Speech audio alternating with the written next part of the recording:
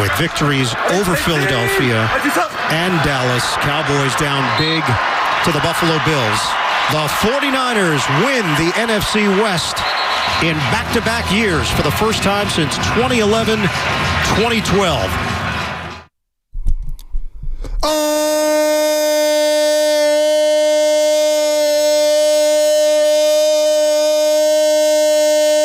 baby! What is happening, Bay Area? Good morning to everybody out there. Get off their graveyard shift. Good morning to everybody out there who worked out there in the overnight dances club, the teachers, the cops, the students, Spinoni, Lubman, Big John to be in just a little bit as the Niners.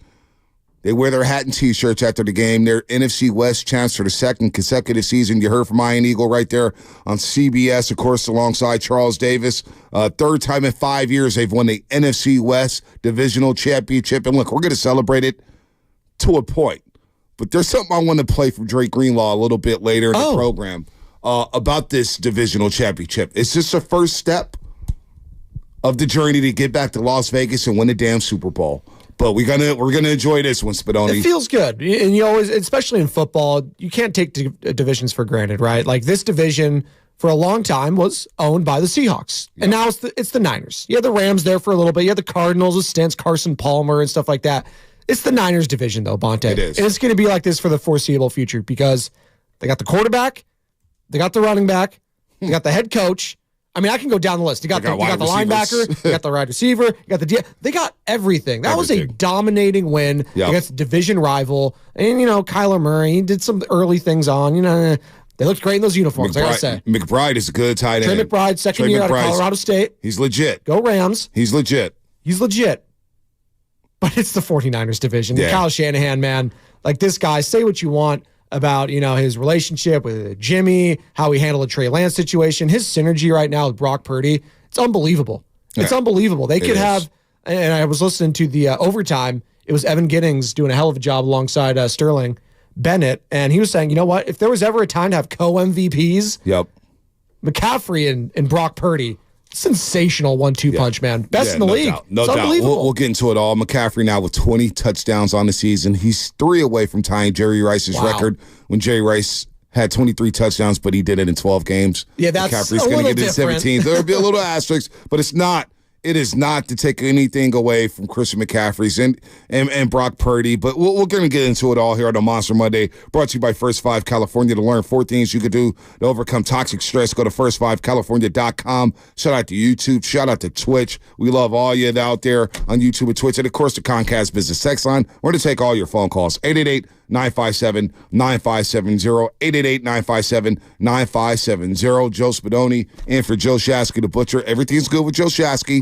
No need to worry. He's all good in the hood. He's taking some time off, and it's all good with him. But he's feeling good. What out Niner there? Fans are feeling good. Drive safely. That's right. Good morning, everybody out there on the roadways. It is nasty. No need to speed. Drive 50, drive 45 miles an hour, get to where you need to get to. No need to rush and try to get into an accident. Your mentals are fine today. You're chilling on the roadways. Niners just won the NFC West. They're stacked. You see what the Cowboys did yesterday? Hell to what the Niners did. I'm laughing at the Cowboys' misery after they wet the bed against the Buffalo Bills. Dak Prescott MVP, my ass, Bonte. Well, Spadoni, get out of here with that. We'll get, if people want to talk MVP, that's fine. I personally, you know how I feel about it. No, you can name McCaffrey the MVP, you can name Brock Purdy the MVP. Maybe Trent Williams is an MVP. I have no idea, but you know what? I know it's Brock. You know what? But that's a good problem to have when you have all these guys as candidates for MVP. Now, obviously, the quarterback's going to get the award. It's a quarterback league. He's got the ball in his hands every single game, but he's a quarterback of a football team, Joe Spadoni, that is now averaging 30.4 points a game. 30.4 points per game. Okay. All right? It's a lot. It's a lot as they're 11-3. It's a lot of points. Devin lost after the bye week. I mean, we're going to get into some numbers here that are just nasty. They dropped 45 on the Cardinals yesterday. And there was a scare with Brock Purdy in the second quarter. We get all that. Stinger. A little stinger. He got popped. But you know what? He came back and improv to George Kittle on that drive. He hit Christian McCaffrey for a touchdown on that drive. Overall, Brock Purdy. And we could get the quarterback ratings, 135.3. How about the 4 touchdown passes? How about throwing 242 yards? How about Chris McCaffrey going 18 carries, 115 on the ground for a touchdown? How about another 5 catches for 72 yards and 2 touchdowns? How about Deebo Samuel being wide open and he receives 2 touchdowns? We got numbers galore with this offense. George Kittle's going to go for over 1,000 yards over the next 3 games. Deebo Samuel might get there. He just might get there. And he's going to need over 200 yards over the next 3 games. It's very possible. But the offense, Spadoni, for the first time under Kyle Shanahan, and I've been waiting on this. Uh-oh. The offense carrying the defense. Because I thought the defense, they missed Eric Armstead and Javon Hargrave yesterday. Arizona was able to run the ball 30 times for 234 yards. They got gashed up and down. That worries me a little bit against Baltimore up the middle if those big guys can't go. Kinlaw's got to be better against the run as he got more snaps yesterday. So the defense was a little lackadaisical at times in that first half yesterday. They looked a step slow. Fred Warner even missed some tackles yesterday for the 49ers. But this offense, boy, who's going to stop them? You have to come into the game. To even be in the game against the 49ers, you've got to score at least 28. They don't have a weakness. And if you want to say it's the offensive line right now, okay. Against the Eagles a couple weeks ago, Bonte, first quarter, that was the time. If there was ever going to be, a letdown, and the defense picked them up, 6 points. Yep. So it was 6-0 after 1, and then what happened? Then the offense got clicking. Brock started converting some third downs. And then once this train starts moving, you can't stop it. No, you can't. This 49ers offense is a machine right now. And no one's stopping it. Not Debo, not George Kittle, not Ayuk with his route running. By the way, Debo Samuel, that might have been Brock's best throw of the year, the back shoulder throw in the corner. And a great catch and adjustment by Debo Samuel also. It was unbelievable both ends. And we like to think of Debo as this, he's not the polished route runner. Well, I don't know what people are watching. I don't know what they're watching either because this guy's been unbelievable. As you said, this guy can have 1,000 yards alongside George Kittle, alongside Brandon Ayuk. It's a 3-headed monster right now, and I dare you to chop off one of their heads. It's like Hercules. Ever seen Hercules, Bonte? Oh, yeah, where they chop off one of the heads, and then another one just sprouts? It's a little graphic. It's all right. No, we're talking about the Disney. Don't watch it. The Disney one, it's all right. The Disney Hercules. I haven't watched the Disney one yet. No, but there's this, I forget what the animal is. It's like a hydra or something, but they cut off the head, and then it keeps growing more heads. That's the Niners offense. You can't stop one of them, man. That's a nice little analogy there. Deebo Samuel in his last 5 games. Yeah, Disney 25 catches, 450. Listen to this. 5 games, last 5 games for Deebo Samuel. 25 catches, 455 yards receiving, 5 touchdowns receiving, and 3 rushing touchdowns. That's 8 touchdowns in the last 5 games. Overpaid my ass. Deebo Samuel's balling right now, and this offense overall is clicking. Since the bye week when they lost 3 in a row. It came back, and we were talking about the Jacksonville game, and boy, how are they going to beat Trevor Lawrence? The Jags are hot. Well, they dropped 34 on them and beat them 34-3. Jags got smoked last night, too. They didn't get smoked. Oh, my God. But 34-3. 34-3 Niners over Jacksonville. Tampa Bay, 27-14. You go to Seattle on Thanksgiving night, you score 31, and you really didn't play well in the second half of that football game. No. You left some money on the table. Then you go to Philadelphia, you're scoring 6 straight possessions, you score 6 touchdowns. 42-19 there. You beat Seattle again, you drop 28 on them. And then yesterday against Arizona, against a divisional opponent. And yes, the all-white uniforms for Arizona was sweet, but you dropped 45 on Arizona. 45 points, and you didn't look back. So this offense, again, they're over 30 points a game. Brock Purdy, it's just really amazing what he's doing at the quarterback spot. It really is, Spinoni. He's playing better quarterback than anybody in the league, and it seems like we've been saying that for over the last month, especially since the bye week. And he's not slowing down. And he got the little scare there, but he's on time. He's accurate. You talked about the Deebo Samuel back shoulder throw. The throw to McCaffrey. Roll it out to his left. Throwing across his body to Chris McCaffrey, who makes a great adjustment. Catches it. All hands. Gets up. Scores a touchdown. I mean, what else? This guy's throwing with anticipation, with feel, even on a little simple Ayuk play before he got popped out of the game and Darnold had to come in for a few snaps. Hits Ayuk on a key third down. On an out route, just over the outstretched arms of Antonio Helmet. Just the feel, the touch, the right speed on the ball. I mean, Brock Purdy, we've got something special out here, folks.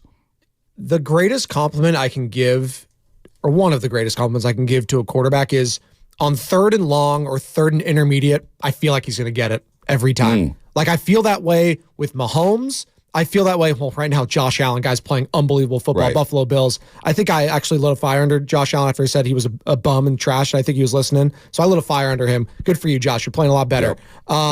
But that's one of the great compliments I can give to an offense because it felt how many times, Josh Allen Bonte? There's 25 teams that would take Josh Allen right now. If Buffalo's starting to hum, and the Niners aren't one of them. They got Brock Purdy. Well, all right, they do. But did you see what he did yesterday in those third downs? They were key because I saw what Kyler Murray did on the other side, the 4th and shorts, and then he obviously threw that pick 6 to Mooney Ward.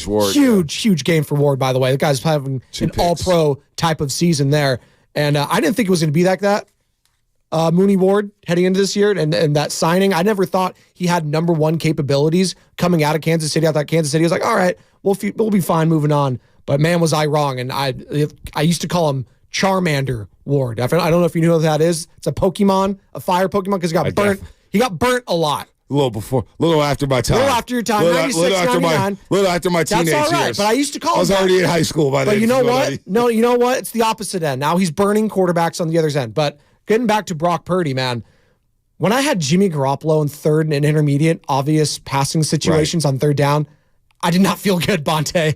I did not feel good. Later on in his tenure with the 49ers, I did not feel good. Early on, Jimmy was fine. But it got to a point where even Kyle Shanahan was afraid to let his quarterback loose. That's not the case now. It's not the case anymore. They're so balanced offensively that it's pick your poison. Hell, the Niners could run the ball on 3rd and 6 and 7. I feel like they might get it. I'm out of words to describe how good this offense has been this season. Well, they've also never had weapons like this either. That's a fact. And look, I don't want to. I'm not trashing Jimmy. I'm not saying you are. I'm not saying you are. I think we need to enjoy the now. Oh, absolutely. We need look, we had some good times in 2019. We had some good times in 2021. We had some good times last season. But I'm ready to move on from all that. We know what Jimmy was. It is what it is. We moved on. It's time to move on from him. Because Super Bowl 54, I could look at Shanahan and say, hey, you didn't coach your best game. You didn't trust the quarterback. Then why did he throw the last four downs of that Super Bowl when you had the ball at midfield with a minute 49 left? But we moved on. What Brock is doing, 4-7 on third down. Look at the average yards per play for this offense, Benoni. They average 7.5 yards per play. This is like high school football for them. 7.5 yards per play, 5.5 yards rushing on the ground, and then the passing game is at an all-time high. So, Chicago and Jason on YouTube, he asked a great question. Do the Niners have a number one option? Or is it the best collection of offensive talent in the NFL? IU can be a number one option. George Kittle can be a number one option. But it's something we discussed all season long, Spinoni, where it's a pick and poison type of offense. One week it's going to be Ayuk heavy, right? He's going to get all the targets, 8-9 targets. He'll go for over 100. And Kittle will be quiet. The next week, Kittle will go off, and Debo's quiet. The next week, Debo's going off, and Ayuk's quiet. You have to pick. You can't lock in on one guy. It's the beauty of this offense here. No. It's just like with the Warriors or Kevin Durant for so many years.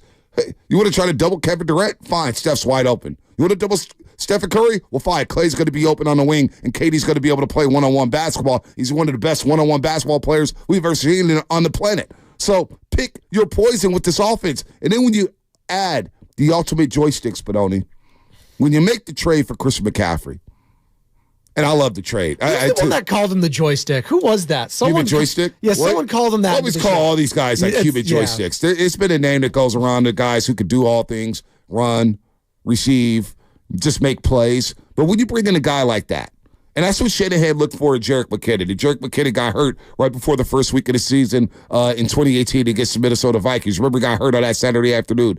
But he looked at Jerick McKinnon like a guy who could run the ball and receive out of the backfield. He could do so many things with him. Well, that's what Christian McCaffrey is. And Christian McCaffrey is the ultimate joystick. So now you get a running back who gets out of the backfield and makes plays. Now you really can't focus on Debo or Kittle or Ayuk. And Brock Purdy just has to sit back there, and I want to hear the excuses, well, he has all this talent. All the great quarterbacks have great talent. That's what it is. You need great talent to win. Just like coaches in the NBA. They need superstars to win. Yes. There's no crime in that. No. Brock Purdy's taking advantage of the situation. Give the quarterback credit. Is it so hard to say this team is better with Brock Purdy? Yep. I feel like I'm taking crazy pills here. Just watch the game. Yeah. And if you don't want to watch the game, fine. Look at the stats. He's number one in damn near every quarterback stat. Is that good enough for you? What's it going to be? What's the goalpost moving now for Brock? I'm tired of it. They do, as you said, Bonta, they have the best collection of talent on offense. It's not even close to me right now. They do. If you want to go to other teams, you want to say, oh, I don't know, that maybe I'm taking Godwin or Evans. Great. I'm taking Purdy over.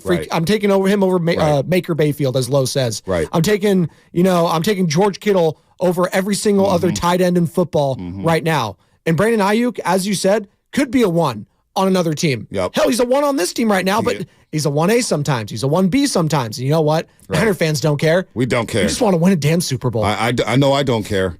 I know I don't care. And that's what it's about. And Drake Greenlaw, we're going to play some sound from Drake Greenlaw a little bit later. We got a lot of sound. Dude, you seen Suplex City again? Rondale Moore yesterday. Absolutely. But Drake Greenlaw, and there's going to be some Niner fans that says this, but NFC West champs, hat and T-shirt game, and we're going to get to the calls, 888-957-9570. But Drake Greenlaw mentioned after the game, he said, I'm tired of wearing this T-shirt. Now, we're not going to spoil the party about winning a division championship, because it's back-to-back division championships, so that's the first step to getting back to the playoffs, so that's the first step to getting to the Super Bowl. But Drake Greenlaw did say, and in the back of all our minds, it is Super Bowl or bust, especially with this team. This is the best offense, Kyle Shanahan. I think this offense is better than the offense he had in Atlanta with Matt Ryan and Julio Jones and Mohamed Sanu, Devontae Freeman, Tevin Coleman, Austin Hooper. I think this offense is better. Oh, yeah. So it will be disappointing if they don't win the Super Bowl. But we'll get there when we get there. Right now, they control their own destiny for home field advantage. And if the Eagles lose tonight, all of a sudden, that Baltimore game, it's a huge one. Jalen's sick. But you have some wiggle room if Philadelphia loses tonight in Seattle. We might have another backup. I don't know if you watched any of the Saturday football, Ponte. Oh, I did. It was Backup City Central. Yeah, you had Jake Browning. You had, who else? You have Gardner Minshew, Jake Browning Trubisky.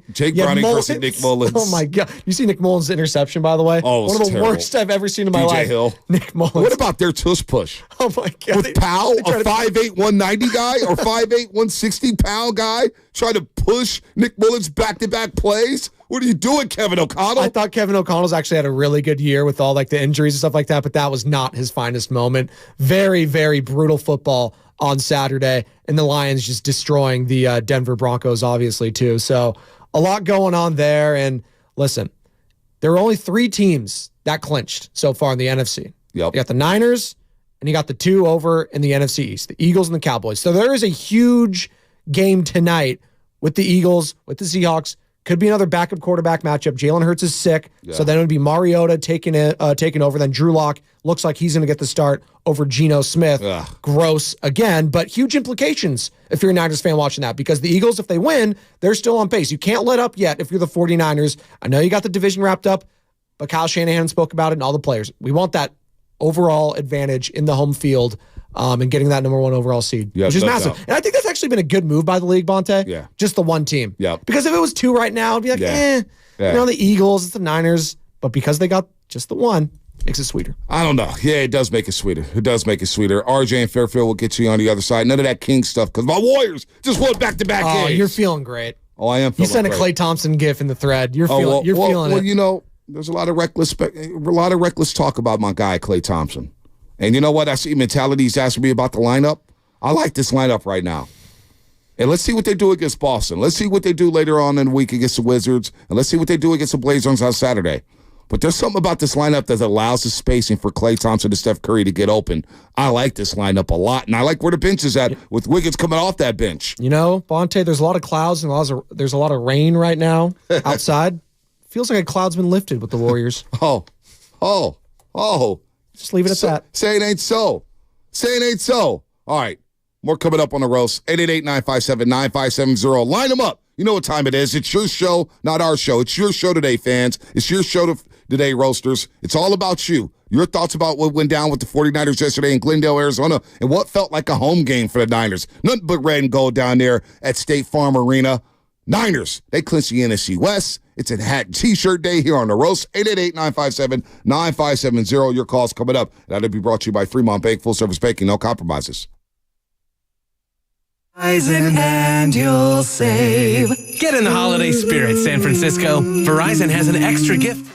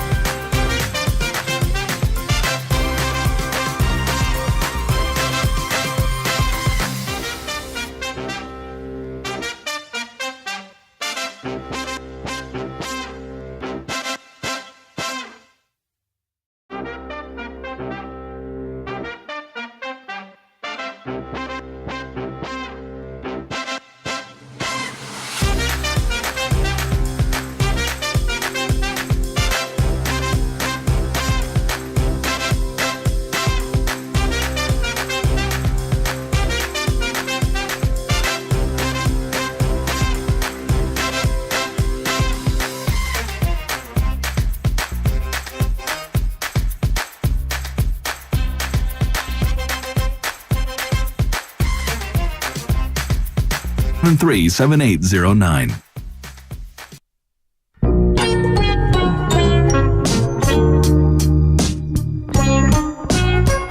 Shanahan made the point. Brock has opened up their offense a bit more. It's not that he thinks that guys have gotten better. He just thinks there have been better opportunities led by Purdy. Curls out of trouble. Downfield. Wide open. McCaffrey gets up to run with it for the touchdown. Now, back to the morning roast with Bonte and Shasky. All right, Shasky's out. Spinoni's in. Shasky's doing well, though, folks. No need to be concerned about him. He's doing just fine. He'll be back soon here on the roast as we roll along during the holidays. It is a holiday season. Happy holidays, everybody out there. Stay Wait dry. till Christmas. Yeah, no doubt. Stay dry. Stay dry. Drive safely here on the roadways. Let's get to the call, Spinoni. 888-957-9570. Niners win 45-29 over the Cardinals. Brock Purdy, 4 touchdown passes. Christian McCaffrey, 3 overall touchdowns. What else can he do? I mean, this guy's just special. Special player. Let's go to RJ in Fairfield. Can I take Collins here? Let me help out. It's the mouse, yeah. So there should be a take next one. Oh, there it is. I could get RJ in Fairfield. I got you, Lumpman. What's up? All right, what's up, Spadone? What's up, Monte? What's up, RJ? Hey, I just want to talk about this, man. Hey, this has got to be my favorite 49er season. It topped when Jim Harbaugh came aboard. Man, that was my first, but this one's been fun. And it's so refreshing to watch our defense. I mean, it's so refreshing that our offense can pick up for our defense right now. But I want to talk about Dot Purdy. Dot Purdy is my MVP, and here's why. Chris McCaffrey is is the best player on the team, but Dot Purdy, he makes plays with his legs, extends the drive, converts on third down. There's a reason why Christian McCaffrey is getting all those yards, and it's because of Brock Purdy's his legs and his presence, man. His brain is all there, man. So we got our franchise QB guys. It's time to start buying Brock Purdy jerseys. Hey, man, this is the year, guys. I'm feeling it. Let's make it happen on Christmas Day. And I appreciate you having me on, man. Appreciate it. RJ, all love, baby. Happy holidays to you and your family. He got through that call without bringing up the Sacramento Kings and Keegan Murray jumping 47 points. I saw but that. Keegan didn't break Klay Thompson's single-game record of May 3. Did they pull him? They pulled him and they brought him back in, and he couldn't hit. He got iced out a little bit. Absolutely incredible. It was absolutely. He hit 11 straight threes at one point. 11 straight. I loved whoever it was that brought him up post-game to Steph about it. He's like, yeah, Keegan Murray's got 12 threes right now. He's like, what? Like, I gotta watch this. What are you talking about? He told Anthony Slater, pull it up, Anthony. Pull it up, Anthony. What are you doing? Yeah, Let's watch this. That was hilarious. Oh, that was great. Let's go to Leland and Sack. Leland and Sack, what's good happening right now with our teams? Come on. Yeah, let's go. It's good. Leland and Sack, what's happening? Hey, good morning, guys. How you guys doing? Good, man. Good. Hey, appreciate the commentary analysis. It's fun listening to you guys. Thank you. But I just wanted to, hey, you're welcome. You deserve it. What happened to Fred Warner and the linebackers yesterday? Man, they were just played. Did they come to the game? Is that Fred Warner? I was like, is that a poser out there? Yeah. Anyway, man, what do you guys think? Yeah, no, it's one of those cases where I was watching it, and I was in the NBC Sports Studios watching it because we had Warriors or Blazers, so I had to get ready for the pregame show. And I thought to myself, as we talk awards, MVPs, and all that stuff, I want Fred Warner to get that Defensive Player of the Year award. And I was like, damn, even though he finished with 8-9 tackles yesterday, I was like, oh, he didn't have that impact, especially in the first half, Spadoni. He was over-pursuing. He missed a slew of tackles. I thought Drake Greenlaw blew a coverage on that first possession for Arizona with Trey McBride when he got him into 49ers territory. I thought the Niners' overall defense was a step slow. I thought Jair Brown, late in the game, missing a tackle on that running back. When that running back, what's his name? DeMarcado. Yeah, DeMarcado. Yeah. He breaks off that 49-yard touchdown, and Jair Brown's just stiff in the hole. So I thought overall, it wasn't the best day for the defense. You give up 29 points. I know they scored a garbage side touchdown. They had 22 for most of the part, but I just thought they were just a step slow. I thought they missed Armstead Hargrave. There's a slew of missed tackles out there. And give some credit to what the Cardinals were doing as well, because I thought Kyler Murray in that first half was actually playing pretty well. Obviously, the pick six hurt him bad. And the difference in the game, I thought, early on was Brock Purdy able to extend on third downs and the Cardinals fizzling out. And yeah, it wasn't his best game, but you know what? They've been playing so damn good for the whole season, basically. I'm willing to give them a little slip up here. And ultimately was, in the second half, it wasn't even close. So it is what it is. Fred Warner Jr. is still damn good, and he's the best linebacker in sports. I get it, though. He's the best linebacker in sports. He had an off day. He'll tell you he had an off day. It's all right. He'll be able to make up for it next week against Lamar Jackson. The other team gets paid, too. No and doubt. I thought the Cardinals were going gangbusters early on there. I actually respected Jonathan Gannon playing a lot more. And why shouldn't you? You're 3-10. Your season's over. This is what's going to happen. It's going to be the same thing when they play Washington here in a few weeks, Bonte. These teams are going to go all out, and those are dangerous, right? When you're playing with a team that has nothing to lose, and you saw that early on, they're going to go for it on 4th and short when it's on their own midfield or close to midfield. They're going to be going for it more often than not. And Kyler Murray, he was a number 1 overall pick. You can still see the athleticism. By the way, the speed didn't look like it dropped off at all with Kyler Murray. Not as electric, no, I don't think. But he still has that speed. It is interesting comparing the two quarterbacks like I was doing yesterday. Brock clearly doesn't have the speed as Kyler, but he's able to do just enough. And his ability to look downfield and just find guys throwing on the run. There were throws to be made by Kyler on the run yesterday. He just couldn't do it. No, he could. He misses some throws here in the pocket, and they got to make a decision on him. He makes way too much money. Yeah, that's going to be interesting. Over the next 4 years. I think they move off from him and go just reset your offense with the quarterback. But they've got some weapons, though. They got some weapons, and that's Arizona's problem. It is. When it comes to Brock Purdy, I thought the key drive of the game, they have control of the pace. They had to settle for a field goal with 6:14 left in the first half. Mm-hmm. Matt Prater comes in, a 43-yard field goal. It's 14-13. And the Niners face a third down. Again, 3rd and 5. 3rd and 5. And Arizona saw, you know what? They force a punt there. You get the ball back. You never know how it looks at halftime. Purdy hits Ayuk on a nice outright just over the outstretched hands of Antonio Hamilton. Boom, you get a first down. Then Purdy hits Juszczyk on a great little play there for 9 yards, and he gets popped, and he's out of the game. Then Darnold comes in, throws it complete to Kittle. Throws it complete. He misses Kittle wide open. Was he seeing ghosts, Sponte? Yeah, I mean, it wasn't pretty. It wasn't pretty. Then Brock Purdy comes back in, and you hear the roar from the crowd when Purdy trots back out to the football field. And from there, the Niners didn't look back. He didn't. He hits Debo, right? He hits Debo. You get Kittle on the 19-yard play. That play for 19 yards where Purdy escapes the pocket, evades the rush, escapes the pocket, it hits Kittle, leads him downfield for a nice 19-yard gain. That's what you're talking about there. Using his mobility when he needs to, but keeping his eyes downfield. It's just the perfect touch to hit Kittle. Boom. All of a sudden, you're cooking there. You have a first down play. First to goal, at the Arizona 6-yard line. And then a couple plays later, he hits McCaffrey. That, to me, was the key drive, which flipped all the momentum to the football game. Because all of a sudden, remember that drive, McCaffrey was out too, nursing his knee. So at one point, you had Purdy sitting next to McCaffrey. Niner fans were sweating. Yeah, everybody's sweating like, oh, gosh, McCaffrey's out, Purdy's out. Played a divisional opponent. We're blaming the field again. Oh, well, yeah. You can blame the field all you want to. But seriously, that drive right there flipped the game. It's 21-13. You go into halftime with an 8-point lead. You come out at halftime, you score in 90 seconds when Purdy hits McCaffrey for the deep shot there. So Niners, they took control of that, I thought that was the key drive there when Purdy got back out to the football field to go up 8. No doubt. And Brock Purdy right now, he's humming. He's firing on all cylinders. And you just look at his symmetry again with this offense when it comes to Deebo Samuel.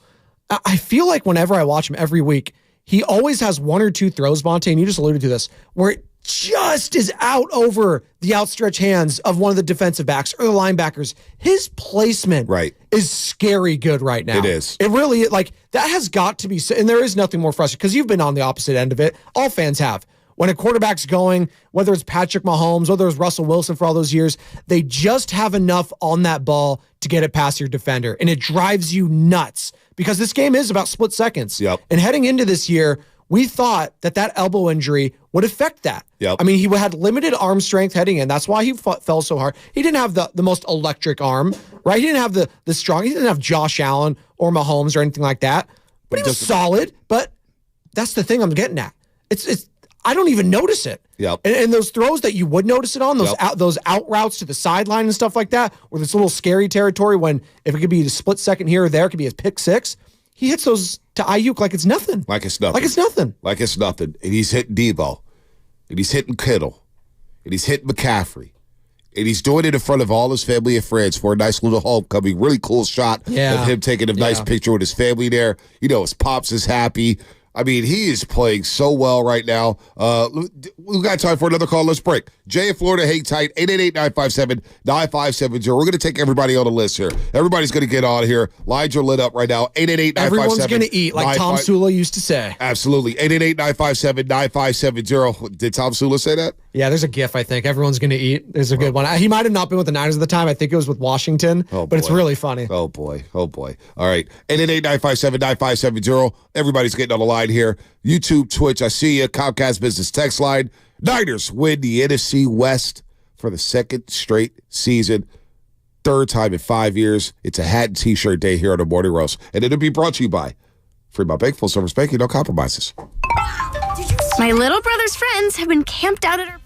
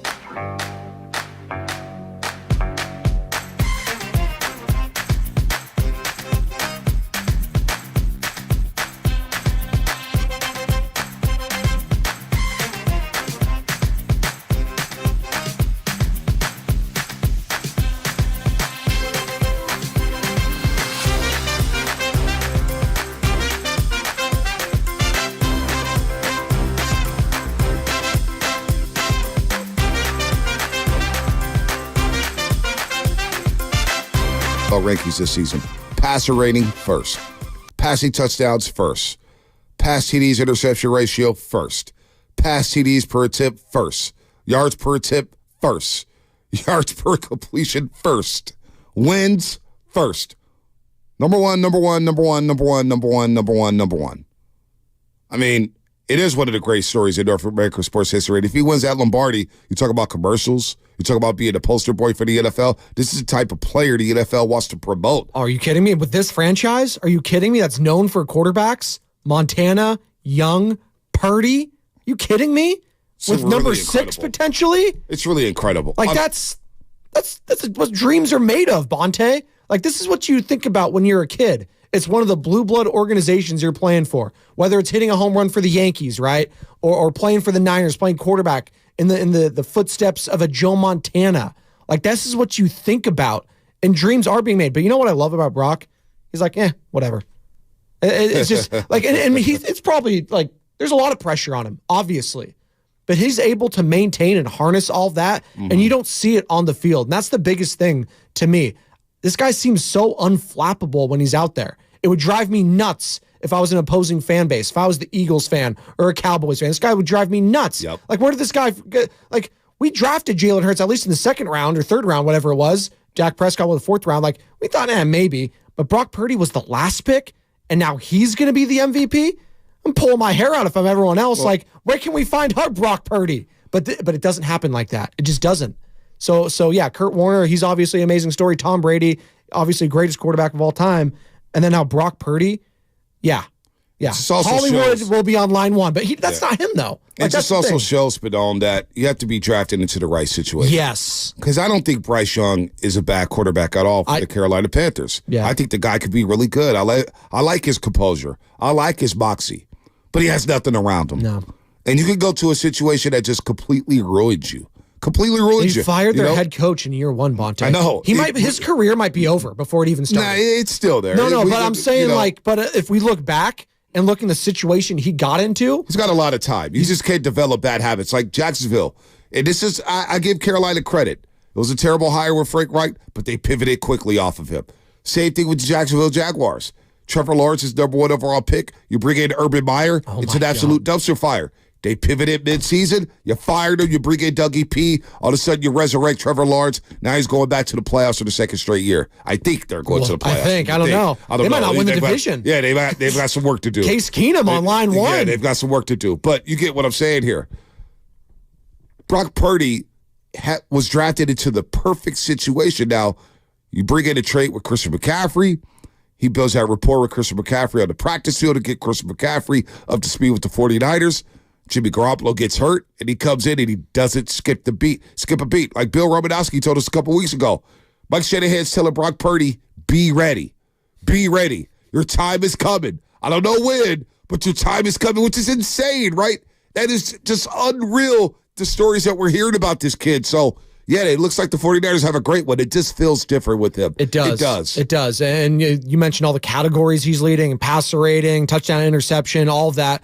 And then the one that, fans don't care about right now, but, it's a nice little, sidebar when the award season comes out. Via DraftKings, the MVP odds, Brock Purdy, -190, overwhelming favorite right now. Then you got Lamar Jackson right behind him. That's actually going to be fun. This next matchup coming up, Bonte, on Christmas Day. Whew. Well, a lot of people are pumping up Lamar Jackson for the MVP, and he deserves big-time consideration. Well, this is going to be a huge game for that, this coming up on Christmas, because all the eyeballs will be on that. That's the primetime spot. I know NBA is going on, but it's football. Ooh, we got sound? We got some breaking news here. Just for a second, before we get to the lines, hit that. 95.7 The Game, breaking news.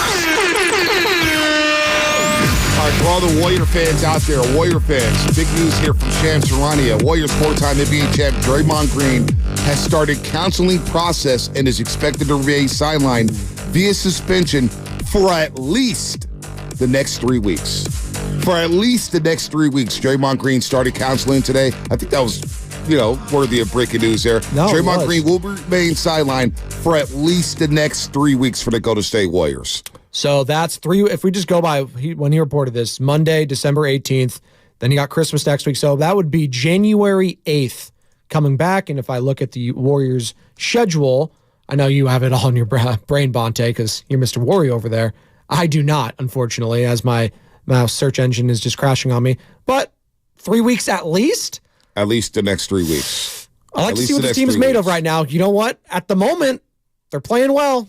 They're playing well. Obviously, Draymond's a huge part of this, but I'm not mad at what they did the last 2 days. I like the pacing. I like the spacing. I like what's going on right here. I like this lineup with Pajitsky and Kuminga. It's opened up Klay Thompson. Curry's doing his thing. He had a monster fourth quarter Saturday against the Brooklyn Nets with a splash. Brothers scored the final 22 points. Curry had 16 points in the fourth quarter, 7-7. We're going to just throw away yesterday where he scored 7 points. It didn't hit a 3. And the fact that they still held on and won that game, I'll take it all day long. So it's 9 games right now for 3 weeks. That would be 9 games. 9 more games. January 10th is the Warriors' home game against the Pelicans. Yep. So 3 weeks. So that's 9 games plus the 3 he's already missed. That would be 12 games. Yeah. 12 games. So, he'll miss Boston, Washington, Portland, Denver, Miami, Dallas, Orlando, Denver, and Detroit. And at this point, it's on Draymond, right? It's on Draymond to get the help that he needs. So hopefully he does get the help that he needs, but he's going to miss at least the next 3 weeks. All right, back to football here. Let's go to Jay in Florida. Jay, you're on our morning roast here on 95.7 The Game. Jay, what is happening? What's going on, you guys? Hey, sorry that I'm late calling in. I slept in a little bit, but you guys are so lucky. It's all right. You're forgiven. If I was living in California, I would be showing up in your studio like Birdman, saying, put some respect on my QB's name. You guys were talking about some of the categories Purdy's leading in.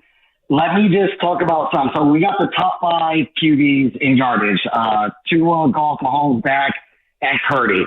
But what we're not talking about is that Purdy has 384 attempts. Tua has 458, Goff 499, Mahomes 524, Dak 484. If you got to talk about that Purdy's a system QB or he's just in this, well then fine. But you got to say that he does have elite accuracy. Oh, absolutely. Absolutely, Jay. I mean, who cares? I mean, all these quarterbacks run a system. It's the West Coast system, spread system, run-heavy system. Was Tom Brady a system quarterback? No. He brought the same exact system from in New England, the offense, to Tampa. And to me, what are we doing? And to me, as the segment is brought to you by Golden State Lumber, serving the Bay Area for 3 generations. When you succeed, we succeed. Visit GoldenStateLumber.com. To me, it's not a knock to be a game manager. I don't care whether or not your job is to manage a game. Now, how do you manage a game? Do you make plays on third down? The money down in the NFL. Do you make elite throws when you need to make elite throws? Do you manage the offense? Do you manage the line? Do you audible? Do you not audible?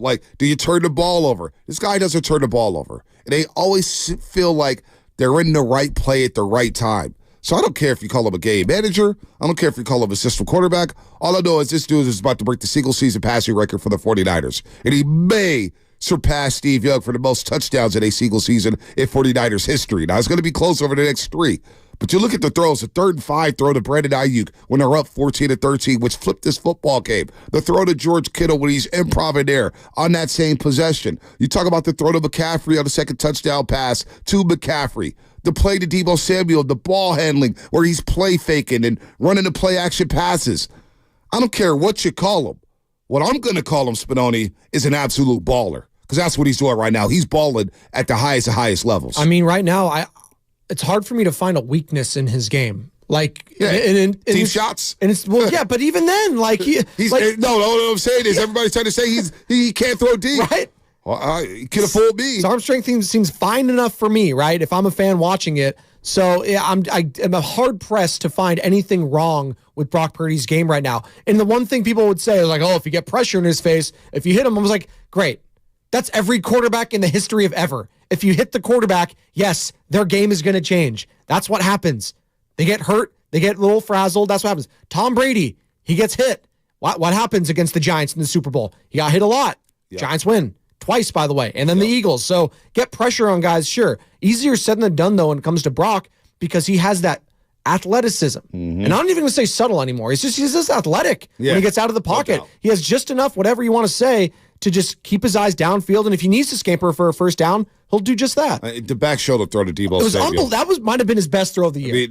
He had the other back shoulder throw to Deebo Samuel Thursday Night Football against the New York Giants. For some reason, people forget about that. I think, that was like blowing the doors off at that point, though, too, right? But so was kind of this one. So. Back shoulder throw. But this one was so tight in the corner. So tight in the corner. Deebo makes a proper adjustment. He scores, displays his good hands. Brock Purdy, man, is playing at a high level. So whether he gets the MVP or not, I personally don't care. The fact that he's in consideration is pretty damn cool. The fact that Chris McCaffrey's in consideration is pretty damn cool. But the fact that the 49ers have won the NFC West Championship and they've won 11 games this season with 3 to play, that to me is the coolest part. This team is humming at the right time. They got off the bye week after losing 3 straight, Spinoni. They haven't looked back. That it's starting to seem like if there's any blessing in disguise of the season, it was that little losing streak that kind of revamped and refocused them because they're not sleeping on anyone. Like any trap game you're thinking of, there's no trap game for the 49ers at this point. I'm not viewing that as that way because Kyle Shanahan and the leaders that he has on this team, it always starts with the head coach, but a great head coach, is able to delegate those responsibilities to his leaders. Fred Warner has those guys tightened up on the back end. Brock Purdy, George Kittle, McCaffrey, all those guys are humming on the offensive end. Right. So much so that PJ Walker, that stuff happens early on in the season. You just saw a team in the 49ers yesterday handle their business in a massive, massive way when teams all around the league aren't doing that. Look around what happened in the NFL this past weekend. A lot of upsets, a lot of no-shows. I don't expect I'm looking that. at you, Dallas. Yeah, I'm seeing them right there on my TV. Dak in his upside-down Dallas. We knew they were front runners. That was don't even waste your time. Don't even waste your time. Don't even waste your time on the Dallas Cowboys. We know they're fraudulent. They're so mentally jacked up. We have so much time to hate on them. I love it. No, their time will come. Their time will come, Spinoni. They can't play on the road, Bonte. They can't play. Well, they also can't play on the grass. You know who can play on the road? The 49ers. Because this same Cardinals team that the Dallas Cowboys had to go face on the road, they lost to them. Yeah, no doubt. Dallas also had that stat last year where they can't play on grass. They lose a lot of games on grass. They can't play on grass. Yeah, it's the weirdest stat ever. They couldn't hang in 1965 is what you're telling me. There's another stat I'm going to throw at you after this call here from Don in Concord. Don in Concord. You're on Morning Roast here on 95.7 The Game. What's happening, Don? Hey, bang, bang, Niner gang. Brock Purdy's the best, man. I always thought Joe Montana was the best. I lived my whole life believing in Joe. Man, Brock Purdy is the real golden boy. Wait. He's the golden boy. Don, not to cut you off. Are you saying Brock is better than Joe right now? Or are you saying he's the best right now or the best ever in Niners history? He's just the best. When he's standing in that pocket, man, he's just the best. He better than Steve Young. He could blow the doors off of Mr. Garcia. I watched many games with Jeff Garcia at the stick. There's just something about him. I've been playing football and watching football my whole life. I don't know what it is. Wow. Best. He's a golden boy. Thank you, Don. I'm not going that far yet, even over Steve Young, who, again, Super Bowl MVP. Also, he's got the MVP award. He's got to do it. He's got to finish it first, Bonte. But things are feeling good right now when you got callers saying that. And, I want to take a second because last year, we had many callers calling in after Purdy's little the run he had and saying, I think this guy, he reminds me of Drew Brees. He reminds me of Joe Montana. He reminds me of Tom Brady. I was like, these are 3 of the greatest quarterbacks in the history of the game. And you're calling in to say that. He reminds me of so-and-so. Yeah, that's great. Okay. I thought we were setting this kid up to fail. I thought we were bestowing Hall of Fame names we're attaching to this kid, and we're expecting him to live up to that hype. He's done that. And that's pretty impressive. Being able to have that sort of hype from Niner fans, not the national media, but Niner fans were hyped about this guy so much, and he's exceeded expectations. That just doesn't happen. No, it doesn't. It doesn't. I think there's some crazy number out there. If I'm not mistaken, the Niners have scored, 53 or 54 total touchdowns. And they've punted the ball like 45 times. That's insane. So Wisnowski's not going to be an all-pro is what you're telling me. No, he's not because he's not on the field enough. Think about that. I feel like I haven't seen Jake Moody hit any, clutch field goal in a long time. Think about that for a second, Spinoni. Just chew on it for a second. Oh, no. They're humming so much on offense. They're so well on offense They've got more touchdowns than punts. Now, the New York Jets have scored 20 total touchdowns this season. Oh, no. Think about that. They've got more touchdowns than punts. The Steelers have 20 total touchdowns this year. The Patriots have 20 total touchdowns. The New York Giants have scored 18 touchdowns. Niners are damn near did that in 3 weeks. Think about that. The Giants have 18 total touchdowns this year. Niners score 4 against Seattle. They score 6 against Philly. And yesterday they score 6. 12-12, that's 17. That's insane. They scored just as many touchdowns over the last month than the Giants, Panthers, and Jets have all season long. Offensive touchdowns. Absolutely incredible. It is absolutely incredible. I made this comp yesterday, and follow me on social if you're not, at Spadoni_Joe on X, formerly Twitter. They're the McDonald's fry of the NFL, Bonta. Don't do that. No, I'm doing it. Because it hits harder than anyone else. SOTAweightloss.com disagrees. What? Oh. That's the McDonald fry. Even Matt Nahigan, our program director, is sitting in. He's squinting at me. The McDonald fry, the McDonald's French fry is goated, Bonte. Nothing can touch it. You want 888-957-9570. I haven't touched it. If you have a better comp than that. I haven't touched those fries in a long time. Go to Big Mouth Burger, San Bruno, Bay Hill Community Center. I haven't touched those fries in a long time. That's good for you. Go ahead, cook. I have 2 kids and a bunch of problems. You know what? Those golden arches help me a lot. And what I'm trying to say is they're a tier above everything else. You got your Chick-fil-A fries. They're good. Your little waffle fries there. You got your Five Guy fries. They're good. Burger King, this kind of suck. Wendy's, no. They don't touch the golden arches that are the San Francisco 49ers right now, Bonte. Nothing can touch that. It is goated, as the kids like to say.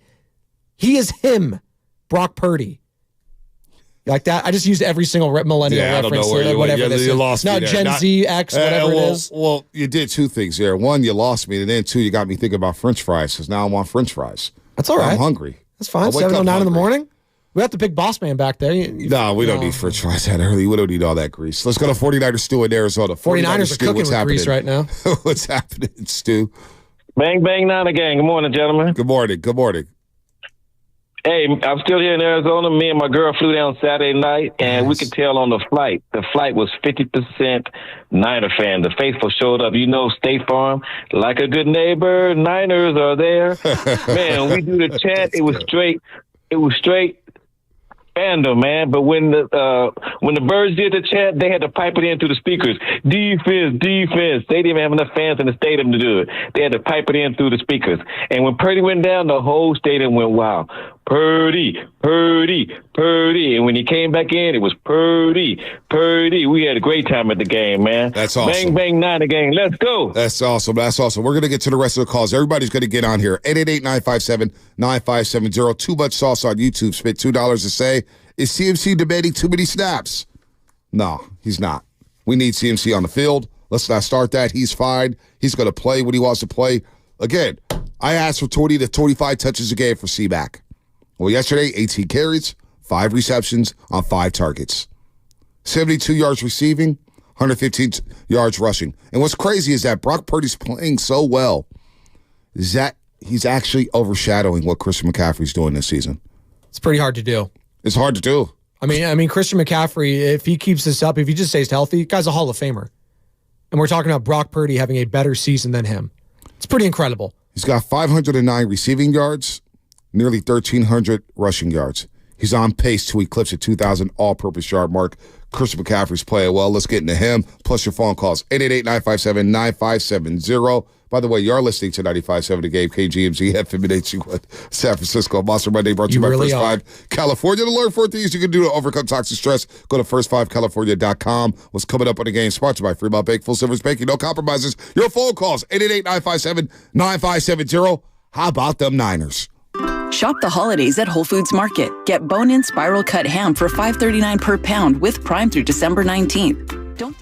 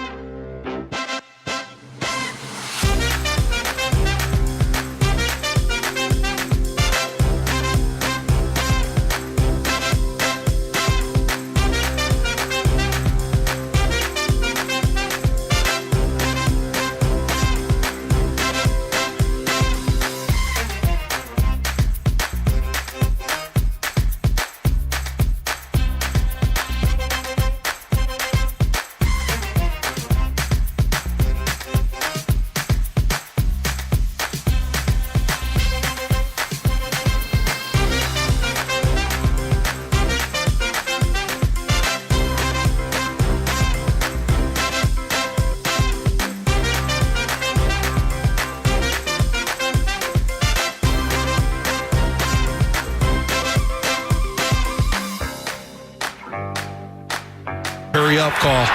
Purdy operating out of the gun. Every play on this drive has been a run until this throw. And it's Deebo Samuel. Touchdown, San Francisco. Brock Purdy. Perfect pass to the end zone for 19 yards.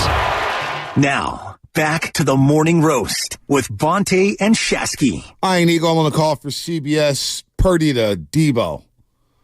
Deebo Samuel is on some heater right now. Brock Purdy, 16 to 25, 242 yards, another 4 touchdown passes. He's going to eclipse the single-season passing yards mark in franchise history. He's going to surpass Jeff Garcia. It's just a matter if it's going to happen against Washington or is it going to happen in the last game of the season against the LA Rams. But that will happen. Question is whether or not he can eclipse the touchdown record for most passing touchdowns in the season. Speaking of which, when we talk about touchdowns, Christian McCaffrey has 20. Now, he has 20 through 14 games. Jerry Rice had in 1987 23 touchdowns in 12 games.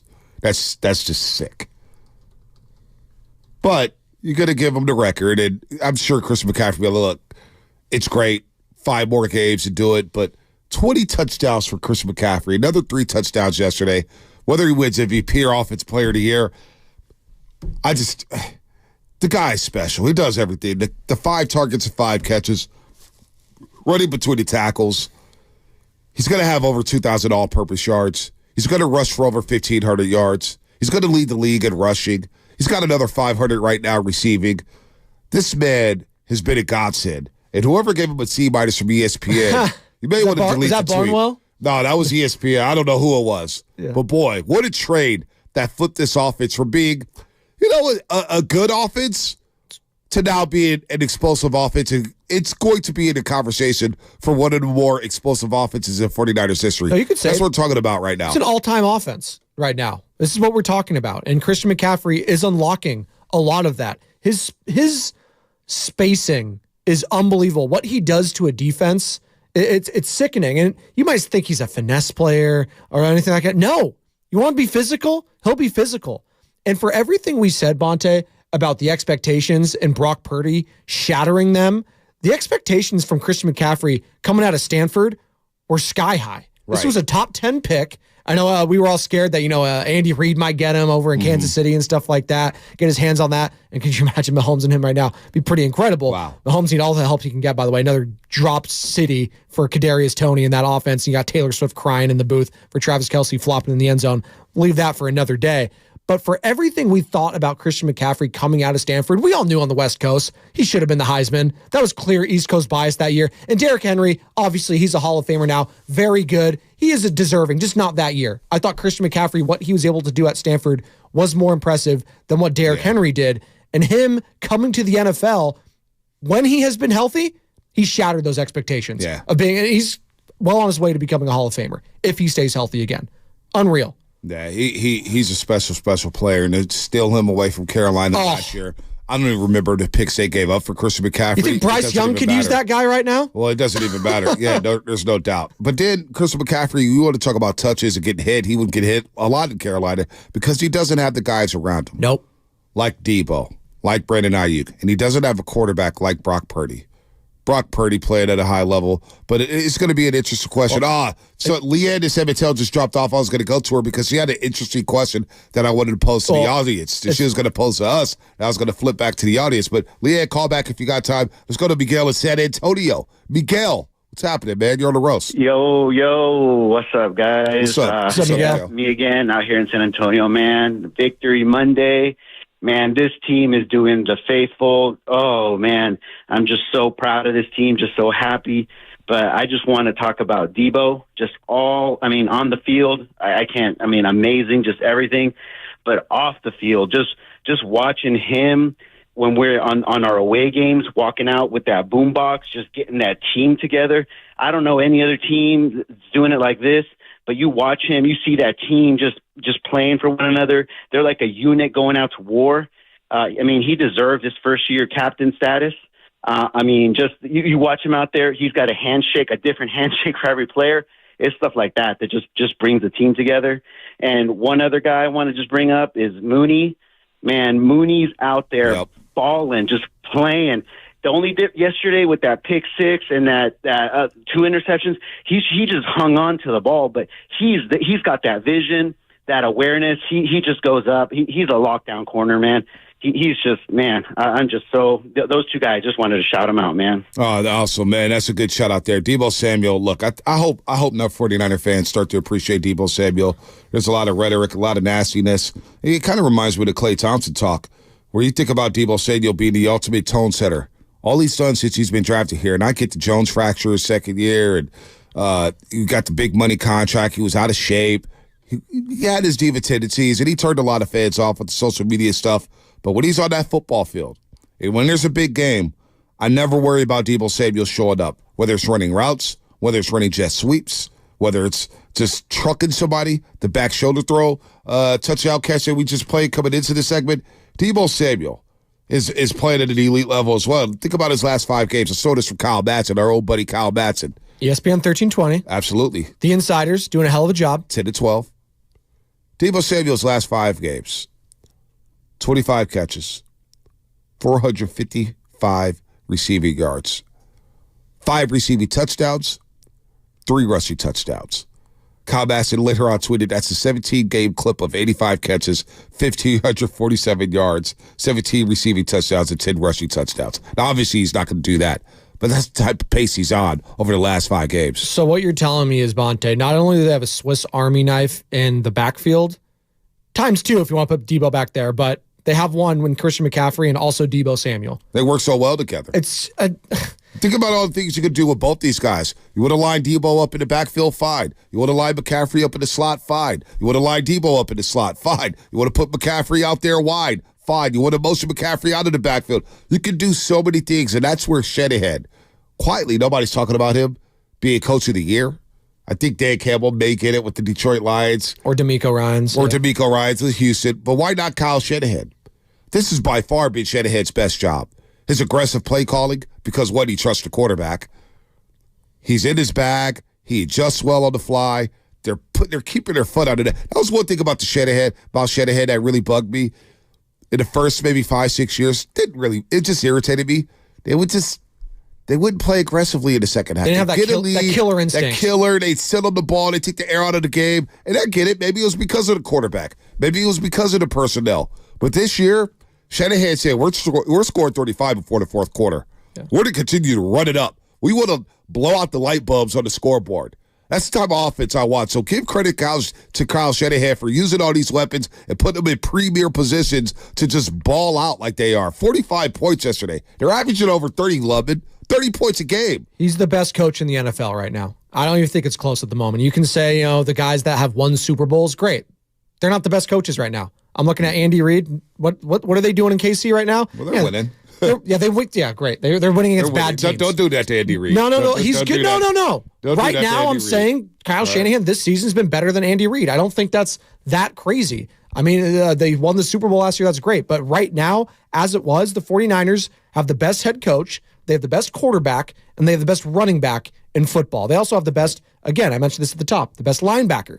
I think they have one of the best defensive ends who's coming off the reigning DPOY, friend of the show, and our friend, Nick Bosa. Find that entire interview that we had with him last week via YouTube. So now he's got double-digit sacks again, Nick Bosa. Shrug. There you go. I love doing that. Now, he had an injury scare as well yesterday. I know people freaked out a little bit. He's all right. But he's all right.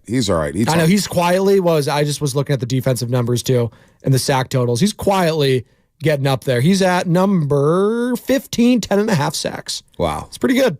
For a guy who we think is, having an off year, 10.5 stacks, pretty good. Nah, and here's this, hey, is your foot fine, Nick Bosa? Yeah. Oh, there. That was my impression of him. Oh, do we got hotkeys up? Oh, the hotkey's not working out there? It's all right. Sam will play it on his end as I vamp here for a second. Is it back up? I'll play it. Let me try it again. Sam Lubin? 1, 2. It's all right. Play. We'll fix it. All right. Hashtag new studio. We had an update over the weekend. Things happen. How long are we going to say new studio? Well, probably for another year, but it's all right. Rhea the Lastcaster. Let's get the Rhea Lastcaster on the roast. What's up, Rhea? Great Victory Monday to you.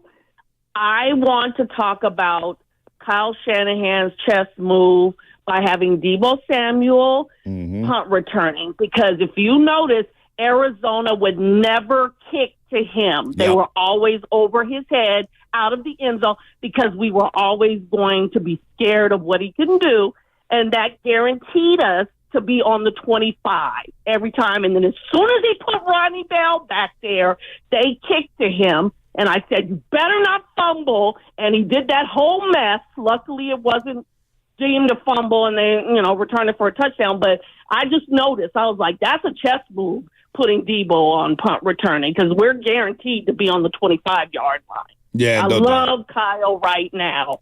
Kyle's coaching on the elite level, Rhea. That is something to watch, though, with Ronnie Bell. We know what happened in 2011 with our punt returns and our kickoff returns. That is an area they need to shore up. That cannot happen in these big games. Thanks for the call, Rhea. We appreciate it. And I know she's feeling good because her husband is a diehard Cowboy fan. Oh, no. So, she's walking around smiling from ear to ear. That's tough. While Cowboy fans are... Who knows what Cowboy fans are doing? You really hate to see that. No, not really. Not really. Now, interesting here, before we get out to the lines again. Everybody's feeling good about the NFC West Championship. We get that. But 650 Comcast Business Text line. Niners defense fell to ninth. They need to step up their game or we won't go far in the playoffs. But the great thing is this offense is carrying the load right now. But in the playoffs, you're going to have to tighten up. I'm not sure if they're going to average 30 points per game in the playoffs. Maybe they can. Maybe they just can't. Maybe it's going to be one of those years where they just blow everybody away. I mean, in the NFC, I don't see anyone on their level. Yeah, who's going to stop them in the NFC? But this defense was a little off balance in that first half. Not a little, a lot. And Arizona doesn't have all these playmakers. Hollywood Brown was compromised with an injury.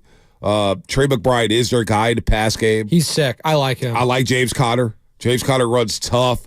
They were blowing holes wide open. And it was unlike the 49ers yesterday to give up over 200 yards on the ground.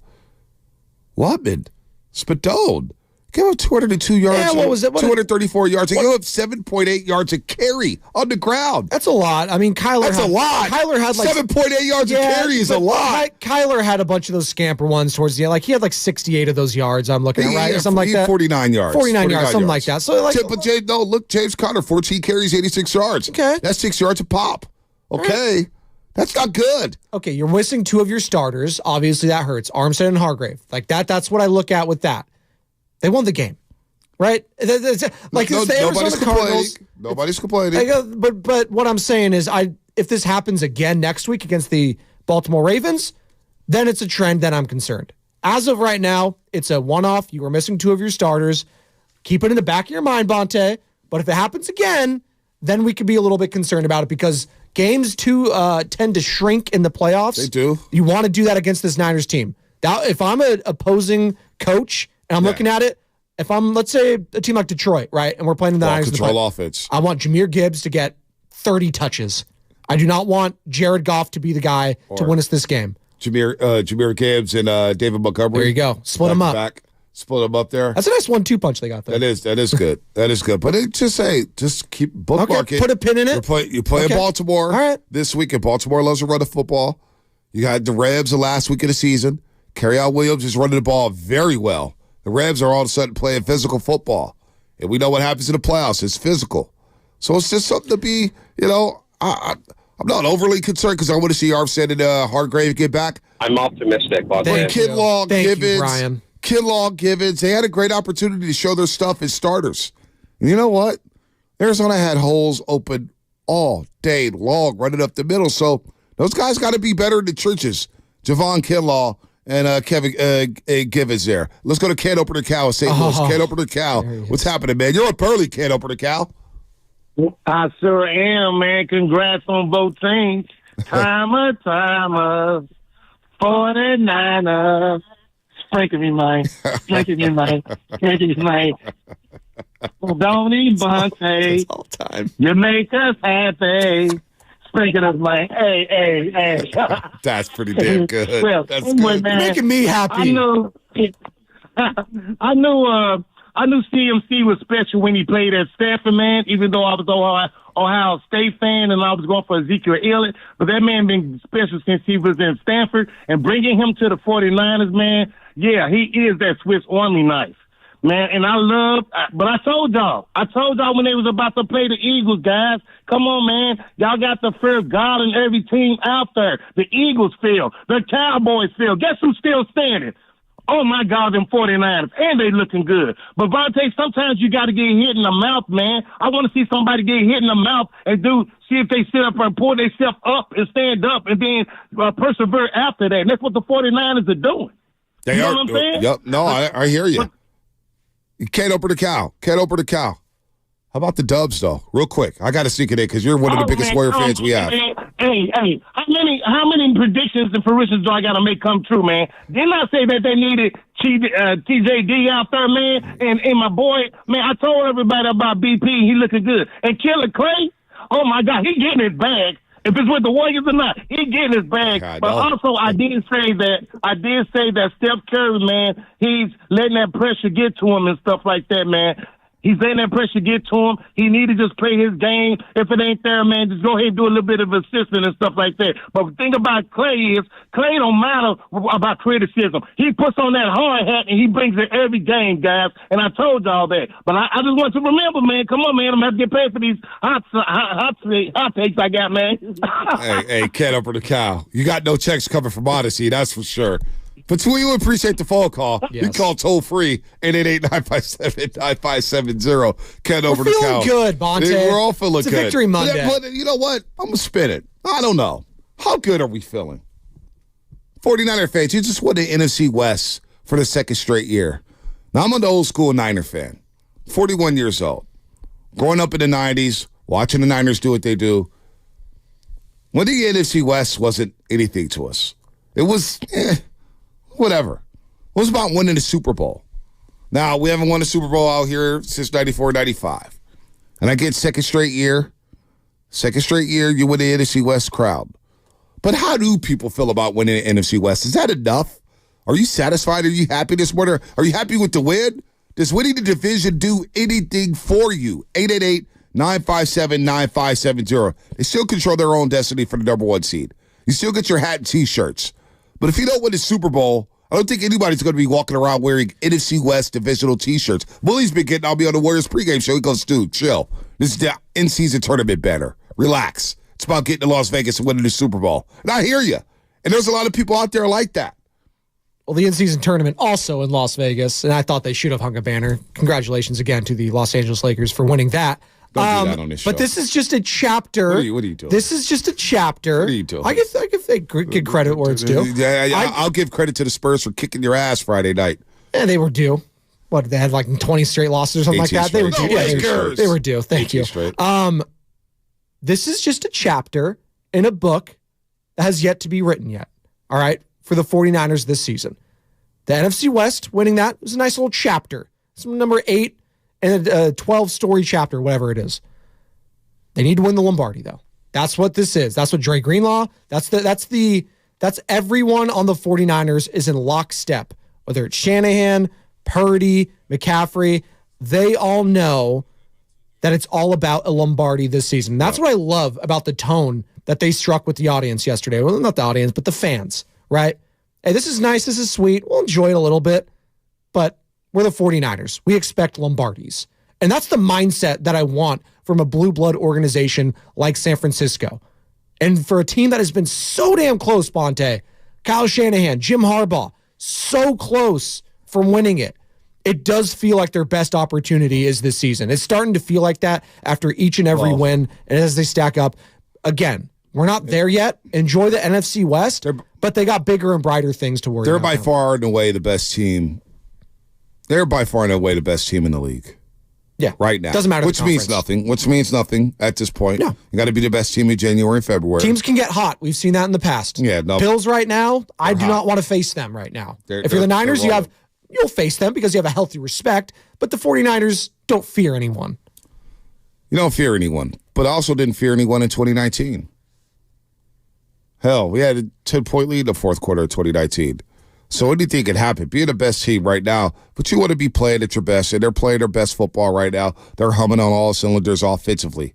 Defensively, again, you give up that many yards on the ground, over 7 yards a carry, that's not good. And then it's the missed tackles for me, Spadoni. It's the missed tackle. There's a lot of missed tackles on that field. Jair Brown caught sleeping. Defense. Yeah. Jair Brown's missing tackles left and right. Now, I think he could be a good safety. And you know what? Hufanga missed his fair share of tackles, especially in the Cincinnati game against Joe Burrow and company. So you got to clean that up. You have to clean it up. But with this offense right now, they're going to put so much pressure on the defense. Like, it's like the Golden State Warriors, right? When they're winning all those championships. And their defense is really good. But people, and Evan Turner talked about this on the podcast he does with Andre Iguodala, point forward, where he goes, boy, we're up 15, we're up 12, and we're thinking, we got to keep going. Because in the blink of an eye, Steph Curry, boom, boom, boom. Kevin Durant, boom, boom, boom. Klay Thompson, boom, boom, boom. Then you look up at the scoreboard, you're like, damn, we're down 10, and we played great for 2.5 quarters. Same thing with this 49ers team, where they're humming so much on offense that this other teams are thinking, boy, we got to score every single possession. If we settle for 3, that's a loss. So with Arizona settling for 3 back-to-back times in that first half, it was like, we got to score touchdowns against this team. And I actually gave credit to Jonathan Gannon. You know what? And I don't know the season's over, so like how much credit can you give the guy? But you know what? They went for it early on. Like he knew you had to score points against it. They've already faced them early on in the season. Actually played pretty well in that first go-around with Josh Dobbs as the quarterback, I thought. That was the game I think Brock Purdy had like 1 incompletion or something ridiculous in one of the greatest, like most efficient games of all time. But yeah, they went for it because they know they have to keep pace with this team. They don't have the talent on offense to go toe-to-toe with them if it's going to be a grinded-out kind of a slugfest. Right. No, they got to be a high-scoring. Who was it that we had last week on? I think it was Rob Stats Guerrera that was on. He was saying, like, this has a feel of, last year against, the Raiders when they were in Vegas, and it was a shootout. It was Jarrett Stidham, stuff like that. Now, the Raiders, I think, had more talent on offense back then with Darren Waller, Devontae Adams, Hunter Renfrow, amongst others, Josh Jacobs. But that was the only way the Cardinals felt like they had a chance, was to be in a shootout. And Kyler Murray's got an arm. I'll say this. He's got a cannon still. He's got the speed.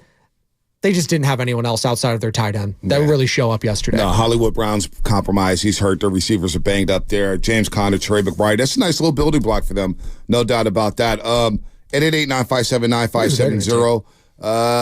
Ask me how I'm feeling next week from the 408. These games don't mean anything. Quest for 6. 650. I was hoping the team didn't touch the shirts and hats. NFC West means nothing. Super Bowl or bust this year. 408, another 408. They also don't stack the box against the Niners anymore. Why? Can't do that because you have Ayuk, Debo, and Pick Kittle. your poison. Pick your poison. Pick your poison. That's exactly what it is for the 49ers right now. And I think they should celebrate this, Sosta. There's even the greatest teams of all time, the Warriors, they didn't celebrate it as much, but when they won the Western Conference, they didn't really celebrate. But you know what? We didn't really celebrate. But they put on the stuff is what I'm saying. Yeah, they put on the hat. Because they have to. Yeah, you celebrate the accomplishment. You have to celebrate the accomplishment. No one's saying this is the equivalent of winning the Lombardi. No one's saying that. Let them enjoy it a little bit. It's fine. Then they're on to Baltimore next week. Let's go to Dom in San Carlos. Dom, what's happening, my man? Big Dom? No, it's not Big Dom. Devontae Shasky wanted to say what's good, say what's up. I know you saw me at the Warrior game. I was rocking the hoodie after the game. Oh, yeah. Hey, what's up? Took a picture of me. So I just want to say what's up. Niners are winning this thing for sure. Yeah, yesterday was a little tough without some of the interior defensive linemen. But, dude, this Niner team's just different. They just put up points. I'd guarantee a Super Bowl. I'm telling you, they're winning it for sure, and I will be in Vegas rooting them on and going to go see them win. Hey, Big Dom, as long as you wear that Morning Rose hoodie, we're all good in the hood, baby. Oh, I saw you look really good on you. Look really good on you, Big Dom. And you got a win Saturday night. The Splash Brothers showed up. Hey, every time, baby. Every time I go, we're going back this Saturday, too. Okay, I'll see you Saturday then. Saturday gets the same Portland Trailblazers the day after Jordan Poole comes to town. Wait. Oh, I can't wait till Poole comes in. I have a big sign booing him, yelling at him. No. Big Dom. Hold on, Big Dom. Don't hang up. Why would you boo Jordan Poole? He helped you win a championship 2 years ago. Hey, he helped me, but I was still hating on him then. Lowest NBA IQ in the league. Oh, Big Dom. Don't do that, Big Dom. Say it ain't so, Big Dom. I just got to tell it how it is, Bonte. Hey, listen, man. That's why you're a roaster, because that's what you do. That's what you do. Thanks for the call, Big Dom. And thanks for buying the hoodie. Applause. By the way, Matt and he got our program directors back there.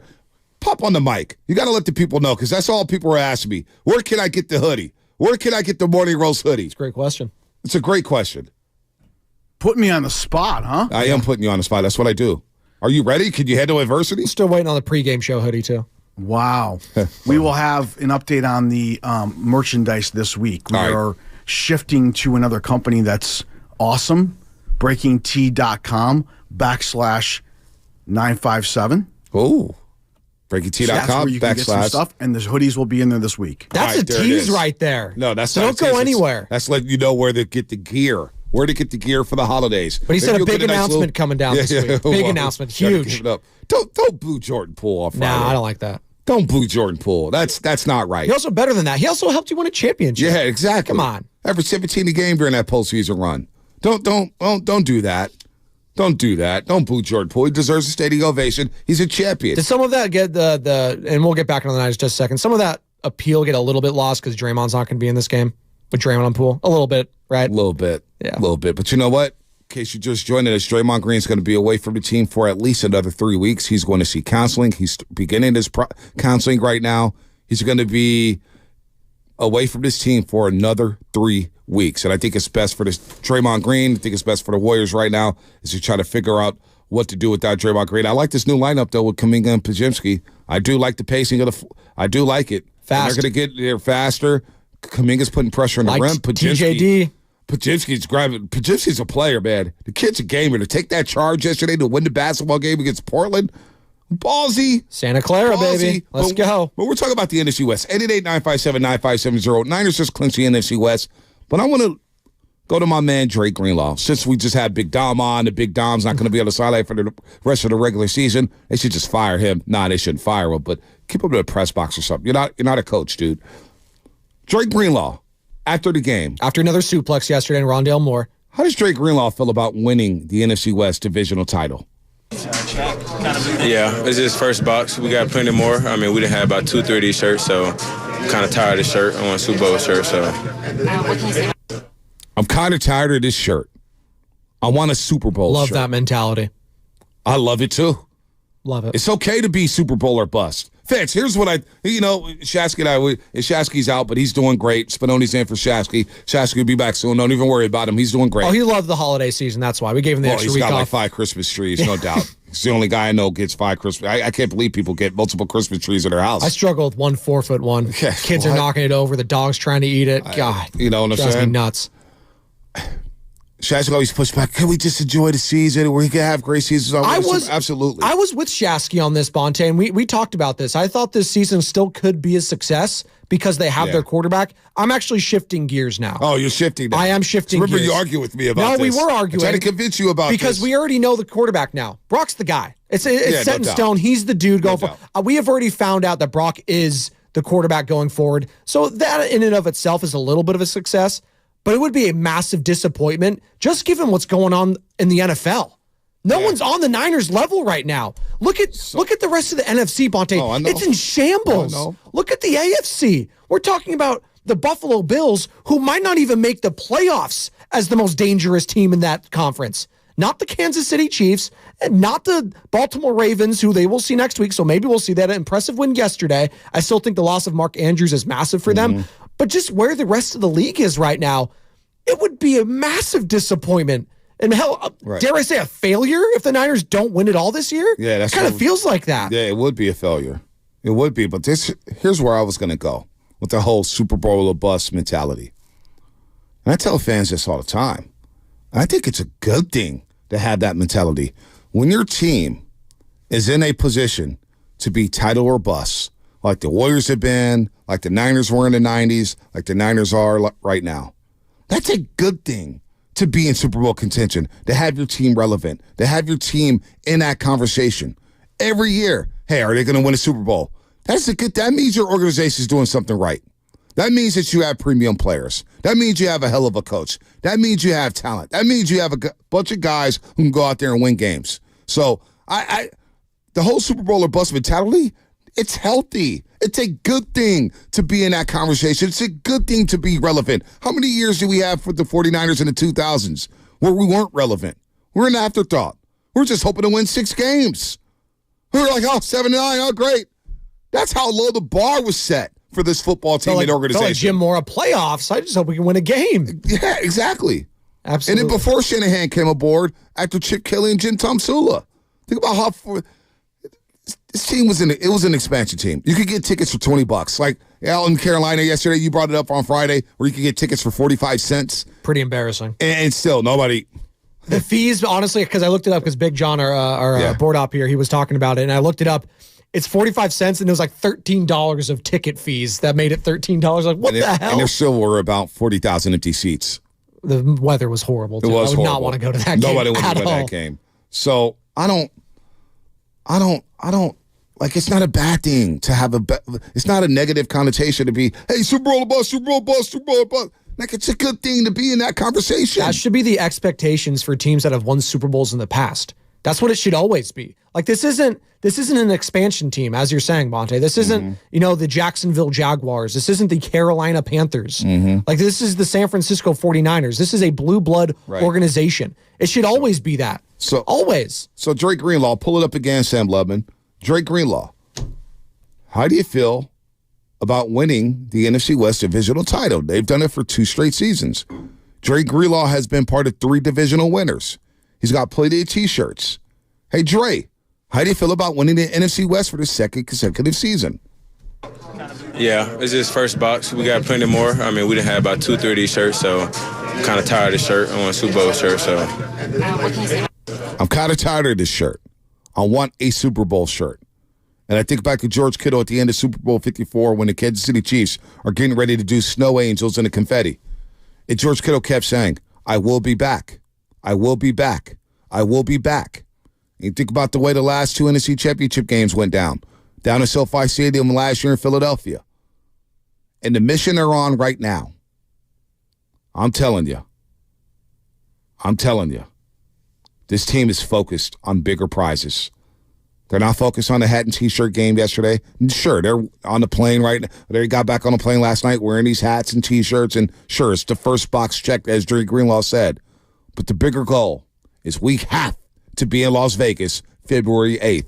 We must be in Las Vegas playing at Allegiant Stadium in this Super Bowl to try to win that 6th Lombardi, because that's what it's about. When you have this offense, and you got these players in their prime, and you're having an all-time season from Brock Purdy, and an all-time season from Christian McCaffrey, and Debo all of a sudden has come around, and Brandon Ayuk is back-to-back 1,000-yard seasons, and George Kittle's on his way to another 1,000-yard season, and Fred Warner's the best linebacker in football. You got Nick Bosa with another double-digit sacks, and you trade for Chase Young. You trade for Randy Gregory. You got Jair Brown next to Gibson. Mooney Ward's playing well. They're loaded. Shanahan is in his bag right now. Yeah. We must be in Las Vegas. So it's okay to win a divisional title.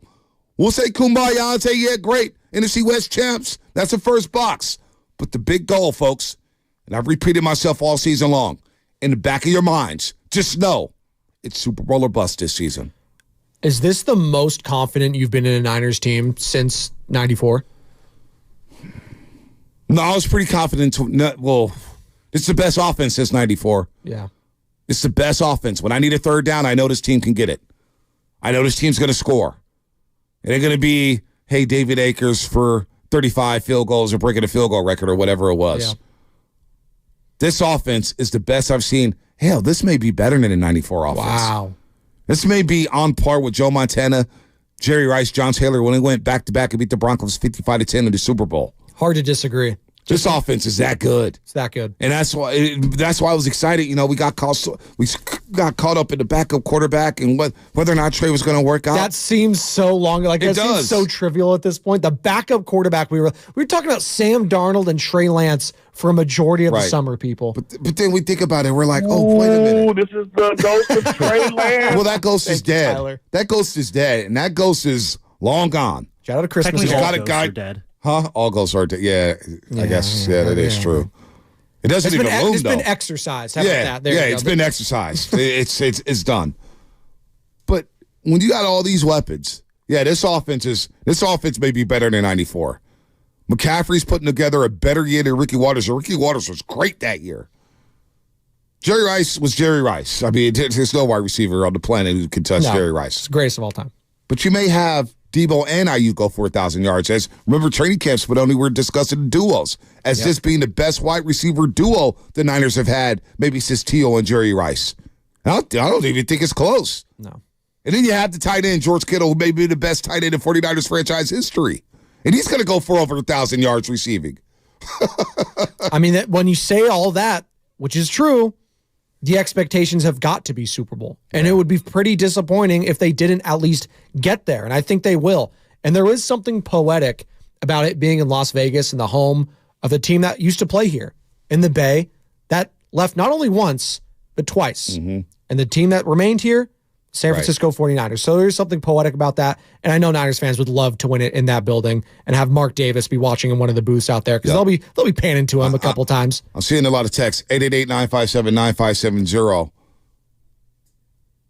A lot of texts. 510. Bump that NFC West title. As a fan, I'm donezo with those. We need that ring, man. We need that ring.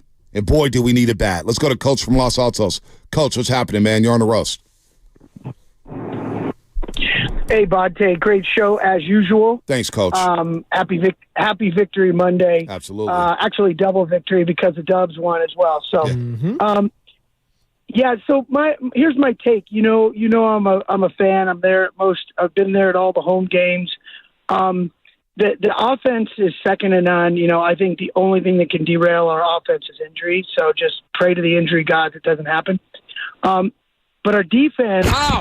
I'm telling you, Warner is bouncing off people. He is not making the tackles. I think he's way up there in missed tackles.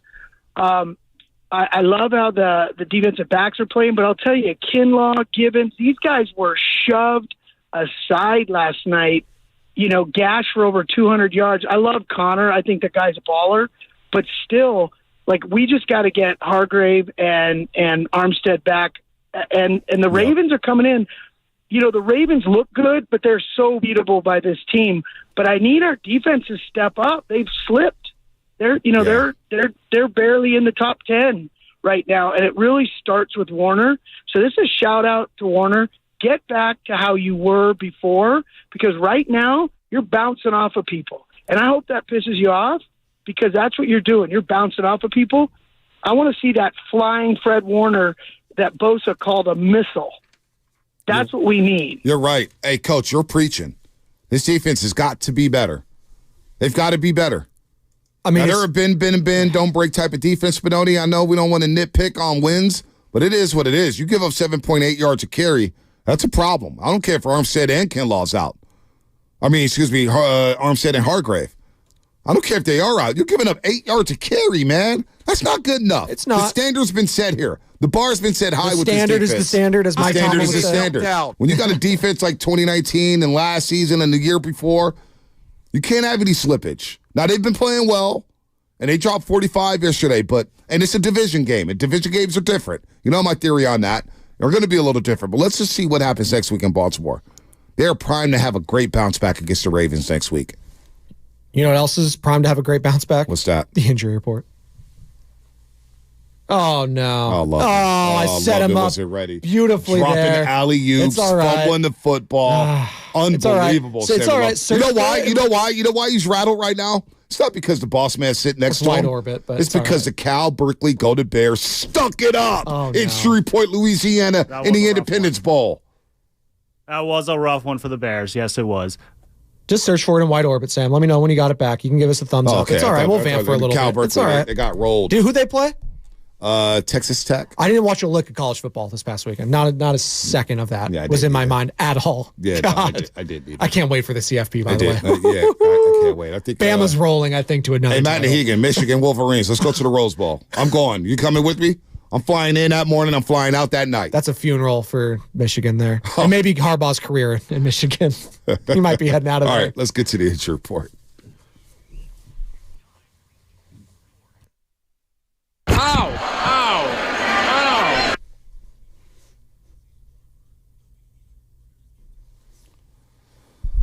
Yeah, this defense better step up, man. Missing a lot of tackles. You can't do that against Baltimore. They have explosive players, although they lost Keaton Mitchell to a gruesome injury yesterday. He's going to be out for the season. We'll see how Baltimore reacts to that, but they always find running backs, and they always run the ball very, very well. Niners had a pair of injury scares yesterday. The first was to Brock Purdy, who briefly left the game in the second quarter after suffering what ended up being just a stinger to his left shoulder.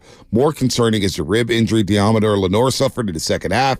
He exited the game and did not return. Head coach Kyle Shanahan had little to offer in regards to Lenoir's health, stating that he was stepped on during the game and that he will be further evaluated today. You need Lenoir. He's playing some really good nickel back. You got to have him. Love nickel back. Or look at this phone. Maybe Logan Ryan steps up. So Vic says I'm acting like Shasky. Two first names. How about acting like Shasky, Vic? I'm not worried right now.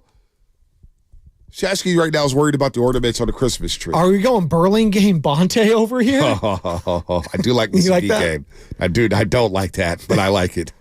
I used to go up to Burlingame all the time because my nanny lived there. I don't like that. You like that? I don't like that. I am a little boozy these days. So, injury report brought to you by Boxer Girls, Northern California's premier workers' compensation law firm, helping injured workers get their lives back for over 40 years. There's nothing like being late to a break with the boss man in the building, but it is what it is, and that's what's coming up on the game. Sponsored by Fremont Bank, full service banking, no compromises. Like a good neighbor, Niners are there. O'Reilly. The O'Reilly Auto.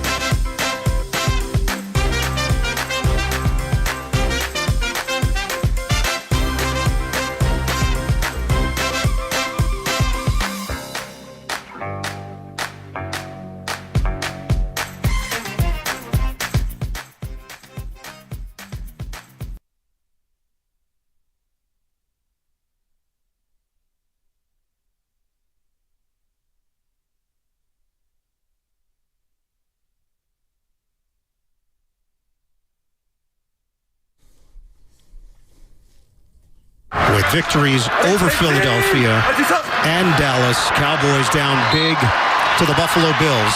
The 49ers win the NFC West in back-to-back years for the first time since 2011, 2012. Oh,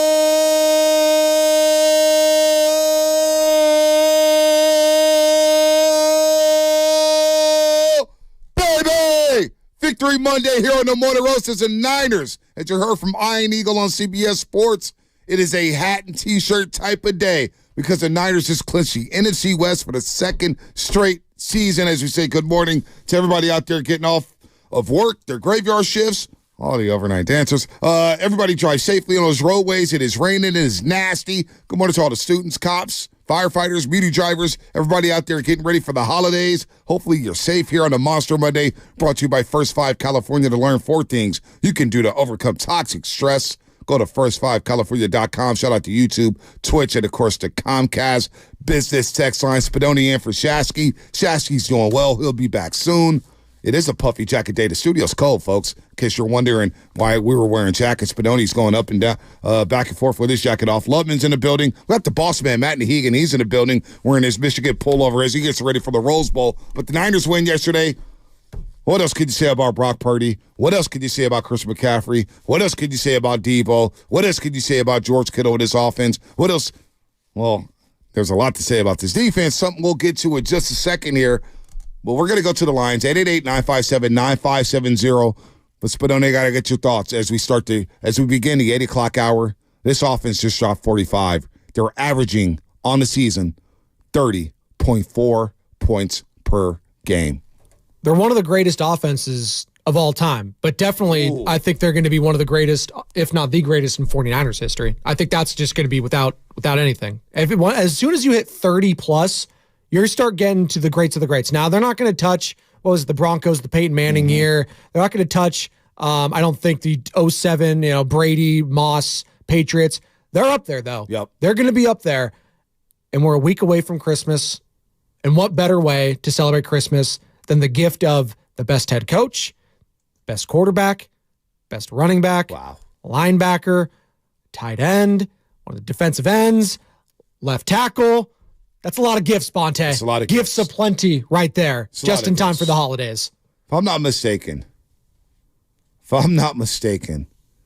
this team has 54 touchdowns, offensive touchdowns on the season.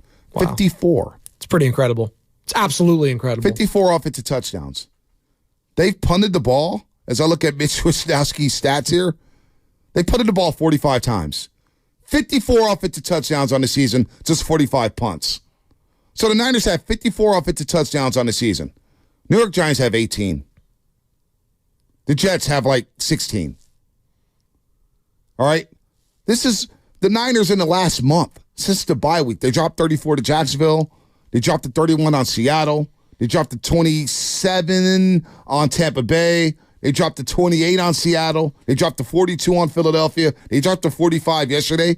They have more touchdowns than those teams since the bye week. Wow, dude. Thank you, Chris. That's pretty impressive. Pretty impressive for the 49ers. I mean, it's pick your poison with this team. I can't help but laugh because when I watch them, there is at no point where I'm looking at the opposing defense. I was like, you're not stopping Kyle Shanahan. Like, what are you going to do? This guy is such a step ahead of everyone else. It actually reminds me of a movie. And today's Steven Spielberg's birthday, one of the greatest directors in the history. I think he's 76. One of the greatest directors of our lifetime, you would say, right, Bonte? Jaws, Indiana Jones, Jurassic Park, E.T. Are you kidding me? Loved the E.T. ride at Universal Studios. Loved it. Actually thought we were flying as a kid. Freaked me the hell out. Started crying. But I just look at a movie like Catch Me If You Can. I don't know if you've ever seen that. It's with Leonardo DiCaprio. Oh, yeah, Tom Hanks. Yeah. It's based on Steven Spielberg? That was Steven Spielberg who directed that. Movie. Frank Abagnale is who Leo DiCaprio played. Based on a true story. This guy was a master con artist, if you will, but he was always a step ahead of everyone else. That's what I got away from that. He was always constantly a step ahead of everyone else. Movie. Kyle Shanahan right now is constantly a step ahead of every other defense in the league. Wow, the guy is just a genius when it comes to getting everyone. Why is everyone so wide open? And why can't everyone replicate what Kyle Shanahan's doing? Well, not only is the personnel, but they're also just not Kyle Shanahan. Like, there's that coaching tree, right? There's McVay, there's LaFleur, Zach Taylor, right? O'Connell. Like there's that little tree, but no one does it like Kyle Shanahan. No one. Catch me if you can. Catch me if you can. I love Jerry Greenlaw saying, "Hey, man, we don't just rock NFC West division shirts. I want a Super Bowl shirt." You see Brock Purdy since the bye week, his passer rating, and I don't get caught up in the passer rating, but this is what I do get caught up in: touchdowns and interceptions. Since the bye week, Brock Purdy, 17 touchdown passes, 2 interceptions. When Nick Bosa made his push for Defensive Player of the Year last season, it was the final 2 months of the regular season in which he really started showing what he had. He had big games against Miami, big games against Tampa, big game against the Raiders. And then you look at Brock Purdy, what he's doing. A big game in Philadelphia, big games against Seattle, big game in Arizona, big game against Tampa Bay. Ran a perfect passer rating.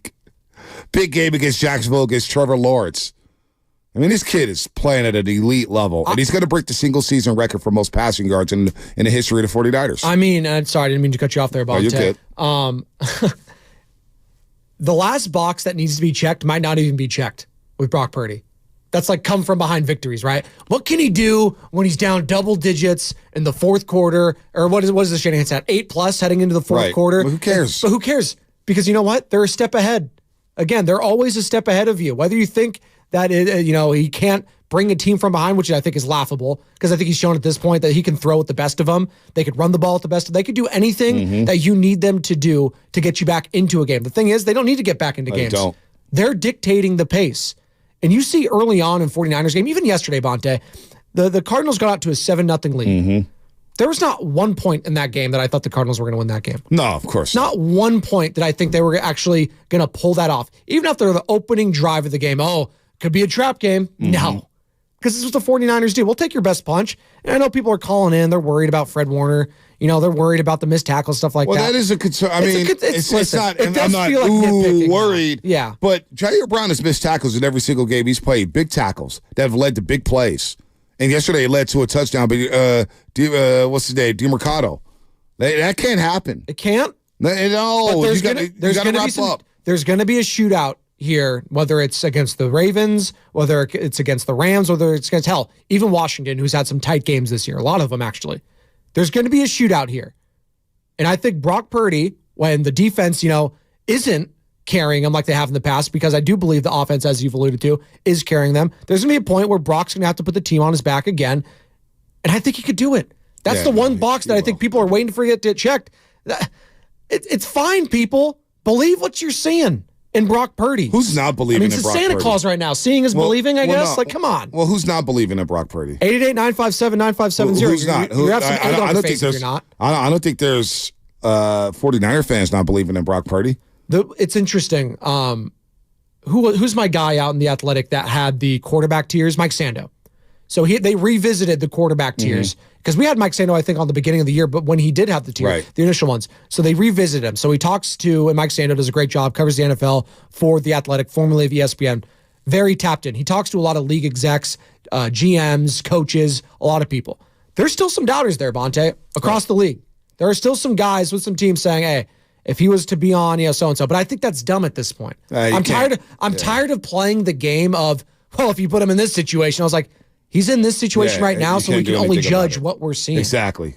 I'm not playing that game. No. Let's go to MC in San Jose. But there are still doubters, is what I'm saying. Yeah, I hear you. There's always going to be haters and doubters, right? Steph Curry still gets doubted, for crying out loud. He's got 4 championships. I mean, he missed a 3-pointer yesterday. He didn't even make a single one. Guy stinks. Yeah, snapped a streak of 268 games, straight games with a 3. I mean, guy can't greatest 3-point shooter of all time. Missed a 3. My ass. Very slipping. God. MC in San Jose. MC, what's happening? Hey, what's going on, Bonte? What up, Spadoni? What's up, man? Long-time listener, first-time caller. Appreciate y'all taking my call. I was just going to talk about how, man, this is the first time we actually had an offense that is carrying the defense. We've been spoiled the last, I don't know how many years. I mean, even go back to 2011, 2012 defense. That defense carried us all the way in. And, I mean, this is the first time we actually have an offense that is carrying the defense. And, our offense is our defense. Yep. Ain't nobody want to tackle those guys. Nobody. Ain't nobody want to see Debo when he starts get going. You know what I mean? Even George Kittle. I mean, dude, we haven't had this good of a quarterback since I've been watching. I'm 32, so I've been watching since 96, 97. And, man, I don't even know what to say, but this is the best offense I've seen in my lifetime. You think it's a good thing that the offense can carry the defense? Because we've been waiting on this for a long time, saying, boy, it'd be nice if the offense can pick up the defense. Because, as you mentioned here, during a Harbaugh era, and in, of course, the first few years of Shanahan, when they started making this run towards the playoffs, felt like the defense had to be played nearly perfect. Well, look at the last 2 Super Bowls we went to. That was carried by our defense. And then what happened? We didn't have an offense. That 2012, the offense showed up in the second half because the whole lights went out and everything. Right. And then with Jimmy, I mean, we were up by 10 points, and then, we couldn't score. We needed to score. Mm-hmm. If we would have scored, if Jimmy Garoppolo would have hit Emmanuel Sanders, we ain't even talking about that, about losing that game. Oh. I'm just happy the fact that we actually have a fucking excuse my language. Oh, dump that. It's all right. There you go. It's all good. It's all good. He's fired up. MC's fired up. It's all good. That's what happens on Monday. Victory Mondays. Happened on a Monday. Victory Monday. Happen. People are fired up. We get it. It's a great question, though. But I will say this. Emmanuel Sanders catches that pass. There's still a minute 30 left on the clock. And that's Patrick Mahomes on the other side. And the defense is gas. I get it. 888-957-9570. It's a very interesting question. Is it a good thing for the offense to be carrying the defense, Bonte? So, remember the NFC Championship game against the LA Rams, and Troy Aikman, it sticks with me. You love this one. I don't love it. Because at the beginning of that game. Well, you love Troy Aikman's assessment. I love Troy Aikman as an analyst. He just told the truth. Before the game, Joe Buck asked him, what is it that you got to do in these games? He goes, well, I look at these big games and I say, who's not going to make the mistake? And I look at both of these quarterbacks, and they put their fan bases through a lot. Jimmy Garoppolo and Matthew Stafford. Then, when the game was tied at 17 apiece midway through the fourth quarter, and Troy goes, Joe, whoever did a really good job of stuffing the Niners' run, and I'm afraid it's going to come down to Jimmy Garoppolo. He's afraid. And trust me, we were all afraid. Will we be afraid if it comes down to Brock Purdy? No, I don't think so. No. I'm waiting to see that so we could shut everybody up about Brock Purdy not having a comeback victory, this and that. I'm waiting to see that. And I'm looking But is it a good thing, though? You asked me, Spadoni, is it a good thing that this offense has carried the defense? I think it could be great because it's an offensive league. Yeah. And all you're asking the defense to do, hold them to 16 to 20 points a game. Hold them to 16-20. We'll score our 30. We just need you to hold the other team to 20. It's interesting. 888-957-9570 there. You look at last year's Super Bowl, right? There was the one mistake from Jalen Hurts, the fumble that was recovered for a touchdown. Mm-hmm. That was the difference of the game. Yep. Final score 38-35. There you go. High offensive IQ on both sides, and no one was stopping anyone. Hell, Mahomes on a bum ankle was going out there and running for his life and making plays left and right. So, you got to score in this league. So I don't view it as a bad thing at all. No. This team is scoring touchdowns. Again, they've scored 54 offensive touchdowns. The Pittsburgh Steelers have scored 20. Hell, McCaffrey has 20 touchdowns himself. McCaffrey has more touchdowns by himself than the New York Giants, Carolina Panthers, and the New York Jets. The Jets have 13 offensive touchdowns. That's embarrassing. Panthers have 16 offensive touchdowns. The New York Giants have 18 offensive touchdowns. The New England Patriots have 20, and the Steelers have 20. Christian McCaffrey has as many touchdowns as all those guys. By the way, Raheem Mostert in Miami, he has 20 touchdowns as well. God. But Brock Purdy's thrown for 1,792 yards since the bye week, 17 touchdown passes, 2 interceptions. So this team is this is the greatest thing about this offense. 2011, Alex Smith had a very good season, but they settled for way too many field goals. 2019, Jimmy Garoppolo had a very good season, but at times they settled for way too many field goals. This season, they're not settling for 3. We're not seeing a lot of Jake Moody. Well, actually, we're seeing Jake Moody, but he's kicking extra points, not 45-yard field goals, not 35-yard field goals, not 33-yard field goals. That's the best spot for a rookie kicker. I don't need him. Right? I don't need him.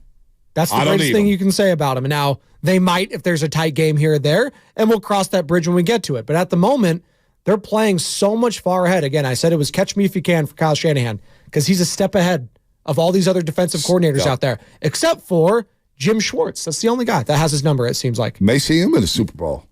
Joe Flacco. And the AFC's wide open. You're kidding? You might see Cleveland in the Super Bowl. AFC is wide open, and they got a defense. And you know what? Flacco, I know he had 3 picks yesterday.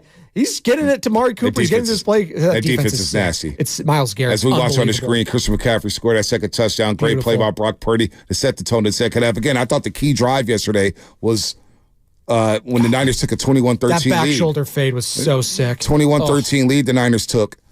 Brock Purdy gets hurt. McCaffrey a couple plays before gets hurt. Brock Purdy comes back in the game, makes a great pass, throws a great pass to George Kittle on an improv for 19 yards to get the Niners first and goal at the 6-yard line. Then, boom, couple plays later, hits McCaffrey. You're up 21-13. You still back the momentum. Then you come back after halftime, and you score in 90 seconds. Boom, boom, boom, 28-13, this game's over. And then they score 35 before the fourth quarter. So I don't think it's necessarily a bad thing for the offensive carry defense. Well, you know, it's interesting. We keep comparing this offense. We did it last week with the guy Rob Stats Guerrera doing a hell of a job. And he was saying, you know, it's getting a lot of comps to the greatest show on turf. They won a Super Bowl that year, Bonte. They did. Based on what? Their offense. Their defense was good. Defense was good.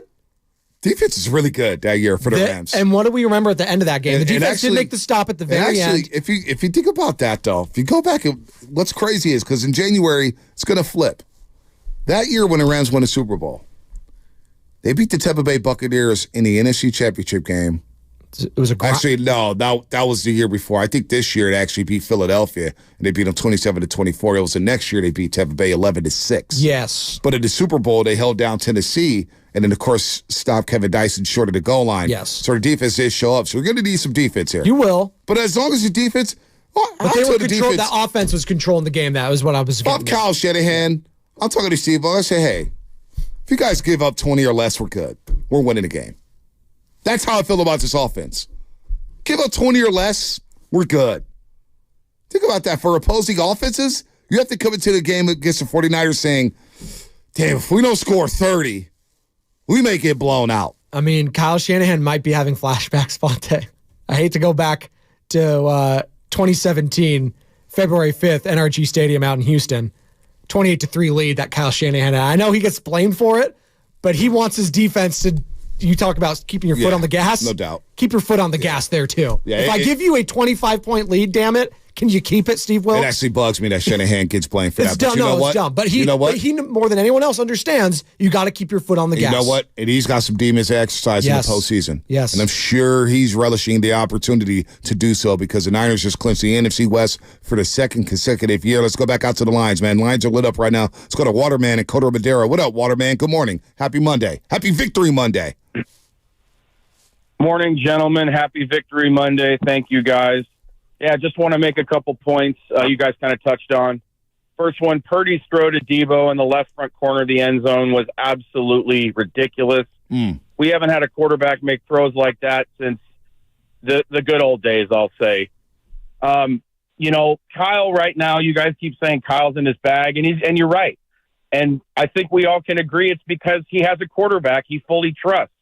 When he goes and sits down and does a game plan, he's not having to cross up, well, I can't do that play because he's not going to probably see it. I can't do that play. He can't see it.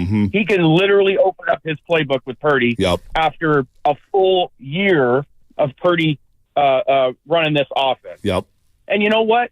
When you're a good team, let's face it, when you're a good team and you want to use the Golden State Warriors as an example, after you win a championship or you get right there, and you maintain that team, of course your expectation is Super Bowl. This team's history is the Super Bowl. So it's like it was said by Jed years ago. We don't celebrate, NFC West titles. We don't celebrate, the NFC NFC West champs. We want Super Bowls. So look, isn't that a good thing, Waterman? Waterman, I'm gonna let you finish here. Isn't that a good thing? Absolutely. No, that's a winning organization's mentality. There you go. I mean, who wants the Carolina Panthers? I mean, look, and that's a bad example. They're going through a whole rebuild. They're trying to figure it out. But if they ever get to a situation where they're, going to the playoffs, every get to the NFC Championship, almost there, they're not going to be celebrating, the champions, the NFC West or NFC East, excuse me. They're wanting that Super Bowl. That's a winning mentality that I'm happy that I'm a Niner fan and an organization that expects that. And I'm glad the players are there. That's the biggest thing. I'm so stoked to hear Greenlaw say that. I didn't catch that soundbite yesterday. That is an amazing soundbite. And I know the other guys that have been there, and they were so close and lost. But we got the team. And I'm glad for once. This is the first time in Shanahan's era we have an offense that can carry the defense. Yep. Waterman, hell of a call there. Hell of a call. It's got me fired up just thinking about it. It's not Bobby Boucher. Because I'm with Waterman here. I grew up, unfortunately, I was born in 82. And I saw a lot of the heyday of the Super Bowls, big wins. Why do you say unfortunately? You watched it all. No, I know, but my mindset, whenever my teams are good, that championship mindset that Eddie DeBartolo Jr. or Bill Walsh brought here in Super Bowl or bust. And some people think it's like, oh my God, Super Bowl or bust. You can still enjoy the season. I'm enjoying the season. I'm enjoying the ride. This is the all-time Niners offense, all-time offense. I didn't think they could touch 94, but I thought it could be the best offense in years. Hell, they're better than 94. This offense is on par with Joe Montana and 88, 89 Niners. Are you kidding me? This offense is legit. But I need that 6th ring. I need that ring to validate Kyle Shanahan. I need that ring to get George Kittle into the Hall of Fame. I need that ring to one day get Fred Warner in the Hall of Fame. Because without that ring, Fred Gore's going to have to wait. Patrick Willis has had to wait. Joe Staley may have to wait. Justice Smith may have to wait to get in the Hall of Fame. That's what a ring does. That's what a ring does to this team. And so I'm glad that Drake Greenlaw, we'll play the soundbite coming back in on the other side. Yeah, sure, we're great. We're happy to wear NFC West T-shirts, but we're tired of these T-shirts. We want the one that says Super Bowl champions. It's a chapter in a book that you hope ends with Lombardi. No doubt about that. Let's go, baby. Let's go. More calls coming up. Lines are lit up. Big E, Jacob, David, Alex, Paul, RJ. You're all getting on the lines. Here's Niners.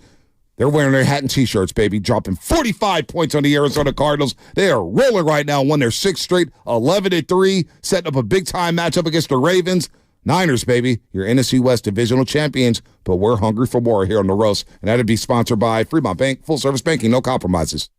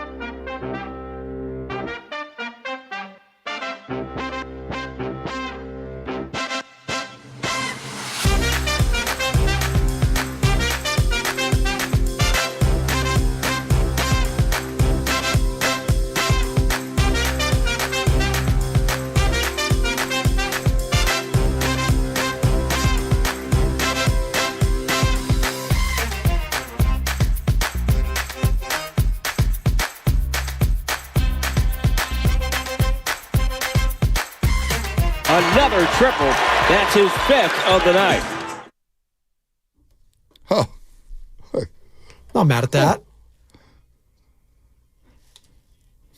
I'm not mad at a Killer Clay highlight on a Monster Monday as we talk football, but the Warriors win 2 straight. They'll take on the Celtics tomorrow night. Klay Thompson, his last 13 games, folks, shoot over 40% from 3. Is he feeling himself? 19 points. We got to be careful with the way we talk about some of these legends. Got to be careful.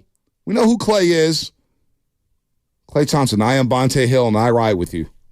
Always have, always will. By the way, breaking news here, Draymond Green is going to be away from the team for 3 weeks. He's going to go through counseling here as he tries to get right. So he's going to be away from the team, according to Shams Charania. Draymond Green, that is, for the next 3 weeks, at least the next 3 weeks. So it could be some time before he gets back on the court. But right now, the Warriors trying to find their rhythm. Kuminga's playing better, 6 straight games in double figures. Brandon Podziemski takes a game-winning charge, had a great night Saturday against the Brooklyn Nets. Steph Curry, not good yesterday, 7 points. Warriors still win. Didn't make a 3 for how many? His first time since how many? 268 games. Jeez. But Andrew Wiggins coming off the bench. Joke artist. How about Andrew Wiggins coming off the bench with 25 points? He's shooting 81% from the free throw line since coming off the bench. You think that lit a fire under him? Absolutely. He discussed it yesterday. We'll get more into it tomorrow. But right now, we're rolling on the Niners. Most importantly, they won, and they did not blow the leads, but they tried their best to. In back-to-back nights. In back-to-back nights. They were 18 against the Brooklyn Nets. Next thing you know, they're down 103, 102, and then Steph Curry scored 12 straight. Jeez. Yesterday, they were up 18, and what do you know? The Portland Trailblazers tied the game. But they won wire to wire, and the Warriors did escape. So kudos to the Golden State Warriors. Your boy Fitz has been in his bag the last 2 games. Fitz has been unbelievable. Buki, the birthday boy, Fezzy fell. He's going crazy. And we got Steady Eddie Bully. Steady Eddie. But you know what Bully said about the Niners when we read the promo yesterday? What did he say? NFC West is cool, but we don't hang banners for NFC West divisional titles. Said it's Operation Las Vegas. Molly a Giants or Jets guy? Jets. Oh, poor guy. But, you know, Jets and Mets. He's a big Joey Namath guy. Jets and Mets, but he respects the New York Yankees. There you go. He put me onto the Yogi Berra documentary, and that's where the great quote is, hey, it gets early. It gets late early out there. And that's what it is for the NFC West. I think it's scary hours for the next, 5 to 10 years for the NFC West. Yeah, I'm calling Let's it. give it 5. This is going to be a golden era. Give it 5. This is going to be a red and golden era in the NFC West for the foreseeable future with Kyle Shanahan, with Brock Purdy, and yes, with Christian McCaffrey. Well, I don't know if Christian McCaffrey's going to be around for 5 years, but we'll see. We'll see. Let's just get through this season. Let's get through How old's this Christian? He's younger than we all think, isn't he? Yeah, he is younger than we all think. He's a baller, man. I thought if I just typed in CMC in Google, it would do that, but it actually took me to coin market. He's 27 years old.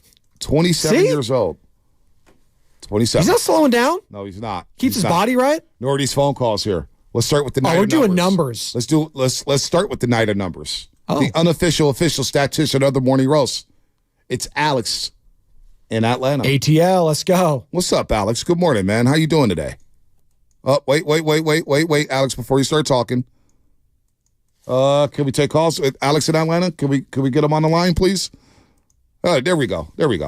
Alex in Atlanta. What's up? All right. There it is. Gentlemen, salutations on a Victory Monday. Absolutely. I wanted to give a bit of a different perspective here on Kyle Shanahan this season. You know, this is the most confident I have seen him look in terms of his play calling, and the most assertive I've seen him look in terms of his play calling since he was calling plays for Matt Ryan during Matt Ryan's 2016 MVP season. And the numbers kind of support that. You know, if you compare Brock Purdy right now to Ryan's season that year, Purdy has a higher touchdown percentage. Their completion percentage is almost identical. Purdy has more net air yards per attempt, more adjusted net air yards per attempt, same number of interceptions, higher overall rating. Now, he does have a lower QBR, but that stat is a bit flawed in my opinion because you can skew it by having more pass attempts during the course of the game. Right.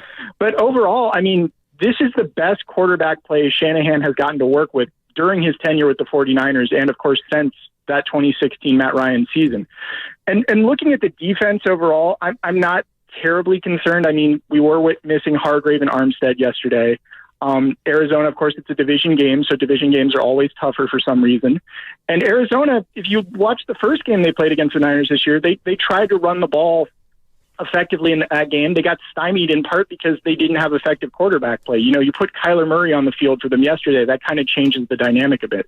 So the defense isn't concerning to me, but as of right now, this is probably the best situation that Kyle Shanahan is ever going to find himself in when it comes to winning a Super Bowl, because that 2016 Falcons team, they scored 58 offensive touchdowns. The Niners should pass them in terms of that mark with 3 games left. Yeah. But they also had like a bottom 3 defense in the league.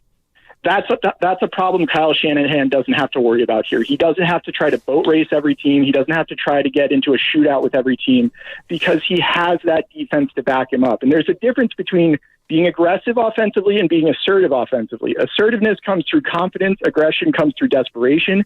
And Kyle has not looked desperate in his play calling at all this year. And that's something I really want to hang our hat on. Wow. Great call, Atlanta. That's a good point there. I like that.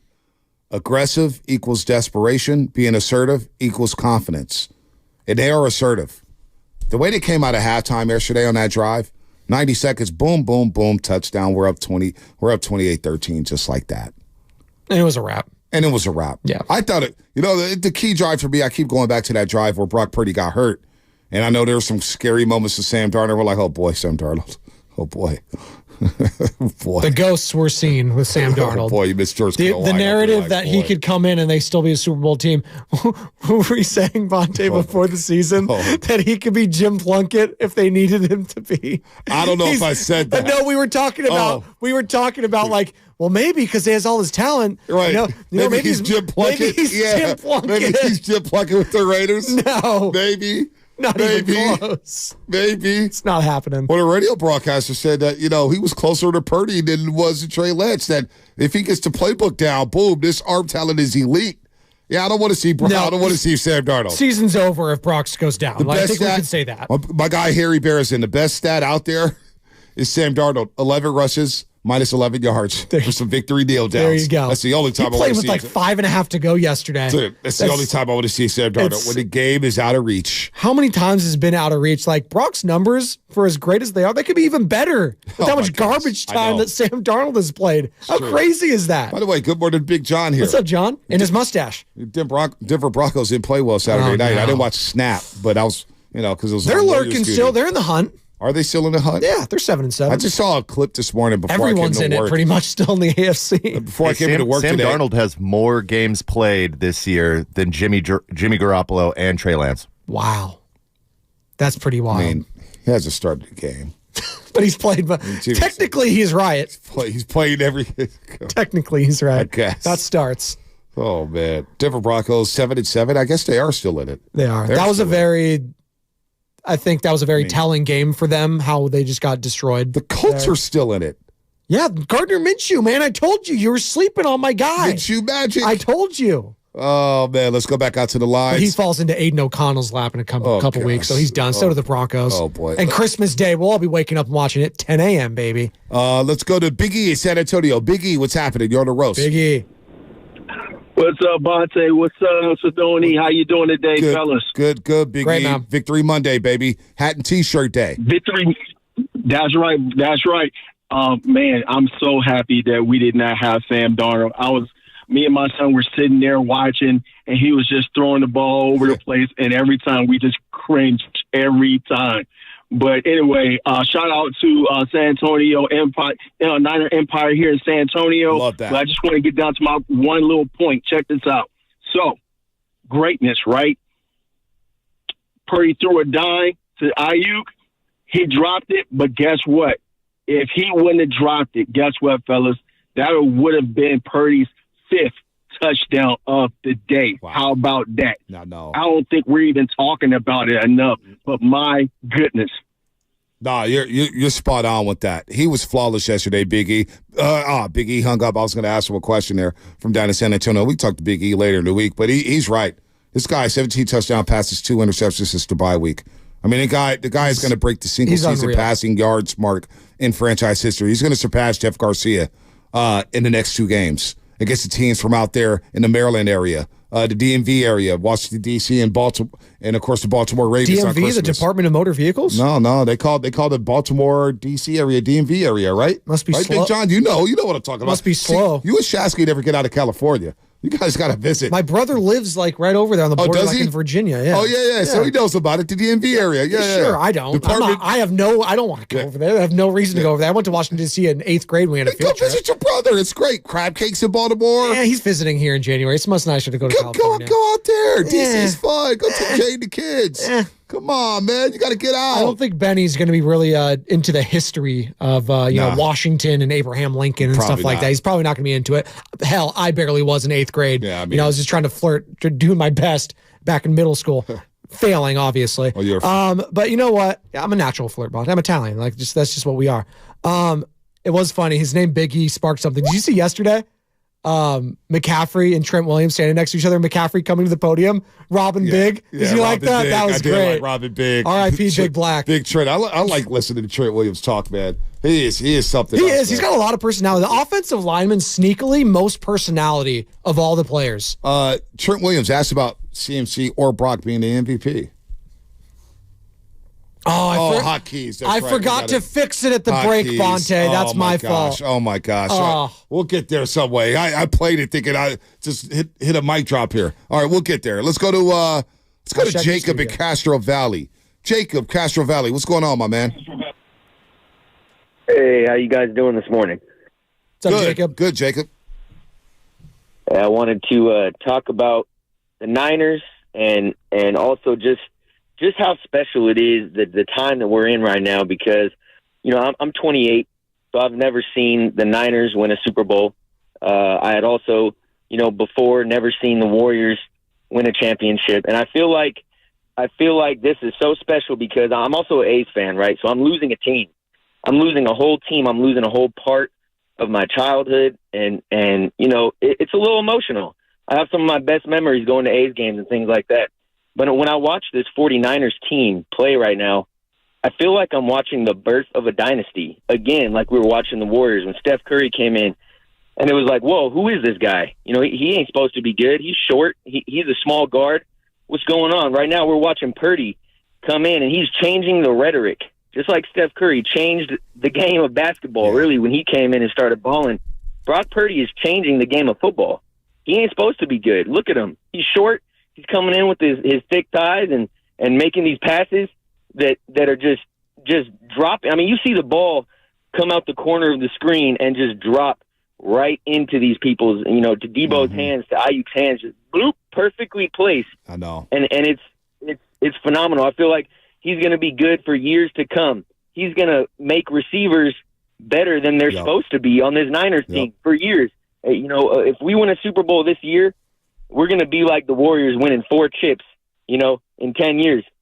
It's going to be generational. Wow. We're witnessing the birth of a generational talent. Jacob, it's hard to disagree with you. And I think if they get this one this season, next year they'll be the odds-on favorite to go back-to-back with basically everybody coming back. All right? Now, we'll see what happens to Chase Young. But, boy, if you get this one, Spadoni, all you got to do is get this one. That's it, right? Just get the one. That's all I want right now is just the one, and then we can worry about down the road. But, God, this year feels like the year, Bonte. It really does. Good. The NFL is so wide open. There's such a tier above everyone else. Now, you can look, even the best team in the AFC right now who you're going to be playing next week in Baltimore, they're record-wise, they're the best team in the AFC. Mm-hmm. They're 5.5-point favorites against them. Yeah. It might move to a touchdown. Right. You're that much better than that next team below you. And I'm not even looking at the Eagles or the Cowboys right now because the Cowboys are an embarrassment. Don't even waste, you're right, Bonte. Let's not even waste our breath on that team just getting absolutely blown out by Josh Allen and co. The Eagles, we'll see tonight. Jalen Hurts is sick. We'll see if Mariota plays behind him. Groin injury for Geno Smith. Big implications there because you still want, in this quest for Lombardi, you want that home field advantage. And the Eagles are still lurking. So if they win this, you can't let up going forward because they're on pace. No, they won't. They won't let up. This team's not going to let up. They're not falling for any traps. The mindset is there. And Big John, if you could pull this up, I'm going to play this all for the rest of the show. Drake Greenlaw, if you can. Drake Greenlaw's on your board. Maybe ask Lubman where it's at. In a second, let me know if you got to give me a thumbs up. Oh, you got it? The goal is not to win the NFC West. Now, we're happy about wearing the hat and T-shirts from yesterday and winning the NFC West for the second consecutive season. But listen to Drake Greenlaw. And this is the mindset of the players. This is my mindset. This should be a lot of fans' mindset. It's not about just winning the NFC West, folks.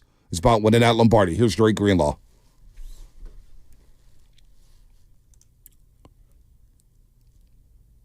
I want a Super Bowl shirt. I want a Super Bowl shirt. And if you win that Super Bowl, then you can talk about the greatness. Then you can talk about the dynasty. Then you can talk about a potential dynasty. But right now, we haven't done that yet. You just got to win the one. And look, that time will come. But right now, we're going to enjoy this victory. We're going to enjoy the fact that the Niners have won 6 straight. We're going to enjoy the fact that they've scored 54 offensive touchdowns while punting the ball only 45 times. We're going to enjoy the fact that Christian McCaffrey has as many, if not more, touchdowns than the New England Patriots, the Pittsburgh Steelers, the New York Jets, the Carolina Panthers. I mean, this is a short list. This is how special this season has been. It's possibly the best offense in 49ers history. Now, you can't say they're the best unless they win that ring. The reason why we're comparing them to those Super Bowl offenses is because they were dynamic. But the reason why we don't talk about the Niners of 98, the Niners of 97, the Niners of 95, the Niners of 92, the Niners of 93, we don't talk about them. Why? Because they didn't win the big one. Nope. You only get remembered if you win the big one. And if this team doesn't win the big one, we'll say, yeah, that was a great season. Brock Purdy threw for all these yards, blah, blah, blah, blah, blah.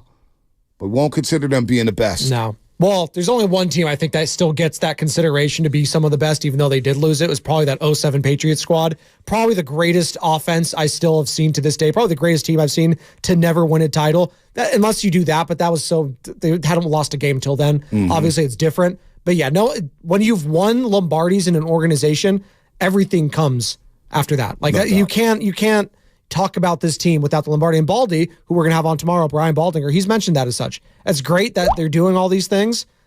You got to get the trophy. You got to get the trophy, but they're taking those steps to get that trophy, and they're dominating. Yesterday was a dominant offensive performance. It's really hard not to talk about a Lombardi right now with this team. No, well, right? That's why we keep bringing it up, because they're so much better right now. Right now. It's hard, though. But you know what? We were talking about the Eagles the same way a month ago. We were talking about the Eagles in the same fashion early in the season.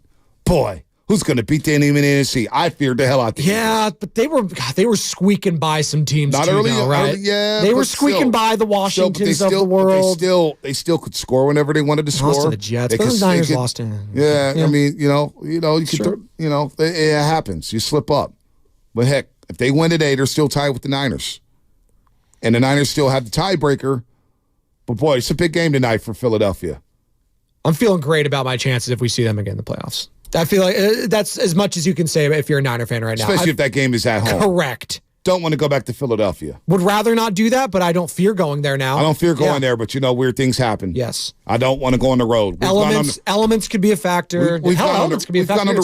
We've gone on the road 2 straight years in the AFC title game. I'm tired of it. Yeah. You went on the road to SoFi Stadium and it was 55, 60% Niner fans there, and we still left crying. And then last time we hosted one here at Santa Clara was against the Packers, and they destroyed them. It was a party out there. It was a party. All right, 888-957-9570 is the number. How about this offense?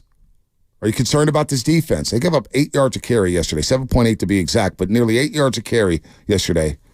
A lot of missed tackles. I didn't think Fred Warner had his best football game. Is that a concern? To me, it's not, because the opposing team has to score at least 25 to be in the game. Yeah. You have to score at least 25 to have a chance to win against the Niners. Garbage touchdowns don't count. Don't count. This offense is averaging 30.4 points a game. It's the best offense I've seen in many, many years. Let's go to Paul in Pleasant Hill. Paul, good morning, man. You're on the roast. Paulie. Bonte, Spadoni, how's it going, fellas? Victory Monday, baby. Victory Monday. Let's go.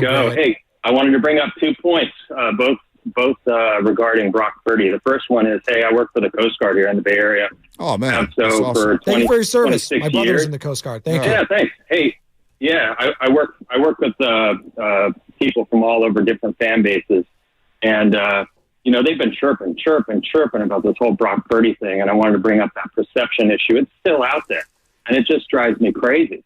And, I've been going back and forth with them about his skill set and his calmness and his professionalism. And you know what? I stopped arguing. I'm just strutting now. I'm wearing my 13 in the office. I don't care what they say. Brock's proven it. And my second point, going back to my childhood, I grew up as a Niners fan. I got to watch my dad, my grandfather, root for Joe Montana and Steve Young, and bought me that sick back-to-back hat, back in the 90s. Yeah. Yep. But, oh, man, that thing was sick. Hey, my wife asked me yesterday, you seem so much more locked in, but so much more calm while watching these games. And I thought about it for a minute. And this is the first time that we, in my age set, have had this type of quarterback that we can just sit back and enjoy and not really have that stress on us. And, hey, really appreciate you guys. Love the show. Keep what you're doing, and let's go. Hey, Paul, thank you for your service with the Coast Guards. Great call there. He's right about just being calm. Like, wouldn't even think about no throws. Wouldn't even like, when you, what was that? Jimmy used to throw it sometimes. You'd be like, that was close. Brock does it. It's just like, it's Brock. Anna, when I got home, when I talked to her over FaceTime when I was at work yesterday, and she goes, boy, how about that Brock Purdy? Because I just go back to that when he lit up Tampa Bay. And she watched him against Miami, and he lit up Tampa Bay. She goes, babe, I think we got our Tom Brady. I said, Hannah, come on, you gotta chill, dude. You gotta chill. And I go back to my mom. He just beaten. Right. I was like, babe. She's like, no, I think this guy's it. She goes, I think he's it. I want his jersey. And I said, hold up, wait. And I made her wait on buying the jersey. I said, hold on. You know what? This guy's got torn UCL. I don't know. Karma, too. You don't want to, don't mess with that do stuff. It. Yeah. Blah, blah, blah. And then the lady at Big Mouth Burgers in San Bruno, she's sipping her lemonade. She's, the quarterback's pretty good. And I'm like, what is going on? Then my mom, boy, hey, she's smiling for ear to ear. I just got a quarterback now. I'm like, Mom, he's only won 3 games. Relax. Let's just see it play out. We've seen this movie before. But nah, this guy's got something special. Brock Purdy, the only man that your significant other, your mom, and the lady at the burger spot loves. That's our guy. That's Brock our guy. Purdy, baby. That's why He's Purdy, Mr. America right now. When Brock Purdy suffered the concussion, and it was, I'm stressed out with Brock. Like, she loves this guy. And I get why people love this guy. I love him now. Because when I walked out of SoFi Stadium week 2, I said, damn, I'm not worried about the quarterback no more. I mean, he's the leader. He is like we're going back to comic books. That's what I do Captain here. America. He's Captain America. He's got the shield. He's got everything. I never heard him swear. Cap does occasionally, but that's who this guy is. He is the perfect face for your franchise. Who doesn't want to root for Brock Purdy right now? He's such a good story that you can get behind. He's got the love and adoration of not just his players. These are Hall of Fame type players, Bonte. That doesn't get lost on me that these guys look up to him. When Fred Warner Jr. sees you in practice and says, we good, like he did last year, right. When you're already down 2 quarterbacks and he says, we good, that spoke volumes to me. Just back then, that was his rookie season. You're saying, the guy, the 3rd string quarterback, we're good with him? Are you serious? And I, like most of us, thought the season was over last year. If you guys, I'm going to throw a little audible to Big John. Omaha. Find the Bill Romanowski sound when he talked about Mike Shanahan. Because that blew me away about Brock Purdy. Now, Trent Williams and Fred Warner were saying, hey, man, we can't wait to watch Brock Purdy. That dude's got swagger. And Brock Purdy overheard that, which gave him even more confidence. Mm-hmm. This guy is just, he's on time. He's precise. I thought one of the most underrated throws of the game. Mike Shanahan knows quarterbacks, by the way. Mike Shanahan knows a lot about quarterbacks. He may have coached a couple Hall of Famers, No doubt. But, I thought one of the more underrated, everybody's going to talk about the throw to Kittle when he improv, throw it out the pocket for 19 yards, the back shoulder throw to Deebo Samuel. And by the way, San Jose Jazz fan, I got ended a Brock Purdy jersey in preseason. We didn't even know if he was going to play in week 1.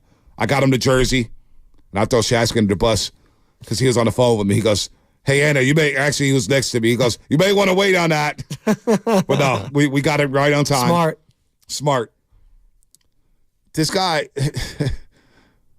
where was I going here? Where was I? You made me lose my train of thought. I'm sorry, I do that. Brock Purdy getting the jersey. Oh, the most underrated throw yesterday. That's where I was going. Everybody's going to talk about the back shoulder throw or the Kittle throw. It was a 3rd and 5 to me to Brandon Ayuk. They're up 14-13. It was 2 plays before he got hurt, left the game for a few snaps. But 3rd and 5. Just go back and watch that out route.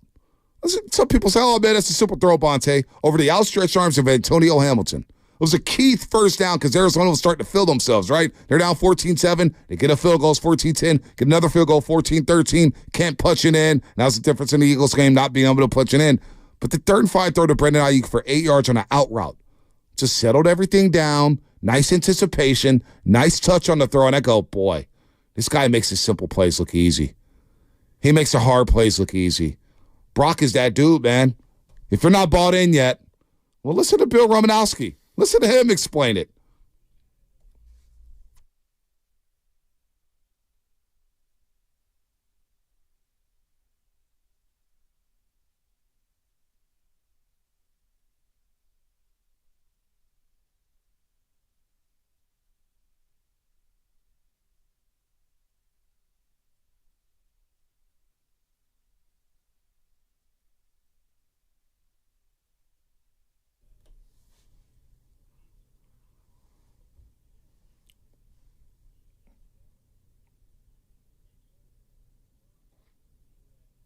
I don't know when you're going to get your shot, but be ready because you've got something special. This was a training camp, Romo? Yeah, Mike told me that he shared that to Brock Purdy. He said, when you get your chance, it's coming.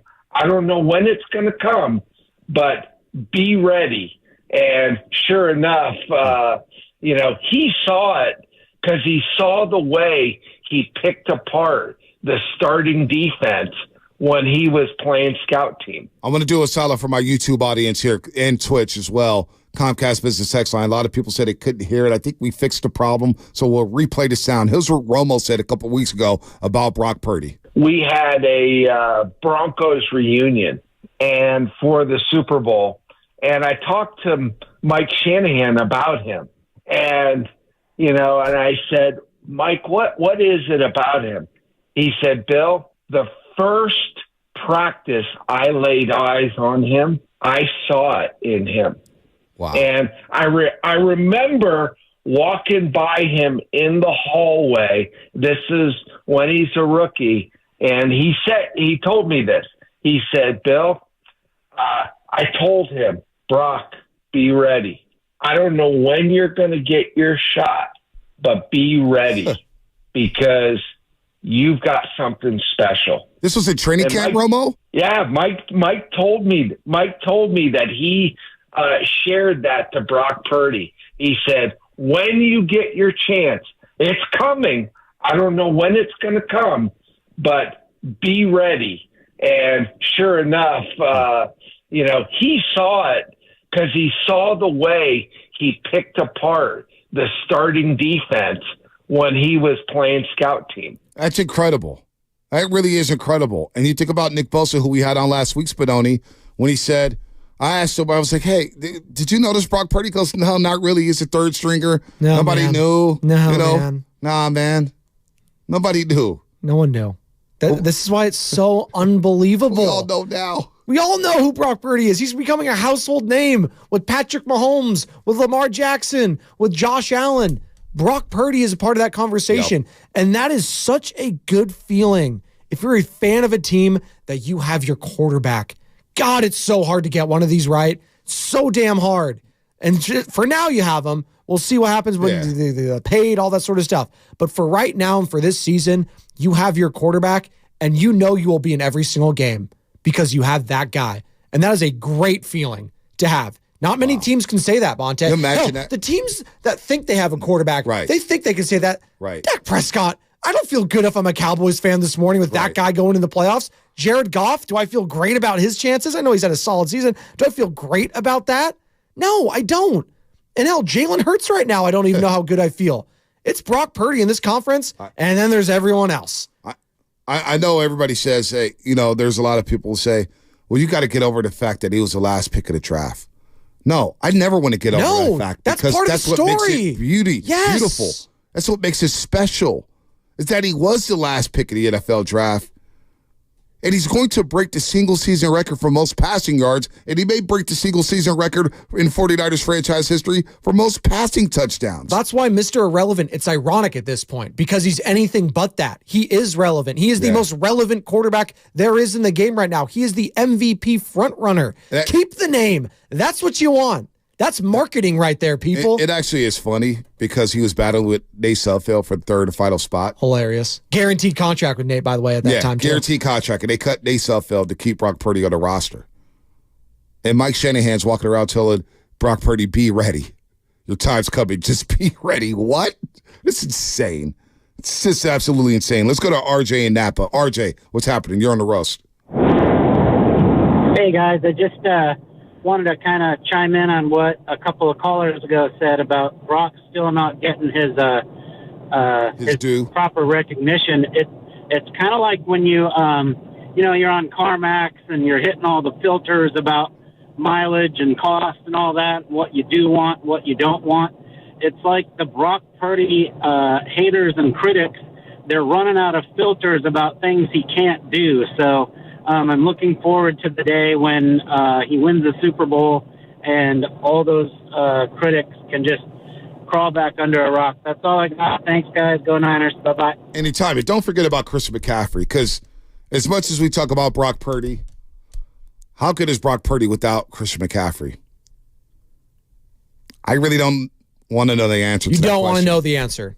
You do not want to know that answer. They're both MVP worthy. They are both MVP worthy, but it has become a quarterback award, so we know that's what it's going to be. McCaffrey, obviously, an offensive player of the year front runner, but he has been unbelievable this year. If this was the early 2000s and stuff like that, maybe McCaffrey does win it, but it is a different time.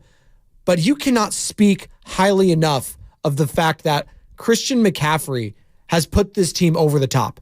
Like it's his play has changed everything. The spacing of this entire offense. He really has. He's letting everyone eat because of him. He really has. Ayuk, Debo, Kittle. I am scared to death if I'm an opposing player having to guard Christian McCaffrey in the open space. The guy steals souls. He is Shang Tsung from Mortal Kombat. He is saying, your soul is mine. That's what he's doing out there.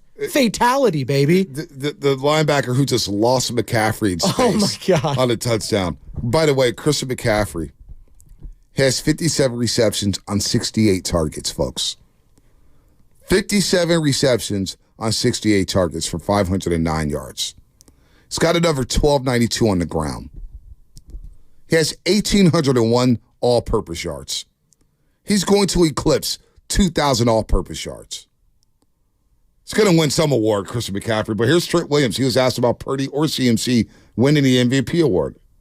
I mean, it means the offense is playing really well. I mean, we got the best running back in the NFL. So for him to get MVP consideration, I mean, I think that's his just due. And same way with Brock. Brock's been playing his butt off. So for him to be in the conversation as a teammate, I couldn't be more proud of both of these guys. And, you know, my job is to try to continue to help them have success. And, you know, I mean, who cares? As long as we can bring that trophy back to Santa Clara, you know, that's all I'm worried about. That's all I'm worried about. So, Drake Greenlaw, I'm tired of these shirts, Spadoni.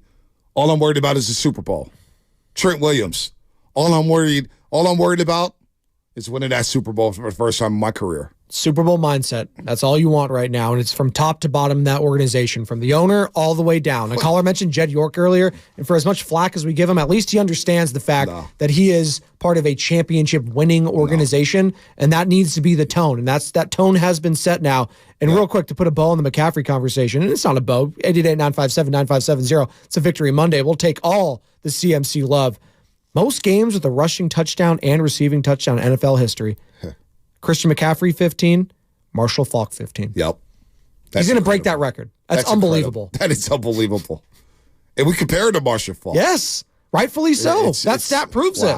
An embarrassment of riches with the 49ers. You are listening to 95.7 The Game, KGMZ, FM at AC1 San Francisco. Always live on the free Odyssey app. Download the Odyssey app, your favorite 95.7 The Game for the best and most up-to-date sports coverage. Do not forget, you can also watch us every single day on our YouTube and Twitch streams. Just log on and search 95.7 The Game. Be sure to like and subscribe to the channel while you are there. This is a Monster Monday, brought to you by First 5 California. To learn 4 things you can do to overcome toxic stress, go to first5california.com. Shout out to the Comcast Business Text Line. Shout out to Twitch. We're going to take them to school in just a second, but last cut here with Trent Williams on what it means to have 2 MVP candidates.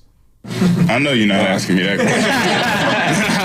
You might as well go to the next one. You're not about to put me in that one. Hey, he's got my vote. That's Trent Williams right there. He's in the MVP category? Yeah. Offensive linemen don't get the love. It's unfortunate, but he is the best in the, again, talking about the best player at their positions. How Niners have like 5 or 6 of them. It's unbelievable. Nick Bosa, you look up. We haven't talked about Nick Bosa much this morning. We had him on the show last Wednesday. Go ahead and download the Odyssey app if you want to check that out. He joined us for like 15, 20 minutes. We got a lot out of Nick Bosa. He did. He was opening up. He did. Talked about underwear with him, too. Yeah, with Skims. There you go. Skims for him. 16 sacks for TJ Watt. Khalil Mack has a 15 sacks. Daniil Hunter has 15.5. Nick Bosa, after a slow start, back into double digits. 10.5 sacks for Nick Bosa. Khalil Mack is 15. 6 of those were in one game. Yeah, we're 3 straight double-digit years. 3 straight double-digit sack years for Nick Bosa. And that's coming off a torn ACL.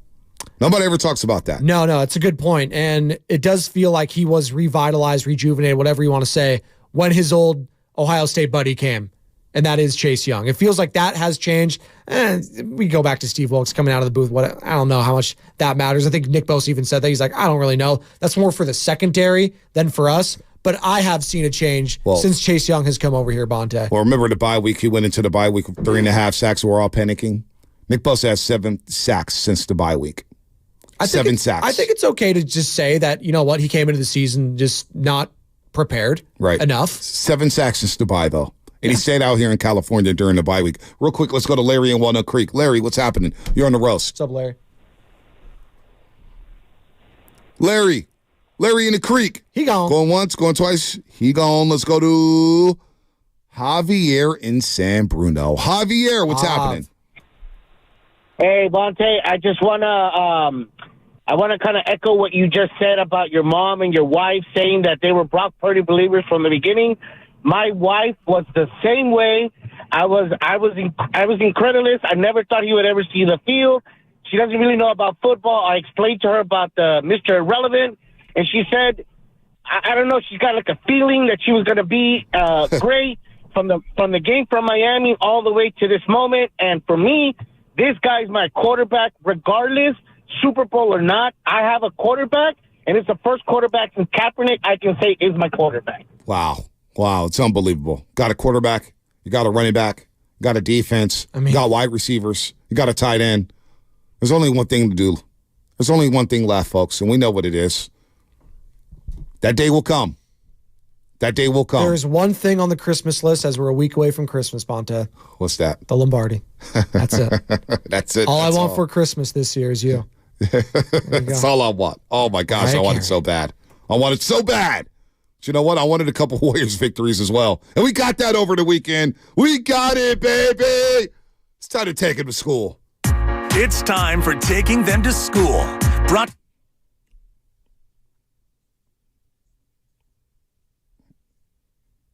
of Alameda. Stephen Curry may have had an off night. Went 0 for 8 from the three-point line. First time in 268 games he did not hit a three, but he did drop 8 assists. He dropped the dime, including this setup to Andrew Wiggins for this alley-oop late in the fourth quarter. Bounce pass to Curry. Curry waits for Looney. Screen set. Curry, a little daylight. Dribbles in. Lob. Dunk for Wiggins. Curry with the assist, and Wiggins slammed it down. Great job by Curry. All eyes were on number 30, and Wiggins able to slide in on the back door. Unreal for the Warriors last night. Nearly blew another 22-point lead. Nearly blew an 18-point lead. Can you just hang on to one of these leads? But you know what? It may just be the way the year's going to play out. That's what happens. We got a bunch of youngsters, but they're playing well. Andrew Wiggins off the bench with 25 points, 7 rebounds. Clay did his thing with 28. Kuminga, 6 straight games in double figures. I love the way Pajitsky's playing, especially the late charge against Shaedon Sharp. Warriors win. Hey, we'll see what happens. Let's see how it plays out. I'm having some fun over these last 3 games with the Golden State Warriors. I was taking them to school, brought to you by Peralta Community College District. Spring is free at Laney, Berkeley City, Merritt, and the College of Alameda. For more information, visit peralta.edu. Warriors win 2 straight. They host the Celtics tomorrow. Niners clinch the NFC West. They host the Baltimore Ravens next Monday night on Christmas. Oh, that's going to be a lot of fun. Lamar Jackson in the building against the red-hot Baltimore Ravens. Who's playing better football than the Niners, Spadoni? You know what I'm thinking right now? What's that? I'm going to tell you on the other side why I think Fred Warner Jr. still has a great chance of winning the DPOY. Ooh, interesting. Plus, we're going to get to your calls. John, Ken, Tony. Oh, is that Tony in Oakland? Heavy hitters, 888-957-9570. That's all coming up. Sponsored by the Inn at the Tides. Relaxing days, stunning sunsets. Winter is magical in Bodega Bay. Come experience it all at the Inn at the Tides. Winter midweek rates start at just $179 per night and include breakfast and bottle of wine upon arrival. Book ahead at inatthetides.com.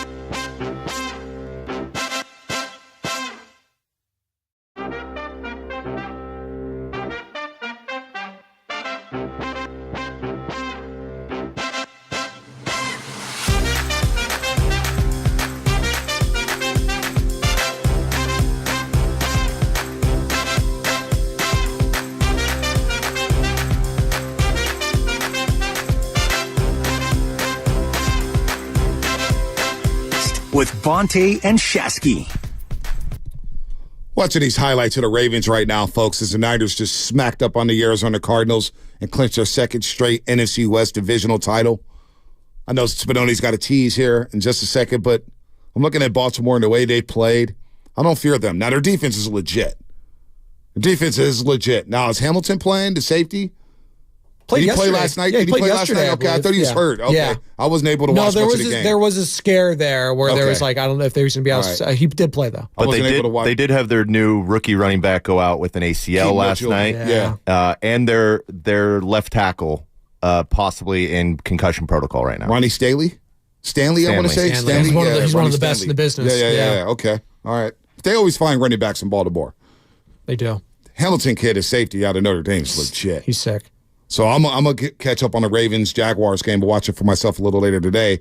Wasn't able to last night, obviously, with the Warriors taking on the Portland Trailblazers. So we'll do that, watch Lamar. I could have winged it, maybe pulled the 3 hours of sleep, but boys got to get some rest, man. No, yeah, you have to pick and choose your spots, especially. You got to be like LeBron, Bonte. Like, there's certain games where you're just like, you know what? Against the Spurs, I'm going to sit this one out. I'm out to 18 losses in a row. Spurs looked good, though. He didn't sit it out. He actually played. Well, the one prior to that, he did sit out. Yeah, he did. And then AD played. Then AD was out that game. So you got to pick and choose your spots. It's all right. But he played. He played Friday, and you guys got blown out. So enough of the Lakers. The best team in LA are the Clippers. It's not even close. Let's go to till or not. We say that every year. Till or not. Where's your tease? Get off. Oh yeah, we'll get to the tease. Yeah, Clippers until the playoff comes around, and then they just crickets. Crickets, Bonte. Anyways, call it sick the rest of the week. No, please. We got the IST. That can hold me over till the playoffs. T.J. Watt, Daniil Hunter, Khalil Mack, Trey Hendrickson, Josh Allen. All right, those are the top 5 in sacks currently. All those guys might not even make the playoffs. The teams there: Steelers, Vikings, Chargers, Bengals, Jaguars. Josh Allen's the only one that's his team's in the playoffs right now. Wow. So that's pretty unbelievable when you think about the amount of defensive talent out there. A lot of those guys aren't playing for a playoff team. Steelers. So what I think about, if I'm, voters, stuff like that, and if narratives quote unquote matter, because I think it does to some voters, you mean to tell me at the best team in the league and one of the best defenses, if not the best defense in the league, and that stud in Fred Warner, he's not going to get some consideration? I understand it's sexy if we don't have, an eye-popping interceptions or eye-popping sacks. Like, oh, we can't. Why can't it be all the body of work, Bonte? Why can't it be the linebacker for the best defense in the game right now? Why can't it be that? I'm with you. And I understand people are looking at yesterday and it's like, oh, well, he missed some tackles, stuff like that. He had an off game. All these guys have had off games. There's been multiple times this year where a TJ Watt or a Myles Garrett or someone didn't have a sack. That happens. But I'm looking at Fred Warner. He should be up there in consideration. He should be up there right at the top. If we're going off narratives and being the best team in the league matters and being the best defensive player, being the leader of that defense, I think it should be Fred Warner right now for Defensive Player of the Year. And I look at the odds. He's all the way down at plus 7,500. I just don't get that. Montez Sweat? How many people are in front of him right now? And the odds, so this is via DraftKings. So you got Micah Parsons still as the odds on favor. He had a stinker yesterday. See, that's what I'm thinking there too. Then you got Myles Garrett, plus 185. The Browns, give them credit. The Browns have been balling. And Joe Flacco now is taking over. Like that defense has been balling. Yep. So that's going to matter there for the narratives if the Browns end up going to the playoffs. Then you got TJ Watt, Deron Bland.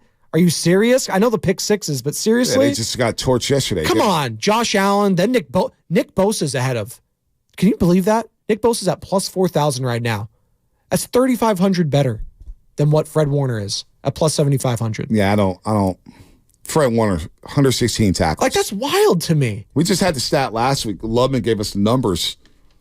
He's had 6 straight 100 tackle seasons. Fred Warner, so most in 49ers franchise history. He's got 2.5 sacks. He's got 4 interceptions. All right. He's got 4 forced fumbles. He's got 5 tackles for loss. He's got 75 solo tackles. I'll tell you how he could get DPOY, how we can open up some eyes. You'll ball out Monday night against Lamar Jackson and the Baltimore Ravens. You tackle him in space. You hunt him. You hunt him. You hunt him. You hunt him. You QB spy, and you hunt Lamar all night long. And you make up for what happened in 2019 when the Ravens ran the ball down your throat in that rain-soaked game I remember that. against the 49ers. It was a great game. Yeah. They lost it, but They had their way, the Baltimore Ravens, at the line of scrimmage. Did they win it on Justin Tucker field goal? Yep. Yeah, they did. Yep. 20-17. God, he's so good. He's a Hall of Famer too. But to your point, a lot of eyeballs. That's going to be a lot of Christmas eyeballs. night. You're eating your food. You're eating your Exactly. prime rib, whatever East you're having. Coast viewers. Everyone's going to be chilling on their couches watching the game of the day. Not NBA. It's going to be that one. Yeah, that will be that one. After the Warriors and Nuggets at 11:30. There you go. Right here on 95.7 The Game as well. There you go. You're home of Golden State Warriors. Flagship station, if you forgot. Tim so Roy. you ball out in that game, and you play the Commanders out in D.C. a week later, and you ball out then. You might have another primetime game, too. We're looking at that last one against the Rams. That could be a win in their in scenario for L.A. So that could be flexed to a Sunday night potentially. And then again, more eyeballs is what a player like a linebacker needs. Because you just look at the gaudy numbers after it, he might have a sack here or there. He might have a pick here or there. But if he doesn't, then you're just looking at, the tackles, the solo tackles. I just do think it's a little unfair when we look at the end of games and end of seasons, just like, all right, who has the most sacks? Right. All right, who has the most picks? It's like, I don't. Can we do better than that? Yep. Can't we? It's more nuance is what I'm trying to say. It is a lot of nuance. More men of nuance. 6'8" All lost Matt Bland didn't Steinmetz. get torched yesterday. You're right. He got torched against DK a couple weeks ago. He did. He had a pick in that game though too, but he got torched. He got torched. Come on, Bland DPOY. Stop. Miss me with that. It's a bland choice, is what I'm trying to say. Speaking of corners, John in San Jose wants to touch on Charvarius Ward, who's playing some better football. John, what's happening? Hey guys, thanks so much for taking my call. I definitely want to touch on Charvarius Ward. We've been talking about how the defense may have not been at its best yesterday, but Ward was a huge bright spot. He got 2 interceptions, including a pick 6. He's absolutely been worth it. And, we've been talking a lot about Fred Warner maybe not having his best game, but he was also the one clogging up the middle of the field to take care of that running back who's trying to take advantage of our 2 best defensive linemen being out. So let's not forget that, he's taking on those running backs and those offensive linemen during one of probably the toughest game in the season for a middle linebacker trying to stop the run. So they've both been fantastic. Warner is definitely the Captain America of that offense. You talk about Brock Purdy leading the offense, but man, Warner has been running that defense, telling everyone what to do, making adjustments, and he's leading the best defense in the league. So, I'm always been a Warner supporter.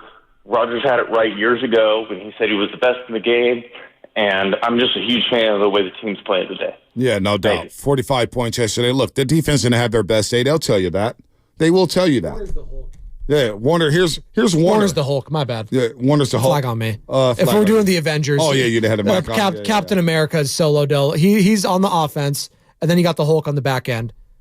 Here's Fred Warner. I need mixed emotions, and they win.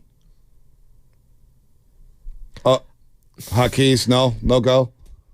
I got it on my blend. It's playing. Oh, it's still doing it? No, it's not doing it over there. Try it again. All right, let's try it again. No, it's all right. No.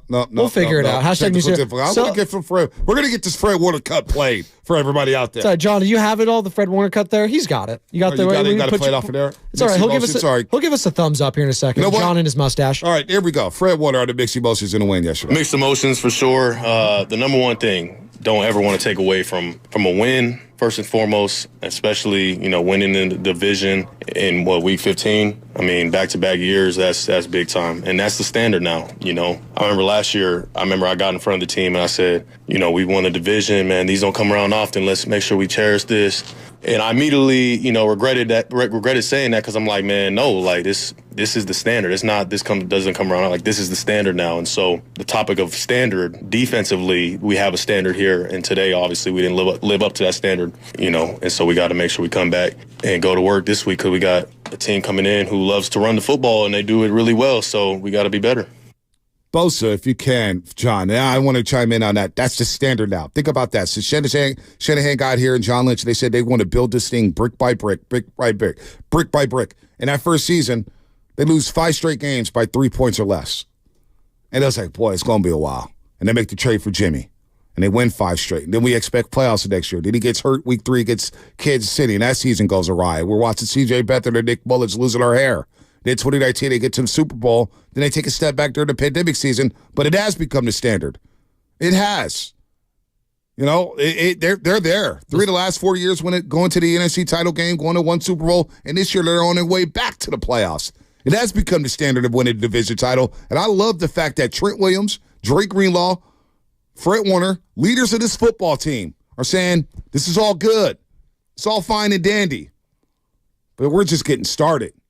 It's a championship mindset that you need. Just ask the Golden State Warriors when they would celebrate, quote unquote, the Western Conference titles, Bonte. They wouldn't really celebrate them. They said, this is fine. Get this health thing. I don't want to hold this. Get this away from me. Bill Belichick, Bonte, whenever he'd win the AFC, I don't want this. I don't want to touch it. I don't want to touch it. Like this is one I play for. Tom Brady, I don't want that. Right. The 49ers are among those best teams that I just mentioned when it comes to it as a franchise. They just haven't done it this century. And if they could get this one, that really starts to build something special going on. But I do think something special is brewing right now with this team. And again, it starts with winning the division, and the next step is winning all home field advantage. Yep, that's the next step. The number one overall seed. Can they do that? They're in the driver's seat. You don't want any slip-ups, and I don't think that's going to happen. I don't think no trap games are ahead for them. You should be locked in. At this point of the season, you shouldn't have to get up for any games.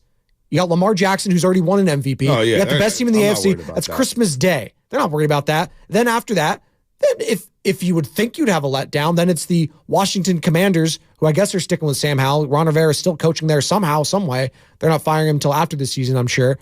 That should be a game you should handle. Yep. Chase Young revenge game, potentially. Yep. And then you got the Rams, your division rival, who played you tough early in the year. Yeah, but you own the Rams. But you own the Rams in the regular season. And bring them up here to Levi's Stadium. They get shook at Levi's. They get shaken up at Levi's Stadium. So we'll worry about the Rams one game at a time, though. One game at a time. Sneakily, though, the Rams Puka, Cooper Kupp, and Kerryon Williams, they're playing physical football. The Rams are coming. Well, I think Puka could sneak back in and win that Offensive Rookie of the Year if CJ's going to be out for a little bit. Like that's a fun little game that I'm watching, all these end of season awards. That's another time for another day. Awards, huh? I love award season. It's just fun because you get to talk about all the other games. In NFL, it's all encompassing more than any other sport. We're all locked. Like we're locked into Jags. We're locked into Panther steak, but we're locked into all of that. Fantasy withstanding. I just love the sport, man. And then no better way to talk about it than on Victory Monday. Nick Bosa, Big John, if you could pull it up. Nick Bosa, we didn't expect a perfect game today. Didn't expect a perfect game. Let's hear from Bosa. We didn't expect a perfect game. We knew they were going to make plays. There's a few, I'm sure, on tape that we'd like to have back. But at this juncture, we are trying to win out, obviously, and that's the main goal. That's the main goal. Just win out. Let's go to Ken in Pennsylvania. Ken, what is happening, man, on this Victory Monday? Good morning. Gentlemen, good morning. Thank you for the time. I'm a school teacher out here, so I hardly get the chance to even call into you guys, but I listen all the time. I appreciate that. Even during class? No problem. Yes, my students yell at me all the time. Do they really? Wait, you're in Pennsylvania? What part? Are we a Steelers country? Are we Eagles country? Where are we at?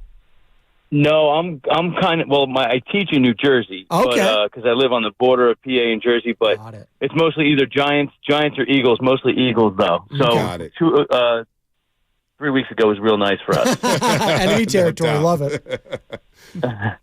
So a couple things I want to just talk to you guys real quick about. First off, I think our biggest enemy going forward for the rest of the season would only be possibly our health, because I think that is the only thing that might hold this team back from winning a championship this year. That's how confident I am in this team. And I can tell you that based on what I've seen this year and Super Bowl champion teams of the Niners past, not only do they have that great offense, but they also have that great defense to complement it. And this team has all of it this year. Every single aspect, both sides of the ball that those teams had. And like you guys were just talking about, if they get home field advantage for the rest of the season, I just don't think anybody's coming into Levi's and beating them.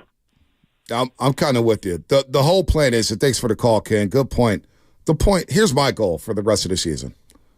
You only want to take 2 more flights. You only want to get on a plane 2 more times. Ooh. The only time you want to get on a plane is obviously when you go to D.C. to take on the Commanders, and you fly back home, and then to fly to Las Vegas. That's the only time you want to go to the airport.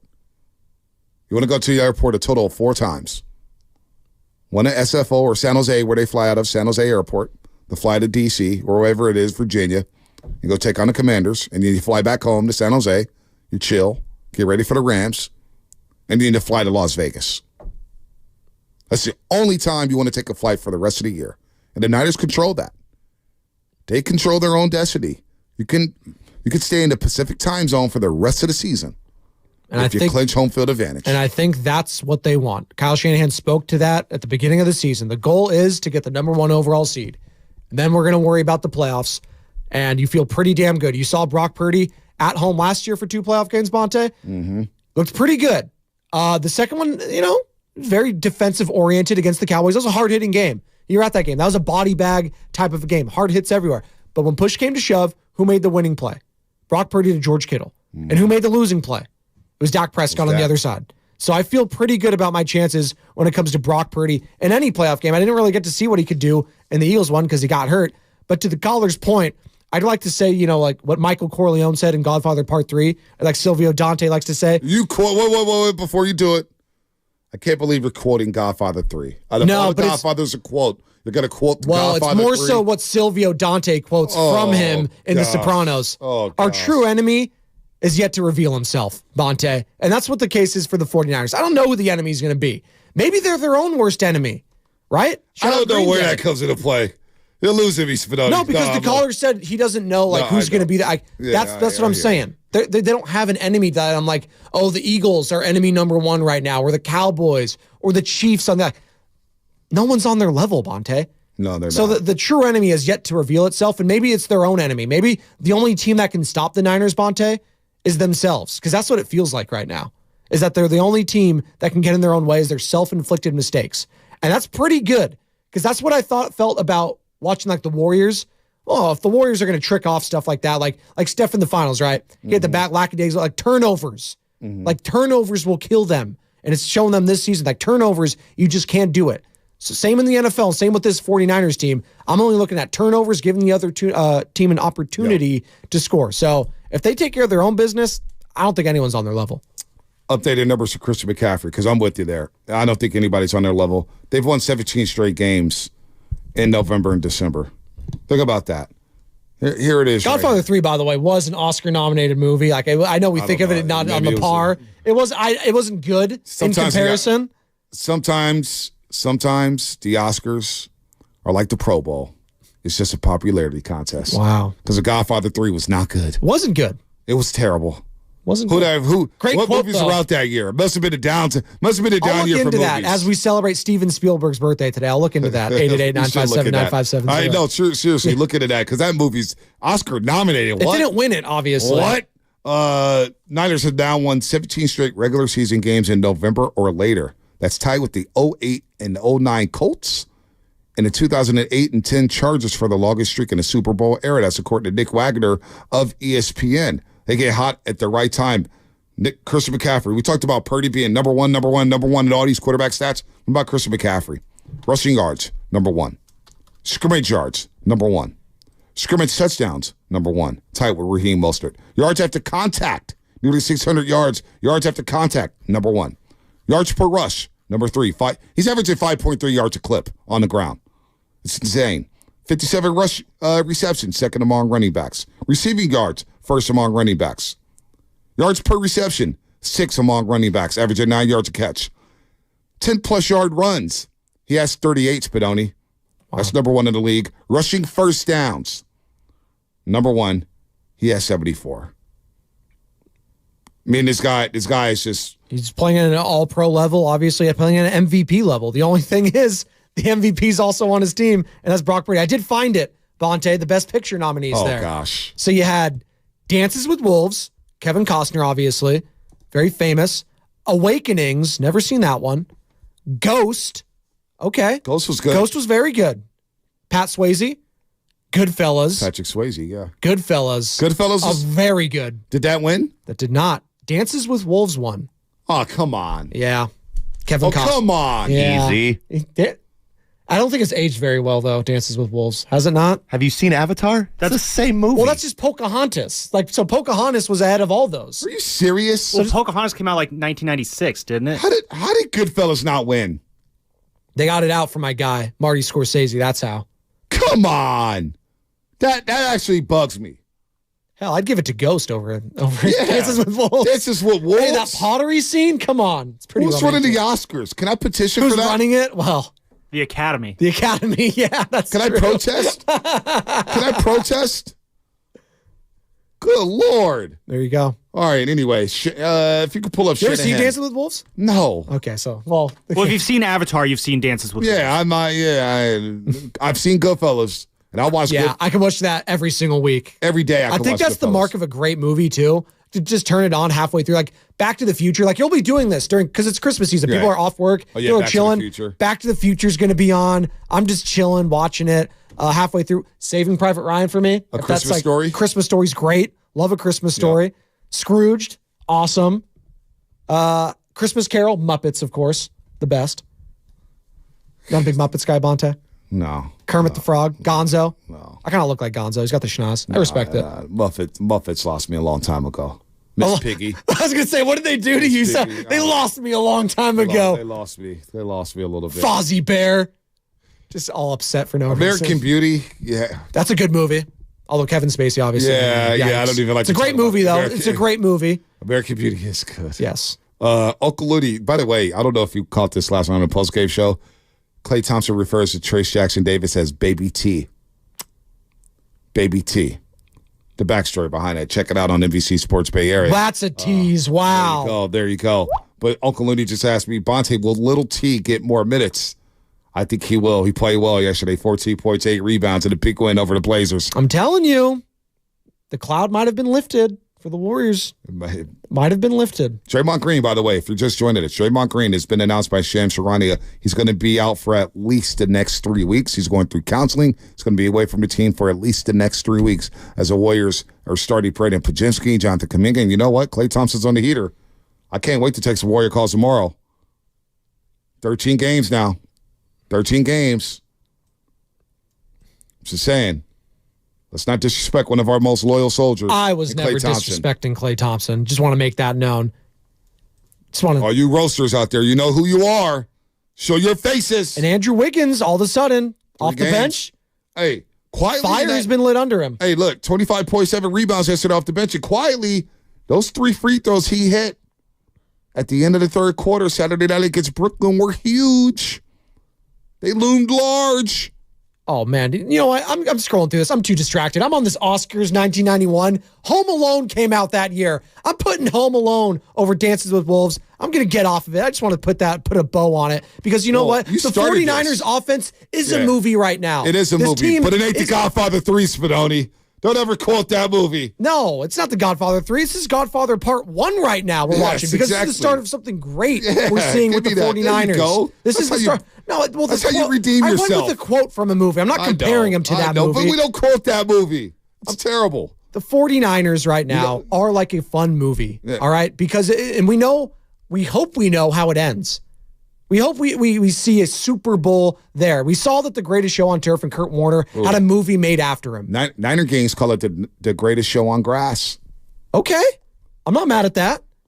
What's the title right now for this movie? 888-957-9570. Let's ask Tony in Oakland. Oh, Tony. Because nobody's going to watch this movie if it ends with a loss in January or February. We won't be watching that movie. Tony in Oakland, good morning on this Victory Monday. Called Taking Command, but beyond that, Spadoni, are you a fellow Sicilian paisan? No, we're not Sicilian, but I am a paisan, northern Italy, Tony.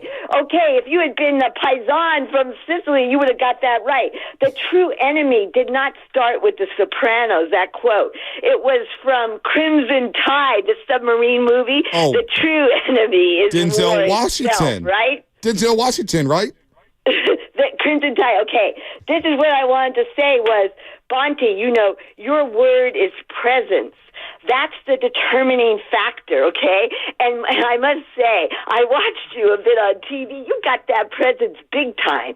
And that's what that defensive coordinator, sure, the morning roasters got him down out of the booth and he's on the line, but he ain't got no presence. So someone's got to fix that before the Super Bowl. They need someone, maybe you, Bonte. They need, the Yorks or whoever owns that team needs to put you down on that line to give the guys the presence. presence. You know, you need that zeal mirroring back and forth because when you got that, you know, God is guiding the action, right? So someone needs to get some. You're feeling that. Someone needs to put some presence down there on the line because. Hey, Tony, you know I'm always feeling you in your phone calls because you were saying I that feel Brock you Purdy. doing that. I feel the energy when you brought up Brock Purdy earlier in the season and Kyle Shanahan, how they had that it factor. Yes. Okay, so all right, so you need to put someone down that has a zeal. They would look to tennis. The guys, you know, Djokovic. I had a friend who got into the box with Djokovic. They put people with zeal in there to mirror to the players. Sinner, Djokovic, Alcaraz. And that's why they need you on the line, okay? Now you're speaking my language. When you talk tennis, Tony, you know, I'm good friends with Brad Gilbert. You talk tennis, now you're speaking my language. Yawning Sinner. Okay, all right. There you go. And so there we are, because the NFL slogan is bring on the light to thousands. This is how you do it. You plant people with zeal, and they get those players who are good going, right? Oh, yes, absolutely. And then I have another idea. You want to bring on, the NFL wants to bring on the light, you got to bring Purdy on with you guys. And, okay, if I could call in, we could interview the dude, like how he gets in. Wait, hold on. You want to interview Brock Purdy, but you want to be part of the tandem. You want to be part of the show with Spadoni, Shasky, and myself, and you want to get in some questions with Brock Purdy. What? I said you want to interview Brock Purdy alongside of us, huh? Oh, yeah, because that dude everyone can't understand how someone small, how someone last in the draft is doing what he's doing. We gotta, you know, he may not even have given this a whole lot of thought. He goes into God, all right. But if he could be on and telling the people listening, this is how you do it. You get in, and then you feel the change. It's all subtle at first. And then you're fearless. You can do whatever you want. That's how he reads the field. Tony. Then you can bring this to the light. You know, the NFL wants to bring the light. Not thousands, millions. He could show everyone and then bring on McCaffrey too. And he could tell everyone how he does it. And then you get the secret out there rather than, oh, I don't know. How does he do it? He's small. He's this. He's that. Tony, you're one of a kind. You're one of a kind. She did try to check me on the knowledge, but Crimson Tide came out after Godfather Part 3. So I was right. I just wanted to let everyone know that. Don't check me on my movie knowledge, Tony. Ever again. You better leave Tony alone. She's got that zeal. She's got that it. She's got that energy. If she's coming in confident, though, get it right. She's dropping the tennis knowledge left and right. You're a big tennis fan. I like the Yannick Sinner comp. Yeah, I like that. You're a big. You and I talk a lot of tennis, but I like off that. the air. I like that. No, we talk about tennis a lot. She's one of one, man. Tony in Oakland. Novak Djokovic does talk about it. If you don't know who that is, if you don't follow tennis, he's probably the greatest tennis. Not even probably. He has the most Grand Slams. He's the greatest male tennis player of all time. I don't want to say greatest because Serena Williams has something to say about that as well. But you know, Novak Djokovic is the greatest tennis player from the men's side of all time. He is. And he does have this, you know, mindset when he's going in a match. He never doubts himself. And if he does, it's for a split second. Because if he lets that creep in his mind throughout a match, he was on 60 Minutes and he was talking about this a couple weeks ago. And if he lets that creep in, then that doubt comes in, especially in a game as involved the mental side, because there is a mental aspect to tennis, Bonte. There's huge break points. There's huge swings of momentum, especially in a 1v1 sport like that. And I do think what Tony was trying to say, Brock Purdy kind of has that mental capacity like a Djokovic, which would be massive. He does. Like, that's something that you can just see. He's unflappable. Dude, he's calm, cool, and collected. And what about him getting a stinger? Big John, if you could play this on Purdy, when he got that stinger in the second quarter, scared everybody in the second quarter. When he got rocked. A nice little play to Kyle Juszczyk a couple plays after converting a third down to Brendan Ayuk. Here's Purdy on getting a stinger. I mean, I'd never had one before, so, you know, when I got hit, you know, I probably could have, you know, popped up with someone, you know, to grab my arm and pull me up, but I was like, all right, yeah, this is my first time having it. Just based off of what my teammates and guys that I've played with, how they explained a stinger, I was like, this is definitely how I'm feeling, you know. It was on my left side. Just laid there for a sec, sort of let it, you know, calm down and stuff, and then was able to get up, go to the tent. From there, I got better. Literally, as time went on, it just started going away. And that's why I was able to get back in there mid-drive. And that's huge there. And he led a touchdown drive. They go up 21-13. Nice little touchdown pass to Christian McCaffrey. And you know what? Brock Purdy, he's not worried about the MVP. He's not worried about shattering a franchise record for most passing yards in a season. Brock Purdy, Big John, is just enjoying the little things in life. and we'll get that in just a second. It is it is BP or BB. BPA? 552. BB 52. I mean, it's easy, to get caught up on, all right, we have to do this, the big goal, the big picture, and we should always have that in mind. But, man, I think all of us, we don't want to just get to the end and miss out on the whole process. We're still trying to enjoy the season, the games, the little moments. I think guys here have played long enough and they understand, how to do that. And then obviously lock in on the team that we're supposed to be playing next, So enjoying the little moments and things like that. But, obviously it's the next game up and we got to win. Got to win. That's our quarterback.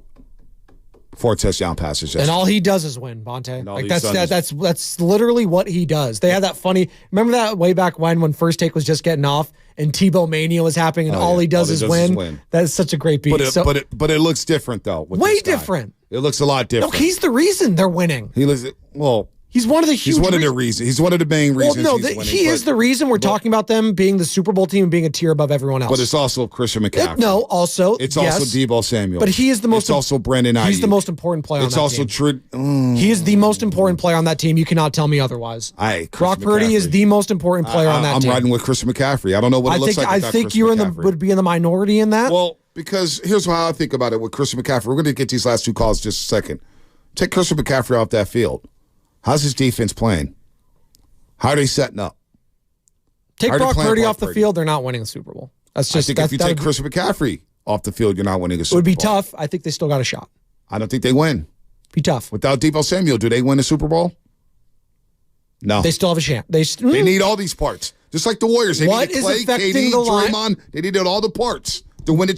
That's why it's a team sport. Yeah, but it's not even close to the quarterback, though. Clearly the most important player on that team is the quarterback. Always. Always has to be. It either prevents you or it gets you to win the Super Bowl. That position. Darnold did not look good in those few snaps. That is true. No, he looked horrible. You know what?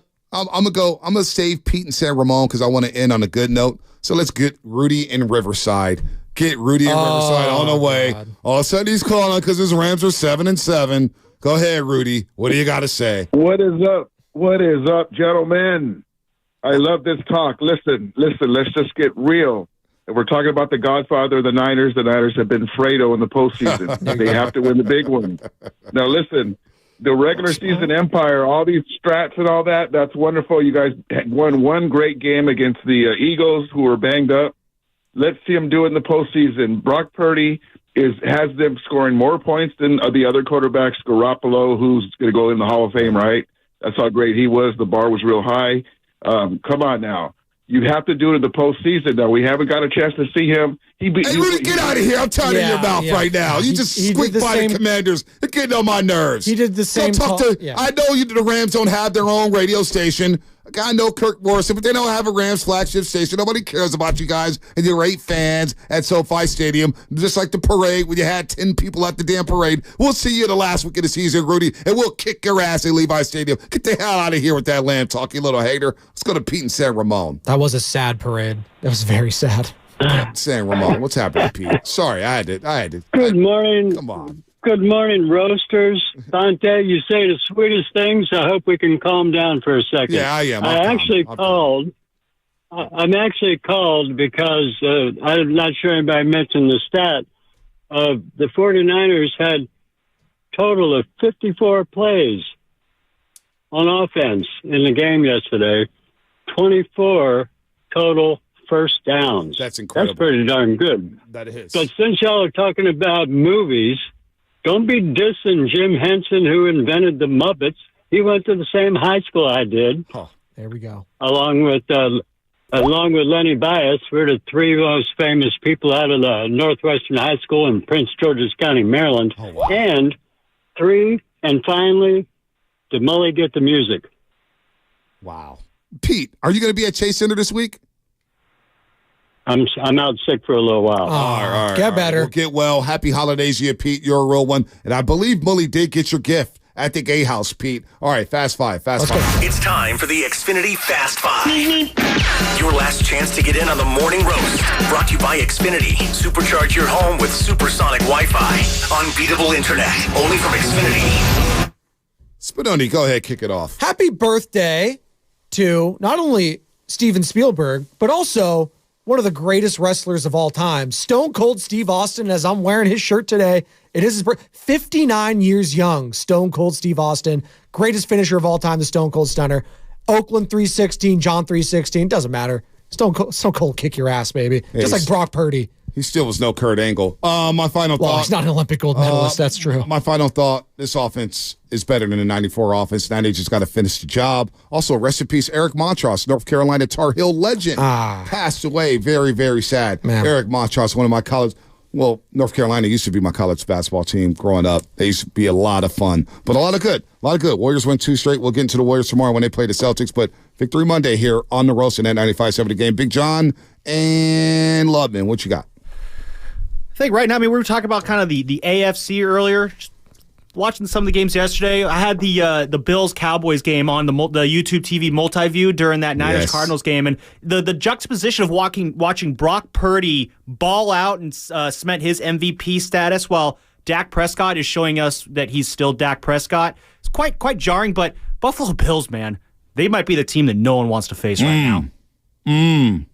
They're back. So I'm going to be on the East Coast for Christmas, and I cannot wait to watch this Niner game in somewhat of an enemy territory. It's a little close to Baltimore, but seeing some of Tracy's friends and family that are Ravens fans, I cannot wait to see the 49ers stomp the Ravens. We're due. I haven't picked the Ravens in a while, if I'm not mistaken. Future MVP defeating a former MVP, Brock Purdy and Lamar Jackson. Wow. Hey, it's a lot of fun, Roasters. A lot of fun on Victory Monday. We'll get into Warriors tomorrow heavy when they host the Boston Celtics, the best team in the Eastern Conference. They're 14-0 at home, 6-5 on the road, and the Warriors starting to build some chemistry with this new starting lineup. Again, Draymond Green out at least the next 3 weeks due to counseling. We hope he gets the help, and we hope he does well with it. We all pray for guys like that. Hey, listen, this lineup right now, though, if he gets back and the way Kuminga and Pajimshi's playing, you got to roll with the starting lineup, man. And Klay Thompson's hot. I'm going to talk to you Klay haters tomorrow. Don't go anywhere, though, because one of the Klay haters is coming on the air. Steiny, alongside Evan Giddings. Now, SR brought to you by Xfinity, the next generation 2G network, calling from Xfinity. The future starts now with Steiny and Evan Giddings.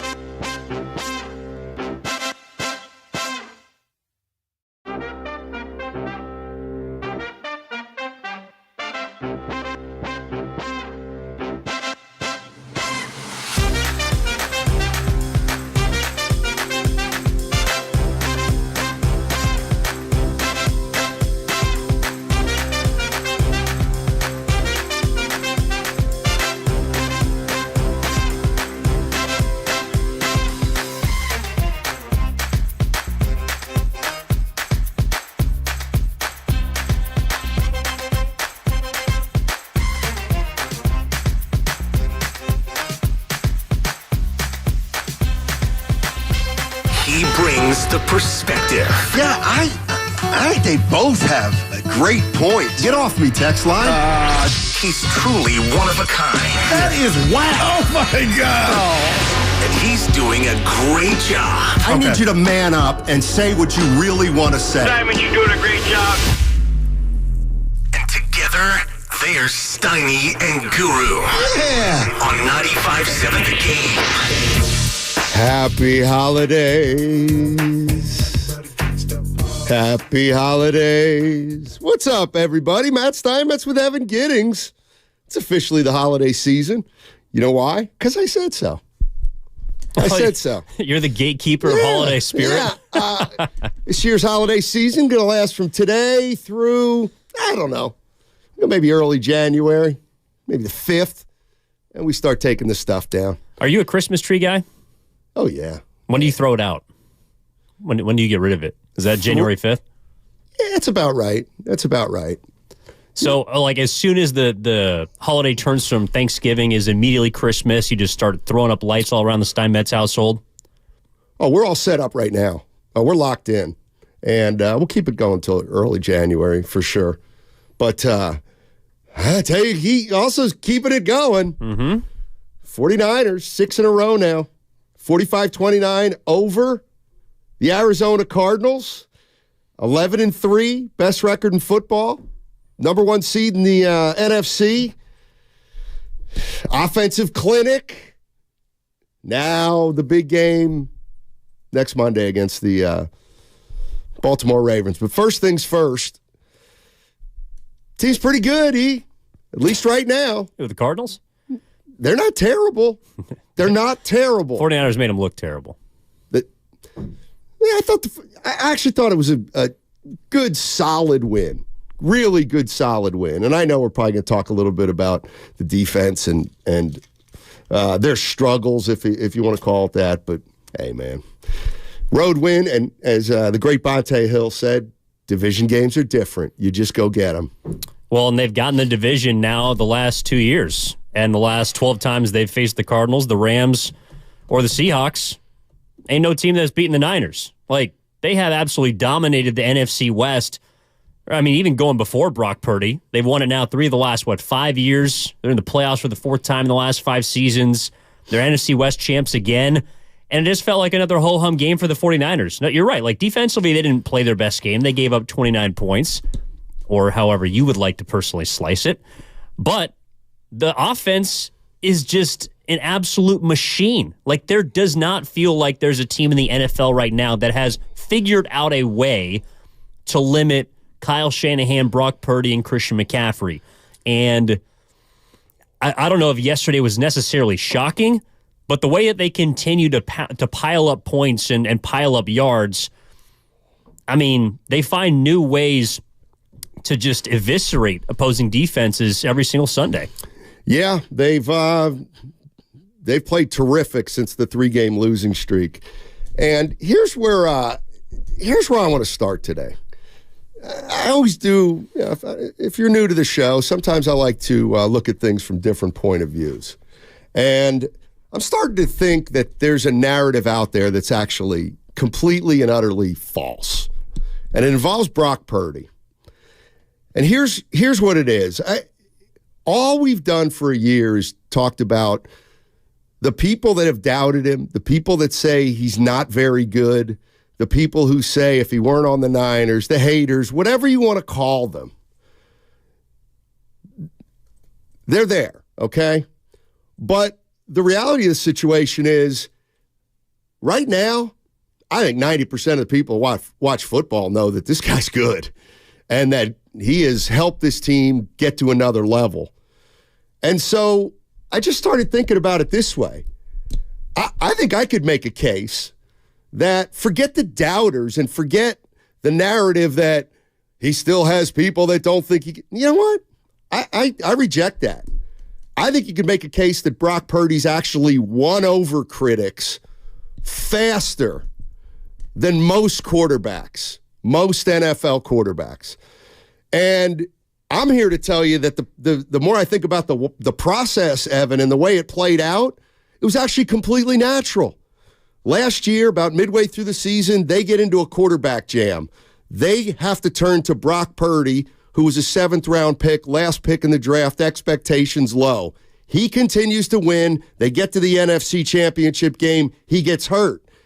He gets an arm-elbow injury, okay? So that off-season happens.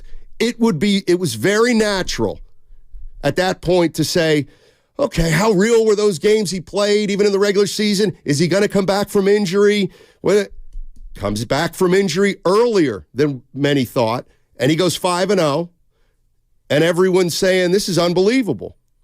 Then he loses 3 games, and it's when the last of the critics, it was their last thing to hold on to.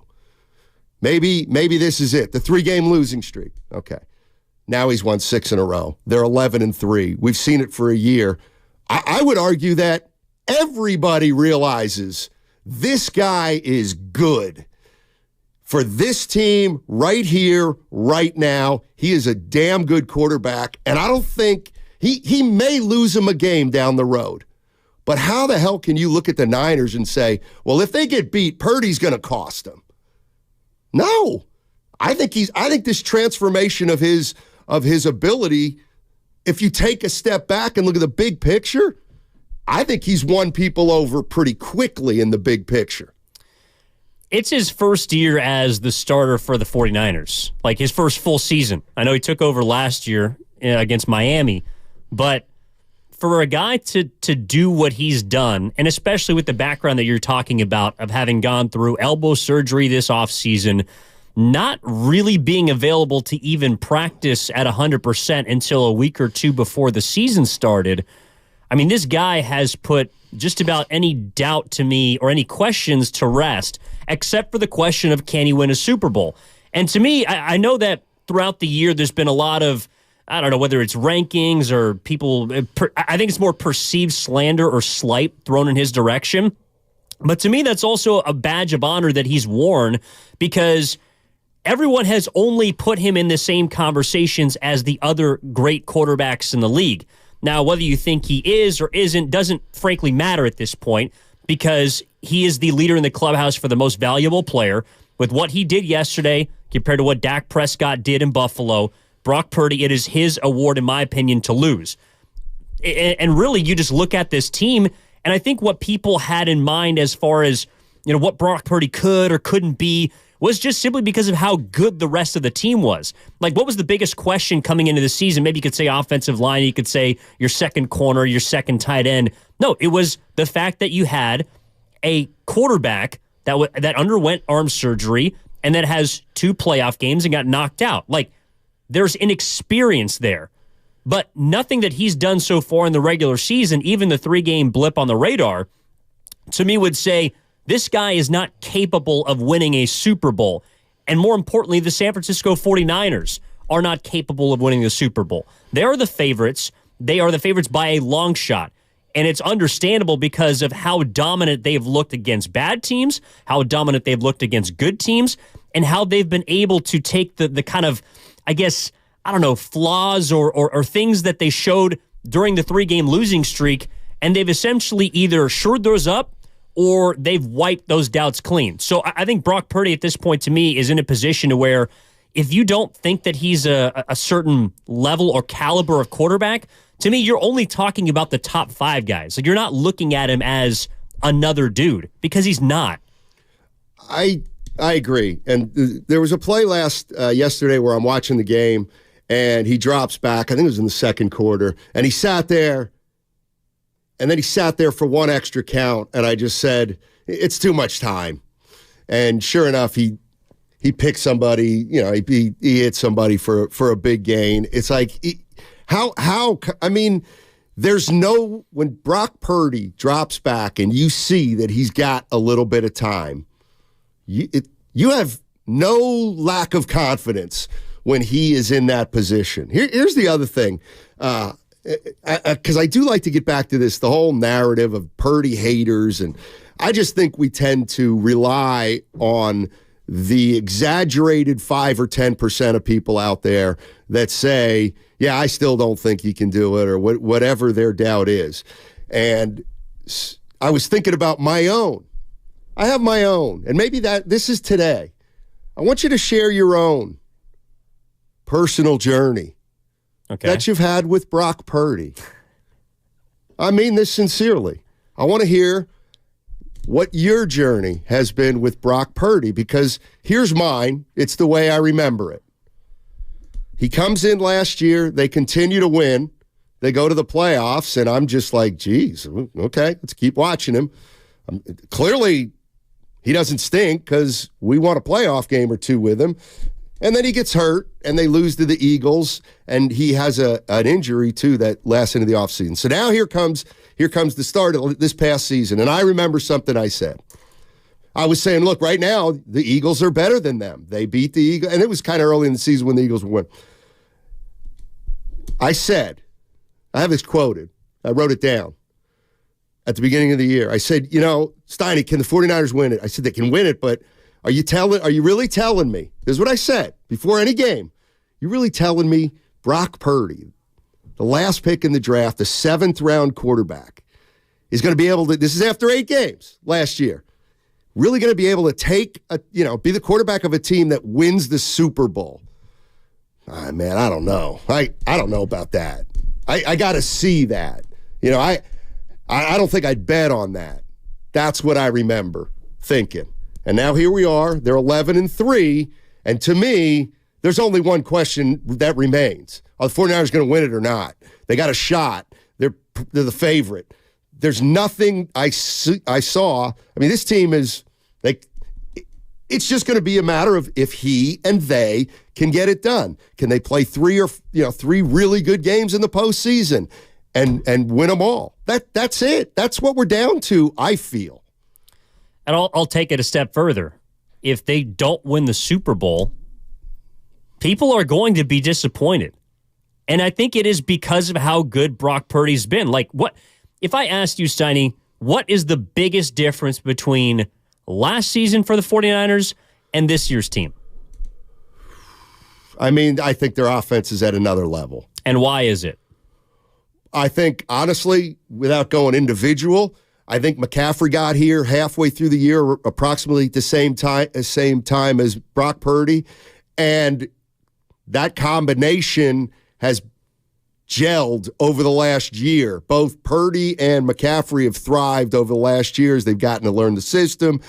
And then the best part to me, the most important part to this whole equation, is how Kittle, Ayuk, and Deebo Samuel have, I don't want to say taken a back seat, but filled the chemistry.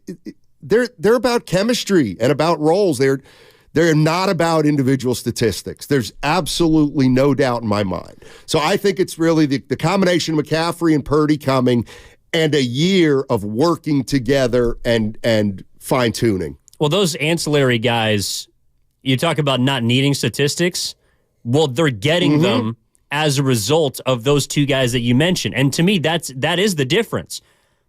Christian McCaffrey has gotten better. Brock Purdy has gotten better. And this was an offense that last year was already throwing up 30 points a game from the moment that Purdy stepped under center. Those two guys, their best two players, the two most valuable players on the 49ers, have gotten better. The defense has largely this year not taken a step back. I mean, statistically, there's some areas in which they've been worse. We could talk about the 243 that they gave up, or the 240 that they gave up on the ground of the Cardinals. You know, they had some struggles early in the season, but you go out and get Chase Young, you fortify it. The secondary looks incredible. You know, this is a defense that I think is about on the same level as they were last year. The difference between last season and this season, to me, is just how unbelievably improved the offense has been as a whole. And I think it starts with number 13 and number 23. And it's difficult for me to separate the two. Like, Brock Purdy's going to be the MVP because it's the MVP award. Unless he falls off a cliff, it's his to lose.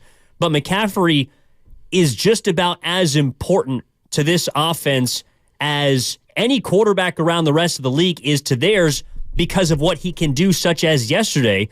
He has, I think like close to 730 yards combined in the 2 games against Arizona this year. He's now scored 7 total touchdowns and just has been picking on this Arizona team that has been lifeless for the majority of the year. Like, he can do that against those kind of teams, but then he can also score 20 total touchdowns. He can also give you 1,800 scrimmage yards. He can also be the guy that touched the ball yesterday 22 times before another running back was inserted into the game. Now, they were down Mitchell, and that's because Christian McCaffrey is so important with what he does out of the backfield, with how he can block, and, of course, with his ability to run. And then Brock Purdy does, even though, yes, his job is made easier by McCaffrey, he can also make every throw that you need him to. Now, he doesn't have to do it as often, or, you know, I guess the degree of difficulty is not as consistent as maybe another quarterback in the league, but it doesn't mean that he can't do it. And that's, to me, why this offense has taken the mantle from a 49ers organization under Kyle Shanahan that has largely been known by their defense. Now everyone looks at the 49ers and they say, because of Purdy and McCaffrey, they are an offensive-driven team, and they can run up the scoreboard on anyone. 888-957-9570 is the number. Evan Giddings in for Daryl the Guru Johnson. 49ers rip off their 6th in a row. They're 11-3. Offense put on a clinic against the Arizona Cardinals. And I will slip in there, too. We may not go all 4 hours on Niners. The nice little weekend for the Warriors. Much, much needed weekend for the Warriors. Back-to-back wins against the Nets, and then they went up to Portland and won a game. So those are 2 important wins as far as I'm concerned without Draymond Green. We'll give you a little update on Draymond Green as long as we have you. And according to The Athletic, Draymond Green is going into counseling, and he'll miss at least 3 weeks. Draymond Green expected to miss at least 3 weeks. That's The Athletic quoting sources. So I did some math. If Draymond Green comes back January 10th, which apparently might be among the earliest times he could come back, then he will have missed 13 games since the day he was suspended. So we'll see how that plays out. We'll get into some Warriors later. But we're talking right now about the 49ers and Brock Purdy. And just one of the thoughts that I had coming in is just that, you know, if you really take a step back and look at the big picture and realize how long it takes players to gain a reputation, how long it takes players, to lose a reputation or for perception to change. You know, we've talked a ton about Brock Purdy, and it's just, I know we feel like he sometimes gets maligned or unfairly maligned. And I think we sometimes feel that he gets overly criticized. But I'm looking at it from the other point of view, like I told Evan, thinking to myself, man, we didn't even know who this guy was 13 months ago. And now, a year later, sure, he may have a couple more skeptics, but how can you watch the San Francisco 49ers and not think they have a darn good chance to win the Super Bowl with this quarterback, Brock Purdy? So my little argument or my little rebuttal to the narrative that Brock's got so many haters is, you know what? I actually think he's turned around critics extremely fast. Like in the course of a year, essentially, Purdy has officially gone from who is this guy to he's pretty good. I mean, who out there right now is not saying Brock Purdy's pretty good? That's all. 888-957-9570. We can call it the journey with Purdy if you want. Everybody's got a personal journey with Brock Purdy. Somewhere from skeptical to the next Joe Montana. See, I don't know if people are as skeptical about his ability. Now, or maybe they are. I mean, yesterday, just watching the Cardinals, I think Brock Purdy's got just as good, if not a better arm than Kyler Murray. He might not be as much of an athlete as he is, but I'd rather have Brock Purdy than Kyler Murray. That's a former number 1 overall pick. To me, the criticism and skepticism, I don't know if it's because of the talent as much as it is, to me, Steiny, about I do think there's jealousy of the situation. And in life, a lot, I think people look at those that have proverbial silver spoons and they say, well, that person doesn't deserve that, or that person, would be no better than me if they didn't have that. But Brock Purdy's been in a position to where, yes, he's been given the NFL version of the silver spoon. He's been given one of the best play callers of our generation. He's been given an amazing cast, a top defense, a top-flight organization with stability. But he's also maximized that. And I think that flies under the radar a lot of times. Like, to be put in a good position is one thing. To be a reason why that position gets even better is another. And that's why we're talking about the 49ers as the best team in the NFL by far. Like, they would certainly be one of the best with a different quarterback, or maybe the quarterback from a year ago. I don't know if it was Trey Lance, Jimmy Graham, whoever you want to say. Like, I think they'd still be a pretty good team, but they wouldn't be by far running away with the baton of the best team in the NFL. And that, to me, is the difference between Brock Purdy and just another guy. For those people that say he is a Jag, I don't think that there's a guy that is the perfect fit for the kind of situation the 49ers have, because Brock Purdy is an incredible decision maker. He knows where to go with the football. And I think most importantly, he also showed this again after the game. He doesn't want any of the credit. Like, he's a pretty boring quarterback off the field. But here's one thing I was thinking. There's two things here. Let's just say you're out there. You're one of these people who are like, I'm telling you, he's just not that good. He's just, a lot of guys could do what he's doing.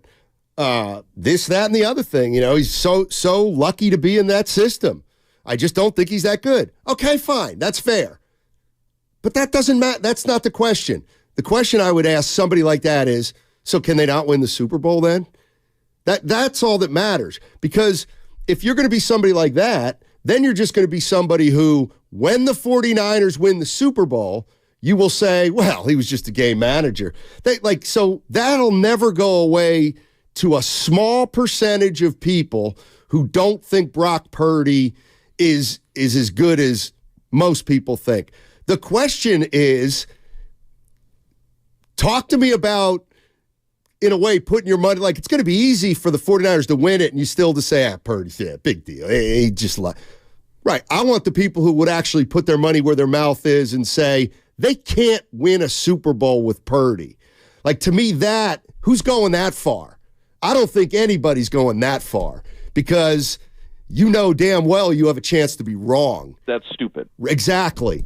But if you keep saying he's overrated, you can say he's overrated till the cows come home and never theoretically lose the argument if you want to play a competitive game. But to me, that part doesn't matter. Who cares if Joe Schmo thinks he's overrated and a Homer fan thinks he's better than Joe Montana was? Can he win a Super Bowl? I think he can. I think the 49ers can. I do too. And this is, yes, I mean, it's a quarterback-driven league, and Purdy's leading in just about every category that matters. He's got 29 touchdowns. He's averaging 10 yards an attempt. He's leading the league in quarterback rating, QBR, all the rest. Like, he's statistically has been proven to be one of the best, if not the best, quarterbacks in football. But this is another part of it too. Like, you look at the most recent Super Bowl winners just since, kind of like the modern game, like, those have been the best teams. Now, last year, I think Mahomes just, took over the Super Bowl, and you could say Philly had a better team throughout the majority of the year, but they showed themselves to be flawed. The 49ers are the most complete team in football, and that includes Brock Purdy. I don't think that's taking away anything from him, but he is the reason why we look at them now as an offensive-minded team as opposed to defensive.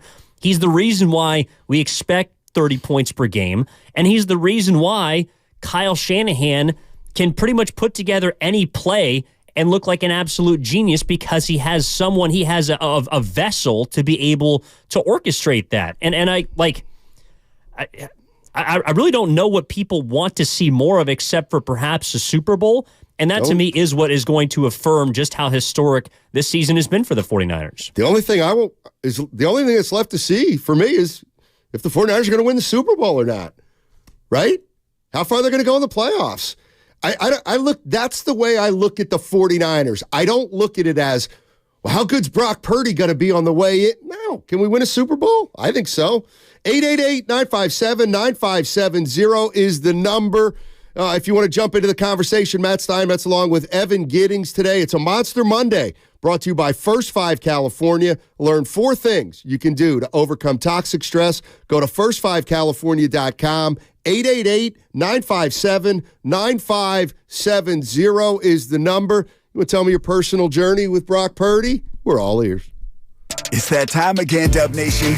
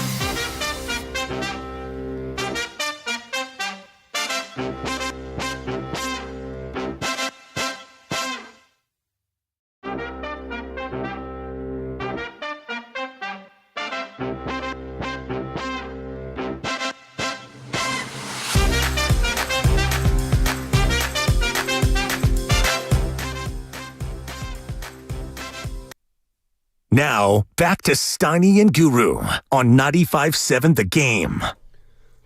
All right, Evan Giddings. Evan Giddings in for Daryl, the Guru Johnson. Matt Steinmetz with you on a Victory Monday. That's what they call it. And there's been 6 of those in a row as I get my camera. Couple of victories this weekend, Steiny. 49ers, Warriors. Yeah. I guess the Giants got a free agent last week. A lot of W's in the Bay, right? Yeah, hold on. Let me get this. You okay? Now, here, watch. Now it'll work. Steiny, it's on you. No, I know, but the tracker's not working. We got a tracking issue. That's okay. It just means you have to stand or sit, essentially. Standard. Tap lock. There we go. All right. I'll start out with a text from the Comcast Business text line. One of our favorites, Dylan, in the 209. Brock's not the reason the 49ers are winning, but he could be the reason they lose. So I don't know. But I think we can say that about everybody. I wonder how right? you slice that, though. I mean, yes, the quarterback position is the most important position in sports. So if your quarterback doesn't play well, you're probably going to lose when it comes to the postseason. And that's why, in a weird way, it's like, okay, if the 49ers for some reason don't win the Super Bowl, I don't know, they'll lose a championship game, they'll lose in the biggest game, I don't know. Like, it probably is because of Brock Purdy.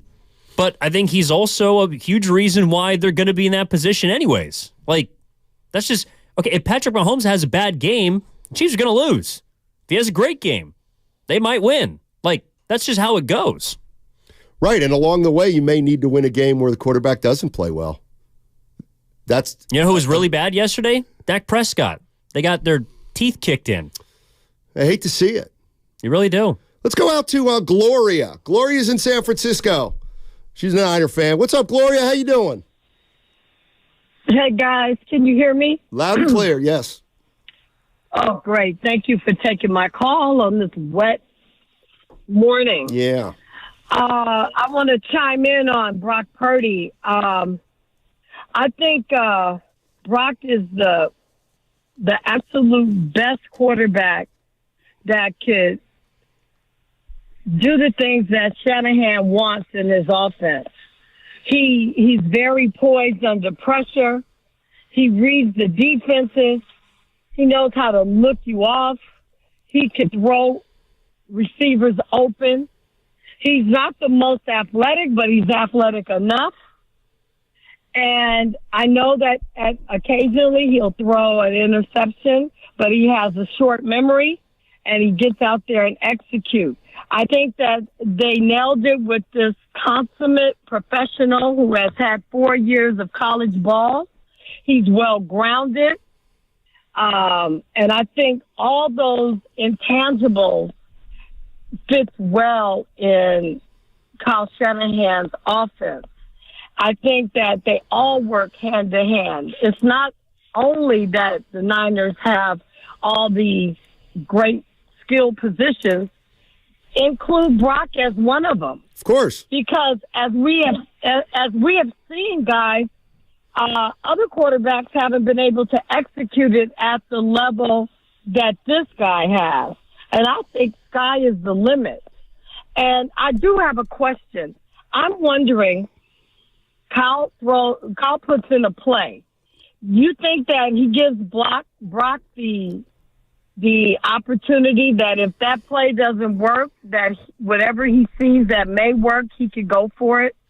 I'll tell you what, I don't know the specifics, but I would say generally it's obvious he trusts Purdy more than any other quarterback. But Gloria was right on the money. And here's the other thing about the Shanahan-Purdy thing, the more I think about it, one of the reasons it's working is because Shanahan can coach Purdy the way he wants to coach somebody. I really think that there's absolutely something to the fact that Kyle has got a little bit of arrogance to him. I don't think that's a surprise, and I don't necessarily think I'm counting as a bad thing. But he thinks he knows a little bit more than most people about football, and he probably does. And when a guy makes a mistake, he tends to think it's probably an execution thing. I think he wants to coach certain players hard.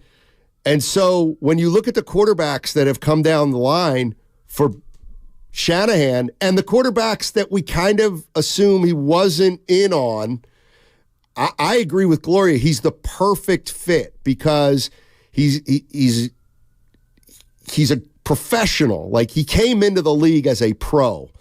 He's humble because he was the last pick in the draft. He was humble before that, obviously. He's a good kid. There's no but because he's the 7th pick, if Kyle wants to coach, wants to ride him hard, he can. And you know what?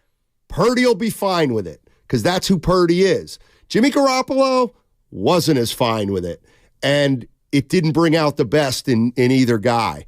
I think there's absolutely something to that. He has found a perfect quarterback, talent-wise, intelligence-wise, and he can also coach him the way he wants to coach somebody without having to worry that Purdy's going to get his feelings. Purdy's not going to get his feelings hurt.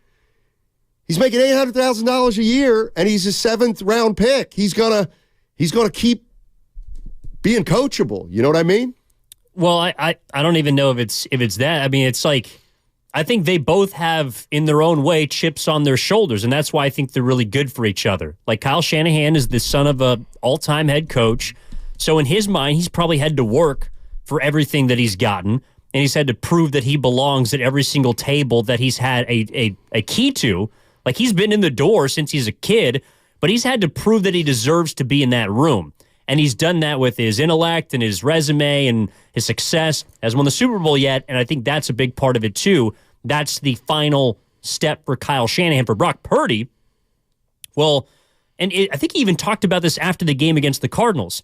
Like, he wasn't recruited by Arizona or Arizona State, and he's from Glendale. Right. He only received letters from those schools or received interest from those schools after a couple of guys were like, hey, this guy's getting calls from Alabama. He's getting calls from other, Power 5 conferences. Like, you guys need to look at this kid. Now, they did, and Purdy didn't really feel, he said he didn't feel like there was a respect. Right. Like, there wasn't we need you, and we believe that you're a game-changing player. It's, well, everyone else is doing it, so you're kind of the new thing. We should go out and send you a letter. Like, so Purdy's always kind of had a chip on his shoulder, even at Iowa State. He didn't play with the greatest of talents around him. He's going up against other big-time programs. He has to prove that he belonged in the Big 12. And, of course, then he gets drafted in the 7th round. He has to prove each and every day in practice or training camp, rookie minicamp, that he belongs in the NFL. So I think Kyle Shanahan knows that he can push Brock because they kind of have a similar chip on their shoulder. Like, people continuously don't believe or have not believed in you for a long period of your life. And so you always have to be open to criticism. Like, skepticism is not something that's new to Brock Purdy. It's probably not something that's new to Kyle Shanahan. And so I think that's another reason why they're great fits for each other, is because they're allowed to push or pull at one another and know that it's not personal because you've been dealing with it your whole life. Yeah. 888-957-9570 is the number. Steiny along with Evan Giddings. Guru's got the week off, and it's a holiday time. And the Niners are giving you guys presents left and right. Let's go out to the consultant. The consultant is in San Francisco. What's up, consultant?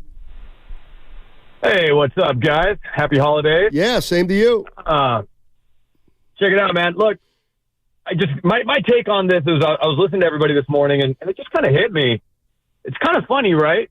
It almost feels like Purdy, the guy's balling, right? I mean, he's just balling straight. No one can deny that. But it almost feels like Purdy's being held a higher standard than the first pick of the draft when he's the last pick of the draft. It's almost, it's almost expected that a first pick of the draft is not going to do that well because he's going to be put into a bad environment, and he's going to have to make something out of nothing. Oh, and they're 1-15. It's cool. His team sucks, so who cares if he's 1-15? On the flip side, the last pick of the draft, breaking records left and right, doing amazing. If you close your eyes and you just said, hey, who is this kid? Did look at draft position. I know that take's been taken, but it's almost like he's got a higher standard to live up to. And this other thing I was thinking about, he does. Wow. You know what? Let me just click in. He does actually right now, because his standard is he's got to try to win a Super Bowl with his team. So I think you're right there. And you kind of layer it on one step further. I'm just thinking about how this kid is stepping into all this at 23 years old and how he's just handling it. I don't remember in the game yesterday, there was a shot that they had of his face after, he gets hit and that beautiful touch pass to Kittle. They had like it zoomed in on his face, and it looked like he was just like playing backyard ball with a 5-year-old. Guy running at him, bearing down on him. Yeah. Beautiful flip touch pass out to Kittle. Like, not even a concern in the world that this guy's barreling down on him. This guy is a baller. He is amazing. I'm so glad the Niners have him. And I feel like with him on, everybody can have an off day.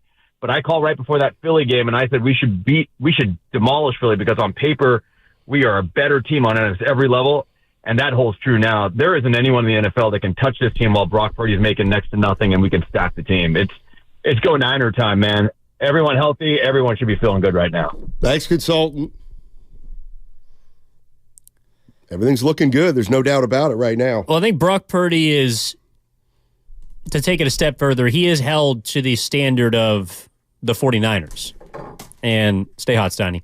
And the standard of the 49ers is getting to the Super Bowl. Like, his predecessor, Jimmy Garoppolo, got to a Super Bowl, and he lost.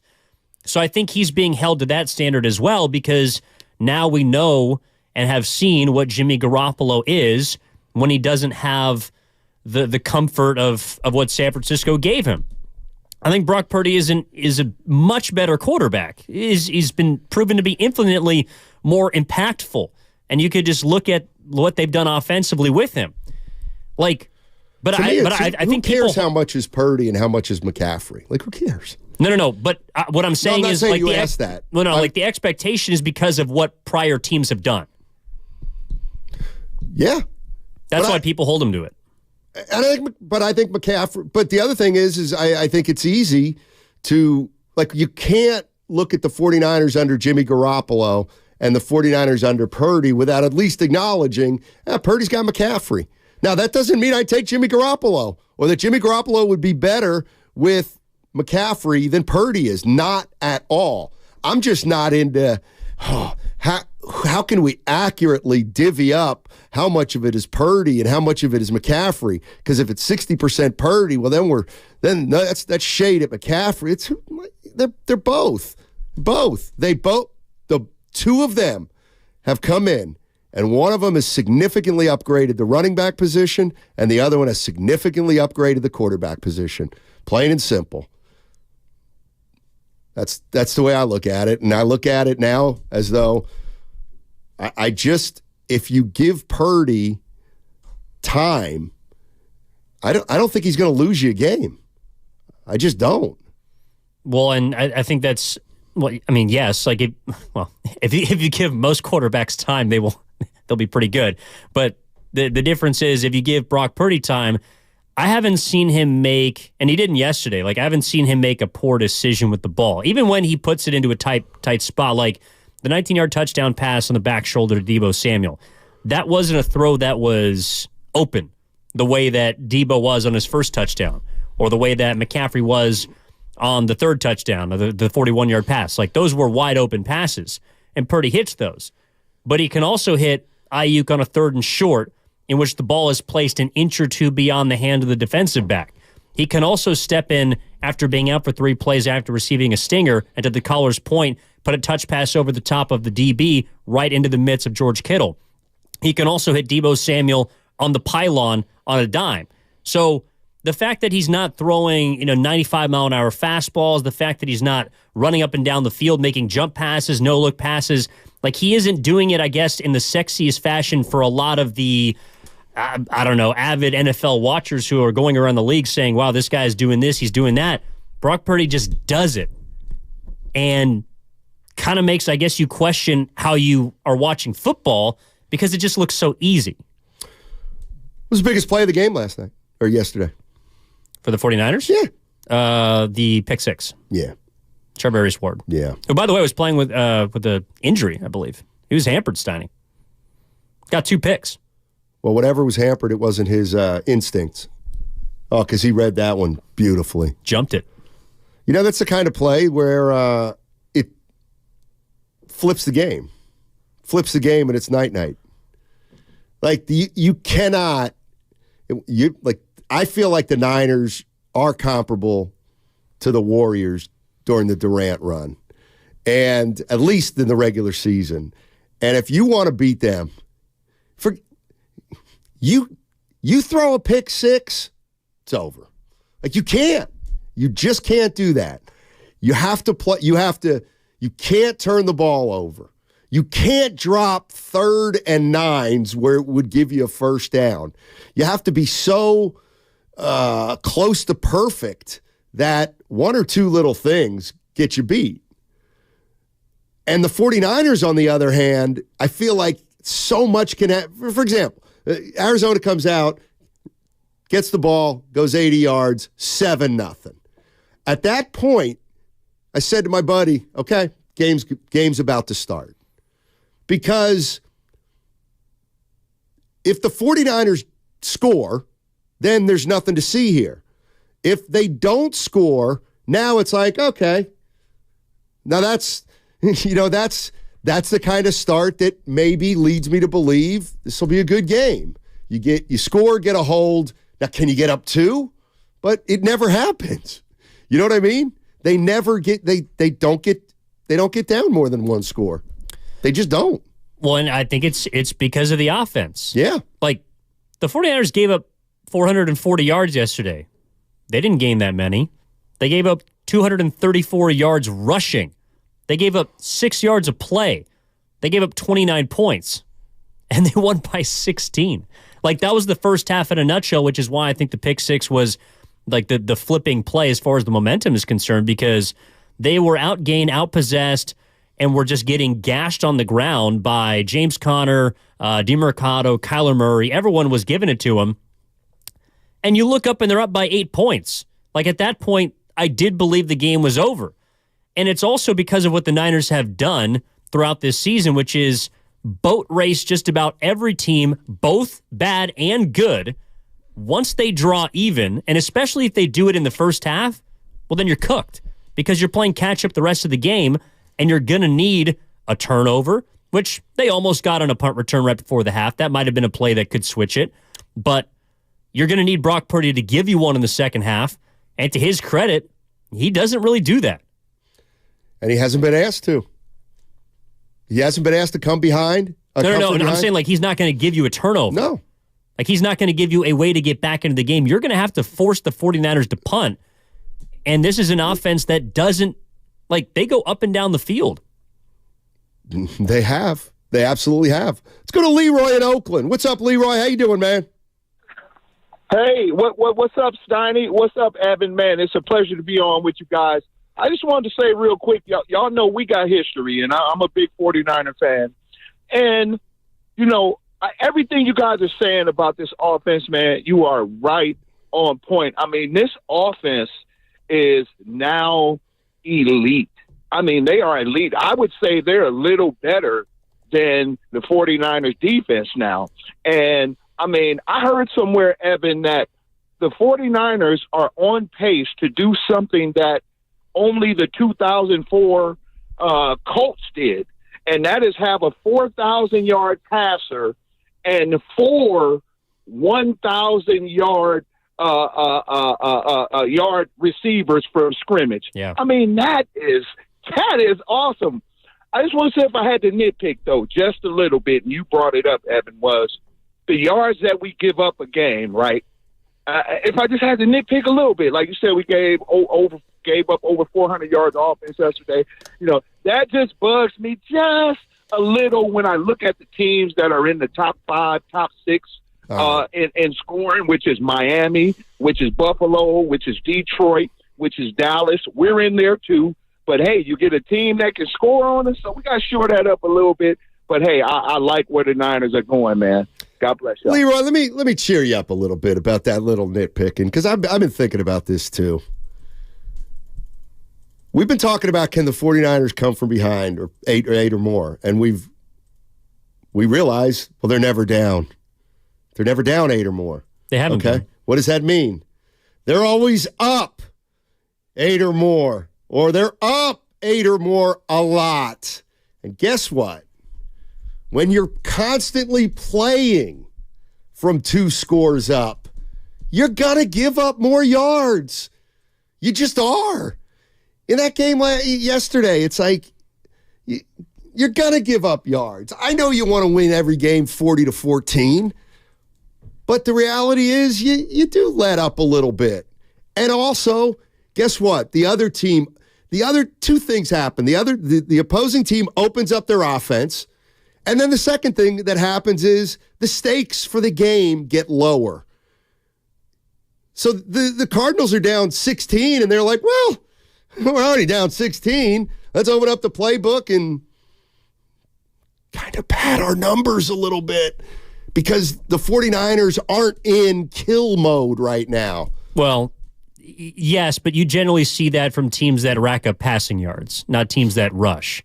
And the 49ers were missing both of their D tackles yesterday, Eric Armstead and Javon Hargrave, who they hopefully will get back against Baltimore. Because, like, if there is one weakness on the defense, it is what they do against the run. Now, they haven't given up a ton of yards against the run because teams are playing from behind, so you got to pass, right? But if you look at, like, they're giving up 4.5 yards a pop for the season on the ground. Yesterday, they gave up nearly 8 yards per carry on the ground.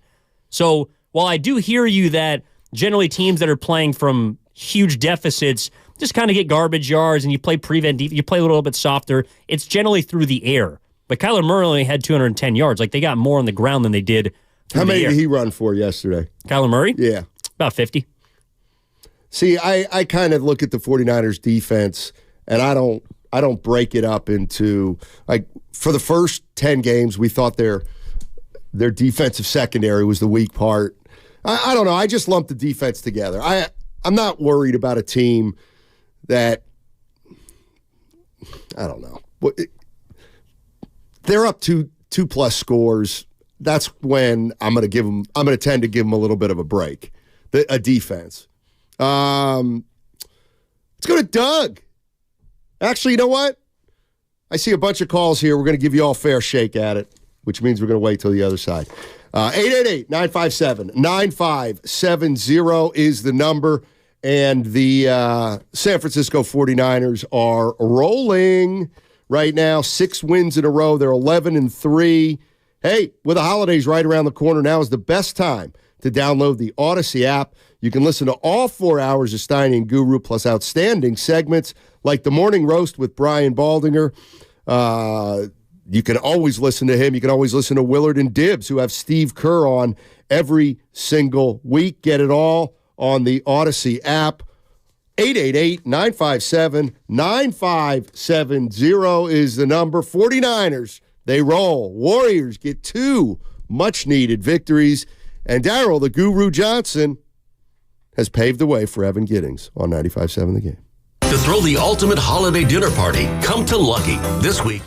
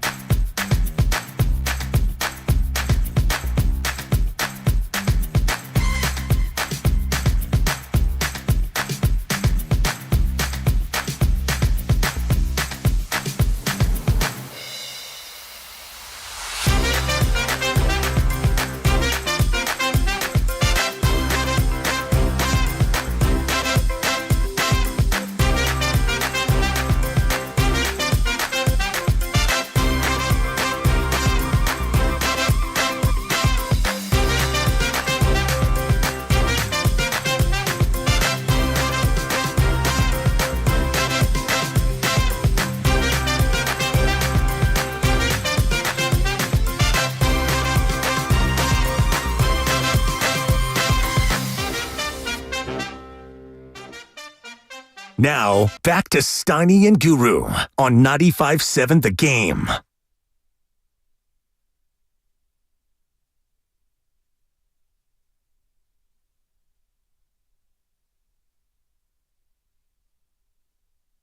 Matt Steinmetz, Evan Giddings. You know what? Sometimes I don't know if they said 95.7 The Game. Have they said that yet? Huh? So there was a long intro there. Yes. I missed. You're listening to 95.7 The Game. Yes, over the music. he did play it. He did play it. My bad. The rejoin, Steiny. I got to tell you, I am having a little trouble with my earphones. Steiny and Your Evan ears or your Giddings. earphones? What did I say? I said, are they your ears or? Yeah, I'm struggling to hear stuff out of my. Anyway, Evan Giddings in for Daryl the Guru Johnson, along with Matt Steinmetz. We're talking about the San Francisco 49ers, who they won another game pretty easily, 45-29 against the Arizona Cardinals. Talking about Brock Purdy, and next week, Christmas, Baltimore Ravens. You excited? Yeah. That'll become the biggest game of the year that will supersede any of the 49ers Cowboys games, right? Or any of the 49ers Eagles games at this point because it's later in the season. Yeah, I wonder if fans will be more excited about that than the Philly game just because of what happened last year and the implications for the NFC and the 1 seed. But, I mean, you got a potential Super Bowl preview, right? Because the Ravens are the best team in the AFC, and they're also 11-3. They are probably the most complete team on the other side of the conference, and the 49ers look like the best team in the NFL. So I think it's not just one for the 49ers fans, but also for NFL fans. Like, everyone's going to have their eyes glued to that game, and it's on a national stage on Monday night on Christmas Day. So, like, I mean, I wish I could be in the building for that one because I think there's going to be a lot of juice. But, I mean, I don't know if people had that game penciled before the season like they did the Philly game, but now it's looking like this is going to be the biggest game. Yeah, and Pierce Evans on the YouTube chat points out the 49ers are 1-2 versus the AFC North, and the team that they beat That's true. wasn't really very good. Oh, a 500 team. They've lost 2 quarterbacks. They're now considered a team that's barely in the hunt. Talking about the Steelers. Yes. I'll tell you what. Hey, by the way, just because I know a lot of people have been asking what's going on with our 95.7 The Game fantasy Nobody's been asking. league. And thanks for asking. This past weekend was the quarterfinals. The top 6 teams made the playoffs. Of course, that was one of the teams, the Steinway. You were the 5 seed. I was the 5 seed, and I played the Ninja. American Ninja Warrior, Chris O'Connell. We won. Yay! So oh yeah, Steiny. We are in the Final Four. And like Draymond Green once said, don't let me win this work fantasy league. You better not let me win this work fantasy league. Well, I can actually prevent that, which I plan to, because I haven't even looked ahead to my next opponent. This week technically is not over, so I don't look ahead till we. You literally just said you're into the semis. One game at a time. You're in the Final I haven't Four. looked at the opponent. It's about what we do. It's about what we do, not about what our opponent We won't be does. playing each other. I'll see you in the finals if you make it. Oh, it's not me. Who do I play? You play Lucas. Unless Willard. A.J. Brown can get me 60 tonight. Yeah, I Final Four. One more win, get my money back. Hell of a general manager you've been this year, Steiny. Hey, you know what? You can laugh at that all you want. I'm being serious. You're kind of like the Pittsburgh Steelers because you've dealt with like 5 different quarterback changes, and you've still found a way to be relatively successful. Yeah, you're right. You're absolutely right. And everybody, you know, what's funny is, and this is where players need to play, owners need to own. Everybody out there, you would talk about the critics, said you signed Deshaun Watson and you're going to split your team in half. And I signed Deshaun Watson. We signed Deshaun Watson. He played 1 game for us. He got us a win. Then he got hurt. And guess what? We're galvanized. We're galvanized. Our locker room is strong enough to handle one of those guys. Like the 49ers locker room? Exactly. It's very selfless. Thank you. And it's a reflection of ownership. Let's go to James in San Mateo. What's up, James? What's up, guys? How's it going? Going well. How are you? I'm all right. So I'm in the camp where I thought the Niners made a mistake and had Purdy go, and I was a big Trey Lance fan, and man, this kid Purdy, I grew up in the Joe Montana days, and this kid looks just like him. The way he throws the ball, the way he moves in the pocket, the way he scans the field, he can read a defense, and that's not normal for a kid at 23 years old. And also, this is the first time Shanahan has had an offense that if they fall or they can go up on people and not have to just rely on the defense. And this is a very scary team, I think, for the whole league. And the kid's only going to get better. So let's see what happens. Yeah, thanks, James. Appreciate it. I mean, that's something I always really think he's only going to get better. I mean, you would think, right? My question is, what does better look like? Well, I don't know if his situation will continue to get better because this appears to be the apex of what we've seen as far as talent in recent memory in San Francisco. I mean, you got to go back to the 90s to look at a better constructed team. And Brock Purdy is the orchestrator of it all. He's the conductor right now on offense. I mean, like you look at, I think they showed a graphic yesterday, just offensively, the top guys at their positions. Like caller in the last break brought up the 2004 Colts. All right. Those Colts teams also had like the 20th ranked defense. The Niners have an offense that right now is maybe not number one in terms of points scored, but they have the number one quarterback when it comes to yards per attempt. Brandon Ayuk leads the league in yards per reception. Deebo Samuel leads the league in yards after catch. George Kittle leads the league in yards per reception for a tight end. And then you look at Christian McCaffrey, and he's leading just about every virtual category for running backs. Like, they have 5 leaders at just about every single position that matters on offense. And Kyle Shanahan is basically just pulling strings left and right whenever he wants. He's a mad scientist, and there's no one to tell him right now that he's wrong with anything that he's doing. And it's going to take it feels like a perfect game to beat the 49ers. Right. And I think that's why people are also excited about the Ravens game compared to, say, the Cardinals game yesterday, because if there's a team that might be able to give us an insight as to how the 49ers might do this, might look against that, it would be Baltimore. Because a team like Arizona, you expected them to waltz in there and destroy them.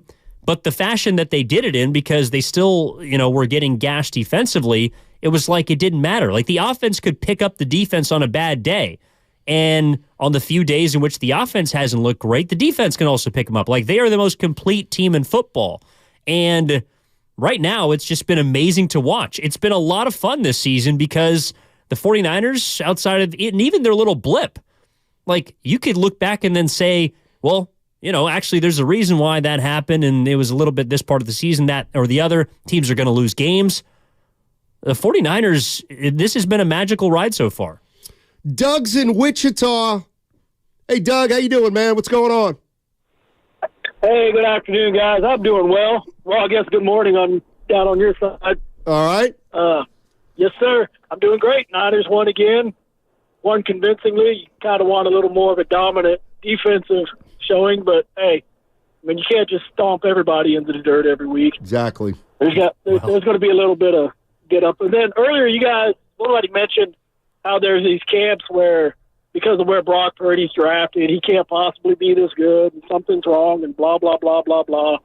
Well, I'm indebted to a guy by the name of Chuck Missler, since passed, who was quoted saying there's a principle, which is a bar against all information, or you may substitute the word truth, and that principle is condemnation before investigation. I mean, what more do we need to see? We see the man on the field. We see him evade rushes. We see him run when he's got to. We see him drop dimes. We see him take the easy throw for the sake of keeping a drive alive. That's called being a quarterback. Hey, that's all I got, man. Brock's the man.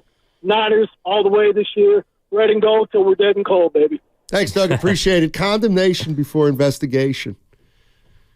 I don't mind that one. Oh, we got a super text. We got a super text from Too Much Sauce on the YouTube chat. Too Much Sauce, Evan, paying $5 for me to read the following. What's the best story from these exclusive scenarios? 1, Mr. Irrelevant wins the MVP, but no Super Bowl. Number 2, he wins the Super Bowl, but no MVP or Super Bowl MVP. 3, wins Super Bowl MVP, but no regular season MVP. That would be the one to me. If Brock Purdy's the Super Bowl MVP, that'd probably be the best story. It'd be pretty special. But oh, you're cute. Well, no, I mean, but I think just winning the Super Bowl at this point, if Brock Purdy doesn't win Super Bowl MVP, no, if he doesn't win Super Bowl MVP, I don't think that really matters. I think it's number 2 to me. Yeah, I agree. But I think what if Charvarius Ward has 2 picks again and has a pick 6 and he's Super Bowl MVP? That doesn't take away from what Brock has done this year. Who would have been the Super Bowl MVP from yesterday? Yesterday was the Super Bowl. Who'd you give it to? Yeah. Probably Brock. 4 touchdowns, no picks. What about McCaffrey? Yesterday, so I was doing overtime yesterday after the 49ers game. Whoop. And I kind of had this thought. Who did the Warriors? I did. Well, who did the Warriors postgame? I did. So wait a minute. Let me just do. Who did the 49ers pregame? I did. Who did the 49ers post overtime? I did. Then who did the Warriors pre? I did. And who did the post? I did. All right. Yeah. And who's doing the show right now? It was a long day. Yay! God damn it, Steiny. Okay. The point is. Yeah. Oh yeah. No, I just had a thought during overtime watching McCaffrey and Purdy. It's like there's only been 3 instances in which there's been co-MVPs from different teams. There's never been co-MVPs from the same team in the NFL, right? There's been Steve McNair and Peyton Manning in 2003. In 1997, it was Brett Favre and Barry Sanders. And then in 1960, it was Norm Van Brocklin and Joe Schmidt. If you told me that Christian McCaffrey and Brock Purdy were going to be named the league co-MVPs as teammates, I would be with you.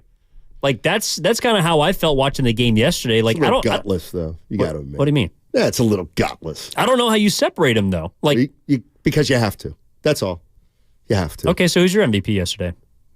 I was Charvarius Ward. Oh, my God. I mean... But you said the defense only gave up actually 22 points. But to me, if you're going to... I brought that up for a point, but to me, he made the most important play of the game, even though if he doesn't make it, they probably still win. Right? Yeah. Pete's in L.A. What's up, Pete? How you doing, man? Pete, L.A. Hey, how's it going, guys? Hey, what's up, man? It's actually Neil, but that's okay, man. I appreciate you guys taking the call. What's up, Neil? Yeah, I just wanted to talk about the argument that, Brock Purdy's the reason why we're going to lose. There's no more excuses left in the media. They just keep saying, there's one last thing. You got a cast of Avengers. You have everything you have, but Purdy's going to be the reason why you're going to lose the Super Bowl. And I don't get that because I think the main thing is if there's always been a one-possession game in these games. You just talk about Seattle, you talk about Jacksonville, you talk about even Tampa Bay. There was that one-possession game in the half, and he responds with a touchdown. We barely see Jake Moody. Where is he? I haven't seen this guy. He gets one field goal maybe once in a while, but, I just feel that argument's going to die out soon. So I wonder what you guys think about that. Yeah, I mean, I just feel like right now we're looking at the most complete team in football. By the way, they did look a little different with Sam Darnold for those few plays. That's another reason I think Brock Purdy is gaining even more steam towards most valuable player. It was actually funny because not only was Purdy out on those 3 plays, but I think for the first 2, McCaffrey was also out because he was getting his knee taped up. I think you're right. And the offense was just devolved. It went back to whatever the prior form of it was. Without those 2 guys on the field, I don't want to watch the 49ers without Brock Purdy and Christian McCaffrey. Please, that's the last I want to see. And Sam Darnold's a great guy, I'm sure. That's the last I want to see of him. Evan, we were talking last week. Remember how there was a lot of stuff that happened off the show where you displayed knowledge that impressed the boss? I think 2 or 3 times it happened. Remember when the boss said, "Look at Evan," and I'm like, "What do you?" And I said, "What do you mean, look at Evan?" He goes, "Well, look at the big brain." I'm like, "Dude, get to know your employees. This guy's smart. Anyway, how well versed are you on the home field and stuff? Like, what happens if the Eagles lose tonight to Seattle? Well, the 49ers still have the tiebreaker. Like, there's as long as they win out, they have the 1 seed. I guess my question is this: is it possible that the 49ers could clinch home field? Would there be any chance the 49ers can clinch home field before the last game? Yes. And start Sam Darnold? Yes. Why wouldn't you do that? You would. Okay. Like, so I think it was it last year or the year before? I mean, like, Patrick Mahomes hasn't played. Quarterback's not playing week 17 or week 18 is not a new concept. So, no, Sam Darnold is going to play if the 49ers get the 1 seed by week 18. By the way, that play that he made with Kittle that a caller earlier was talking about, that was pretty amazing. Where he just flip, boop, just a little. That was little backyard football. It was kind of funny, though. Eye contact and go. I did feel a little bad for Darnold from this standpoint. So Darnold has the first play. He rolls out to his left, throws across the field. It's high. Kittle can't make the catch. But the second throw to Kittle was a catchable ball that he dropped. That was a little off target. And then, of course, Purdy, just drops it in the bucket. But Kittle makes a one-handed catch. Like, he just bats it to himself. Darnold's first throw was Purdy throws a pretty shaky. catchable ball. Who? Purdy. Oh, absolutely. It's like a feather. Actually, you know what? See, this is where I'd have to say, literally, a feather's hard to catch, though, Evan. It really is. For who? It's harder to catch than a football. You got good hands. You don't know whether it's going. Well, then it just comes down to hand-eye coordination. Feathers are hard to catch. You can grab it with one hand. You just pluck it out of the air. A football, a little tougher to do. Grandpa Daddy's in Hayward. Here he is. Bet's looking. God, the bet just looks better and better. What bet? I forget, but he'll tell us. What's up, Grandpa? Hey. Thank you, gentlemen. Happy holidays. Same to you. To all you guys. Evan, it's always a pleasure to listen to you. Like you said, Sonny, he does have a lot of knowledge, man. Evan, he trips me out. All right. Thanks, but I'm going to say this. I think actually, Sonny, I think you're more correct about Purdy and Shanahan. I don't think Purdy has a chip on his shoulder. He doesn't have anything to prove. He's just disappointed that people doesn't really see him for who he is, so he works harder. The kid is just really humble, man. No doubt. He's amazing. Man, it really touches my heart to see a young man with such good manners and humility, and now he's getting all this stardom, man. So I really don't hope it goes to his head, and I don't think it will. And I don't either. Rocking it, Steiny. Yeah, Steiny, how's my $50, man? It's looking good, baby. It's looking pretty good, Grandpa Daddy. Looking pretty good. Thanks for the call, my man, and thanks for listening as always. Do you really think, though, that Brock Purdy is not, like, underneath the surface, a competitive? Oh, of course. I think he's got more fire to him than people give him credit for. Yeah. You have to. Yeah. He just doesn't let it boil. Actually, you know what? I forgot. That throw to Kittle. Mm-hmm. Which one? That did have some adrenaline on it. Darnold's passed it into his hands. That thing was fired. Well, he's the most gifted thrower of the football since Steve Young. So. Well, he ought to, it's great. He can throw a football like Nolan Ryan. I don't know if that helps you. Oh man, let's go to Matt in Oakland. What's up, Matt? How you doing? Good. How you guys doing? Doing well, man. All right. I just wanted to say, touching on growing up Purdy is Rudy, and going back to 1993 to one of my favorite movies, the Rudy story. It's like watching Rudy all over again, but with Brock Purdy. All right. I didn't see that movie. Rudy? No. Anybody want to explain it? Yeah, Rudy. I didn't see it. When the kid went to Notre Dame and they made up a story to make everybody feel good. Oh, so you have seen it. No, I just know that's what it's about. I just read the Wikipedia plot. Exactly. Yes. It's really hard to figure out after 22 years of talking about that movie that it's about some guy who, please. I actually turned it off. It's Vince Papale at Notre Dame. No, it's basically. Yeah, it is. Well, they basically made up that story too. Exactly. I like facts. I don't like fiction. Scored one touchdown. Rudy's overrated. I noticed nobody's saying no, Steiny. That's not what it's about. Hey, we're getting over the shock that you just haven't seen it. Nope. Nope. Hey, we all have gaps. Well, there's a lot of great movies out there that people haven't seen. I mean, I was talking with a guy I was playing golf with the other day, and we both have something. We both just basically watch documentaries now. Which one? I'm watching a documentary on. It's my latest kind of. I don't want to say infatuation because that makes it sound like it. Then the Arctic. Then I lose interest.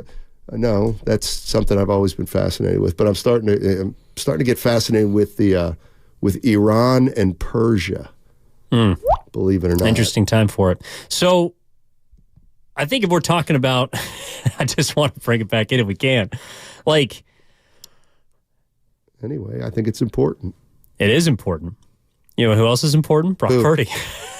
But how important? Actually, this was a great question too. We're chopping this up. Yeah. Literally, like if you had to slice a pie chart of success, okay, where does Brock Purdy fall on the pie chart?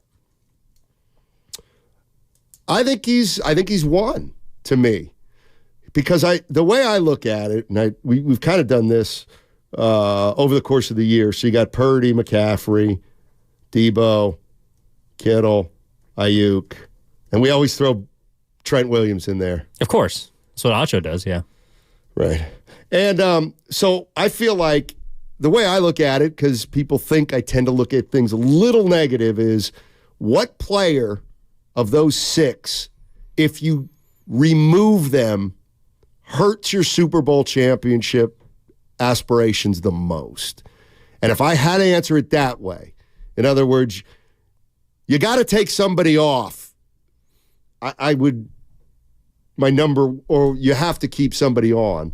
I don't think you could win it right now without Brock Purdy.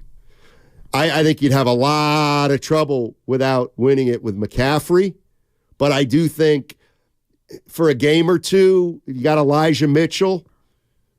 I think you still would have a chance to beat a really good team in a really big game, but I think without Brock Purdy, I just don't see the Niners winning a big game against a really good team late in the season. I'm talking about late in the playoffs. You know what I mean? Yeah, that's why I didn't want at the beginning of this year to see any other quarterback. Or that's why I guess I was worried about the beginning of the season is because Purdy was coming off of arm surgery, right, and I was afraid that he might not be able to go, or he'd be compromised, or he'd be different.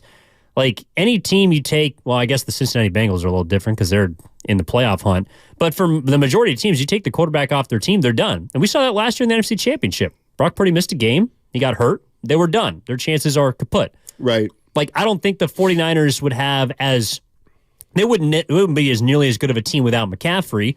I don't think they'd be able to reach their highest of highs without Trent Williams or Debo Samuel or Nick Bosa or Fred Warner. Right. But if you tell me that Brock Purdy, and God forbid, knock on wood, if Brock Purdy gets hurt on Christmas, I do believe they have no chance to win the Super Bowl.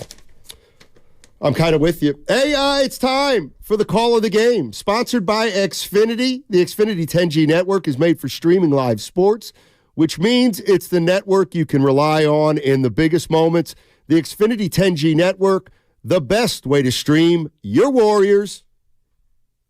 Right now, during the Jeep Wrap-Up the Year sales event, well-qualified current FCA lessees get a low-mileage lease.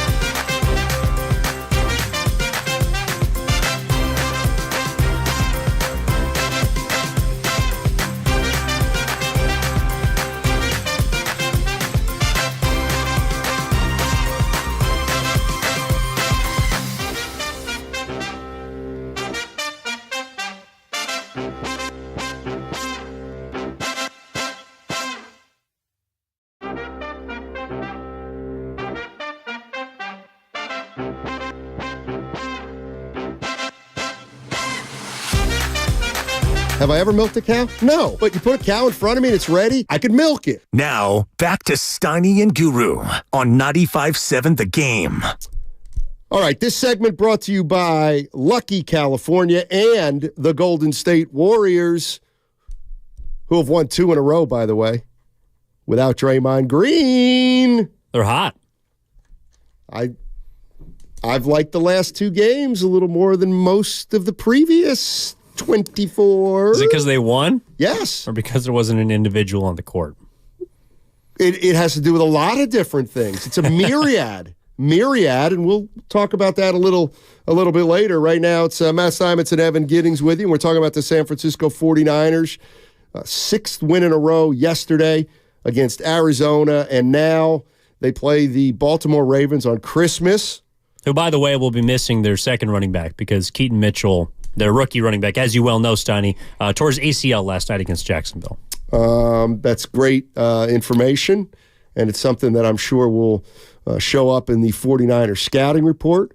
One thing that I learned this weekend was there's a place within walking distance of my home called the Grand Oaks Tavern. It's a wonderful place owned by a friend of mine named Kenny.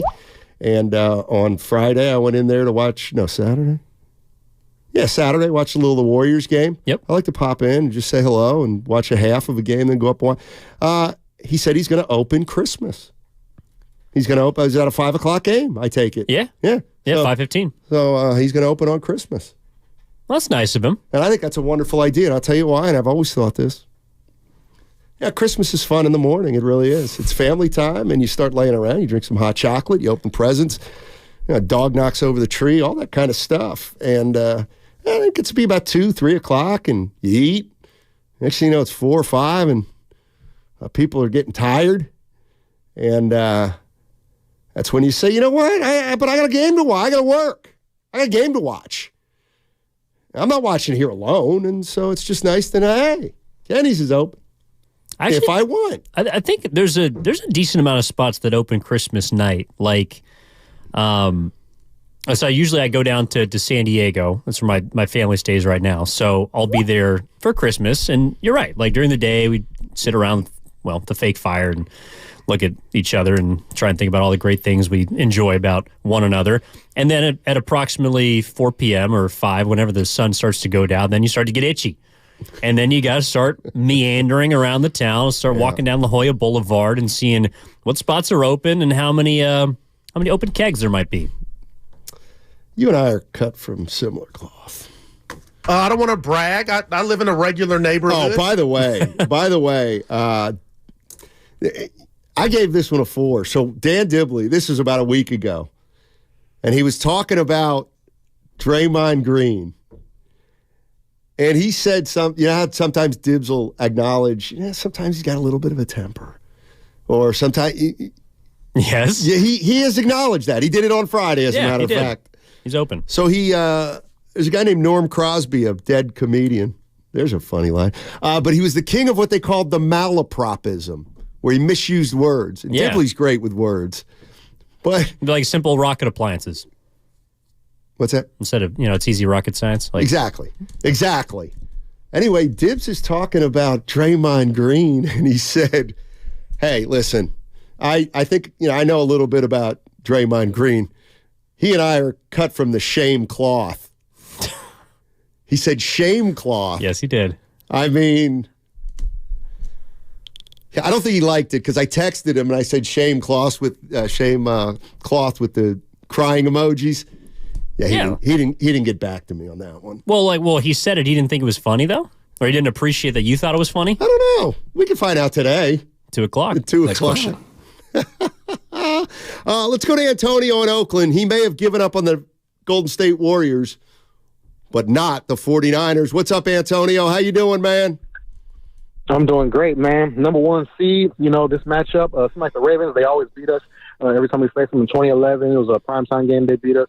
2012, Super Bowl, 2019, man, we always lose to them. But we're so blessed to have all these players, and all of them are just as important. It's just like if you take away Steph, Clay, Kevin Durant, Draymond Green, can you still win a championship? It's like that. Like all of them important. Maybe Brock Purdy is the more rightest answer because he's the quarterback, but it's not a wrong answer either, man. But I think Christian McCaffrey is probably a quicker, faster Frank Gore. Brock Purdy's a better arm, more athletic Jeff Garcia. So we blessed with this, and I think we're going to go all the way and we'll get that 6th trophy finally. It's going to finally break through, get that monkey off our back, a.k.a. Steve Young when he got the Joe Montana monkey off their back. It's going to be just like that. And I can't wait. Thanks, A. Happy holidays to you, buddy. Hope you're well. Yeah, I mean, again, just kind of how I came out starting the show. I just feel like Brock Purdy now we've seen for a year. He's good. He's really good. He's a heck of a quarterback. He's good. I don't care if is he top 5? Who cares? He's good. He's really good. And the 49ers, they're good enough to win it all. Like, what's left to see? There's nothing. I need to see more. Well, you will. Yeah, you'll see more. You'll see 3 more regular season games, and then the playoffs start. That's what you see. And then they're either winning it or they'll get beat in the playoffs, and then we're going to talk about how they got beat and whether it's something that they can overcome in the future, or they're going to win the title, and we're going to talk about whether they got multiple titles in the future coming. What else is there? This is it. They're good. They've proven that. They're in the playoffs. They want to get home field. They won the division. Pretty. Exactly. They're guaranteed at least a home game. And that's, he's still not that good, Brock Purdy. Okay, well then bet against them. You know what? Bet against that they'll win it all. It's that simple. I mean, I'm basically at the point that anytime I see someone that says that he's not good or he's, I don't know, he's going to turn into a pumpkin, like I just don't give any credence to it. Like it's something that you should just ignore because there's always going to be debates about a quarterback and their situation or their fit or how good they are. But the fact of the matter is the 49ers are the best team in the NFL. And they proved that again this weekend. I mean, they basically walked their way to a 45-point game in which the defense didn't play well. That's how good they are, and that's how good that they have been throughout this season. No one is going to go 16-0 every single year, but the 49ers and Brock Purdy give you the best chance to win each and every Sunday, and that's why I do think that Brock Purdy is accepted. Now, he's going to headline a lot of shows because of what he continues to do, but I don't think there's anybody out there saying, I think a lot of fans and a lot of my friends have been, sending me different comments and conversations and replies about people that appear to be preying on his downfall. I don't know what a downfall looks like. Is it a loss in a Super Bowl? Because that's a pretty freaking high bar. We're talking about this team being able to get it done and do it all. Now, I think that in order for this season to be remembered as historic, you do at the end of the day have to hoist the Lombardi trophy. But that's basically all the 49ers have to prove at this point. Because even if for some reason, I don't know, they don't beat the Ravens or they're not the 1 seed, it's not like I would bet against them if they had to go to Philadelphia. If they had to go for some reason to Dallas, I wouldn't be betting against them. And I wouldn't be betting against Brock Purdy. That's where I'm at with this team. I expect them to make a deep run into the playoffs, and I expect them to make the Super Bowl. Because at the beginning of the season, like you were talking about your journey with Brock Purdy, right? Yep. And what you expected or what you thought was going to be difficult because he's a second-year guy, he's coming off an injury, all the questions, yada, yada. Well, to me, I looked at the San Francisco 49ers, and I said, if they get top 15 quarterback play, they'll be in the NFC Championship. If they get top 10 quarterback play, they'll be in the Super Bowl. And if they're getting a top 5 quarterback play, which they are currently from Brock Purdy, they can win the Super Bowl. And that's really where I'm at with this team. And so I can't wait for this thing to unfold because each and every week I got my eyes glued to the television because they have just repeatedly, consistently dominated, and they've looked like a team that has no real in the near future. Like they don't appear that they're going to slow up anytime soon. No. They absolutely, positively don't. The question is, they're going to be able to run the table? Or are they going to be able to go all the way? I think they've proven they're good enough to do it. But sometimes the best team doesn't always win, especially in football. KJ's in Novato. Hey, KJ, how you doing, man? I'm doing good. How are you guys? We're doing well, thank you. I think why I think the Niners are going to make the Super Bowl is one reason, debate or not, Purdy's the best quarterback. In my opinion, he's better than Mahomes. I've had arguments with my friends say, why Mahomes better, but Purdy's proven. No one knew who he was, but again, I think Niners will win the Super Bowl. And there was Super Bowl preview on Monday on Christmas. That'll be an amazing Christmas for all 49ers fans, for the Niners to beat the Ravens. So, yeah. Appreciate the call. Yeah, I'm excited for that game because I think they're the two best teams. Will it mean anything? How much would it mean if the Ravens win? How so? Well, I guess what I'm saying is, right now you bet on the Niners. Yes. Okay. If the Ravens beat the Niners 28-17, would that make you less likely to consider the 49ers the favorites the next day? Or would it be, you know what? They still might not even play Baltimore in the Super Bowl. Even if they do, I think they would be, you know what I mean? Would you say, boy, now if they have to go through Baltimore, they got trouble? Probably. But that's kind of how it goes. If you get knocked off, people were they weren't willing to give the 49ers the number one status until they went into Philly and absolutely dismantled the Eagles. I guess some people were, but to me, that's, in week 5, I think through the first 4 weeks, there were some people in the national media saying that the Cowboys looked like the best team in football because of what they'd done. And then the Niners waxed them. So, no, look, if the Ravens win on Christmas, I think you got to give them their flowers. But it doesn't mean if they met in the Super Bowl, which would have to be their next meeting, right, that I'd be any less likely to pick the 49ers or think that they can win. Really?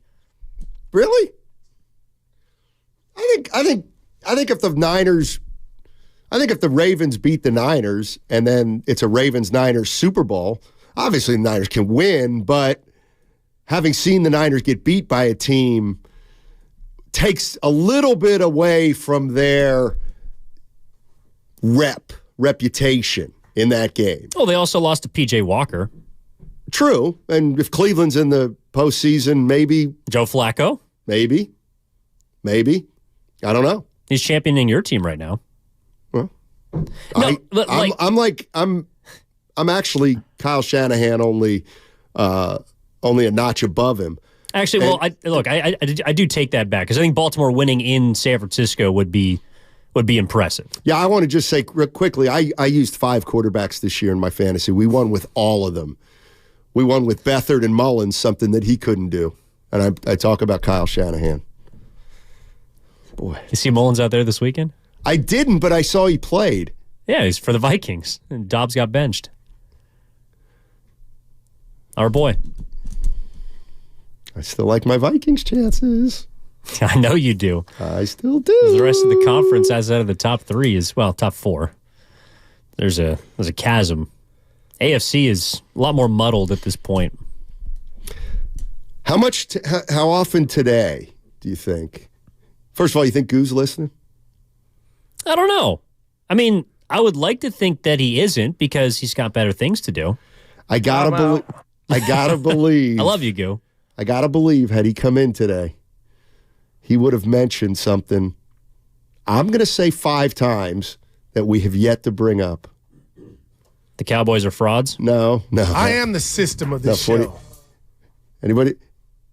Had Guru been in today, he would have been like, but Steiny, they lose that fumble. They lose that Roddy Bell fumble. I'm just saying. It's 21-21. And come on. You better be careful. 3.5 over under. I'm just saying, Steiny. Ronnie Bell, they lose that. Hey, I'm just saying. No shade.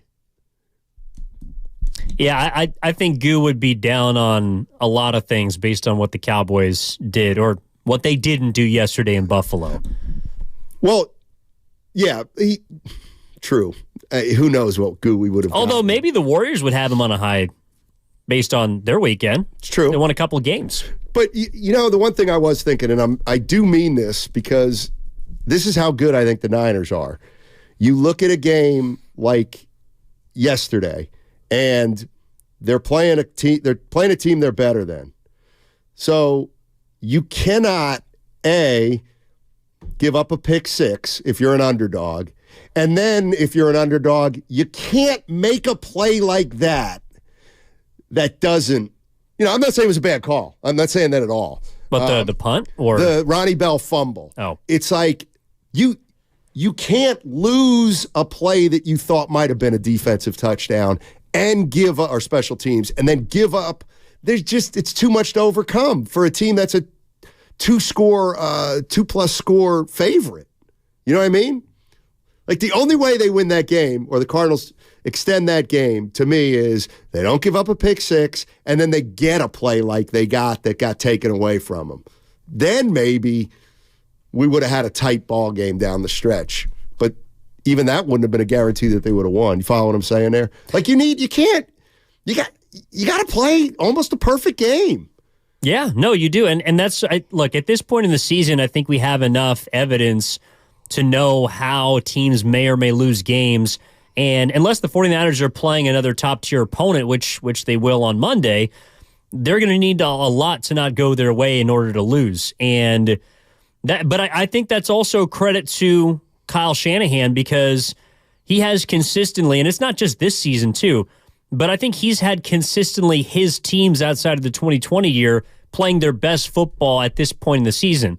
Even the 21 team that made a run to the NFC Championship and lost to the Rams, that didn't have a great year or started, 3-5?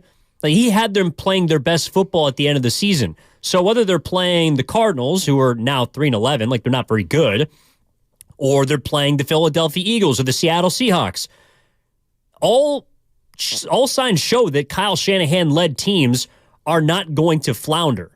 Now, they might get caught up in a game in which there's a turnover. I mean, Brock Purdy threw a pick six in Seattle. Yesterday was the first time the Niners got a defensive score this season. And it's pretty remarkable considering how good their defense has played.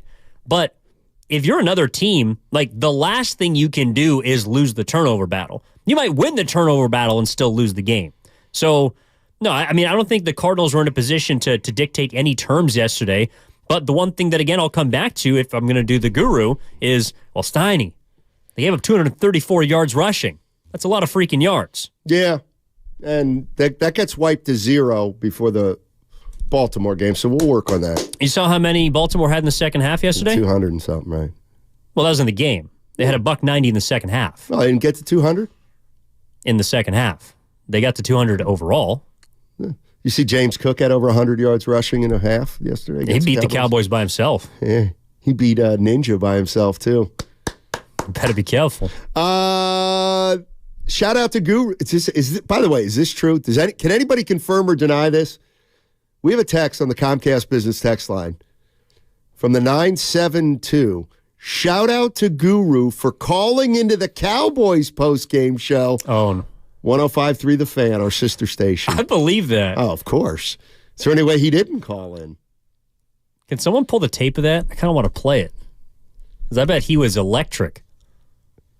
And we heard him after he did the Warriors IG Live, was it a couple weeks ago? It might have been after the Kings loss, the 22-point blown lead. I'm out. That one? No, that was after the knockout. Oh. But I can only imagine what he was screaming about last night, because there was a lot to scream about if you're a Dallas fan. Let's go to Jimmy in Dublin. Hey, Jimmy, what's going on, man? How you doing? I'm good. How you guys doing? Doing well, thank you. All right, I'm just trying to figure this out, man. So, everybody is praising Brock Purdy, for him basically leading or quarterbacking a team that you can arguably say has the top tier player at every skill position. Okay. And not to mention their defense. Like they've made it to the Super Bowl, they've made it to the NFC, they won the NFC way, like with Garoppolo. You know what I mean? So my question is, and then on top of that, weeks ago, back when they lost those 3 in a row, people were ready to write them off. People were talking about, should they make a trade? And, if Kirk Cousins, when they got hurt, this and that. So my question is, when are these Niner fans just going to stick to the script? And either they're going to ride with him or either they're not going to ride with him. Because it's like when he's riding high everybody praises him, and as soon as he has a bad game or throw a pick six, and then that's why he was the last pick. That's all. If you could answer that on the other side for me, man, I appreciate that.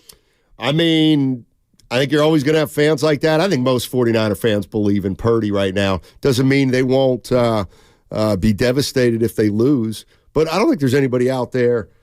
I wonder if he's talking about Goo. Well, after that third loss, when are we going to start? They did make a trade, by the way. They went out and they got Chase Young. That's right. They absolutely did. I think that's more the nature of the position.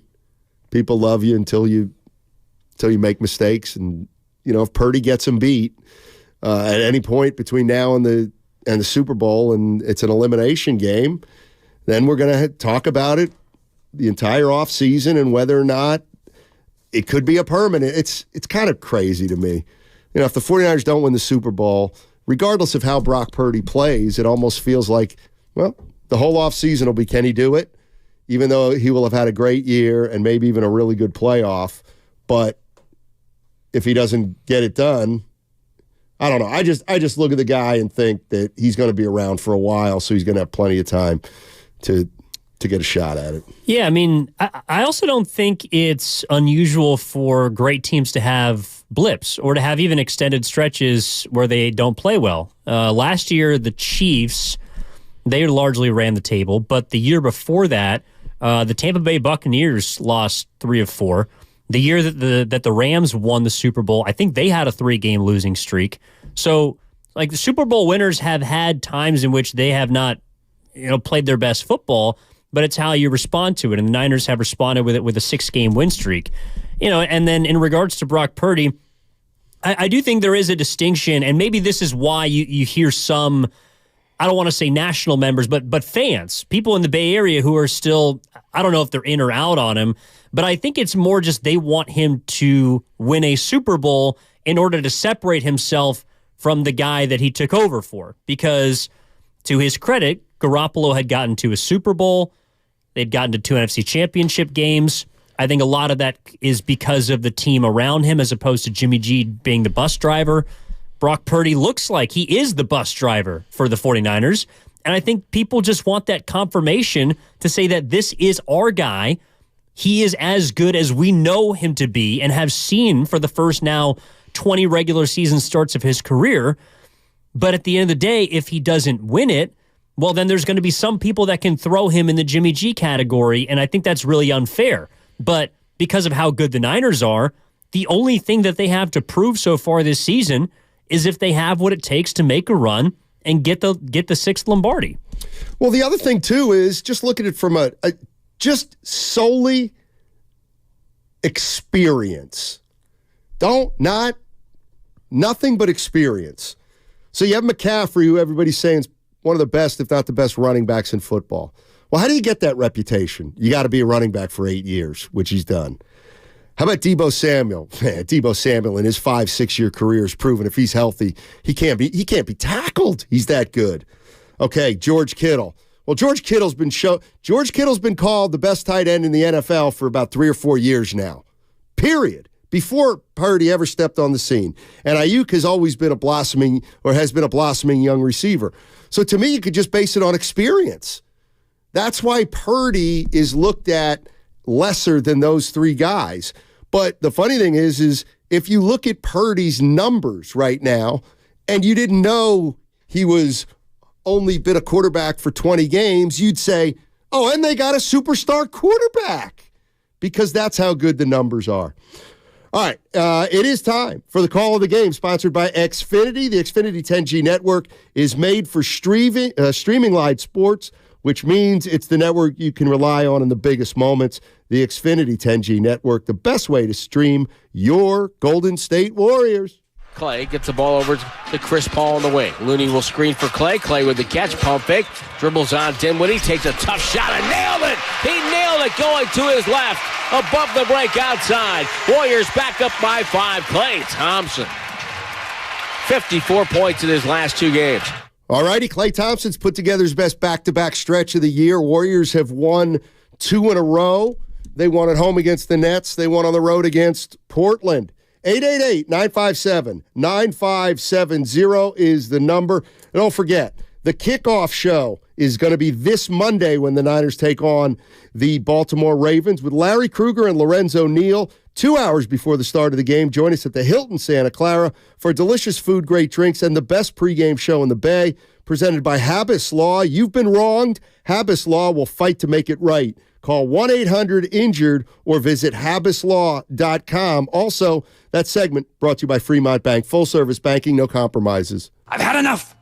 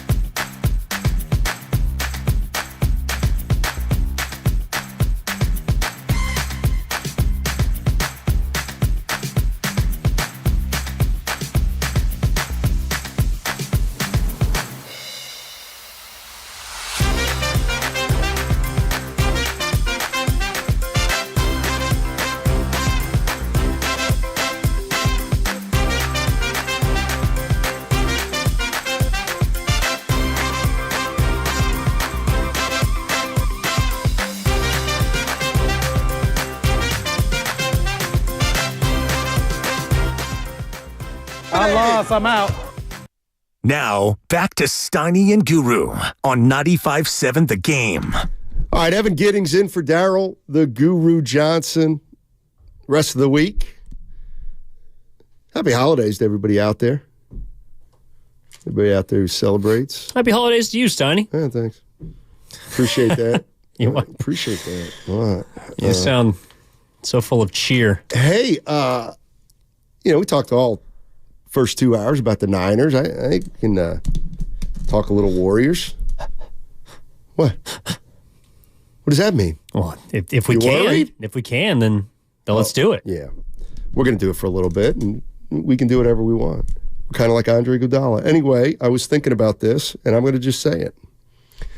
So, Draymond Green, the latest Draymond Green news is coming from The Athletic, and they're reporting that Draymond Green starts his counseling today, likely for anger management, and that he's going to miss at least 3 weeks. At least 3 weeks, Draymond Green is going to miss. So, on January 8th, the Warriors will have played 13 games without him. Right now, they're 2-1 without Draymond Green, although I would say maybe they're really 2-2 because the game he got thrown out of against the Suns, they ended up losing. I'll give him the benefit of the doubt. And the Warriors are 2-1 right now without Draymond.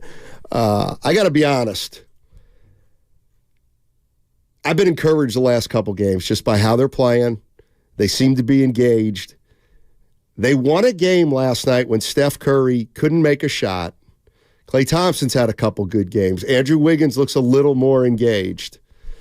Kuminga, I mean, look, I get it. They beat the Nets and the Portland Trailblazers. But my question is this, and I said this. I said, to me, the best case scenario right now for the Warriors, and I believe it now more than ever, is try like hell to win games right now. And if you're going to play 13 games without Draymond Green, can you go 8-5? Can you go 8-5 and be around 500? Could you possibly go 9-4? Because if you can do that, then I move him. I flat out move him.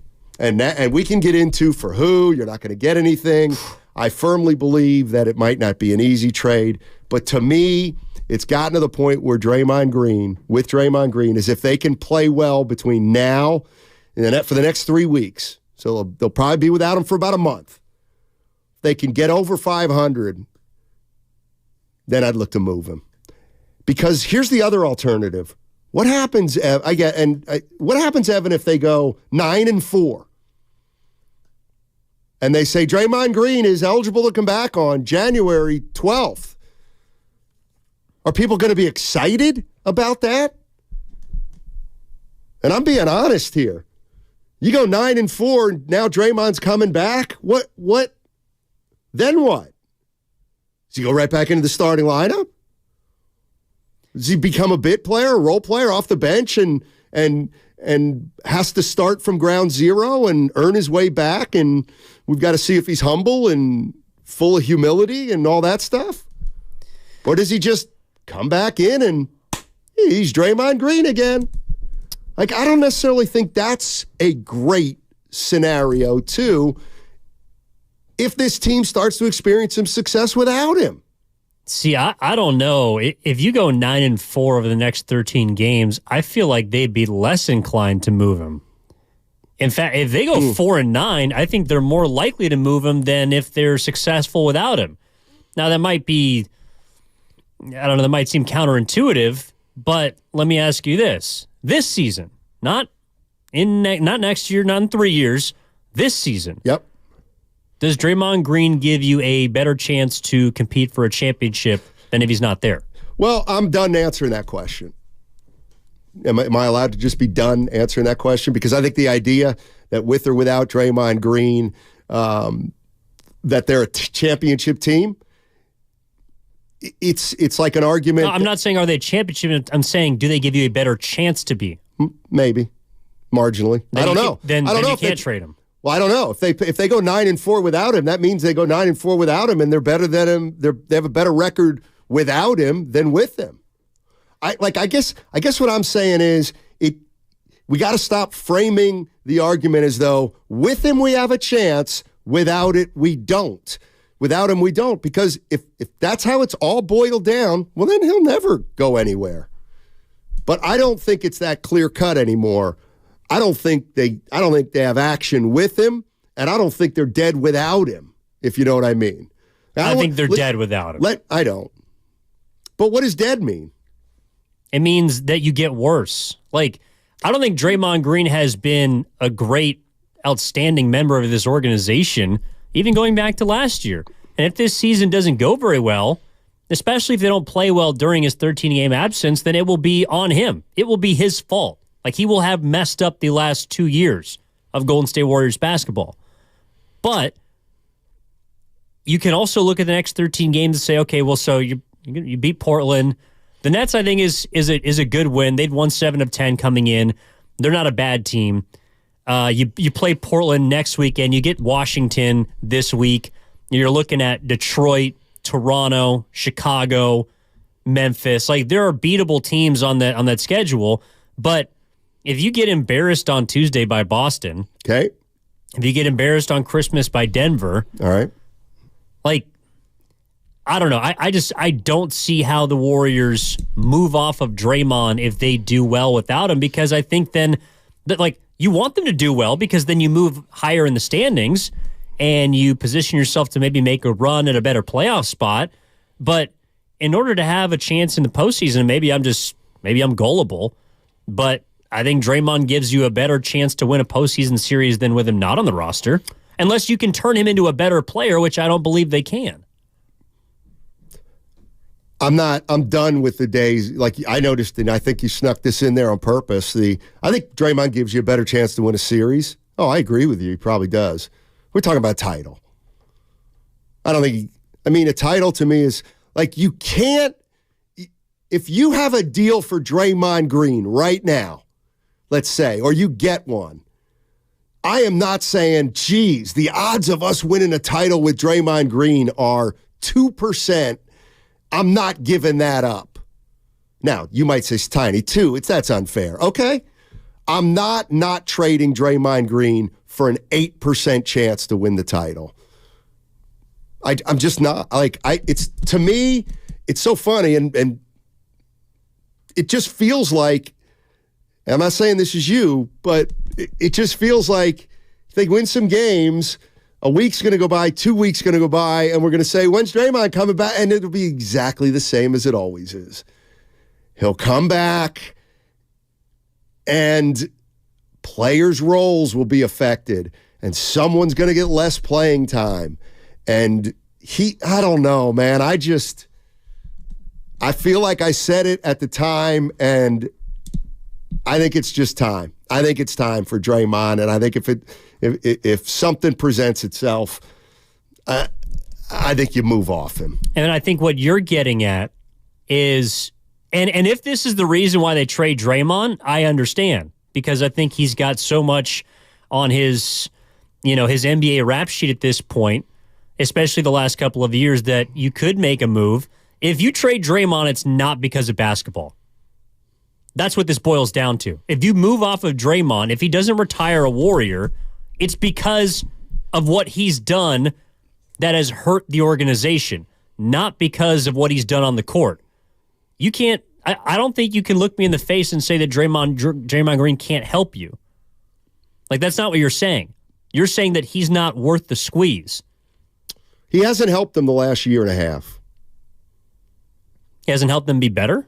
They won a playoff series last year. Right, but I'm talking about total. And you could say, like, I'm talking about punching Jordan Poole had more dramatic effects on the entire team than the fact that he played 73 games and was pretty good. Yeah, but that's not basketball. Like, that's what I'm saying. No, if you're moving off of him, it's not because of basketball. No, I think it is. I think chemistry is the most important thing in basketball. I really do. Now, we may differ on whether we think this is a basketball issue or not, but I think it's a chemistry issue. And I think that one of the big reasons the Warriors failed last year is because they had terrible chemistry. They had bad juju. They had Wiggins leaving. They had the punch. They had all that kind of stuff. And my feeling is, yeah, guess what? They have it this year too. They just do. Why? Because of Draymond. That's kind of the way I feel. I don't think you're ever going to get out from under all this. My question would be, and you kind of answered it, Evan. My question to Warrior fans would be this. If I'm telling you right now that, okay, Draymond's out 3 weeks and he's going to be back January 10th or so, it's about 13 games. What's the goal of the next 13 games? And then after that, I said it before the official suspension came down or the indefinite. I'm done with the guy. Like I don't think he's worth the squeeze, if you want to put it that way. And I would love to see this Warrior team have some success over the next 12 or 13 games where you like what you see and you look at each other internally and say, let's move him.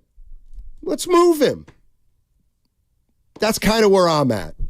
Now, if you they go 4-9? If you go 4-9, you know what? You also move You him. might move him. I agree. But what I'm saying is,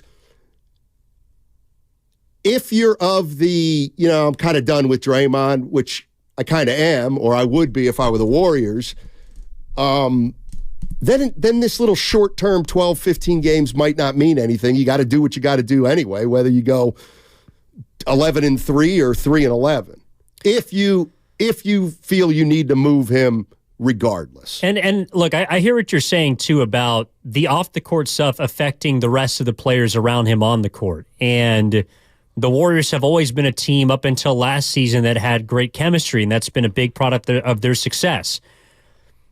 I guess I just have a hard time believing a team that can't protect a 20-point lead and can't stop a nosebleed is better off with their best defensive player not being on the team. Now, if you're telling me that the residual effect of him being involved is, well, okay, so like Andrew Wiggins has been playing a lot better in the last 3 games. Is that a direct correlation with Draymond Green not being there? If that's the case, okay, then that's a basketball reason. If Klay Thompson, the fact that he's shooting better, is a direct correlation with Draymond Green not being on the court, that's a basketball reason.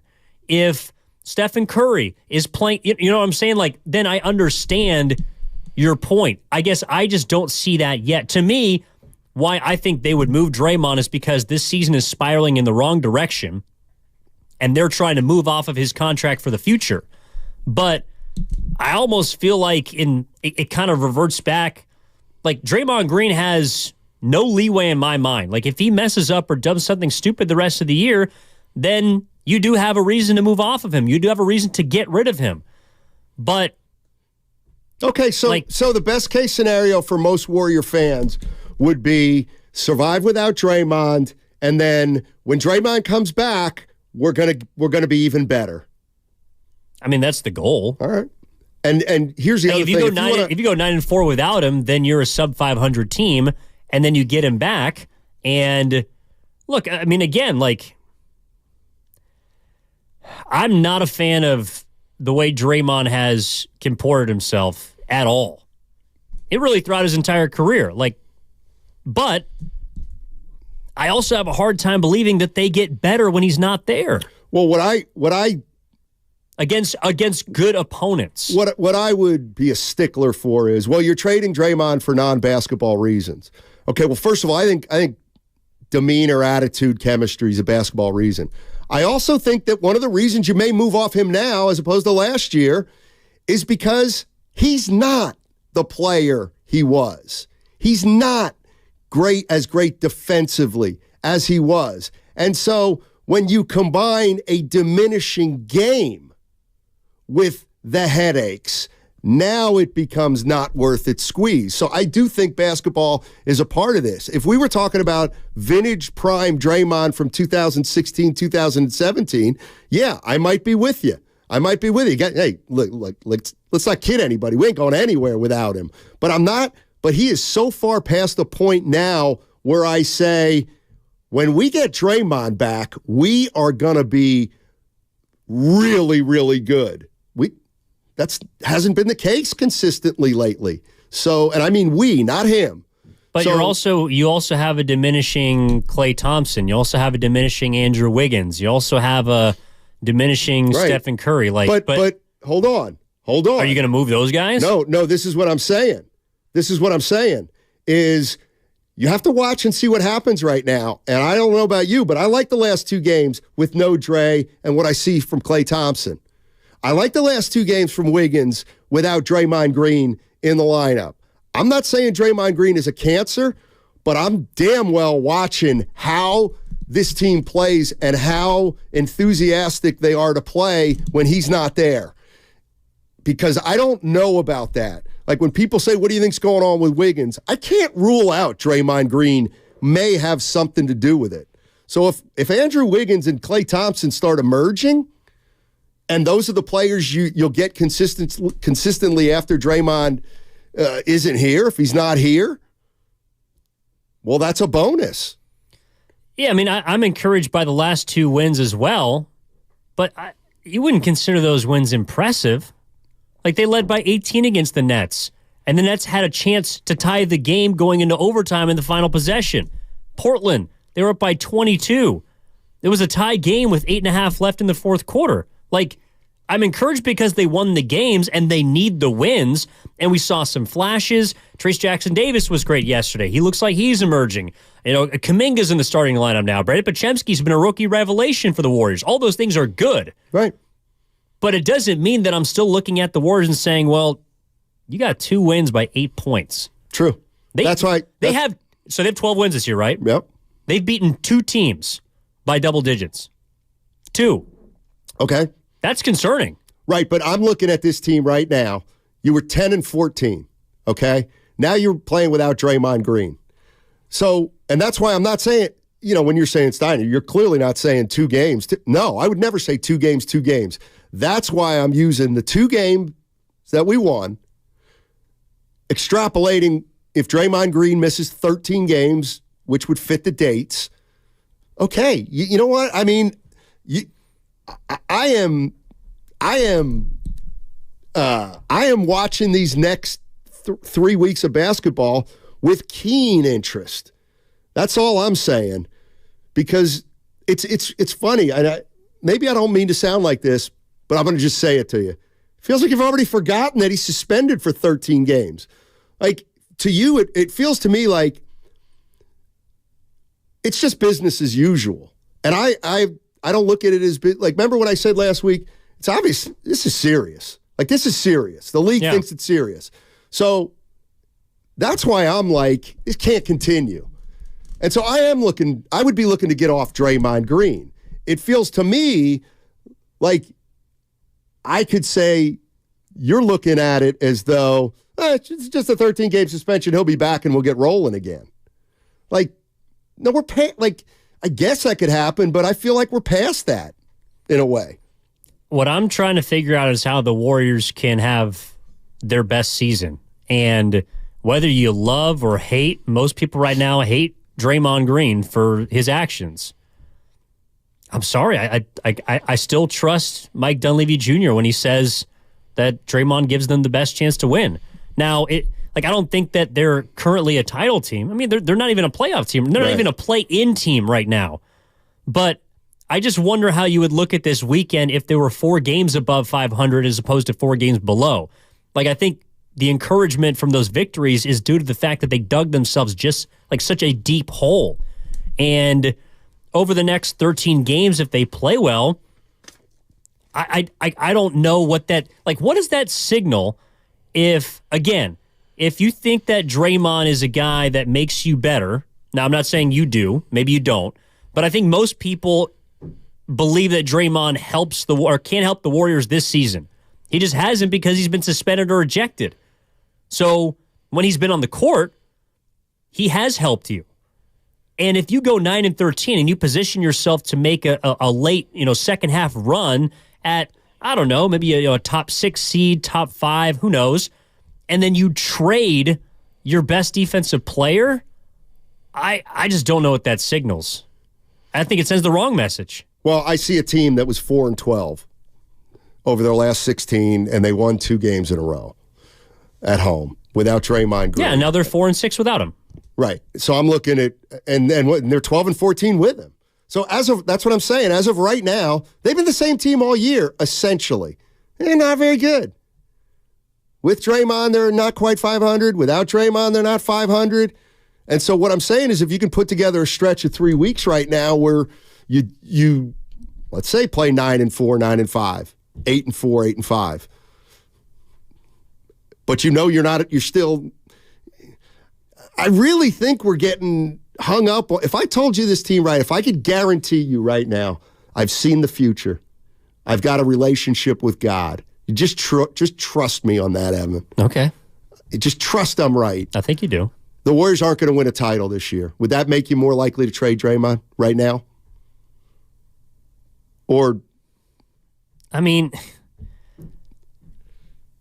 the answer is probably yes, and that's okay. But you have to you're saying, well, you got to give yourself that chance. But if Draymond Green's the difference between winning a playoff series and losing a playoff series, then I think you do have to keep him. And maybe that's not good enough for people, but I don't, to me, I didn't enter this year assuming that the Warriors were just going to waltz their way to a 55-win season and all of a sudden just be back in championship contention.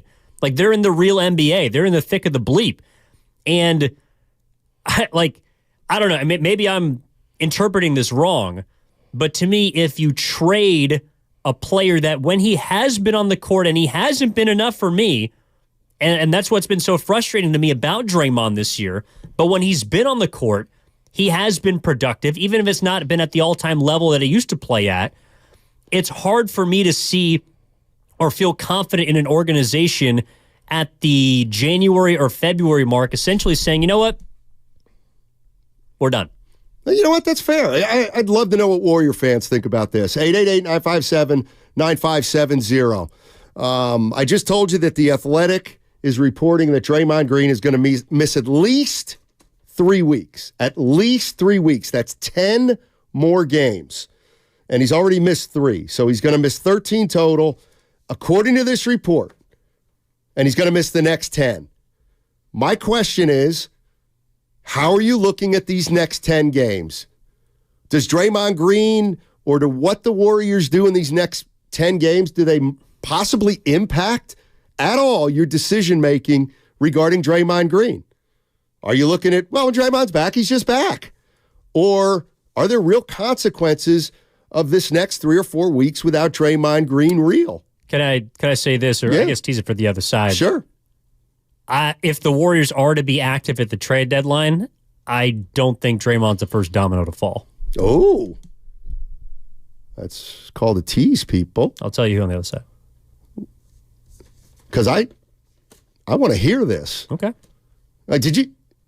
Are you prepared for the fallout on the other side, possibly? I think so. Not even, well, you just said to get rid of Draymond Green, so I'll be all right. No. It's not get rid of. I know. Look, I've said I don't think he's helping much anymore. Yeah. Just overall. I think it's time in my mind. That's all. And so, you know what? You go 9-5 and he comes back. You know what? Might be time to look. Bye, Draymond. I didn't say it. Caller said it.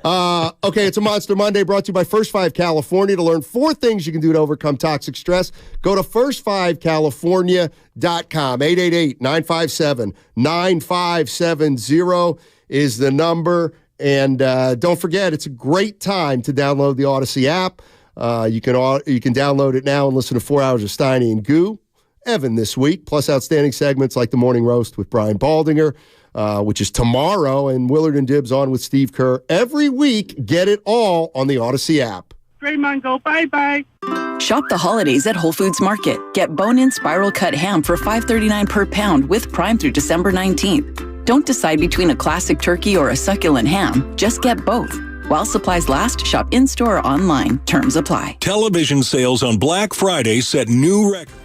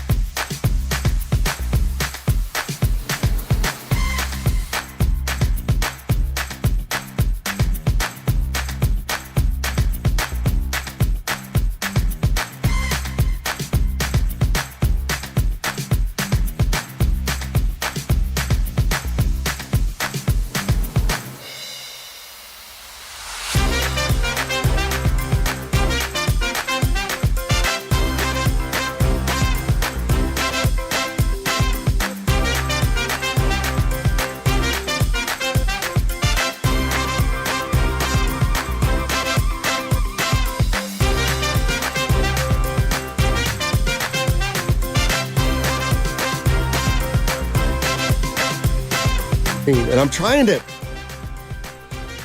put into words exactly the way I feel. And it's the situation isn't, well, get rid of Draymond.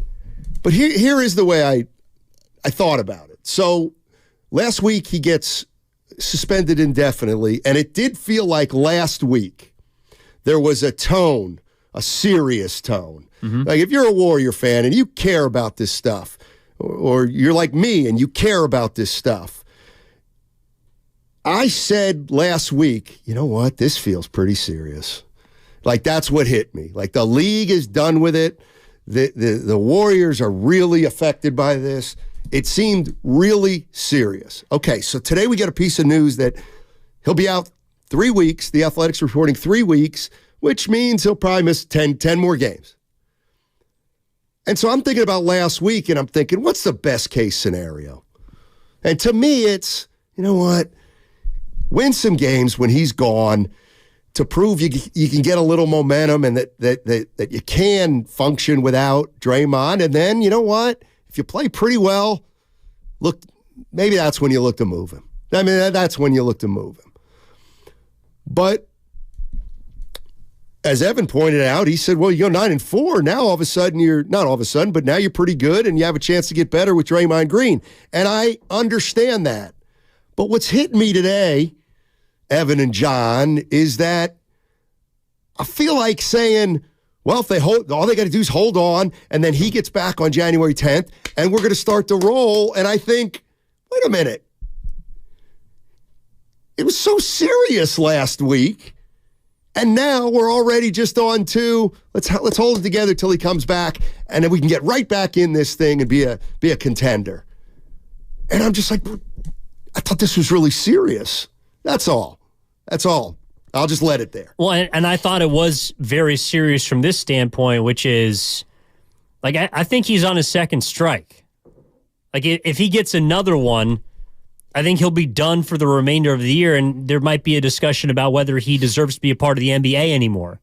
Like, but that to me is a separate conversation than what he currently is to the Golden State Warriors, which is, again, still a player that I believe can impact winning, especially in the postseason. And look, I don't think the Warriors right now, even with Draymond Green, are a team that I would pick to win the championship. But the whole year, the goal of the team has not necessarily been to be a top 3 seed. It's to be a team that can, maybe find its way into a first-round series. Maybe you're a 4 seed. You're probably closer to a 6 or a 7 seed. But can you be a dangerous team in the playoffs and use your experience and your smarts and your wherewithal, along with the introduction of some of the young guys, to maybe make a run? Like, that's, to me, what I've always expected or been kind of talking about. Like, rationally, I don't think they're a team that is going to win it all, but I don't think you can strip them of that chance to prove it again. Like, last year might have been your last straw, and that's fine. But I think the Warriors told us that they were willing to give this core at least one more chance by signing Draymond Green to a 4-year deal. And if this thing ends up going downwards and it spirals out of control, then that clearly was a major mistake. But I don't think that they can move off of Draymond if they position themselves above 500 without him in the middle of the year, because then I question what direction you want to go in as an organization. Like, and again, it's not necessarily about, Draymond's going to win again or we're just going to forgive him and forget. No, I think the suspension is bigger than the Warriors, but it doesn't mean that Draymond can't impact winning. I know that, but the other thing is... And if I'm wrong, please, if you disagree with me, I'm all ears at 888-957-9570. Well, let's get some other people involved into this conversation. Let's go out to Candlestick Rick. Candlestick Rick. What's going on, Candlestick Rick? Hey, what up, fellas? Good to talk to you today. I got a couple of quick takes. The first one's a little bit funny, and then the second one a little more on a serious note. All right. So first off, I want to say, can we get Draymond to hang out with Nick Bosa a little bit, like rub off a little of that chill on him, and maybe even Draymond give Nick Bosa a little bit of that fire, just a little, just like yell at somebody every once in a while. You know what? About 10% from each guy to the other might be perfect. 10, exactly. Just 10%. Yeah. Okay, and then I got one more thing for you. That's an actual real. I want to ask you guys a question, and I got a little bit of a gooism here. Shout out to Goo. So, is it possible that Draymond is the reason that Jordan Poole thought it was okay to act however you want as long as you're bringing home the Doritos, as in chips? I don't know, but it was, God, he wanted to work with Candlestick Rob there. Yeah. One to like it the least. Oh, all right. Hey, sorry, but so okay. You brought up something that makes me think. All right, so the Warriors are Draymond gets back in January. Let's say January 10th. At the earliest, it sounds like. So then the trading deadline is February 8th. Yes. So Draymond gets back in 3 or 4 weeks, and then the Warriors have 3 or 4 weeks with Draymond. That'll essentially take you up to the trading deadline 50 games in. Can you assess better there? Yes. Okay. Yeah. So really all you and I are saying are just wait that month after Draymond gets back. Yeah. I mean, and look, I mean, if... God, you'd hate to have a deal for Draymond and then he does something. You think anybody's trading for him right now? I think somebody would trade for if he comes out of, anger management or whatever. I do think somebody would trade for him. But there would only be a month gap between the time that you're talking about and the trade deadline. Yeah, that's what I'm saying. I'm essentially giving you that. Like, what's the difference? I'm saying, okay, so on January 10th, the Warriors are 17-17, and on February 8th, they're 23-23. Yeah. I mean, and I guess I just... I don't know. Draymond could potentially tank his trade value in that 1 month, or the Warriors might move. I don't know. Like, to me, I told you before the break that the guy that I think is the most logical piece to move at the deadline, and that would be predicated on them not going 9-4, or, I mean, again, I think this depends on how it looks. I think the guy that you would trade first is Chris Paul. I think that's the first trade chip for the Warriors, and I think that's why they acquired him this offseason, because you can use his $30 million to turn him into someone that can help you either this year, in the future, or both. Okay. That's where I'd start. For what kind of player? Well, ideally, someone who's not 38 years old. Gotcha. Somebody who can help. We can start there, but let's go to, let's get some calls in here. Let's try Joe in Kirk in Los Altos. Kirk is in Los Altos. He's been hanging in for a little bit. What's up, Kirk? Hi. Thank you for taking the call. Sure. And I just want, I am no basketball analyst at all. And but I do remember coming back to the Bay Area here in the mid-2010s and whatnot, and seeing the Warriors for the first time in so many years, and it was absolutely amazing to watch how that team played and the success every time they went on. Now, what I'll say is to people like me who watch from the living rooms and don't know the ins and outs, it's a lot easier to judge the success of a basketball player's offense than it is their defense. No doubt. It's easy to watch the ball go through the hoop and count how many times that happens versus all the subtle things that somebody like Draymond Green might provide. They say he's great, and I'll take them at their word all that. But this issue, I mean, as everybody has said, is such a monumental step away from that stuff. The first thing I ask is, I mean, is he that unique compared to somebody else in the National Basketball Association that we might get who could, do close to what he does? Because what he's got going on, and if I were the Warriors, I would look at it that way, that this is an environmental and this is a developmental issue of his, not too far unlike, some certain addictions out there. And I don't know that 3 weeks at some cozy little rehab is going to dramatically change him or his style of play on the basketball court. So, I would just. I'll say this to that, because because I've noticed some of that too is a little bit of a rolling of the eyes of anger management. Nobody's saying that if he goes away for 3 weeks, he comes back and he's a different person. But maybe you learn things in 3 weeks, and when you get out and you're in the real life, you can begin to reinforce those things that you learned in 3 weeks, and you develop better coping mechanisms that you learned during those 3 weeks. And of course, no, the minute you come back, the magic finger isn't snapped and you're 180 degrees different, but the process has begun for you to improve as a person. That's really what it's about. He's not going to be cured or not, whether it's anger, whether it's alcohol, whether it's anything. He's got to practice it, and that's going to take upkeep. So I don't expect him to be a totally different person when he comes back, but I expect him to be conscientiously working on stuff so that we can see he's improving. Just like we all want to improve in aspects that we're not great at in our life. Yeah, I mean, and maybe I'm in the minority. I think the clinical stuff is a little overblown. Like, I think part of the help that he's receiving is just because I think the league and the Warriors probably also are just, they're out of answers. Like, they don't really know what else to do to try and get this guy where he needs to be. Like, I don't think Draymond Green is a bad person. I don't think he tries to be. Like, he has impulse control issues. Like, that's just what it comes down to. And hopefully over the next 3 weeks, he's able to go through some introspective process. And I think maybe doing it in the middle of the season could drive that point home. But you're right. Like, the work begins after you come back. Exactly. It's not during the 3 weeks that you're gone.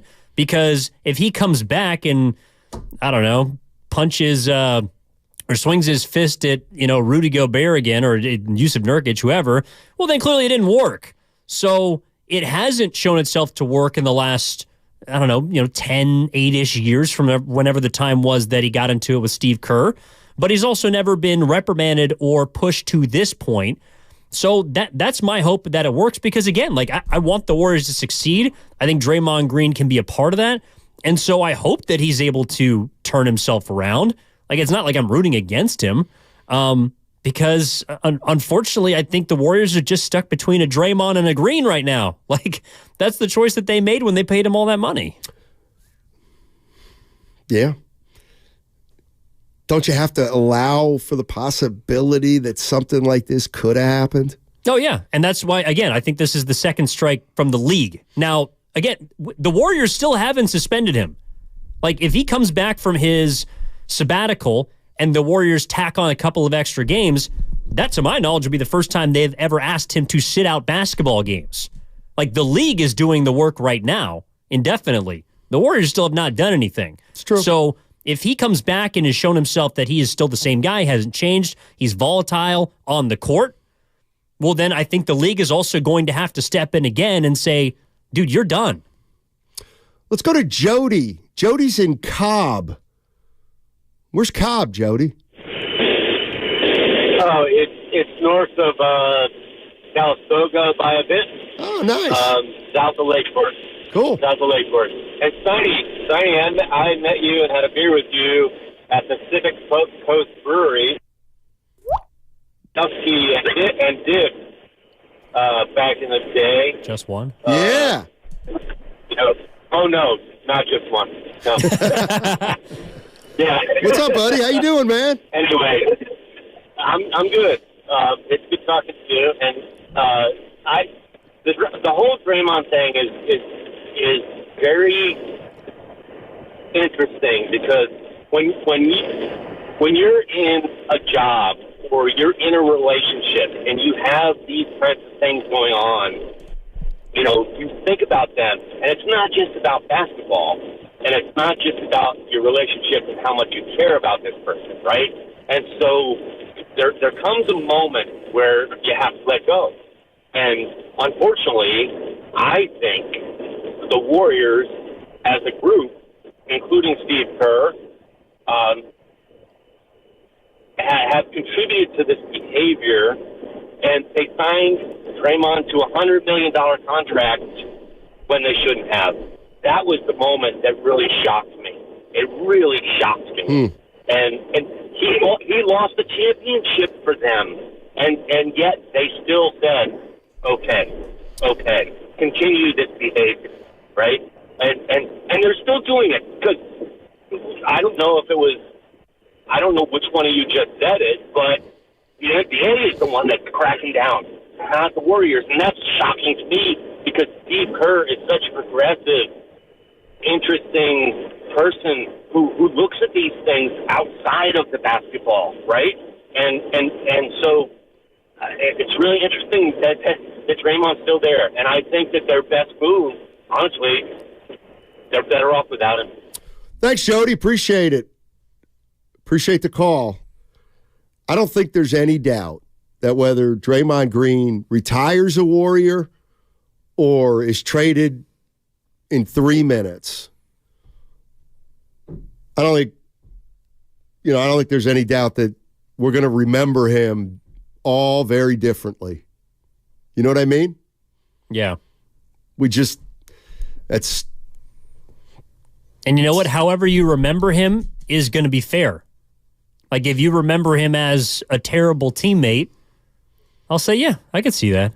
And if someone says, I want to remember Draymond Green as a 4-time champion and the heartbeat of the Golden State Warriors dynasty, I'll say, yeah, I can see that too. Well, let's also acknowledge that the minute that the Warriors were eliminated by the Lakers last year, Steve Kerr said, we can't win it without Draymond Green. We can't win another title without Draymond Green. So that part was set up in a way. Let's go to Dog Trainer in Milpitas. What's up, Dog Trainer? How you doing? I'm doing good. I like the conversation you guys are having today. You guys are slowing the pace a little, and you guys are being pretty analytical, and I appreciate that. Sure.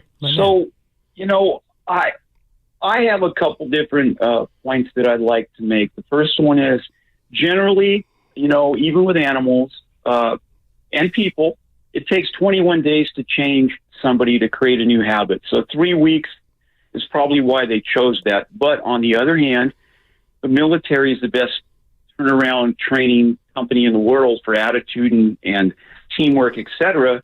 And their boot camps are 6 to 8 weeks, and they're the most reliable. So 3 weeks to me seems like, yeah, let's see if we can get this done, but we got to get them back on the basketball court. That doesn't seem like that's in Draymond's personal best interest. The second point I'd like to make is the Warriors don't want to comment to control anything and take responsibility. That would probably go to the legal field where they're not involved. That would be an admission he needed help and all that. And there's been a few times when people could have sued Draymond already, and the Warriors don't want to be part of a lawsuit. There have been people that have hit referees. We're lucky he hasn't punched a referee. That would go to a different level. So those are my comments. Appreciate it, Dog Trainer. Sounds like you're saying ROTC. Send Draymond to boot camp. My brother was an ROTC guy. How'd it work out? About 3 weeks. Oh, he only got halfway home? Halfway? Oh, boy, you don't want to get into that Steinmetz family. I can't say a few of my friends that have been to ROTC are very different people now than when I knew them. But that also could have to do with just adult maturation. They are or aren't? They are. Oh. Yeah, they're buttoned up. I was like, dude, what the hell did you do with Blake? I got you. 888-957-9570 is the number. Steiny in with Evan Giddings. Happy holidays to everybody out there. Hope you're enjoying yourself. It is the time of the season. The other thing is, we're talking briefly about a report out of The Athletic that said Draymond Green's going to be out at least 3 weeks. At least 3 weeks. Yeah. So, Dog Trader just said, 3 weeks sounds a little quick. Well, we just know that's the least of it, probably. And even still, it's just what's being reported. We don't really know. It's still indefinite. Exactly. Let's go to Joe's in San Francisco. Hey, Joe, are we with you? Joey. Yeah, I'm here, man. Hey, I'm in agreement with Guru, man. I mean, since the pool thing, it seemed like he was coming off his wheels were starting to come off. I mean, the fact of the matter is that he's been, given technicals, kicked out of games because of his boisterous rapport with the referees. And, that, to me, I believe that hurts the team morale in some ways because, hey, here you are, one of your best players is now kicked off the court and you have to rearrange your setup so that you can win the games. And, then you get this pool incident and then, hello? Yeah, you're loud and clear, my man. Oh, yeah. Anyway, so then you get this pool incident and then you get, the headlock and sure, it just seems like it's just progressing and it's getting worse. And to me, that hurts the team. No doubt. From a team perspective, I like Draymond. I mean, I like Draymond. I think he's a player. I think he's got talent, and I think when he's focused on the game, I think he's and not what's going around the game, but what's going on in the game, making shots, getting the plays done. I think he's great. No doubt. Thanks, Joe. Appreciate the call. What about something like this? I was just thinking, obviously the league is in the process of punishing Draymond more and more and more. If they were to trade him, does he go back to square one with his new team, or does his new team have to acquire him knowing that there's a chance if he does one more thing on their team, they'll lose him forever? Well, I think that's another reason you wouldn't want to acquire him, or I should say you wouldn't want to give up a lot for him, is because of the obvious reasons he could get kicked out of a game, but the league has stated that anything he does is going to be held to a weight of his prior actions. And you also got him for 3 more years. Hey, with the holidays right around the corner, now is the best time to download the Odyssey app. You can listen to all 4 hours of Steiny and Guru with Evan Giddings in this week, plus outstanding segments like the Morning Roast with Brian Baldinger tomorrow, or Willard and Dibs with Steve Kerr every single week. Get it all on the Odyssey app. 888-957-9570 is the number. We're jumping into a little Warrior talk, and we'll keep it up on the other side and then get back to the Niners on 95.7 The Game. Jingle bells, jingle. Oh, wait, I'm not supposed to sing. I'm supposed to tell everybody happy holidays. This is Vontae Hill from the Morning Roast. And I'm Joe Shasky. Ho, ho, ho. Merry Christmas, everybody. Thank you for listening to this great, great station. You are the best. And look, happy holidays from our radio family and our own personal families to yours. We love the Bay Area. We appreciate you, and we're grateful we get to wake up the cities that we love every single morning. Without you, we don't have a station. And without you, I can't sing. Jingle bells, jingle bells. Happy holidays, everybody. My little brother's friends have been camped out at our place for 2 days straight. 3. It's because of the Xfinity 10G network. Internet that can handle a house full of screens at once, with basically no interruptions. And it's only getting faster. When I was their age, internet like this was a pipe dream. You sound like my grandpa. Please go home. The next generation 10G network only from Xfinity. The future starts now. Now through March 21st, new customers can get 1.2 gigabit internet on the Xfinity 10G network for just $25 a month for 2 years with no annual contract and Wi-Fi equipment included when you add Xfinity Mobile with unlimited data at regular rates. Go to Xfinity.com/10G, call 1-800-XFINITY, or visit a store today. Requires paperless plan and autopay with stored bank account. Restrictions apply. Taxes and fees extra. Xfinity Mobile requires Xfinity Internet. After promo, regular rates apply to internet service and Wi-Fi equipment. Actual speeds vary. Cover California is a free service from the state that's already helped millions of people like you get and pay for health insurance. With financial help to lower the cost of health coverage, you could get a quality health plan for less than $10 a month. Every plan covers preventive care, doctor visits, emergency care, and more. If you have questions, we're here to help every step of the way. Cover California, this way to health insurance. Enroll by December 31st at coveredca.com. Right now, during the Jeep Wrap-Up the Year sales event, well-qualified current FCA lessees get a low-mileage lease on the 2023 Jeep Grand Cherokee Laredo 4x2 for $299 a month for 39 months with $4,229 due at signing. Tax, title, license extra. No security deposit required. Call 1-888-925-JEEP for details. Requires dealer contribution and lease through Chrysler Capital. Current vehicle must be registered at least 30 days prior to lease. Extra charge for miles over 32,500. Not all lessees will qualify. Residency restrictions apply. Take delivery by 1/2. Jeep is a registered trademark. Prescriptions require an online consultation with a healthcare provider who will determine if appropriate. Restrictions apply. See website for details and important safety information. Subscription required. Price varies based on product and subscription plan. Hey guys, did you know there's a generic form of Viagra that works just the same, but is 95% cheaper? And you can get it online? Go to hims.com/joy. Through Hims, you'll get a free medical consultation, discreet shipping if prescribed, and the process is 100% online. To start your free online visit, go to hims.com/joy. That's HIMS.com/JOY. Hey, did you know the Statue of Liberty is the largest holiday gift ever given? That's a big deal, just like those at the Hyundai Getaway Sales Event. Hey, did you know when the year ends, so do the deals? It's your journey. Own every mile at the Hyundai Getaway Sales Event. Sign and drive a 2024 Hyundai Palisade with 0 down, 0 first month's payment, and 0 security deposit. Now, during the Hyundai Getaway Sales Event. Offer ends January 2nd. Call 562-314-4603 for details.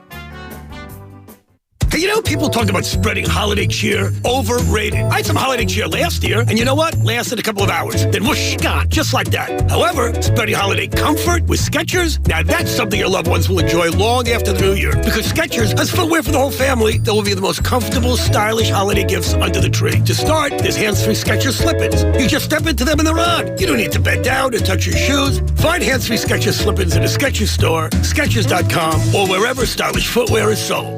Reimagine this holiday season with more capability and more adventure in Kia's Ever-Ready lineup. This winter, gift yourself what you really want during Kia's Season of Giving Back sales event. Kia is offering great deals on the capable Sorrento and the spacious Sportage, and deals on even more vehicles like the all-electric EV6 and the fun-to-drive Forte. So visit your local Kia dealer and explore all your newfound possibilities by enjoying Kia's Season of Giving Back. Kia, movement that inspires. Call 800-3334-KIA for details. Always drive safely. Event ends 1/2/24. If you're like most people, you've had your fair share of financial questions. Questions like, can I afford my son's travel hockey team? What if my daughter doesn't get that soccer scholarship? Will I be able to enjoy golf in retirement? At Empower, we know these questions can be stressful. We're here to help answer your what ifs and empower what's next. Join 18 million Americans and take control of your financial future. Start today at empower.com. Sponsored by Empower Personal Wealth. Do you struggle with occasional nerve aches in your hands or feet? Try Nervive Nerve Relief from the world's #1 nerve care company. Nervive tablets contain alpha-lipoic acid to relieve nerve aches, weakness, and discomfort, plus B-complex vitamins to support healthy nerve function as you age. Live life with less nerve discomfort with Nervive Nerve Relief. Learn more at nervivehealth.com. And try Nervive Pain Relieving Cream to block nerve pain signals at the source. Use as directed. For today's show and tell, I present my phone. It's made with glass and various metals I can't pronounce. It's powered by Xfinity Mobile, so my family saves big. Take a handout. Colin, what are these? I'm quizzing the class on the material. Switch to Xfinity Mobile and save hundreds a year with the best price for 2 lines of unlimited. Just $30 a line a month. Visit XfinityMobile.com to learn more. Restrictions apply. Xfinity Unlimited Intro Service and Xfinity Internet required. Taxes and fees extra. Reduced speeds after 20 gigabytes of usage. Data thresholds may vary. You're listening to 95.7 The Game, KGMZ FM at HD1 San Francisco. Always live on the free Odyssey app. I'll be with my dog, Rosie, and my cat. Now, back to Steiny and Guru on 95.7 The Game. All righty, Evan Giddings in for Daryl the Guru Johnson, along with Matt Steinmetz, hoping everybody's having a great Monday. And we're talking about two things specifically. And here's what they are if you're just joining us. One is obviously the San Francisco 49ers. They win 45-29 against the Arizona Cardinals. Another dominant performance offensively for sure.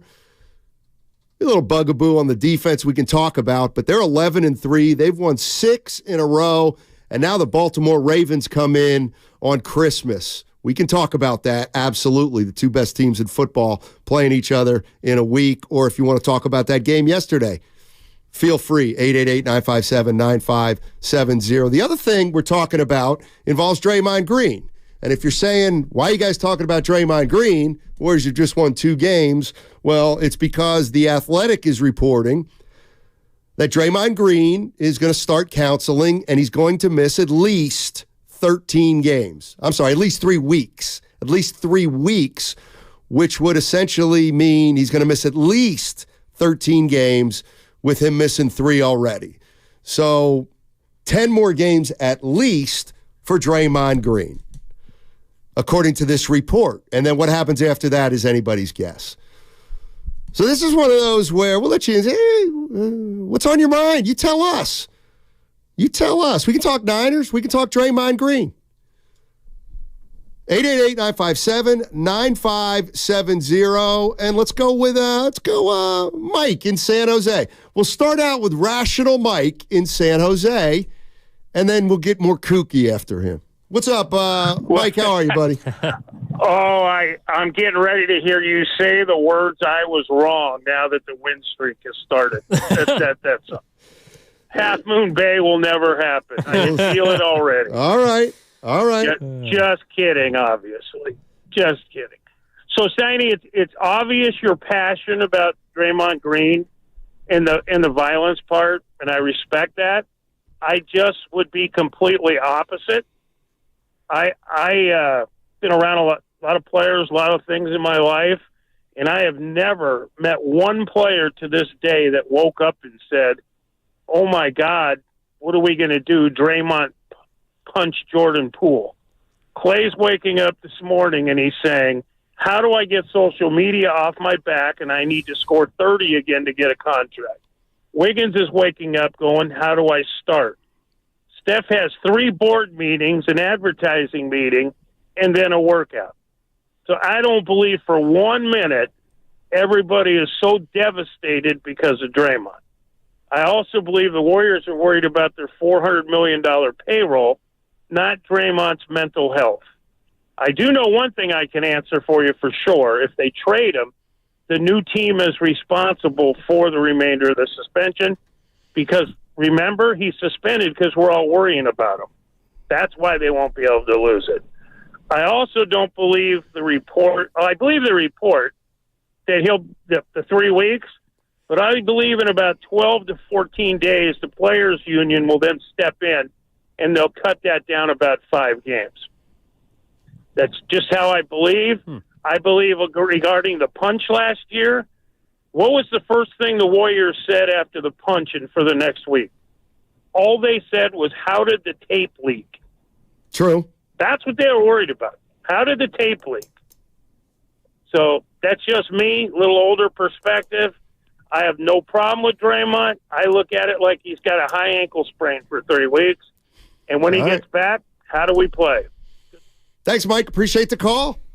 So, it sounds to me like Mike's essentially still business as usual. Draymond's going to be out a month. All I'm saying is, I got to tell Mike, he made me sound very righteous when he said, "Steiny, I really appreciate how passionate you are about the violence."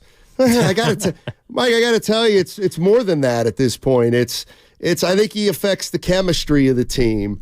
I think there's, I think some players probably walk on eggshells around him. I think there's a varying degree of buy-in from his coaches and his teammates on him anymore.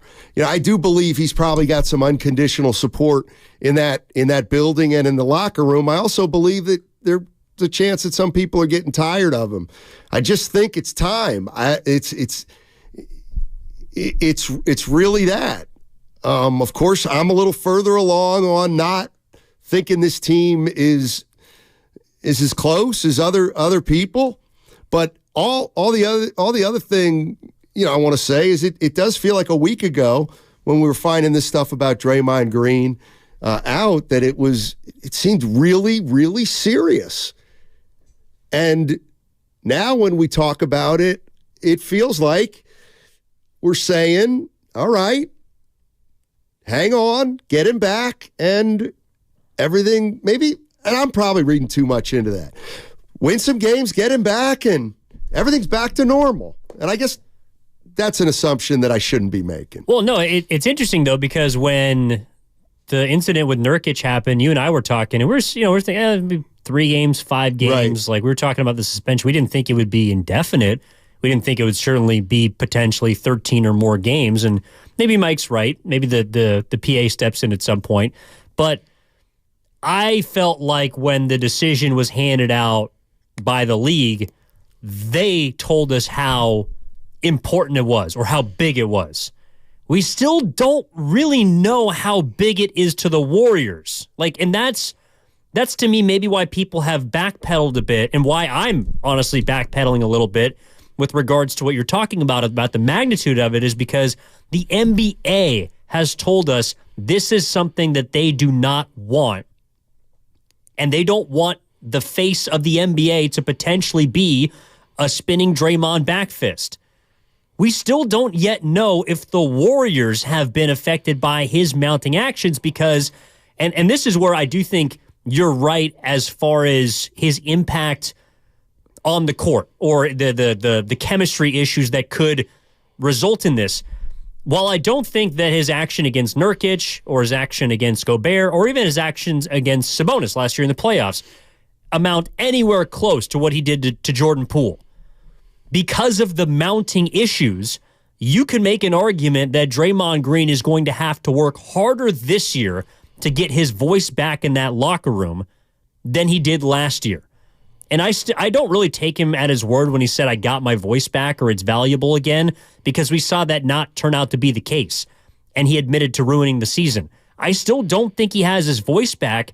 And while he might believe that he got it in some sense last year, I still think he's just been digging himself a deeper hole, beginning with the punch last offseason and now to where he is now. So I think it's a massive deal to the NBA, but we don't know it yet how it's really impacting the Warriors because he hasn't been on the court. Yeah, I hear you. 209 says chemistry. Look at the Niners. Chemistry is everything. Yeah. And that's kind of something I was saying a week or two ago. You think about the Niners, one of the most talented teams in the league last year, and they bring in McCaffrey, who essentially is going to be a guy who takes 25 touches a game. So Christian McCaffrey's coming into the Niners, and he's going to take some stuff from Kittle. He's going to take from Ayuk. He's going to take from Deebo Samuel. But you know what? They're all cool with it, and now you're even better. 49ers, Warriors, fair game, everybody. Let's go to Mark in Idaho. What's up, Mark? How you doing, man? I'm good. How you guys doing today? Doing well. Good. I just want to talk about the Niners game this weekend. Yeah. The only present I'm asking for Christmas this year is a win against the Ravens. All right. But I just had a guess at how they're going to handle Lamar Jackson. Do you think they're going to play him the same way they did Hurts and kind of like strangle him a little bit, move in slowly to keep him in the pocket so he doesn't burn us going up the middle and running free? Just wanted to kind of get your thoughts on that. What you think? I'll go to E on that one. No, just because, I mean, look, what would they call it? Bracketed, not bracketed. Containment?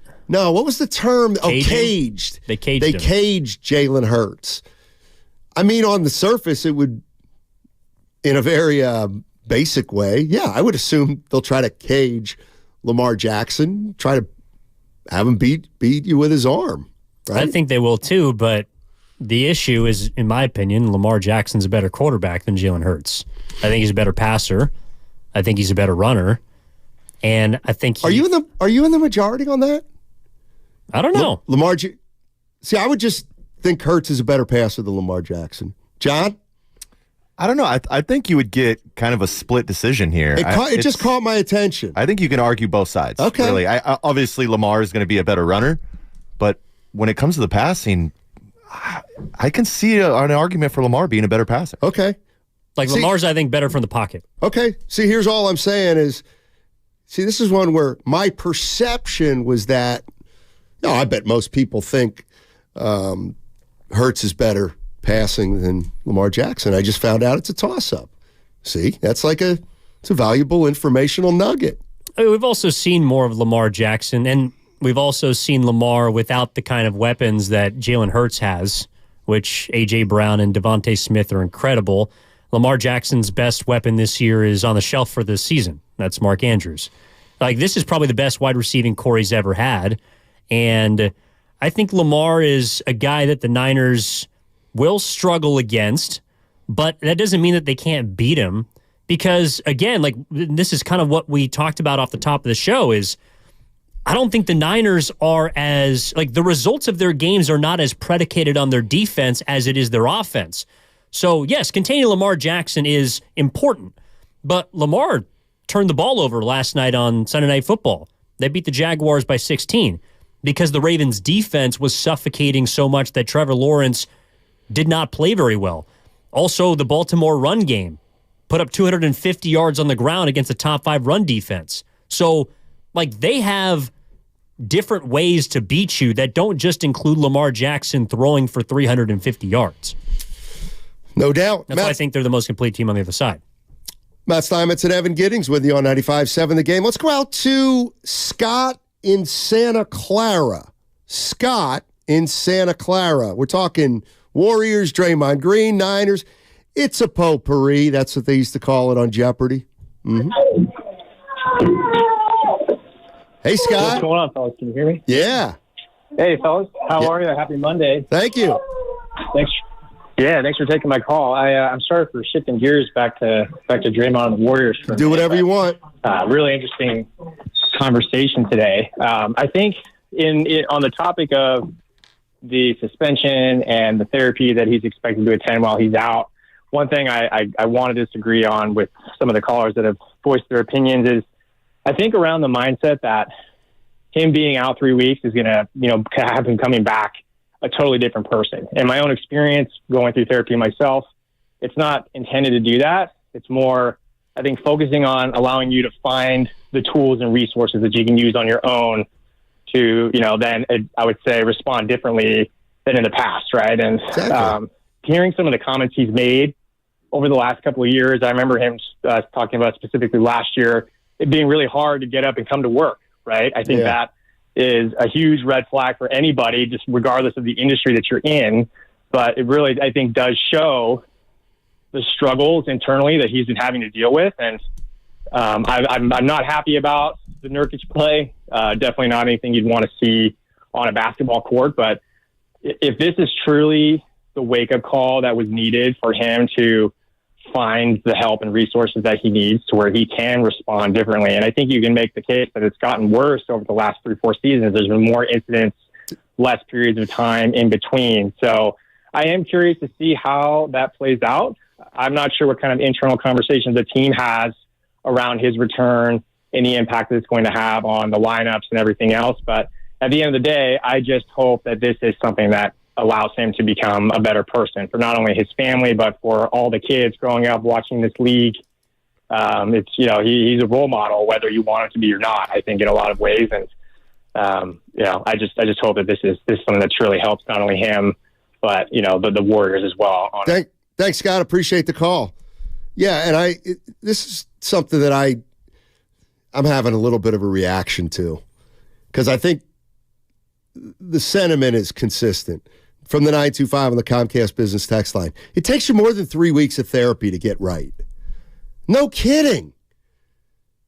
It takes a lifetime of work on it. But it's possible for Draymond Green to undergo 3-4 weeks of help. And when he comes out, we can all acknowledge he's not cured, but he's at a place where he can begin to implement the things that he learned out in the real world. It's just and I'm sure there are similarities and differences, but it's got to be just like the first time an alcoholic gets out of rehab and now has to practice in a real life environment, which is different. So I just don't like the scoffing at, like he's going to be better in 3 weeks. Nobody says he's going to be cured in 3 weeks. But can he use what he learns in 3 or 4 weeks? And I don't even know when he's going to come back and play. Notice I didn't say play. I didn't say anything about playing. I said you go through whatever you go through in 3 weeks, and then you begin to try to implement it in practice, right? Look, we're not going to know if he's changed until the first time in the heat of battle that someone says something to Draymond, or someone takes a perceived cheap shot at Draymond, or someone throws an elbow, or a referee makes a bad call, or something happens on the court that triggers whatever it is inside of Draymond that has caused him to lash out on the basketball court. Like, that's the only time we're going to know. My hope is that, not that he's cured, and it's really hard for me to think about that, using that word like cured. Like, I don't think anything's wrong with Draymond Green from a clinical sense. I don't think he's sick in the head. I don't think that, I think people are trying to villainize him more than maybe he needs to be, but I think that the league is using these terms, and we're talking about him getting help because that's all we have to go with. Like, he hasn't shown himself to be any different.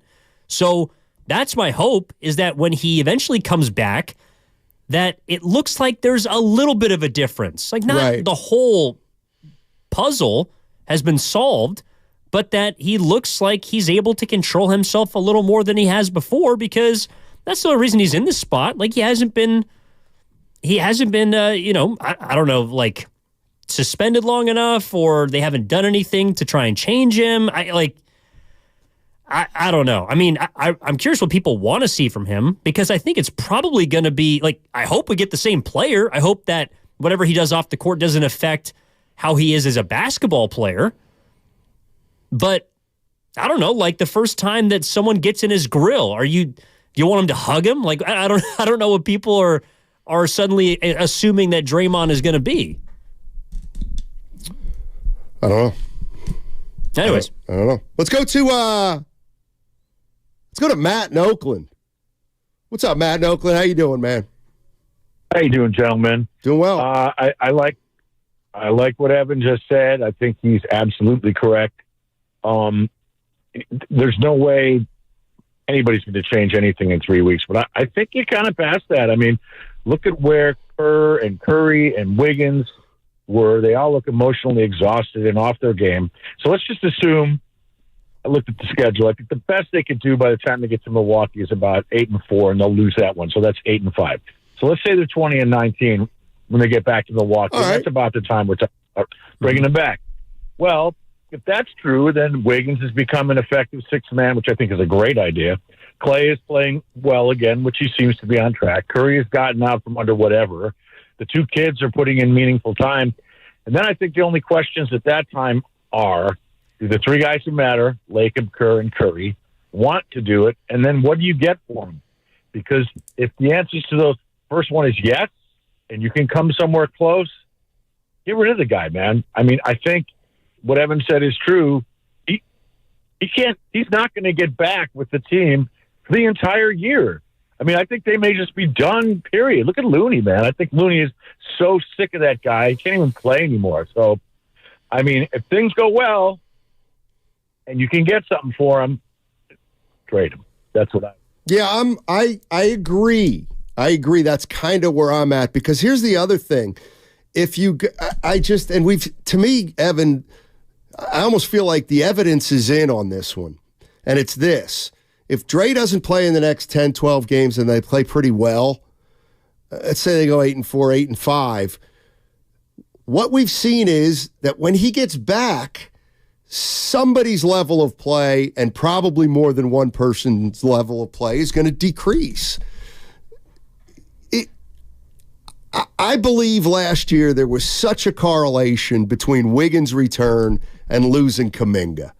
I do. I just do. And so if, Draymond Green in 5, 10, 15, 20 games will be coming back, and he's going to they'll probably ease him in 20 to 25 minutes, but we all know that if he's the player he was, he's going to deserve 30. And then that's 30 minutes less for guys. And it's going to be either a Wiggins or a young player. And can you reasonably expect them and their level of play to stay high quality if their minutes reduce? It's always an issue. Yeah, but I think that's also where Steve Kerr comes in. Steve Kerr has to make the correct choice, and he has to figure out who is going to give the Warriors the best chance to win. And if that is Draymond Green playing 30 minutes, then so be it. But on some nights, it might be Draymond playing 20 minutes. It might be Draymond playing 25 minutes. He's already shown that he can move Andrew Wiggins to the bench. I don't think he's leaned wholly into the younger players, but what if Draymond comes back and it's Looney that comes out of the starting lineup? What if Jonathan Kuminga and Brandon Podziemski stay in the starting lineup? What if Moses Moody continues to get 20 minutes a night? What if the minutes come out of Chris Paul? What if they come out of Dario Saric? I don't think that it's out of the question to, and if, I think the biggest issue people have is they don't believe that Kerr's going to do that, but that doesn't mean that he can't. That doesn't mean that there aren't outlets out there for Steve Kerr to bring Draymond Green back into the fold and help him if, of course, we're assuming the team's playing well. If they're playing bad, I think all bets are off. But if they go the 9-4 hypothetically that you're talking about, I don't think it's out of the question to see a path where Kerr can reintegrate Draymond and they can either maintain a similar level of play or perhaps get better. Yeah, I don't know. I just feel like especially when you're dealing with younger players like Podziemski or Kuminga or Moody, it's really hard for them to make do with less minutes. But we'll see. Well, no, and look, and people on YouTube, I see my family. When will Kerr do that? I don't know. But we've also seen Kerr with an unwillingness last year to play young guys. This year, the young guys have forced their way into games. I mean, we'll see on Tuesday whether someone like Trace Jackson Davis becomes a part of the rotation. But to Kerr's credit, I don't think it's happened quickly, but to Kerr's credit, when Moody didn't play against Sacramento, he's been in the part of the rotation since. Yeah, no doubt. After Kuminga wasn't against Portland, he's been a part of the rotation since. Podziemski has been in the part of the rotation once it's just taking longer than people want. You know what? And I was having a conversation with a guy the other day about wanting the young guys. And I just said, I think if you take a step back and look at the big picture, I get it. It probably hasn't happened as fast as you want, and it should have happened more by now. But I think if you look at the big picture, it's absolutely clear there is a transition going on with Kerr and the young players and the priority that's being placed on the young players. I do think, big picture-wise, it's absolutely beginning to change. 888-957-9570 is the number. It's Matt Steinmetz along with Evan Giddings. Happy holidays to everybody out there. And don't forget, it's a Monster Monday, brought to you by First 5 California. To learn 4 things you can do to overcome toxic stress, go to first5california.com. Last segment, a little potpourri like we've been doing the last hour, but it's a lot of fun. You want to jump in on Niners? You can jump in on Niners. You want to jump in on Warriors? Jump in on Warriors. You want to jump in on Draymond Green, who it's being reported will miss at least 3 weeks? At least 3 weeks? 888-957-9570. And by the way, got to tell you, really appreciate everybody's support out there. Television sales on Black Friday set new records as millions of Americans snapped up the hot deals. But a lot of people were out of town or too busy to take advantage of the special pricing. So, how about a redo? Right now, you've got a second chance to save big on many of the top-rated Samsung, LG, and Sony TVs. Where? At Video Only, where the smart shoppers go. So, don't miss out. Check out Video Only now, or you'll be sorry. Ask anyone who wants to put more jingle in their holidays and in their pocket. At NorCal Honda dealers' final days of Happy Honda Days, get best of the year deals on a reliable, fun-to-drive Honda that saves on gas, on repairs, and on holiday hassles. Cha-ching-ching-a-ling. Save on fuel-efficient Accord and CR-V hybrids that can take you to the snow and back without charging.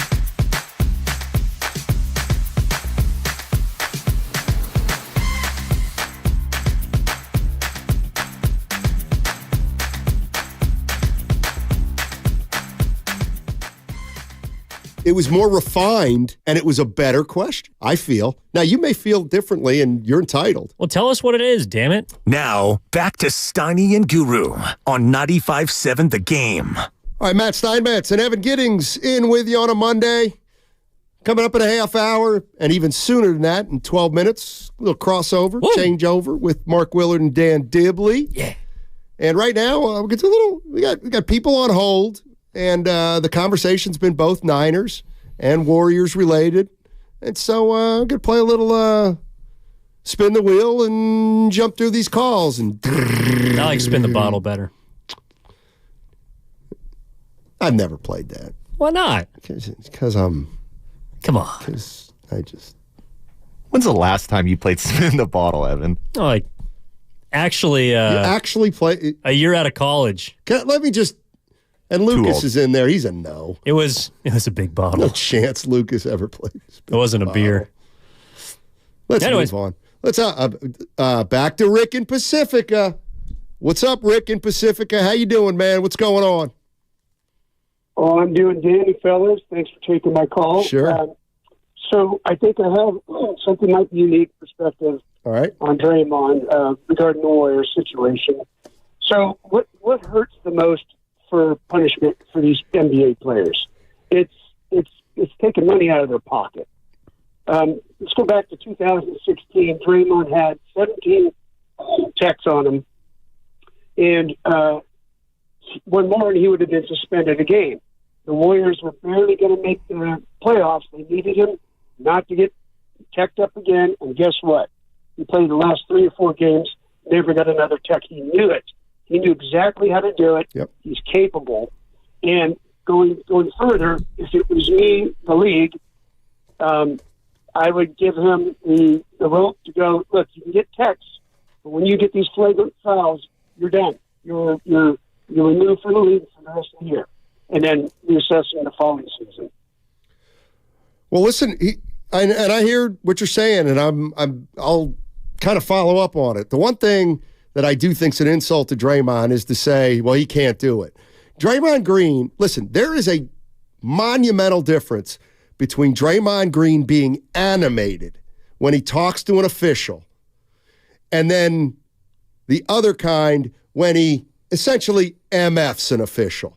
I believe that Draymond Green is allowed plenty of rope to say, come on, man, I got there early. He was holding my arm. They can deal with that. They can't deal with the next level. And he is smart enough to understand that.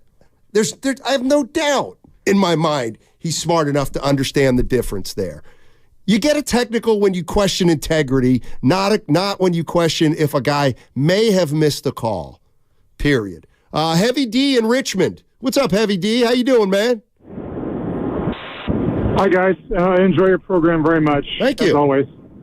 I've never played pro sports, but I did play Division I college sports.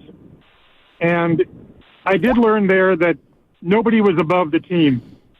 Conduct detrimental to the team was not tolerated.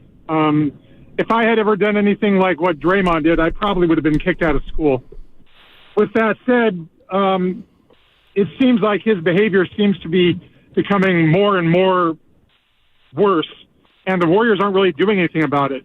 I think that he's probably a very good person, but I really hope that he gets the kind of help that he needs, because at this point, he almost seems like a liability to the Warriors, and I'm surprised they haven't been sued yet. But I like Draymond. I hope he gets his head straight, and let's get him back on the team where he belongs. But boy, what's going on right now can no longer really be tolerated. I agree with that, and that's kind of where I'm at. I don't know if this is the last straw or I don't know if he should be done now or he's got one more, but can't continue. Duke's in San Bruno. What's up, Duke? How you doing, man? Great, thanks, guys. Sure. Long time, second time. Thank you. Draymond Green is a great basketball player, but he is toxic, and he should not be tolerated anymore. And if the Warriors had any brains, they'd be calling up LeBron James right now and seeing how much they can get for Draymond Green, because the young guys and Looney and Wiggins, you can see they're already playing better because he is gone. That guy is a dark cloud over that team, and he's got to go. Thanks, Duke. Appreciate the call. Quick thought on that? Then we'll get Brian in here. Well, they look a little bit different. I mean, they've won their last 2 games, but Draymond's also, like Dunleavy said this last week, Draymond's still around the team. Like, he's still practicing. He's still in the facility. So if there was a quote-unquote dark cloud, it's not necessarily gone. You know what I'm saying? Right. So it's not like he's just on some island out there, you know, and I don't know if people think he's like in a straitjacket or something, like trying to get himself right, going full Clockwork Orange. Like, that's not happening. He's around the team. So while they might look more free without him on the court, I wonder how much they are around him off it. And that, unfortunately, we don't have the answer to. Brian's in Hayward. Hey, Brian. How you doing, man? Hey, guys. Thanks for taking my call. Sure. I just want to spread a little bit of positivity on this gloomy Monday morning. All right. Life's about up and down. Exactly. You know, and this is no different.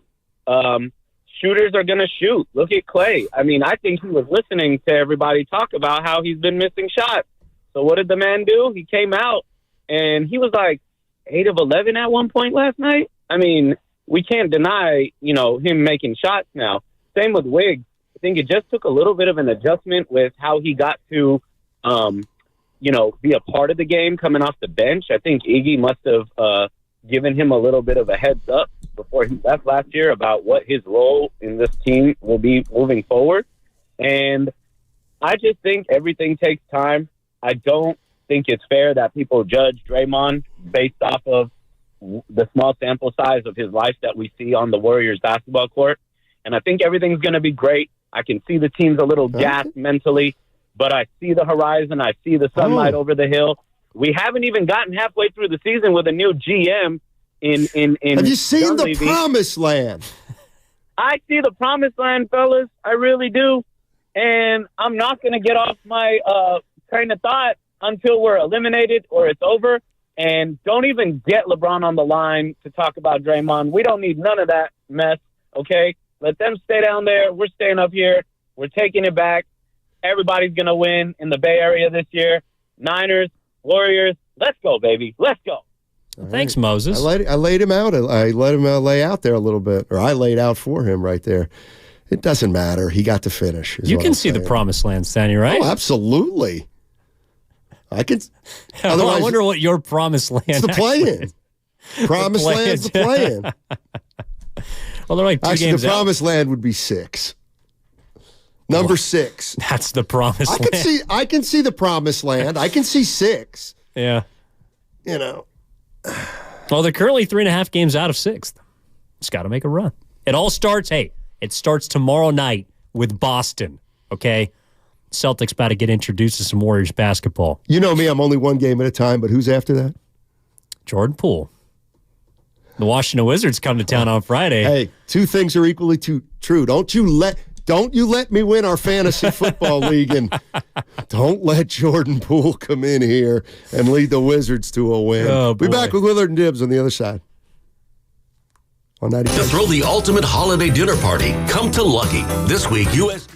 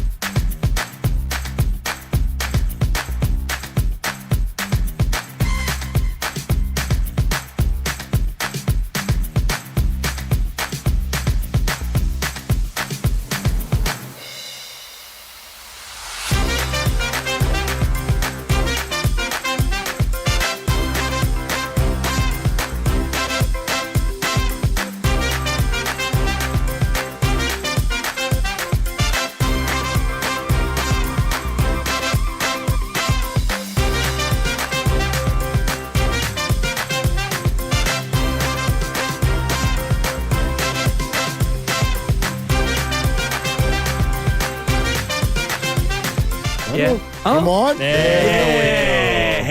All right, I'll see you guys. JT's mad at me. Drive safe. JT's mad at me because his fantasy team forgot to show up over the weekend. You won that game? Oh, you hate to see Steiny, Did you win too? Steiny and Willard headed to the Final Four, Dibs. Boy. Evan is right over here waiting for me. Lucas is waiting for Steiny. Yep. Don't let me win the Warriors. Don't let me win another championship. Don't let me win the bleeping championship. Is it the Steinmetz Invitational? Oh, I don't know. I'm in the Final Four, though.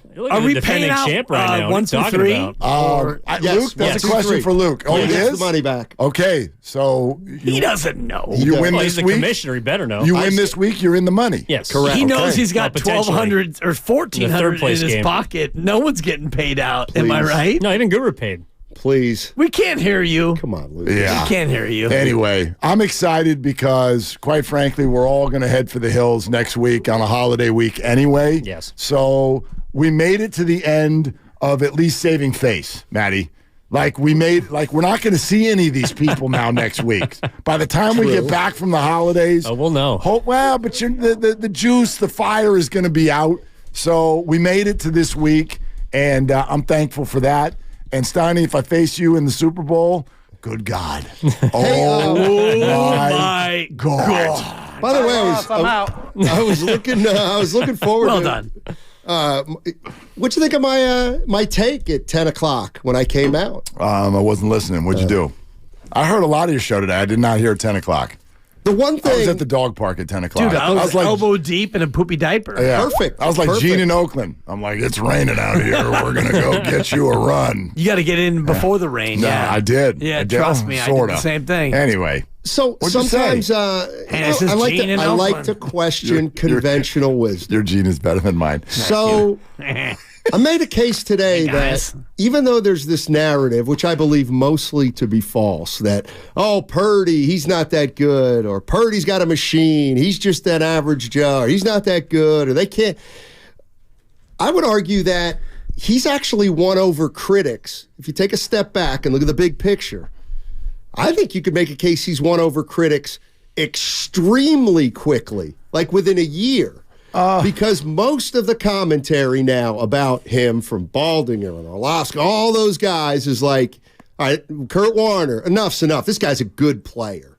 Like, he's a good quarterback. Well, you sound like a moron if you stick the... I mean, if you're... Well, that's kind of what I mean. And some guys are trying to sound like morons on purpose to get attention. Nick Wright, how you doing? But my feeling's this. There's two different things. If you want to say, you know what, Purdy's overrated, he's a product of the system, this, that, and the other thing, you will actually be able to say that even if he wins a Super Bowl, because it's said about some Super Bowl winners. Sure. But, okay, that's not the question anymore. Doesn't matter if you think he's overrated. Then bet against them to win the Super Bowl. If you know what I mean? Like, then bet against them.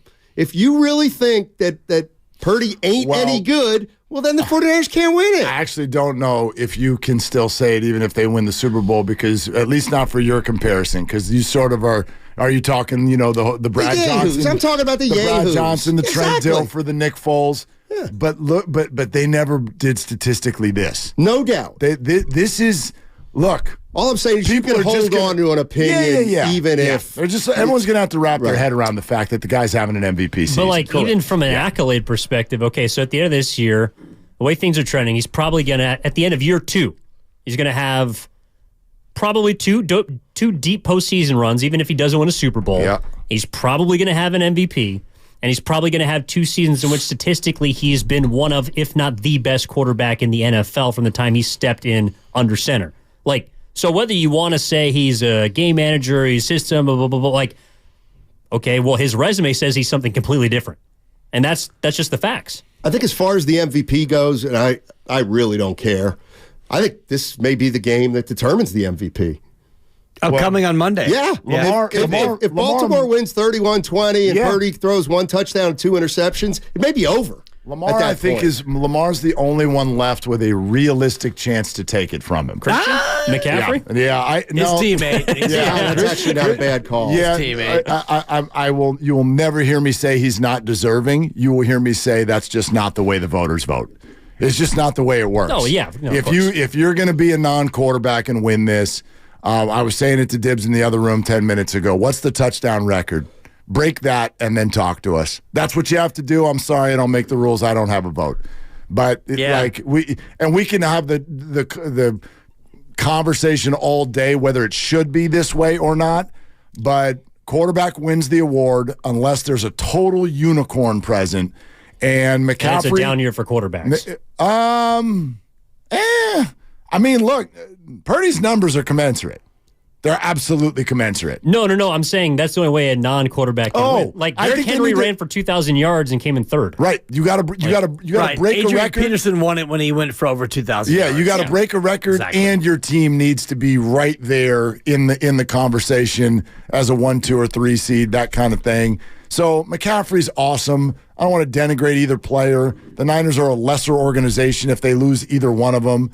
That was a crazy drive where it looked like they might have lost both of them yesterday in a span of 3 plays. Right. For that drive to end with Purdy hitting McCaffrey for a touchdown was incredibly poetic. They're both incredible players. But the way this vote works, I'm with you, Stoney. Lamar's got a chance to take it from him next Monday night. Outside of that, this award it belongs to him. If you want to bet Brock Purdy, you are too late. Because according to Caesars, he's now minus 200. Yep. So lay 200 to get 100. And Dak is second. And Lamar at plus 550 is third. And then McCaffrey and Josh Allen are next up in terms of Caesars and the odds. Hurts is falling by the wayside. Yeah. A little bit. And we'll see tonight what happens. I don't even know if he's going to play. I don't even know if he's going to play. Exactly. My sources are saying he will. Yes. Okay. Those are mine, though. Philadelphia. Well, he flew out separately from the team to make sure that he didn't infect them. It would have been an infection sensation. Sure. And I don't know if that works, but I went with it. I wonder if the Warriors can do that the rest of the season with Draymond.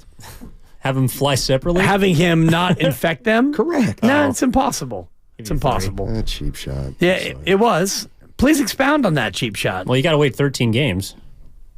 I mean, fly him on a different plane and he won't infect the team.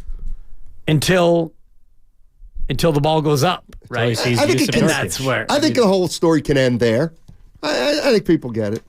As bad as it may be or may not be. 888-957-9570. That's a number you can call in later and talk to Willard and Dibbs about some stuff. San Francisco 49ers. And then my further point on the Niners, guys, was just, again, what I need to see more. Okay. You're going to see more. And you're going to see 3 regular season games, and then you're going to see the playoffs. You don't need to see more. Exactly. The only thing you need to see is whether they can win a Super Bowl. What else is there to see? Whether they can win a Super Bowl. Well, sure. Monday night. Right. Exactly. But even if they don't, then they'll have a chance to win it next year. Yeah, so they should have the best roster in football for this season and the next 2. And then they need to adjust. And that's actually, I think, what right now, as we sit here today, sets up to be a fascinating freaking conversation, which is not this coming summer, but next summer. Call it, 14, 15 months from now? Okay. When it's time to put a price on Brock. And what's the resume by then? Do you have an MVP? Do you have a Super Bowl? Hell, do you have 2? Do you have none? How does it go in January, these next 2 Januaries? What's your health like? That can obviously affect it too. But if this goes smoothly and there is even 1 MVP or even 1 Super Bowl, does Brock Purdy command a $50 million salary in 15 months? And how would everybody feel about that? Well, you already said previously that the leverage factor goes against Brock in terms of what he can get going into that 4th year, to where, the team has the leverage, the team has the heavy hand. If he is, as good as he's been, if he's still good then, they could say, well, we're going to let you play out 1 more year and then we'll decide. And, it could be, something that holds his value down. No doubt, but that leverage does start to shift if he wins an MVP and a Super Bowl. You're right, yeah. You know what I mean? Because after next season, he can hold out. Like, it's not like he has no recourse. He could hold out and say, I'm not coming to camp. Can you imagine the position that puts the 49ers in? Yeah. And they can't pick up a 5th-year They just go get another one. There is no just go get another one. Right. Yeah, hey, by the way, Sam Darnold 0 for 2 yesterday. This from with a drop. This Hey, from the did you YouTube see that chat. velocity, though? I mean, little that too ball much was velocity. coming out of his hands like a rocket. A little too much. Catch the ball, George. He put that right on the money. It was funny how the second one was on the money, but The first one was like, the first one was like, oh my whoa, God, where are you? I'm playing football Yeah, again. you look like a guy that was like, Yeah. got let out of jail. He's trying to buzz the tower. Totally. Lori Matthews is one of our loyal Great listeners. listeners. I didn't realize she had this side to her. She said, we all want to see more of Purdy, but that's because we now know Darnold is behind him, and we don't want to see any more of him. Yeah, two throws. So Lori yeah, she's was right. Lori was She's a little right. sticking it to Darnold. Well, Darnold didn't have McCaffrey. I mean, that's going to be here we the. go. You're listening to the 95.7 The Game, KGMZ FM and HD1 San Francisco. Always live on the free Odyssey app, Twitch and YouTube, powered by First NorCal Credit Union. Warriors. 2-0. What a weekend. Win streak. They needed him. They did. They needed him. They did. I think we're getting damn close to being triggered by a 20-point lead. Good God. What are those? What the hell? What seriously, what's happening? What's the NBA? That's what happens. Not really. Like, I get what you're saying. I know that the high percentage of games come down to a couple of possessions in the final half of the fourth quarter, but I don't think that those percentages play when you're up by 22. You're supposed to win that game without stress most of the time. Not all the time. It's the NBA. They'll come back on you. Right. The Warriors are doing it every time. Every single time. And this is supposed to be a mature, veteran, non-turnover group. And so protecting a 20-point lead in the fourth quarter should be their strength. You don't have the steadying influence of Draymond Green. That's a 3. Thank you. But just leave that. Look left, look right. I was waiting. To me, that's the why can't they hold leads? To me, that's the question that would invite a coach to say, well, if I knew the answer to that, we wouldn't blow 20-point leads. So I never think there's a real answer where everybody goes, that's it.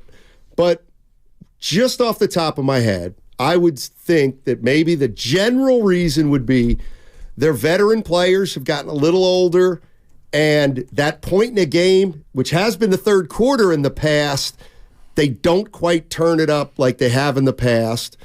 And maybe their young players are still learning how to play with a lead and how to take all the possessions seriously. And maybe that's what's happened. But I don't think we're ever going to really find a definitive answer to it. I mean, they have won 2 games this year by double digits. Like, that's just and they haven't done it since the beginning of November. Like, the last runaway win was an 11-point victory against Detroit. Yeah. So maybe if Curry would, I don't know, hit a shot, they could win a game like that. Well, they still won last night. Even Barely. without Curry being able to hit a shot. And streak over. I think that it is interesting, though. Extremely encouraging. I'm not kidding around, because it's one thing for Clay to start to score and shoot better, and it's one thing for Wiggins to but you won the games. Then bump it to 2025. That's what they used to do. We can get back in this, but we got to do it possession by possession. I do think there's a psychological component where a lot of teams in the league, they think they have a chance to beat the Warriors now when they didn't 3 or 4 years ago, and they're right. Yeah, and they're right. And down 15, 20, 25, it doesn't matter because you're younger and you're more athletic and you can play faster, and so you feel like you can chip that lead away and you can get back into it. And yeah, it got a little scary last night with the Kuminga and 1 foul on defense, and it got to within 1, and it's like, okay. And then Steph misses a free throw, and I mean, wow, that thing could have gone sideways, but it didn't. But it's still a quality road win, and Steiny, it's a little bit of a blow to your bet with Guru. That's a tough loss for you. 6 road wins. I didn't even think that did not even cross my mind. That's the first thing I thought of. It did now. Yeah. So what are they on the road? 6-8. They're 6-8 on the road. They were 5-1. Plenty of time. Exactly. What's the bet? They got to win 24 and a half, or 23 and a half. In other words, they got to be the best team in the league on the road this year. Yeah, I know. It was chipping away. They got to go. Yeah. So they got to go 24 and 17 on the road. They have to go 18 and 9. But I don't know why you'd want to do that. 5. Okay. And then we've got a start of a road trip, but apparently this only covers the first 2 games of the road trip, which will be in Chicago, and then to face Giannis. Give me 1-1 there. Okay. So 7 and 6. 7 and 6. Perfect. 7 and 6 with the. You want to get to 8 and 5 though. get to 8-5 would be so nice without Draymond. Yeah. That would be nice.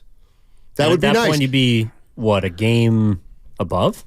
Or right at 500? Something like that. Maybe a game below. Yeah. Oh, if they get 8-5. Yeah, if they go 8-5. I'm still trying to get used to the fact that when Orlando's on your schedule, you're not supposed to win. Like, I guarantee you there's some people driving around like, what does he mean they're tough? Right. Orlando's in there. Bad. The 4 seed in the East. Orlando. That team.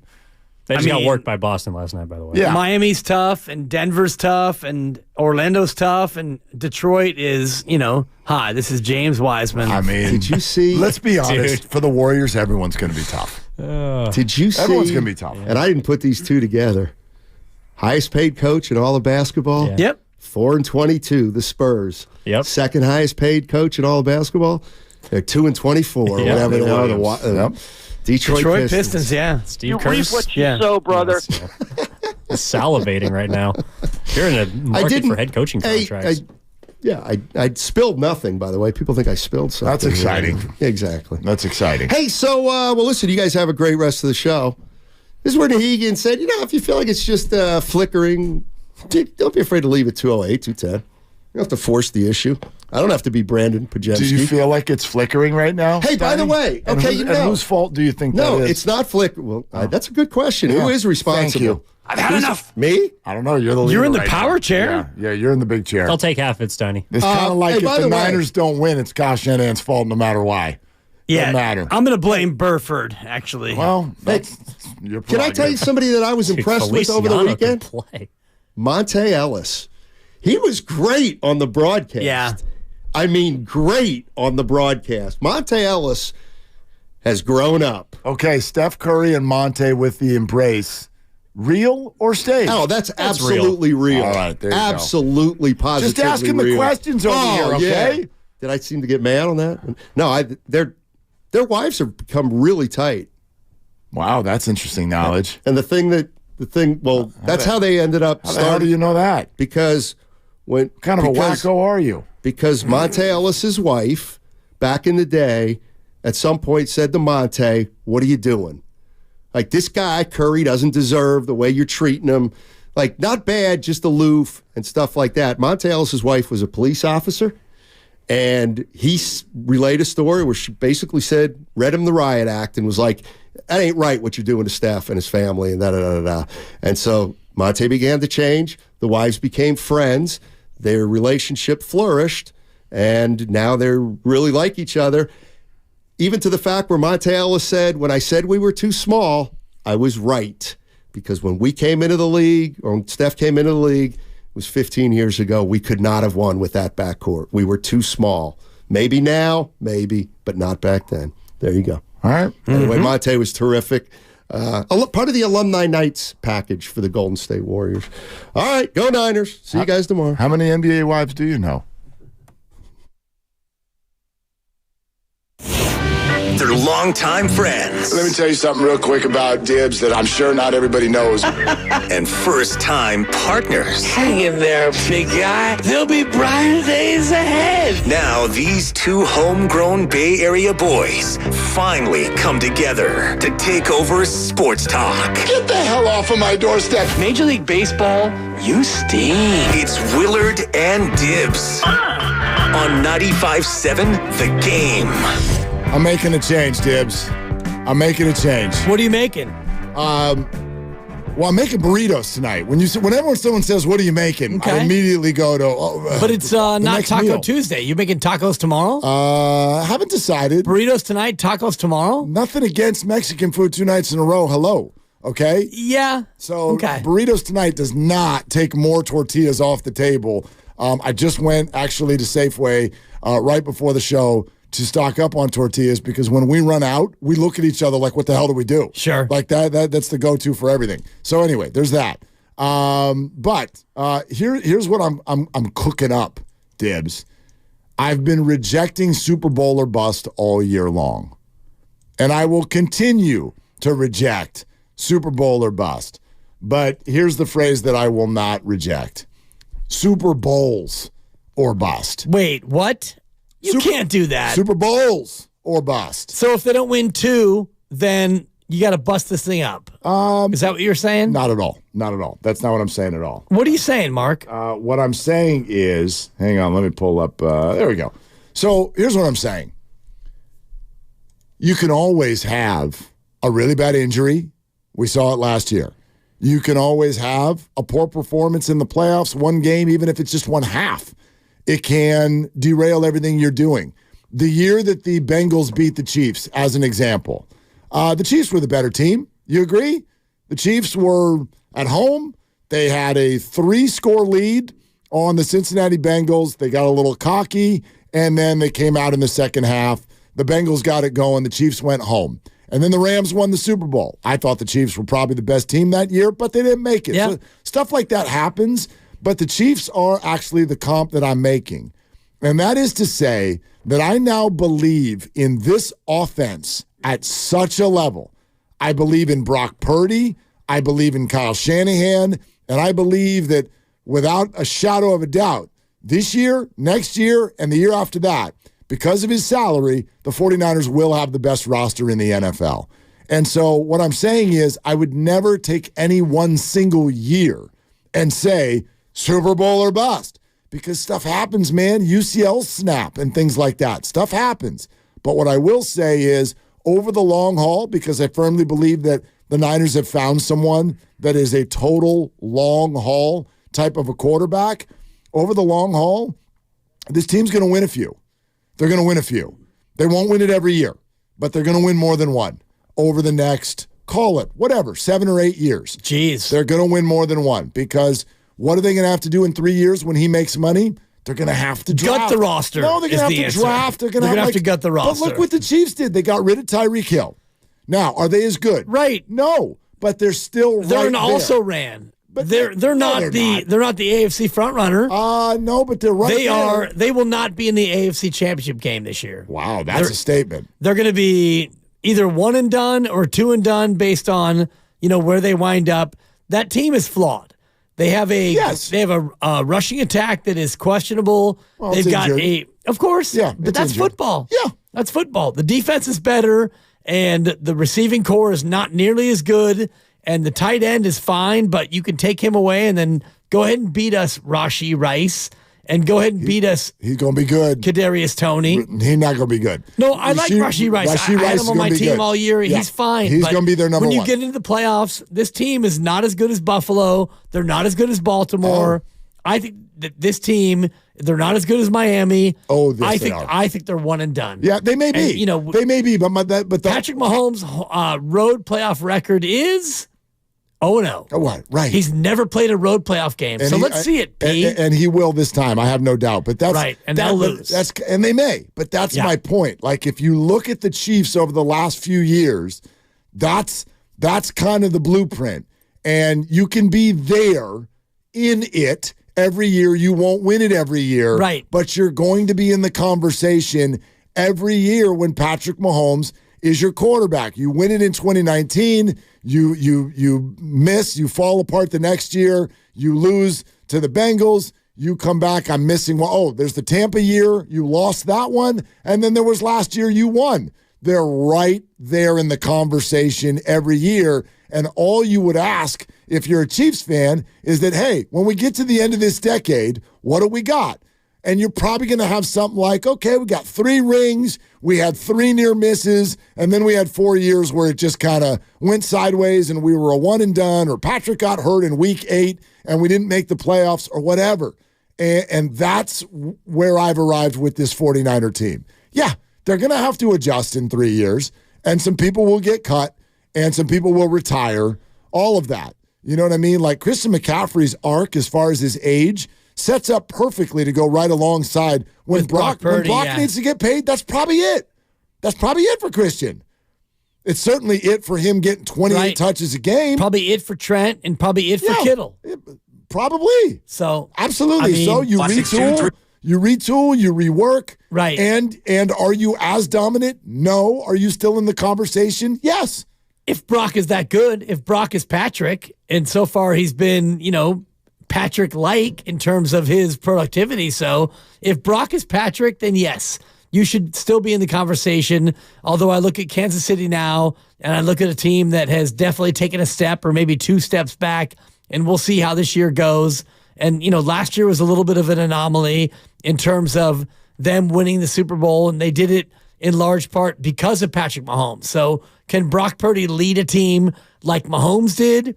And, Mahomes didn't have a lot of help around him. Yes, Travis Kelce, Hall of Famer, but other than that, no one will ever remember any of those guys on offense. Same with all of Brady's teams. He had Gronk, and then you could name a receiver here or there, but it was different receivers through the years. Mike Evans. Julian Edelman, whatever. Mike Evans for the Tampa year. But the New England years, there was one receiver that you're like, whoa. Yeah. I remember. And they didn't even win a Super Bowl with him. Randy Moss. Yeah, good call. Yeah, other than that, it was what? How many New England era Tom Brady receivers could you even name before you start going, Man. You know what I mean? It's tough. There's Edelman. There's Wes Welker. He had Stallworth one year, I think. Was Deion Branch? Deion Branch. Didn't he win a Super Bowl MVP? No doubt. Deion Branch. Good call. Right?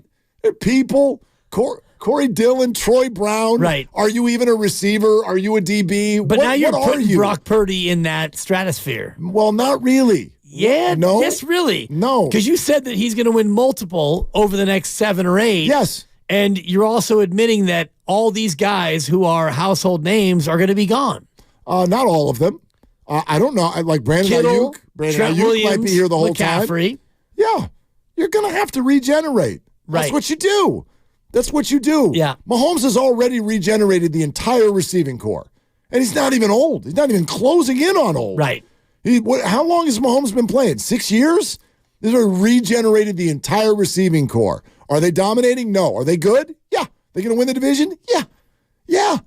So, I know what it sounds like. I'm not trying to come out with the Purdy is Mahomes take. What I'm telling you is this offense is that he is good enough to be an in the conversation quarterback leader year in and year out.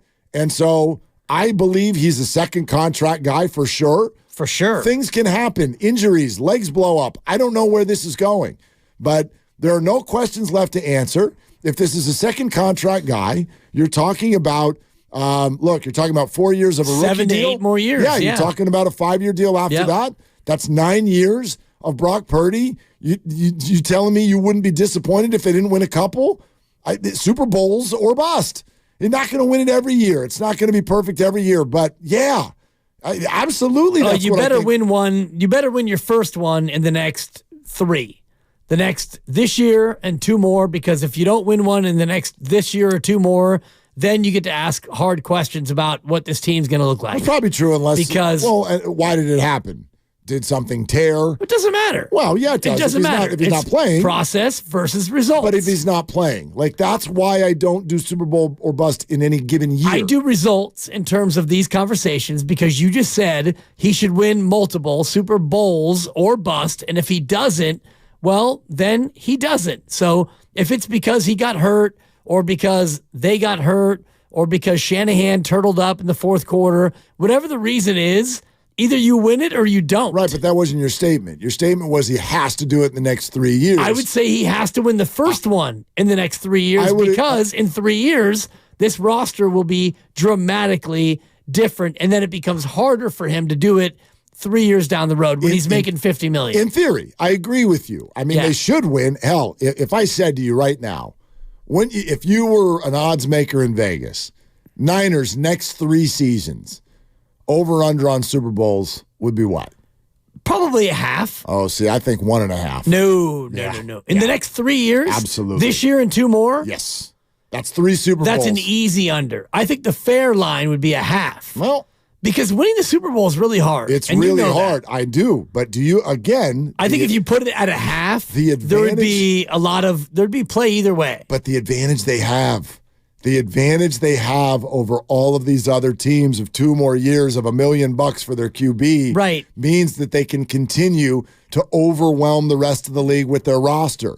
It means that they can have the best team and go, yup, Chase Young at the deadline. Sure, Zach Ertz, you want to play for us too? I don't even know if that's going to happen, but it's on the table because the 49ers are sitting here still under the cap as any team in the entire league, even though they've got the best roster. So over those next 3 years, I am going to presuppose the Niners have the absolute best roster in the NFL, which means that if they're blessed with health each time, they should win. They'll be the favorite.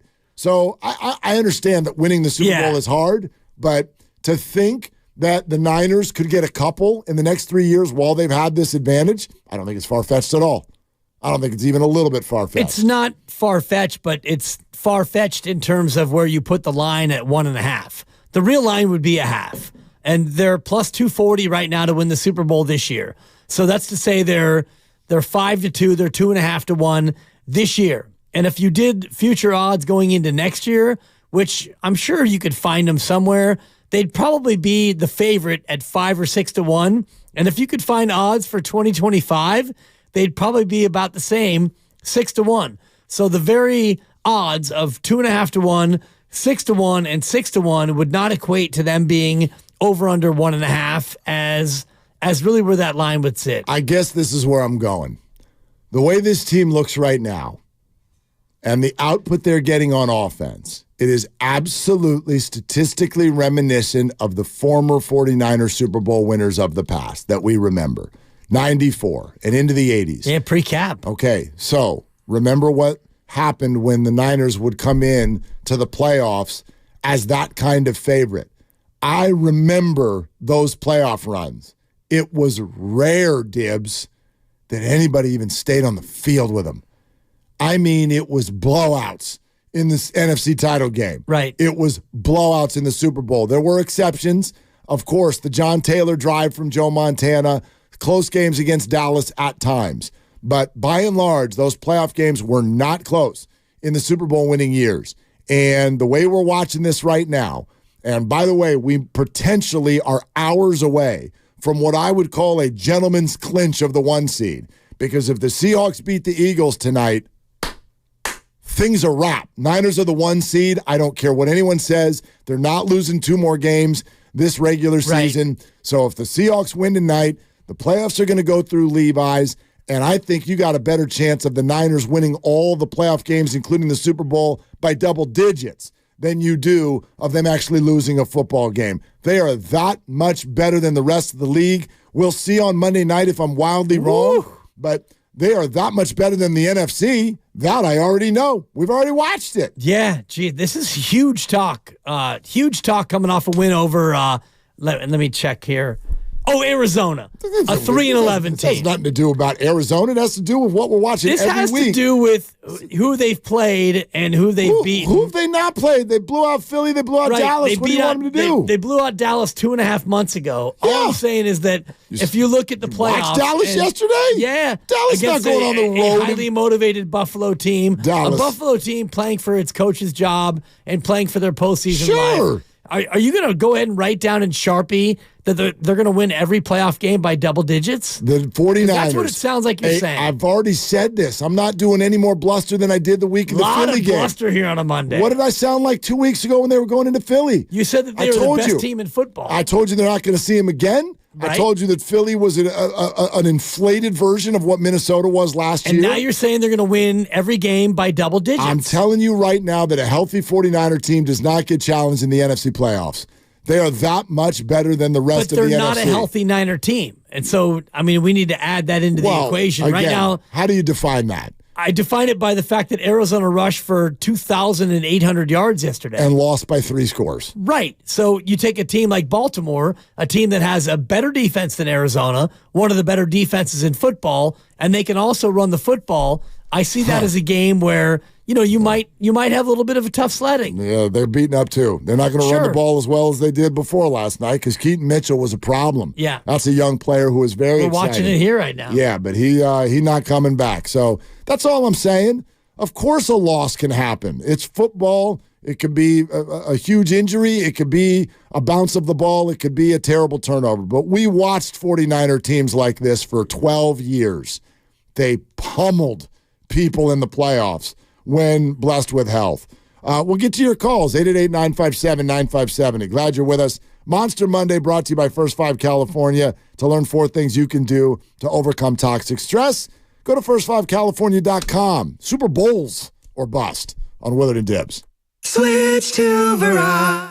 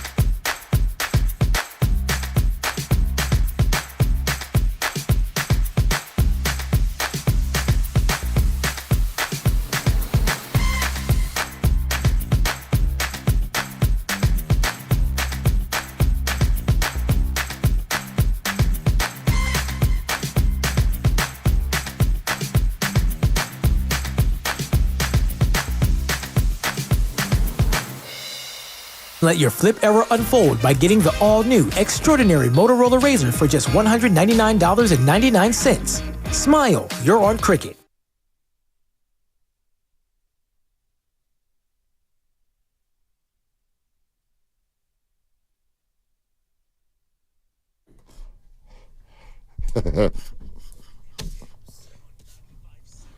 Happy holidays, everybody. Everybody's kind of in that mode, huh? You mean under pressure? Dude, it is. Shout out David Bowie. It is a lot of pressure. Dude, the kids do this. Got no idea. The kids do this every day, and they don't understand why I don't share their joy.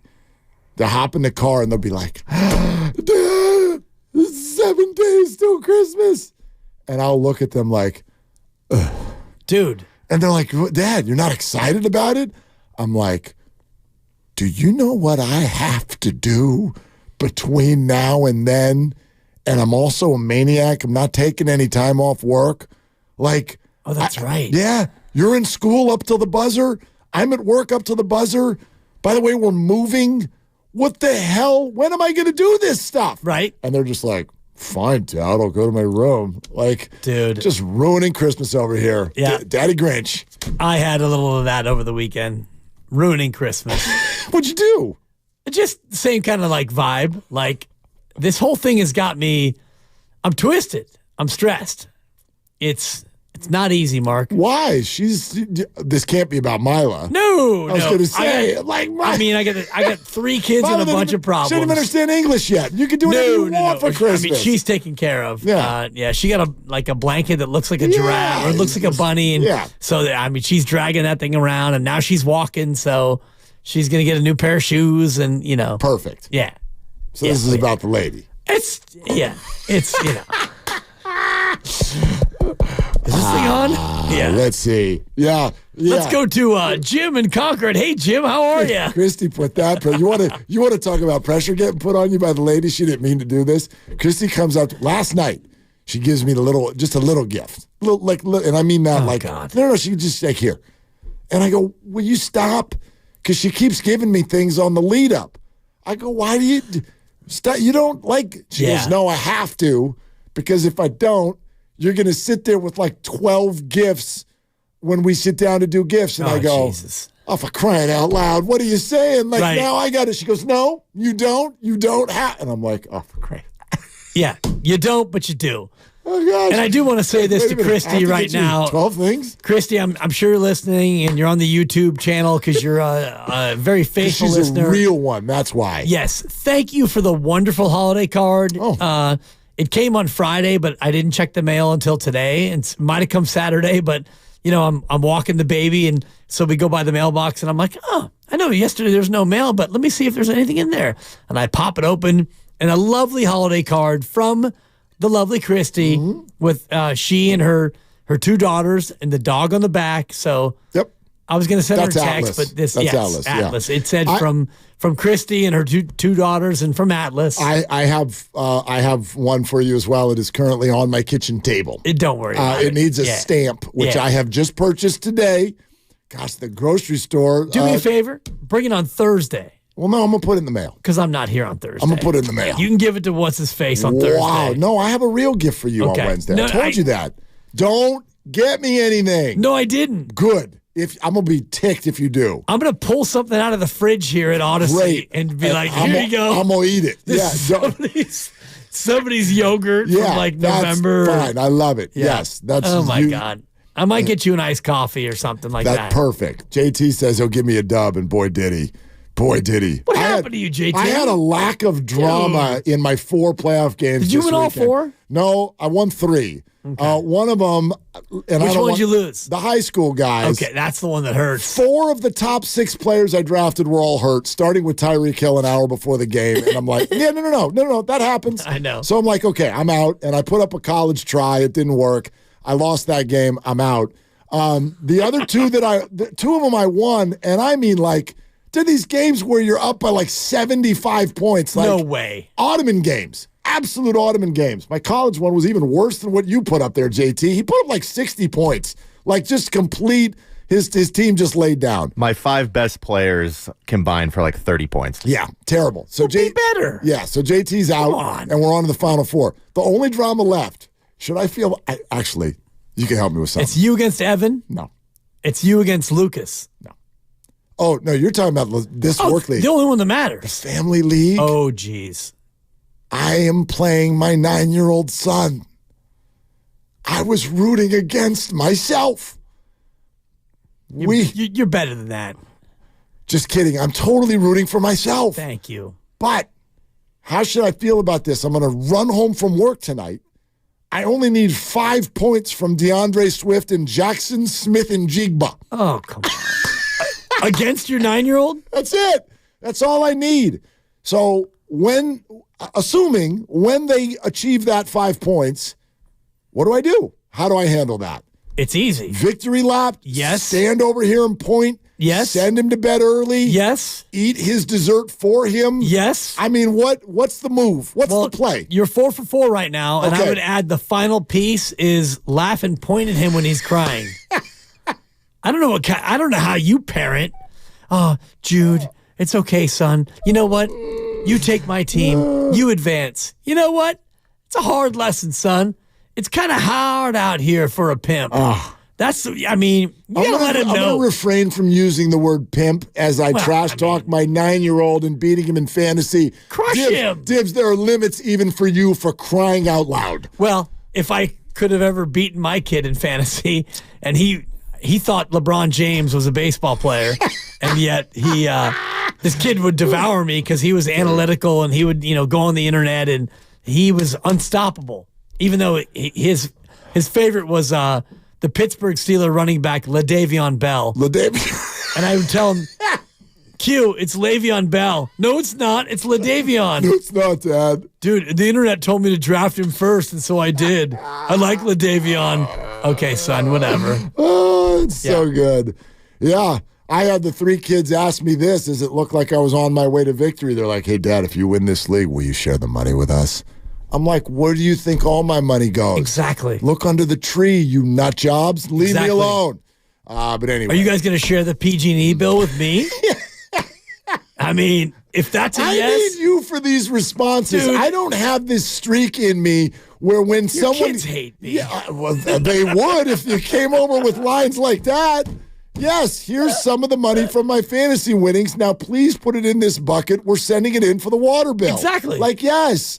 Yes. Yeah. Or come to the grocery store. Oh, are you going to buy me flowers? Totally. No, we're buying milk with your money. Right. Yeah. And when you pull into the gas station with all 3 kids in the back and the bill comes to $75.28, you go, it's about $14 a pop. Who's in? Who's got 5 on it? Crickets. Let's go to the phone. Speaking of crickets, I also had this. Is anybody's email inbox a little bit much for you right now? So this just came from Fanatics. You know Fanatics is where you get all the gear. Enough of Fanatics. I know. Fanatics, well, you make one purchase and it's like 80% off. Right. So I just saw Tuesday. The email, 70% off. It ends at 9 o'clock tonight. And like a dummy, I click on it. Don't do it. And it's like, okay, here's all the stuff that's 70% off. What's your favorite team, Mark? So I click 49ers. What do you think comes up? What are my options? Because I also click kids. Okay? Yeah. What are my youth options on Fanatics for the 49ers right now at 70% off? Probably the Jimmy G Road Uni and the Mitch Wishnowsky throwback. Boy. Robbie Gold? You're way too current. Can you get a Robbie Gold? There are 2 players from which I can choose. Current players? I said there are 2 players gotcha. from which I can choose. As far as 70% off, Nick Mullins, 49ers gear. Vikings starting quarterback Nick Mullins. And? Probably Ty Davis Price. If you thought harder, you would have gotten this.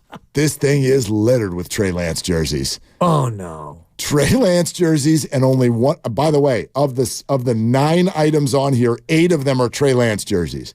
One other jersey snuck in to the 70% off file. You know who it is? He had a big game yesterday. A big game yesterday? He did. McCaffrey. No. No. No. Actually, he didn't have a big game yesterday. He had a big game Saturday. Oh, geez. Jared Goff? No. Trey Sermon. Get out of here. Indianapolis Colt. Trey Sermon. He had a big game Saturday. Yeah, Zach Moss got knocked out of the game. Playing golf. Sermon came in and rushed for like 80 yards. Dude. He looked good. I wish I had He an looked 80. good.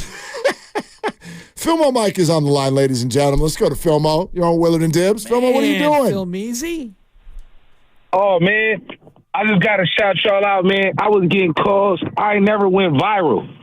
So, brother, man, that's y'all right. had me lit last week, man. Do you know that Andy Baggerly came down your road? Yep.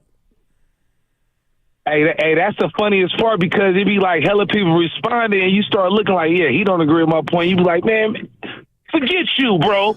I'm just trying to say this. And then I don't got time to respond to all these Twitter. So I used to be like, man, y'all be tripping on like Steiny used to be like, man, the Twitter people getting on I'm getting annoyed by him, man. I'm getting sick of it. I see what you guys be saying now. It can get kind of annoying because you may think one thing and they just dissect your take to the T. It's like, oh, I wasn't even saying that. Yeah, so Filmo, first and foremost, you got to build that thick skin, man. And this is your first trip into the vortex. But for everybody listening who doesn't know what Filmo is referring to, was your phone call to us last week where you took Buster Posey to task. You said you were done with him because of not so much the comments, but the fact that he went public with the idea that the Giants struggle because of the city of San Francisco. Now here's the thing. I will say this, Filmo, and I phrase this as a question because you came down hard on Buster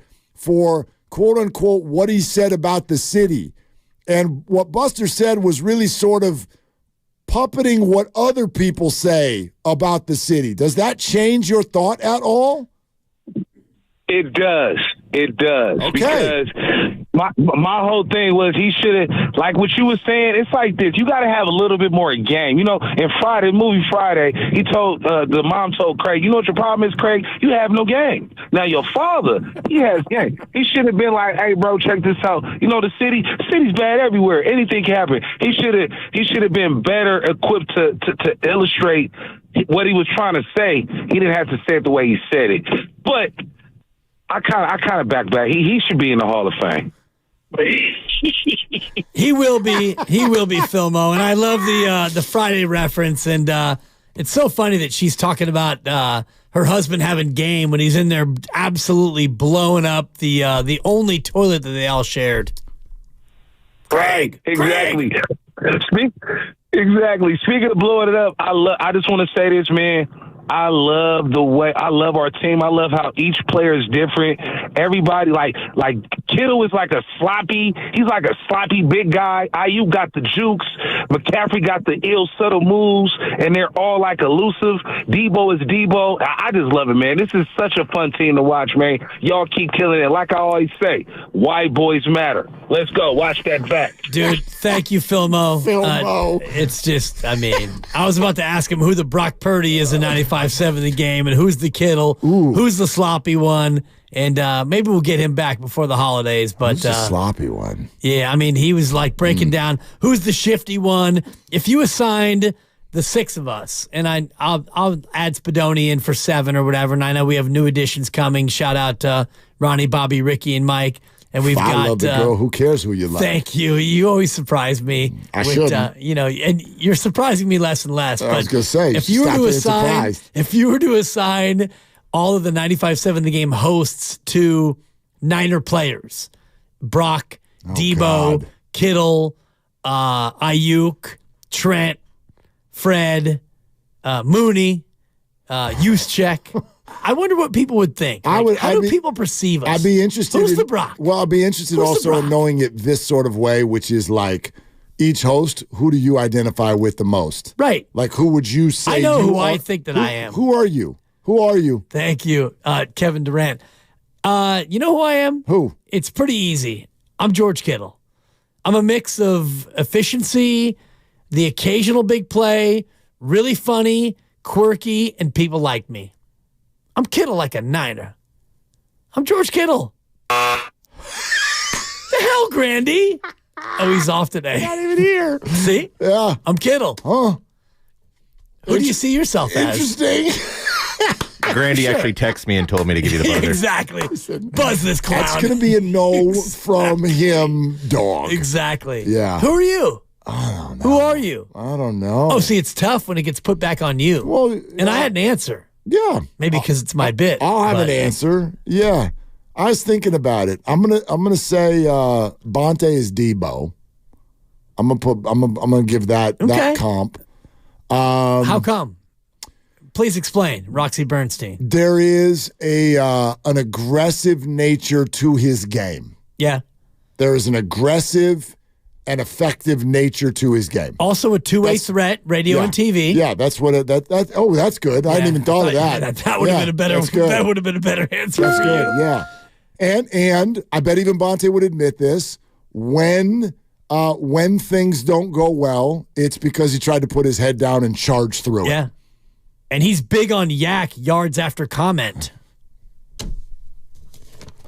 Oh, I get nothing for that? You gonna silently just chuckle in there, John Thomas, JT Lucan, after all I've done for you? Fine, I'm Trent Williams. Yeah, I mean, but why? Best talker? Is that what you're going with? When everything is anchor. When everything is going sideways and everybody's freaking out, I will come in and calm you down. That's pretty good. Okay. I mean, you're not wrong. Relax. You're not wrong. Don't go to Aaron Rodgers on me. RELAX. Relax. The biggest question in the room is not who's the goo, because I think that he's Christian McCaffrey. Who the hell is Steiny? Oh, Steiny? Steiny's McKivitz. I don't want to laugh. I don't want to step on. I don't want to step on the cleanliness. The room just went crazy on that one, and I'm not even sure why. Oh gosh! Who the hell is Brock Purdy? Let's take a call. No, this is a great bit. I don't know if we have one. I don't know. Guys, look. Maybe it's Nahigian. Look. He's just in the back being like, look, this is exactly what we need to do and when, and I'm just going to hand the ball to my guys and let I'm them not cook. very skilled, but all I do is win. I'm quietly effective. Little guy limping around in the other room. Yeah, that's Hopefully probably he's already gone home today. Next question. Thank you. Shasky? Shasky's Ayuk? I like that. Yeah. He's got that dog in him. And just very, very precise and efficient. Yes. Yeah, I'll go with that. Or Fred Warner. Sure. Fred Warner. Yep. Yeah. Very athletic. Can do a lot of different things. Glad we figured that out. Spadoni? Wisnowski?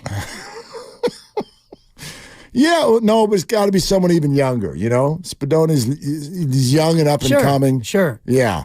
Like Kinlaw. Yeah. Jake Moody. I think he's the kicker. Jair Brown? Maybe. Not bad. I like that. Yeah. I like that. Diego and Marin. Okay. Let's get you. Look at you try to pivot. Yeah, let's save us. After you buried Steinmetz. This is a good bit.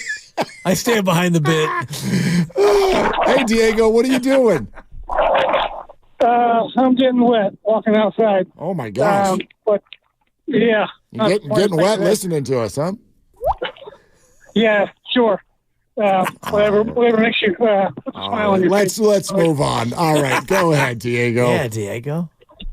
Yeah, I'd like to say that the last time a team did what the Niners are doing in terms of building a great roster around a cheap but great quarterback, it was the Rams in '99, and they ran into the best quarterback and coach combo ever in Brady and Belichick. I don't see anything that could stand in the Niners' way from winning the next 3 Super Bowls, and the third one is scheduled to be here. That's absolutely correct. Now, I would hit the brakes on a comment like that because it's just not the way it works. It's easy for us to see that now, and I do believe that the 49ers will have the best roster in the NFL for the next 3 seasons, or at least the opportunity to do so. But I'm sorry, we cannot remove the unknown from this, which is the key injuries. And by the way, those injuries, especially if it's a quarterback, that's why I would vote for Brock Purdy as MVP. Not because Christian McCaffrey doesn't deserve it or anyone else, but I'm actually very comfortable with the quarterbackism, if you will, of this whole thing. I'm very comfortable with the fact that the award always goes to a quarterback because it should. The quarterback is the one position where if they go out, your whole season and your whole team change.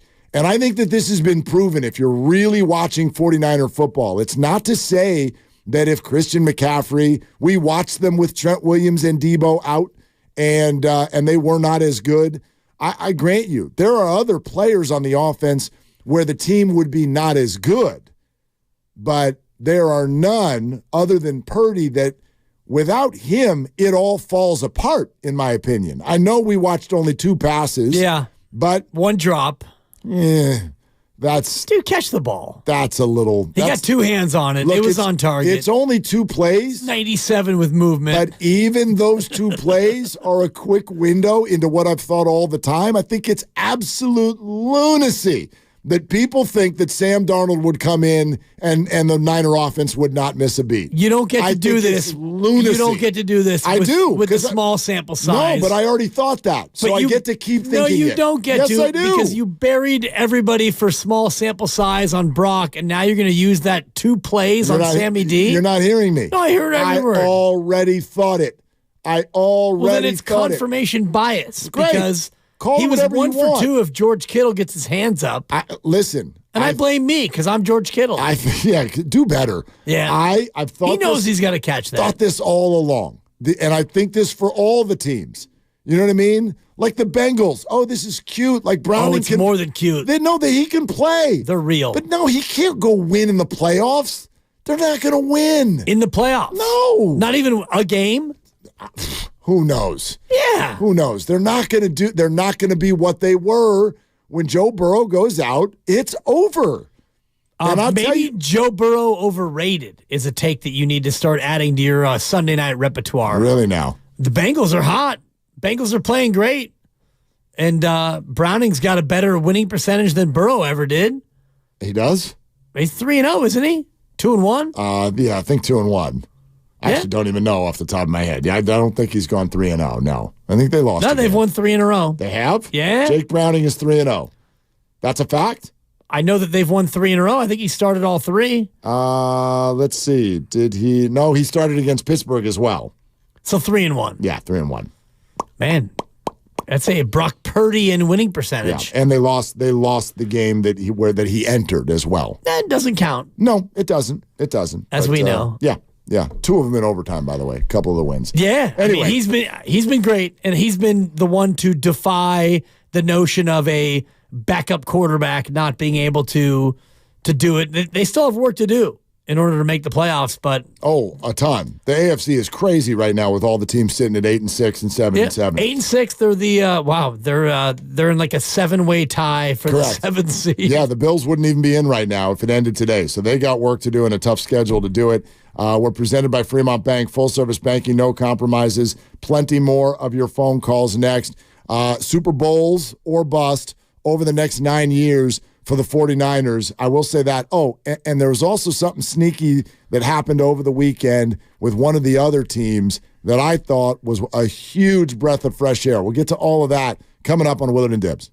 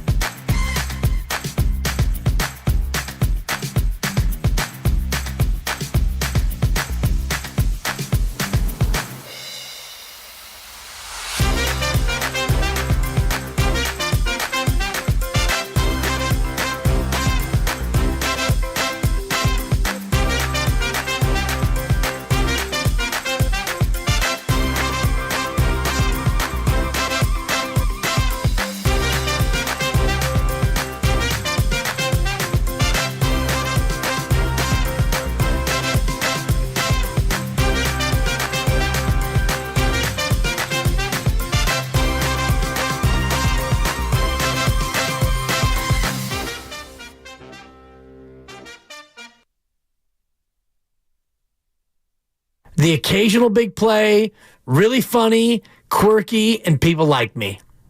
I'm Kittle like a Niner. I'm George Kittle.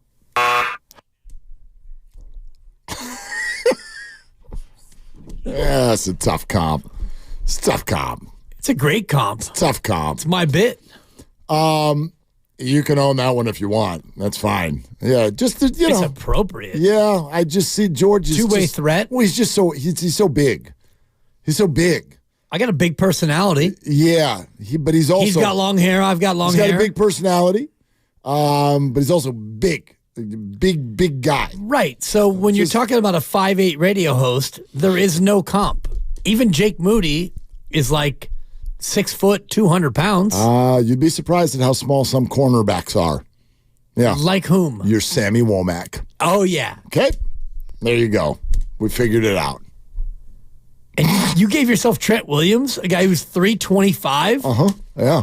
You could eat all day, every day for a month and not even get to 200. Do I or do I not sound 320 pounds? No, you don't. You don't? You don't sound 325. You don't think so? If I had a nickel for every time someone goes, dude, I thought you were bigger and fatter and bolder.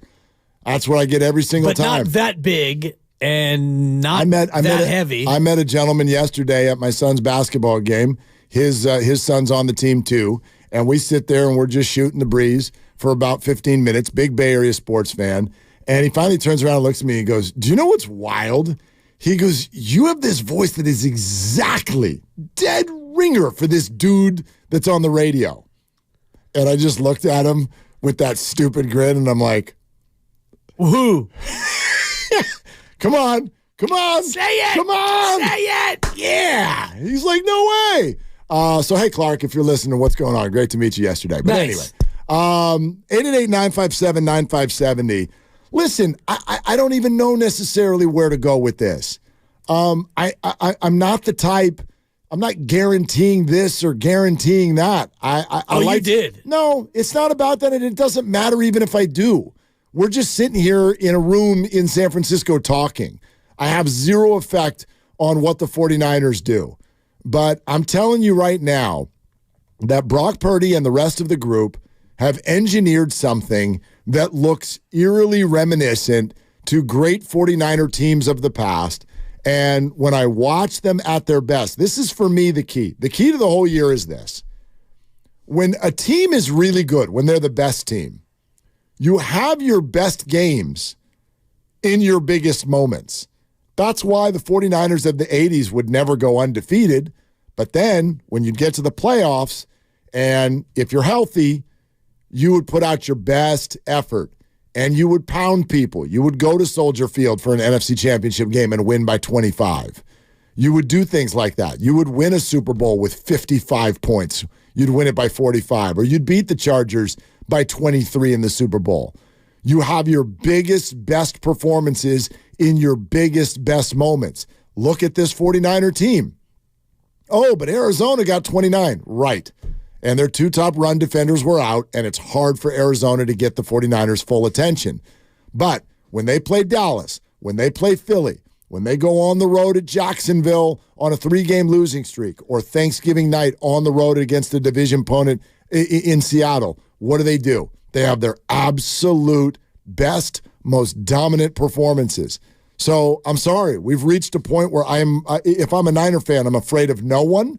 And quite frankly, again, if blessed with health in all the key spots, they're really, like, this shouldn't be close. It shouldn't even be close when you get to the playoffs. They're that much better than the other teams, at least in the NFC. You have the luxury of being this arrogant and being this overconfident, and I'm not going to say that you shouldn't. As a fan, you can think that, you can think whatever you want, and it's not going to affect the actual product on the field. It's not going to affect how they play. It's not going to affect any of the future matchups. I do know this, that Baltimore, even if they suffered some injury going into that game a week from tonight, it's going to be a tough game. I haven't seen the spread. I would imagine the look-ahead line is probably 4.5. Opened at 5.5. Maybe it's up at 5. I think it's at 5 now. Yeah, and that's 5 points. That's one of those things where I think injury will, on either side, will kind of determine where that line ultimately sits, and they should be favored. They're the best team in football. There's no doubt. Yep, and they're at home. And I wonder how you went from not wanting to say Super Bowl or bust to now being willing to say Super Bowls or bust. Because it's totally different. Super Bowl or bust, and the reason I still reject that statement is because it does not take into account the one-time occurrence. Right. I'm looking at Super Bowls or bust, and I am making this assumption, which could also be wrong, obviously. Right.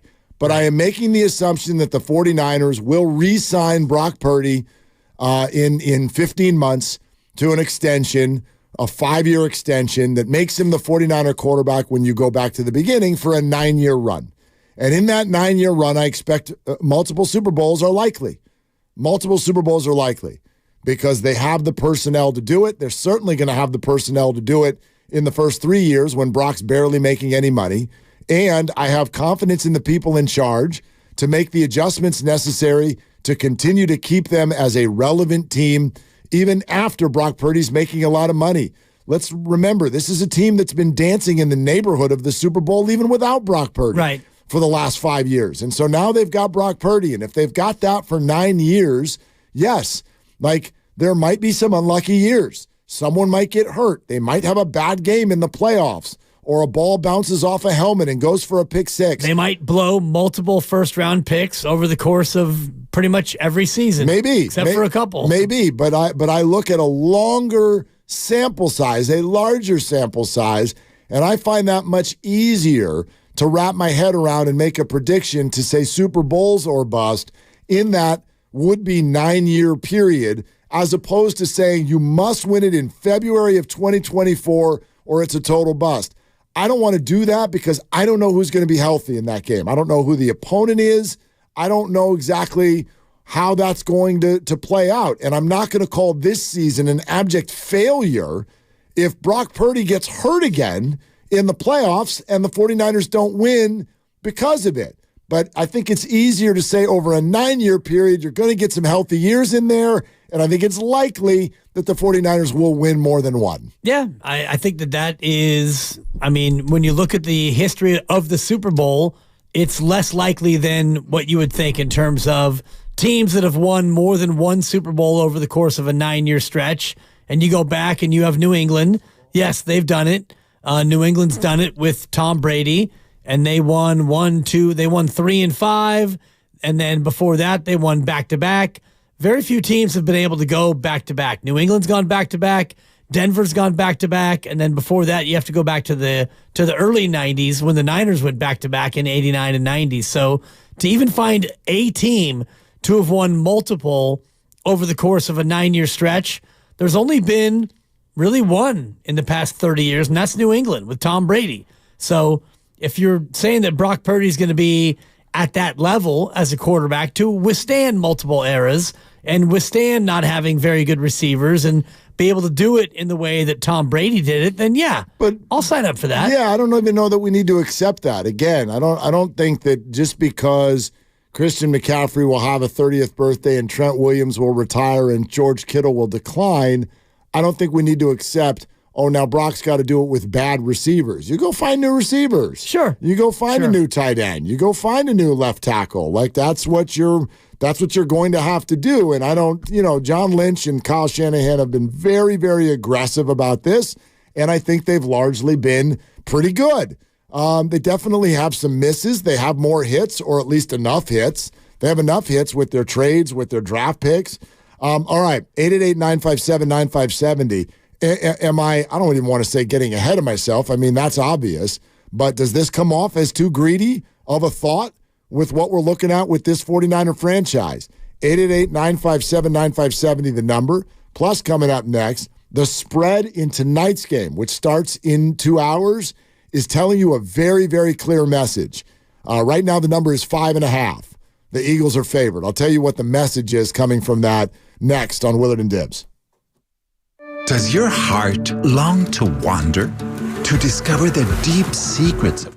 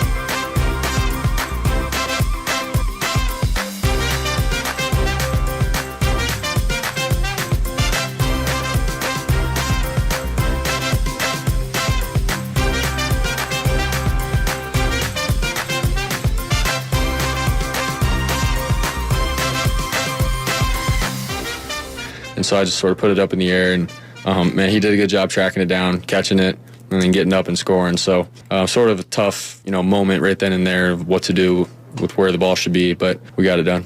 No, that was the first. That was the first for me. I didn't see the ball. I mean, I felt like an idiot backpedaling like that for so long. I didn't see the ball till like halfway in the air, and I was just happy we connected. And Brock made a great play of scrambling and sticking with it.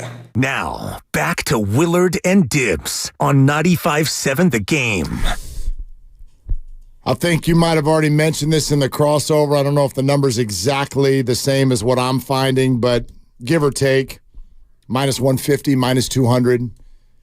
Brock Purdy is now a runaway favorite. Oh, yeah. To win the MVP in the league. Odds-on favorite. When it's a minus in front of it, that's when you use the phrase odds-on.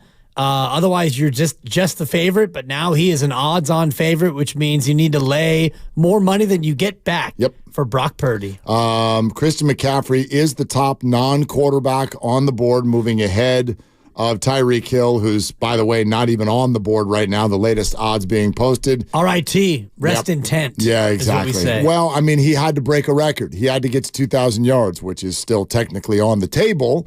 He's allowed to do that over the last 3 games, but he would have to be unbelievable. He would have to play. Well, right. He'll probably start there. So, gosh, you know what? R.I.T. How about R.I.P. to everybody's fantasy team that was built around him all year? So I talked about my late season run, and if I would have made the playoffs and this and that, he was my anchor, and I looked at my team this week. Had I made the playoffs, I would have had no chance. I had Tyreek Hill, and I had a couple other people who didn't play. I had a lot of injuries. Really there was a lot of injuries. But my team is in shambles now. McCaffrey coming in around plus 1,300, plus 1,500, so still they're telling you can make a boatload of money if you bet on Christian and he wins it, which is ... the answer you're looking for. He's not going to win it. I know it's super cool, nouveau, fun for 49er fans to be like Brock or Christian or Brock. It's not even close. The odds are not even close. We talk about this on the show a lot. Look at Vegas and listen to them. They're telling you something. For instance, this Monday night game, and actually during the commercial break, the news already broke on half of what I was talking about with regard to what the spread was telling you. For the Eagles, after their last 2 weeks, to be favored on the road on Monday night against a desperate Seattle team by 5.5. That tells you 2 things. 1, Jalen Hurts is playing, and 2, Geno Smith is not. Now, the breaking news is that Hurts is in. Seattle has not announced yet. In fact, their inactives have got to be out pretty soon. But I got a real big sneaking suspicion you're going to see Drew Lock play in this football game tonight. Lucas, what do you got? Don't hear you.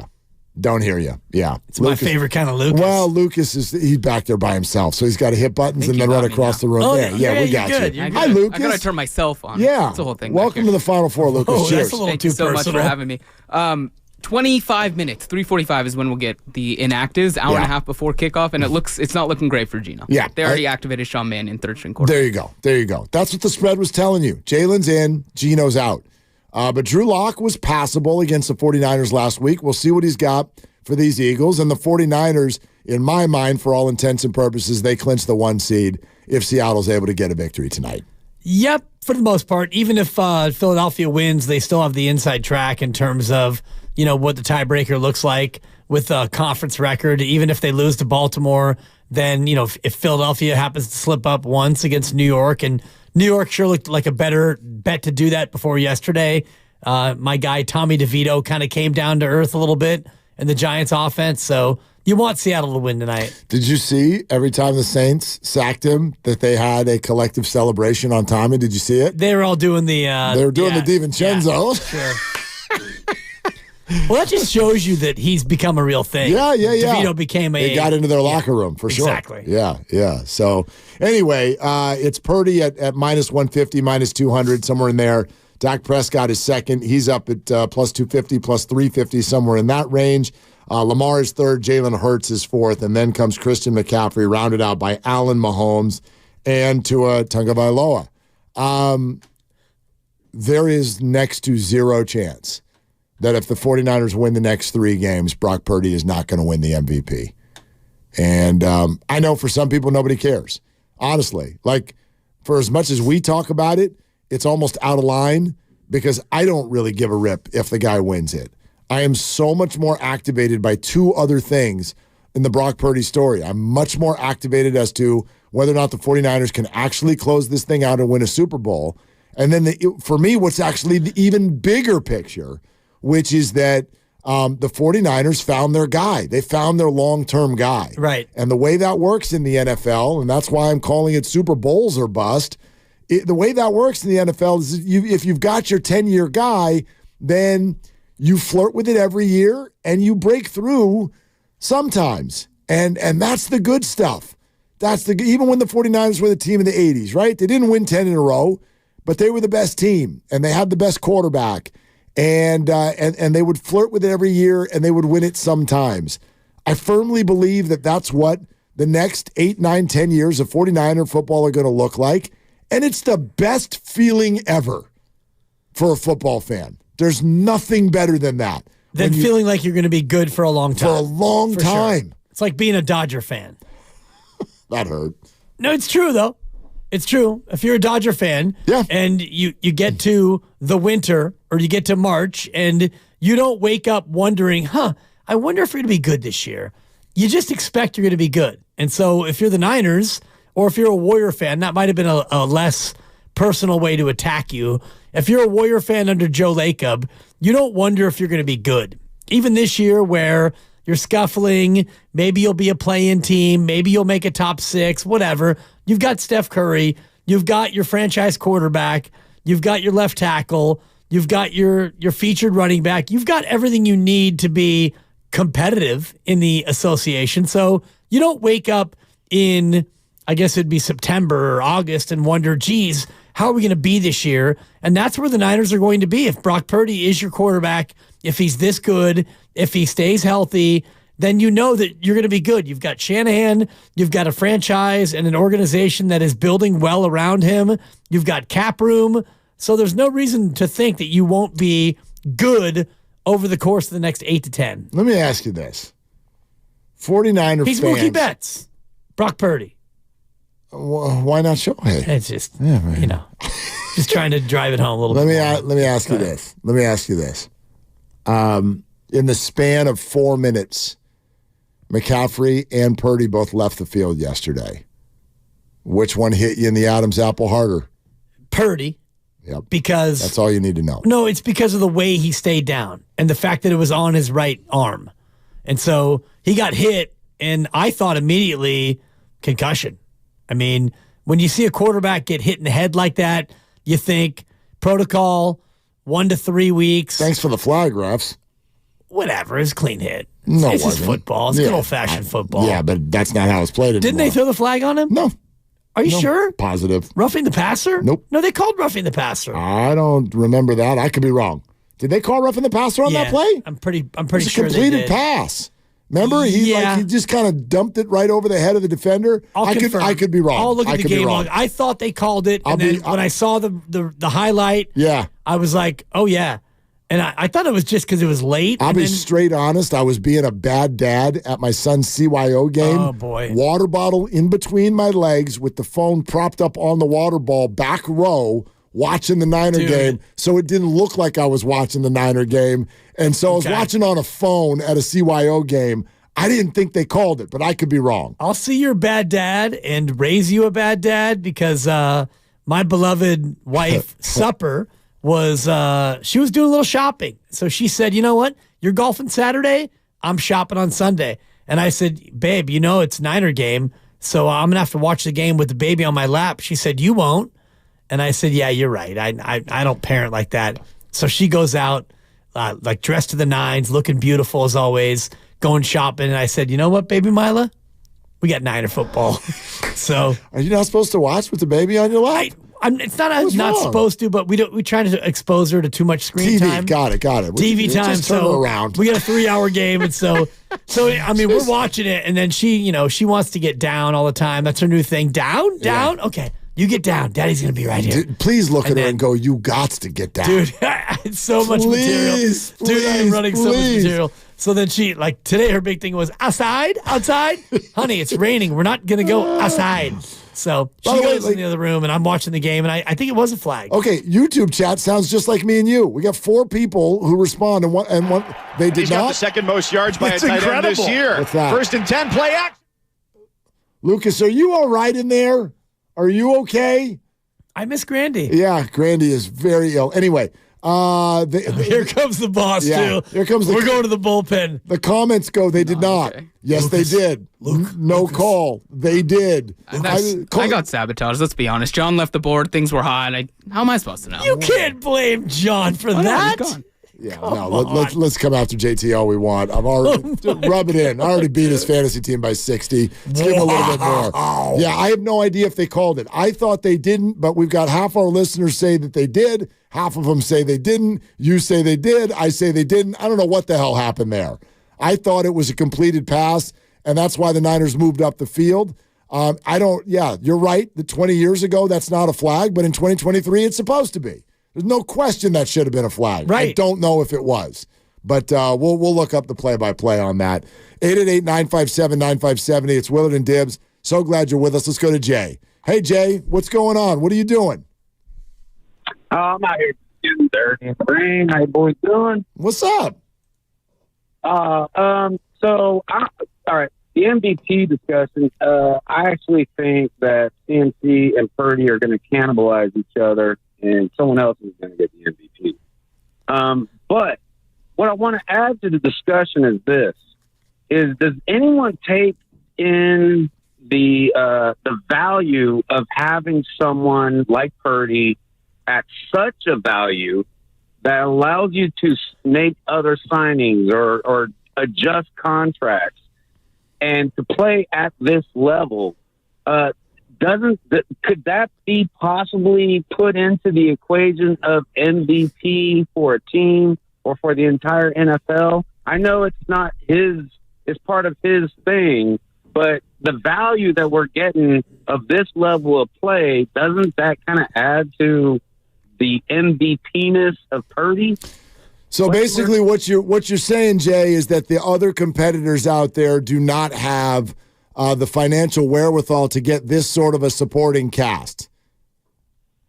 Well, having Purdy with the last pick allows for Bosa to be signed. Sure. And all that. I mean, I don't know what Lamar's contract's like. It's huge. I mean, does the value that you're getting this play at, is that incorporated into the ultimate decision makers that vote on this? And if that's part of the equation, then it's a no-brainer. He is the MVP.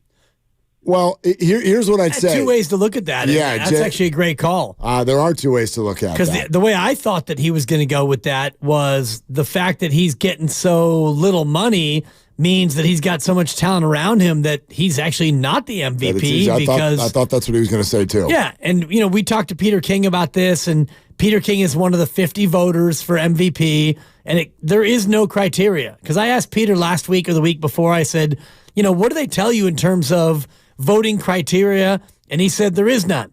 Because when you vote for the Major League Baseball Cooperstown Hall of Fame, there are like 5 or 6 things you're supposed to consider, and everybody looks at the morals clause, and that's where we all get high and mighty on our soapbox about Barry Bonds, but not Alex Rodriguez, a guy who's a 2-time cheat, and he will be a Hall of Famer as soon as this year. You think? Oh, no doubt. You think? Without a doubt. Then why would they keep the others out? Because it is all about the hypocrisy of how we look at it. Because certain writers look at Barry Bonds and think, well, this guy was a jerk. He's a jerk. I'm not voting for him. A-Rod's getting in. I guarantee it. I think they're all getting in someday, but I don't think Barry Bonds now has to wait. He's off the ballot. Yeah. So he has to wait for the Veterans Committee. Alex Rodriguez will be voted in, I believe. And, we can get Ryan Thibodeau on. He's the author of the Hall of Fame tracker. Yep. If we want to look at the tracker, I haven't checked the tracker lately, but I would guess that A-Rod gets in this year. Maybe next year. I don't know when his eligibility's up, but interesting. I digest in terms of the MVP vote. There is no criteria. So some people would look at Brock Purdy and go, Brock Purdy. I mean, maybe he's not a system guy, but I mean, who couldn't do what he's doing with all that talent around him? I'm voting for McCaffrey. I don't think they're going to split the vote, and here's why. I think we're completely making something up to be nice, or because we're such big fans of Christian McCaffrey, or because we as 49er fans know how much his acquisition changed this franchise. It changed it. He is unbelievable. He is the biggest mismatch in the entire sport. He is on the field all the time. And the reason he's on the field all the time is because the 49ers are a lesser team when he's not, and they can't take him off, whether he's catching a pass, whether he's taking a handoff, or whether he's in blitz pickup. He is absolutely devastating in all forms, and so he is the number one weapon in the sport. There's no question. Here's the bottom line, though. Sorry, they vote for quarterbacks. They just do. They're the most important position in sports. They're the ones who conduct everything, and everybody darn well knows that Brock Purdy's emergence changed this franchise as well in a completely different direction. And now you are, I'd argue, for the first time, at least since he was coaching Matt Ryan, and definitely for the first time in his head coaching reign, you can see Kyle Shanahan with his full bag of tricks. And it can't be stopped. It absolutely cannot be stopped unless there are pieces missing, unless there are other factors in play, is the way I would say it.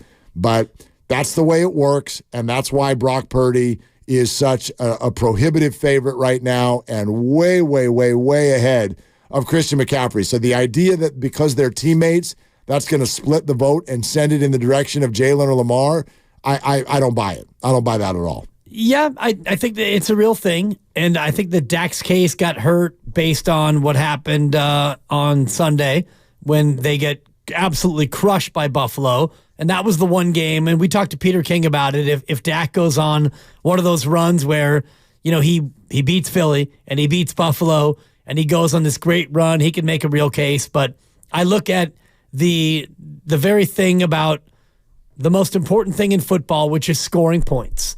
And right now, Christian McCaffrey is number 3 in scoring in the NFL.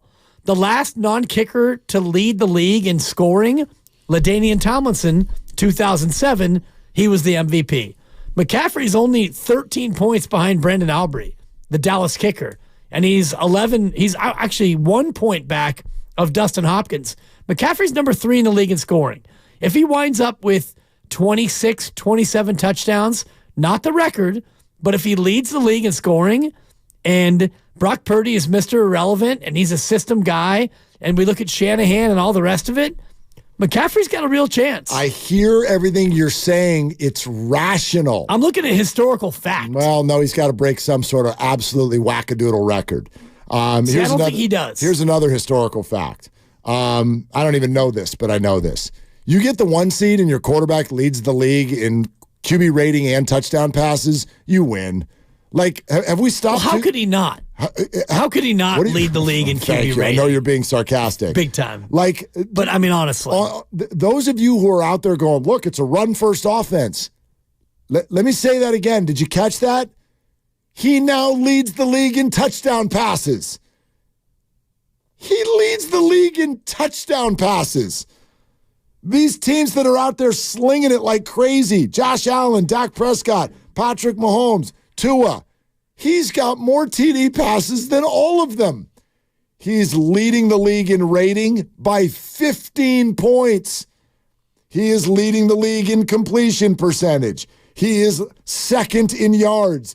He is potentially on his way to breaking the all-time record for average yards per attempt.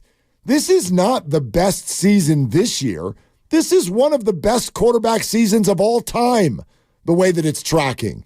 So when you do that on a team... He's now 5th, by the way, all-time in QB rating for a season. 5th all-time? Rodgers, Manning, Nick Foles. Okay. Yeah. I mean, just in terms of... It was a crazy year. He threw 3 of those 4 won MVPs. He threw 2 picks. He threw 2 picks the whole year. Yeah. I remember the year. 2013. Yeah, it was bizarre. Absolutely bizarre. But great. Made a bunch of money. Cool deal. 27-2. 27 touchdowns, 2 picks. And you know what? Only 2,891 yards in 10 games. Maybe 3 years from now, we'll be looking at Brock Purdy and going, man, he ended up being the next Nick Foles. I doubt it. I doubt it too. But listen, that's on the table. I'd certainly bet a whole lot of money against it. But what you're saying numerically is correct about Christian. The problem is Brock is doing the same thing numerically at quarterback, and it just flat out means more based on the way they do this award.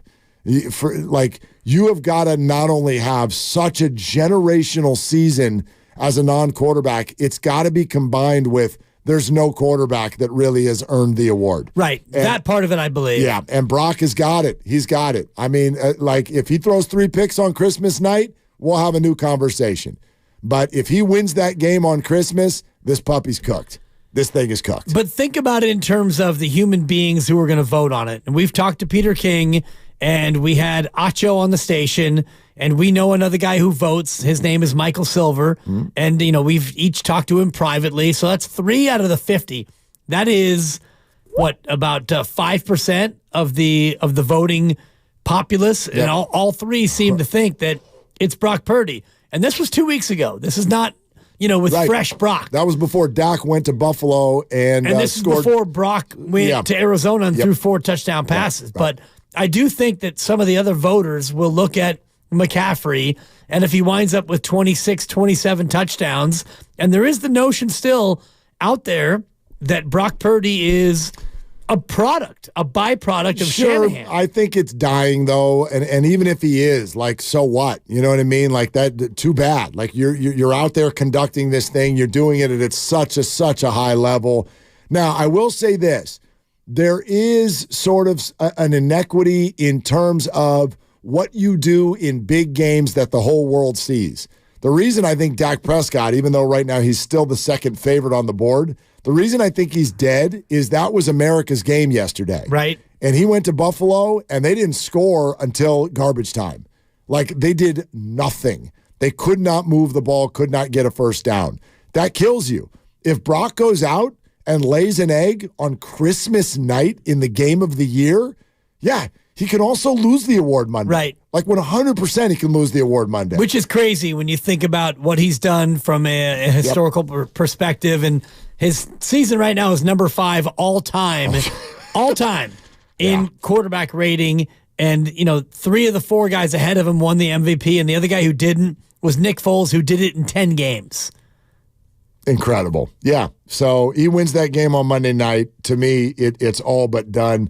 We're presented by Fremont Bank. Full-service banking, no compromises. Your calls continue to be welcome at 888-957-9570. Might have been under the radar, but over the weekend, a group that's been losing like crazy finally had a huge win. And I'll tell you who we're talking about coming up next. It's Willard and Dibs. Right now, during the Jeep wrap-up.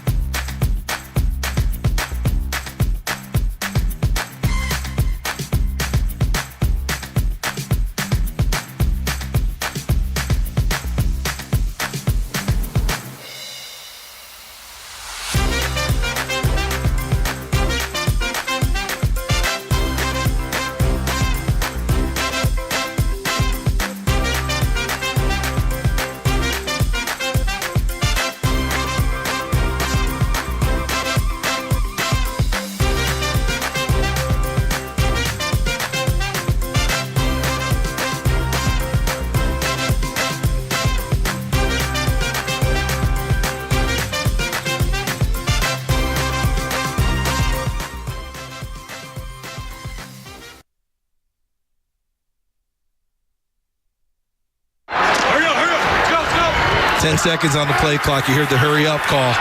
Purdy operating out of the gun.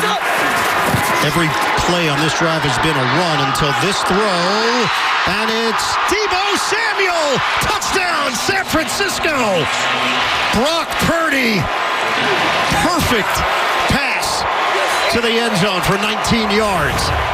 I mean, we done had about 2-3 of these shirts, so kind of tired of the shirt. I want a Super Bowl shirt. Now, back to Willard and Dibbs on 95.7 The Game. Deebo's an absolute touchdown machine. Is that 7 in the last 3 games? Yeah. 7 in the last 3 games. And then that's incredible. Dre Greenlaw's voice there at the end, which is, thanks for this NFC West T-shirt. I'll be using it to dry my car later today. Hopefully. Yeah. Hopefully it doesn't become a cherished keepsake for the year. No. If it does, then something went badly, badly wrong. No. Because right now you are in line. You control your own destiny to be the 1 seed. And if you're the 1 seed, you have 2 games to get to the Super Bowl. And those 2 games, pick those 2 teams. Any team you want to pick for those 2 games, you'll be favored by 11 in the first one. And if you win that one, probably by 6.5 or 7 in the second one. No matter who you want to play, pick your opponent. I need to stand corrected on 2 things before we move forward. First of all, you do. Yeah, you were right. There was a flag. Thank you. I don't know if did that get added on to the did it get added on to the catch, because it was also completed catch. I didn't see. Yeah, add it on. My whole life went dark when Brock Purdy left the field and went into the tent. So I blacked out. So that's what I'm going to blame there. I'll allow it. Second of all,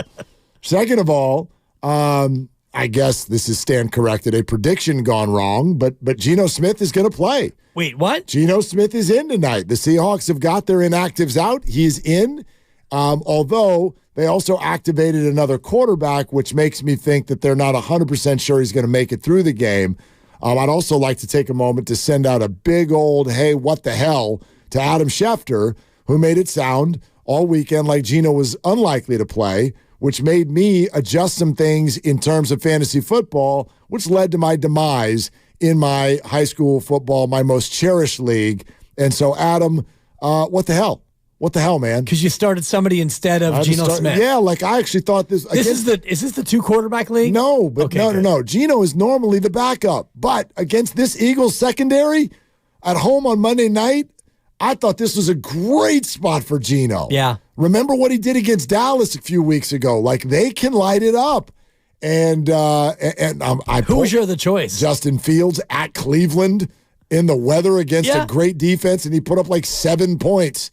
Although, man, that Hail Mary, dude, catch the ball. That was crazy, bro. Right. That was absolutely crazy. So, anyway, whatever. But it's good for the 49ers. More importantly, it's good for the 49ers that Geno is in because, come on, do something you don't normally do. Root for the Seahawks tonight. Exactly. Yeah, beat Philly, and that way you can, really all but polish off the NFC top seed. And think about it in these terms. If Seattle wins tonight, you've got a 2-game lead on Philly. You can lose to Baltimore, and it doesn't matter. Right. Because you still have the conference record tiebreaker. You lose to Baltimore, you win your final 2, and you're still the number 1 seed for sure. That said, and I'm not saying that the 49ers won't win it by any stretch, they should, but that game at home against the Rams, let me take a moment to just say this. The NFC has been looking for a 5th credible team all year long. They found it. It's the Rams.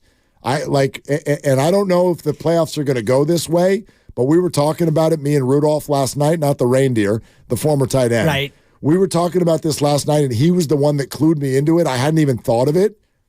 Rams, Lions, in Detroit. So good. Matt Stafford against Jared Goff.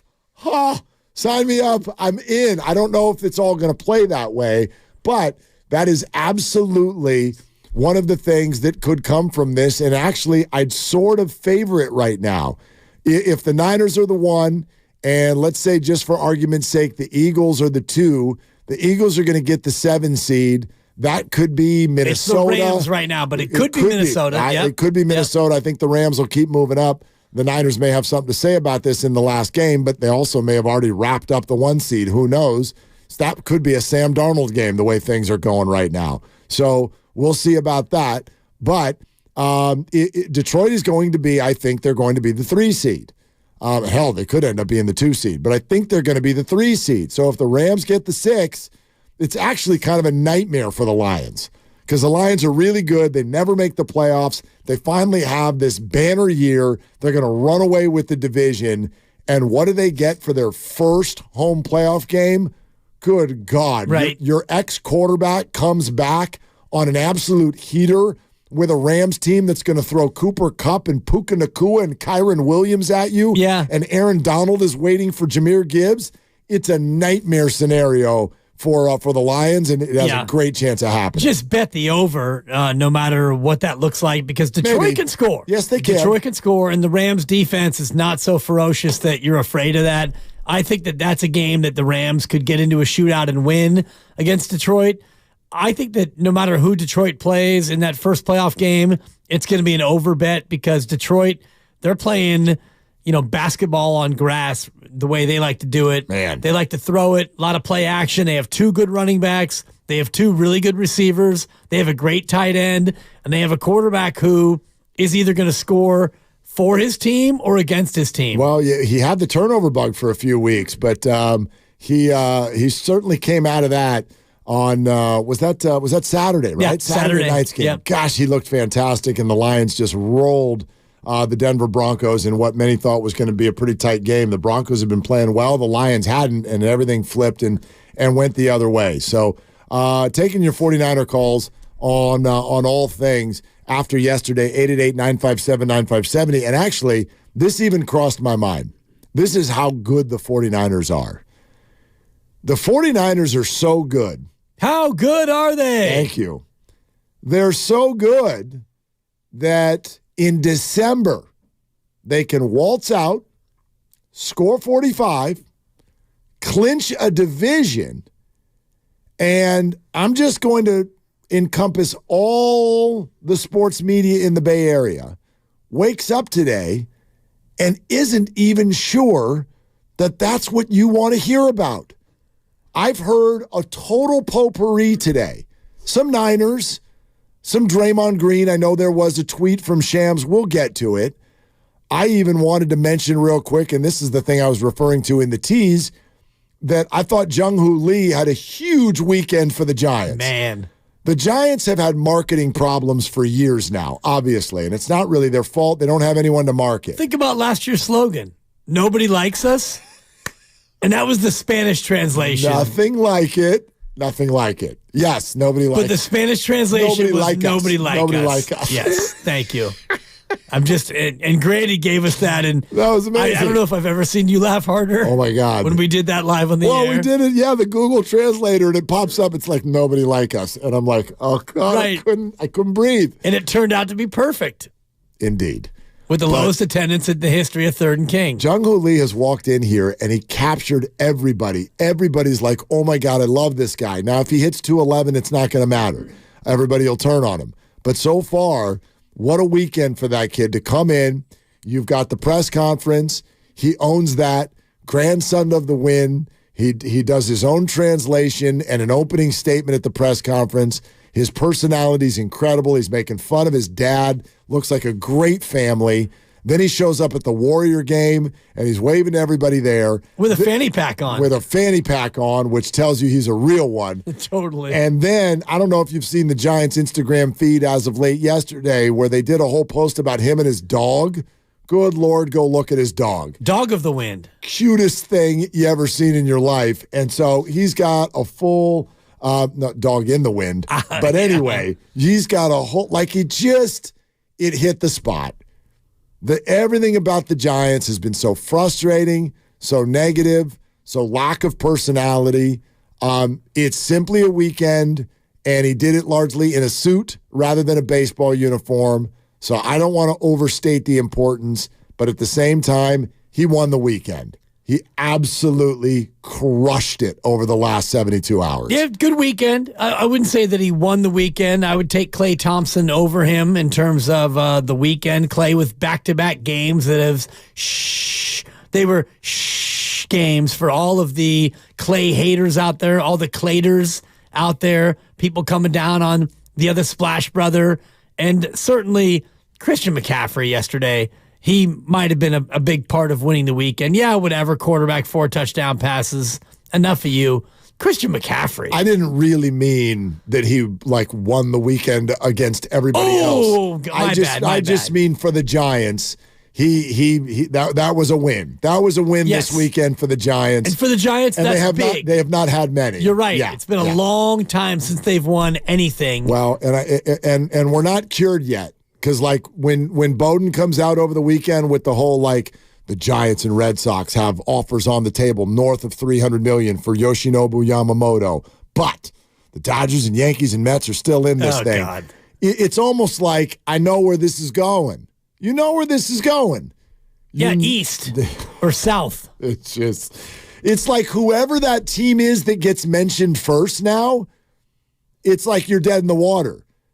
It feels like you're being used to drive up the price for the place where you actually want to go. It's the baseball equivalent of being in the friend zone. Yeah, you hear about Arson Judge and the Giants. You hear about the Blue Jays and Ohtani.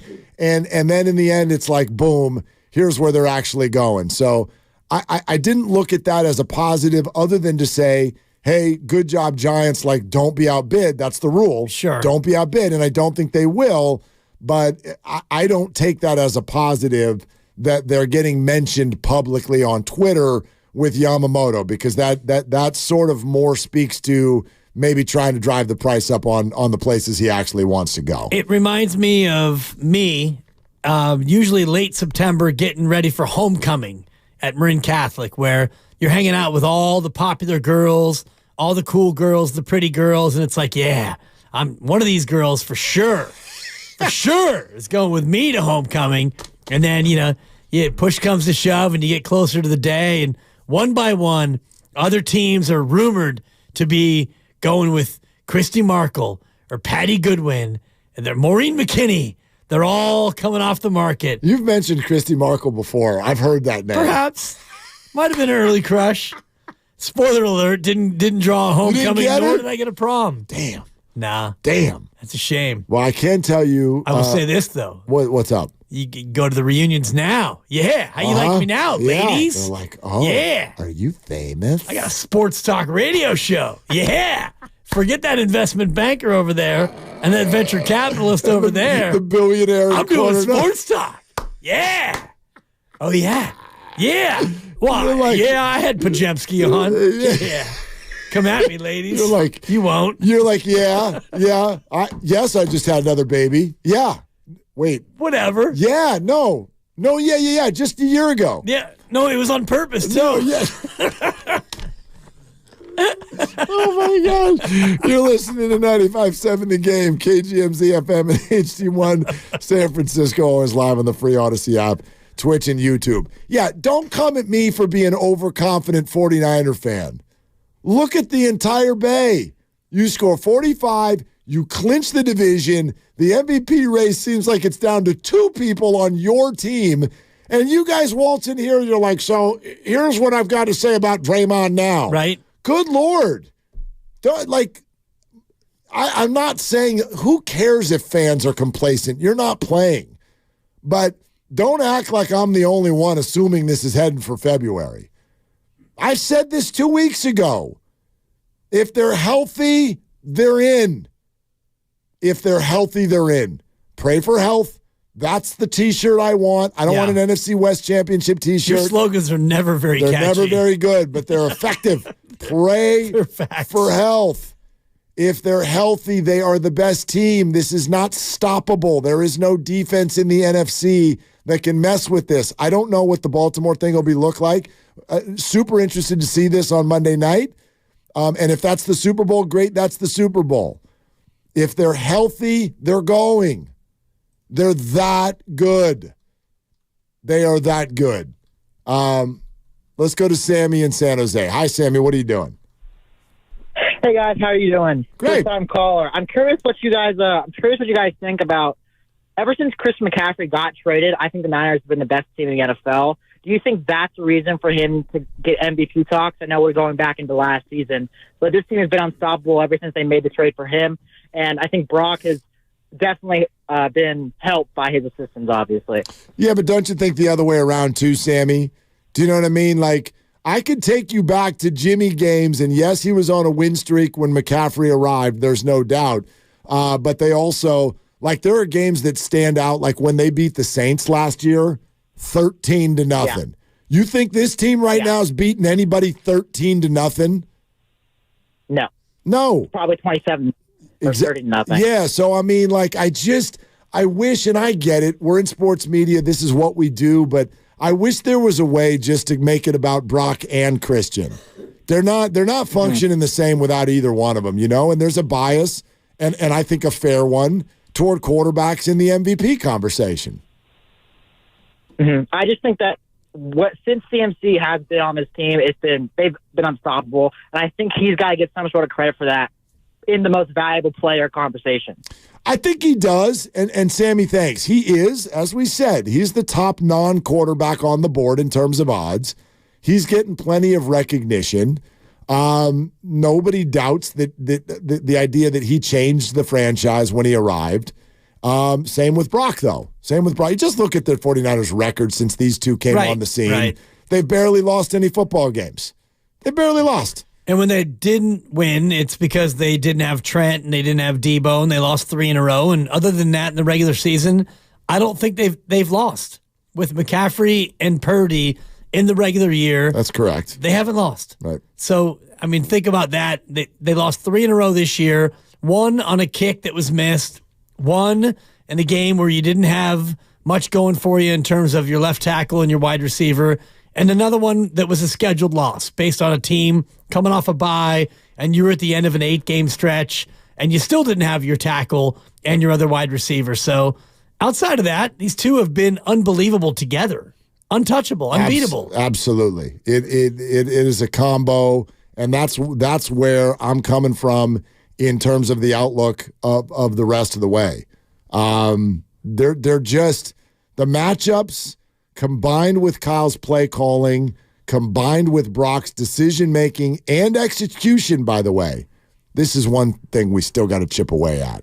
Still got to chip away. He's a master decision maker. Okay. But then he's got to deliver the ball. You can make the right decision all day long. Oh, I'm supposed to go there. And then... You mean the guy who's like 30 yards open by himself? But it's not... Couple of tough throws yesterday. Well, right. Woo, I understand boy. that. Yeah. The Debo play in the red zone was unbelievable. It's like he's just by himself.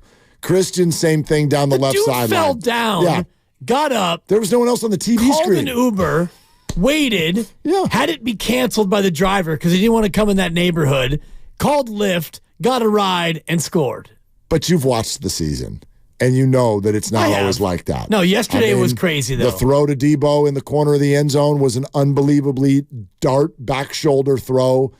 And we have examples to burn as far as that's concerned. Sure, there are some easy throws when Kyle Shanahan schemes guys open.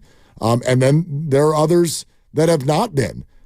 Scramble plays, improvisation. Again, the motto for Brock Purdy, I feel like for those who are really dialed into 49er football all year long has been watch the games. If you think that he's dink or dunk or product, if that's what you think, it means you're not watching the games.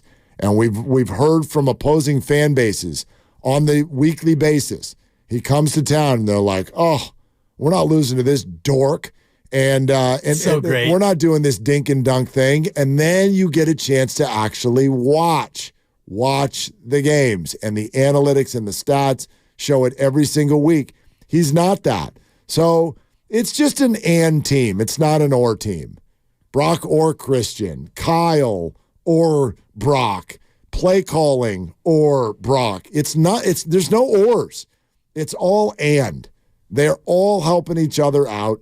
And for my money, the way this works and what my vote would be also, when that's the case, all tiebreakers go to the quarterback because he's the quarterback. I think Kyle Shanahan will be the first coach in history to get Coach of the Year and the MVP. You think he's going to win it? He's going to win both. He's going to win both. Do you really think he's going to win Coach of the Year? No. Okay. But he probably, I don't know if he quote unquote should, but Coach of the Year doesn't go to the coach that coaches the best team. And I could look it up for statistical fact, but it usually, and you mentioned this before, it goes to the coach who did more than what we would have thought they would have done. Right. So for me, if you're going to be biting kneecaps, as long as they end the year with some momentum, Dan Campbell would be a guy.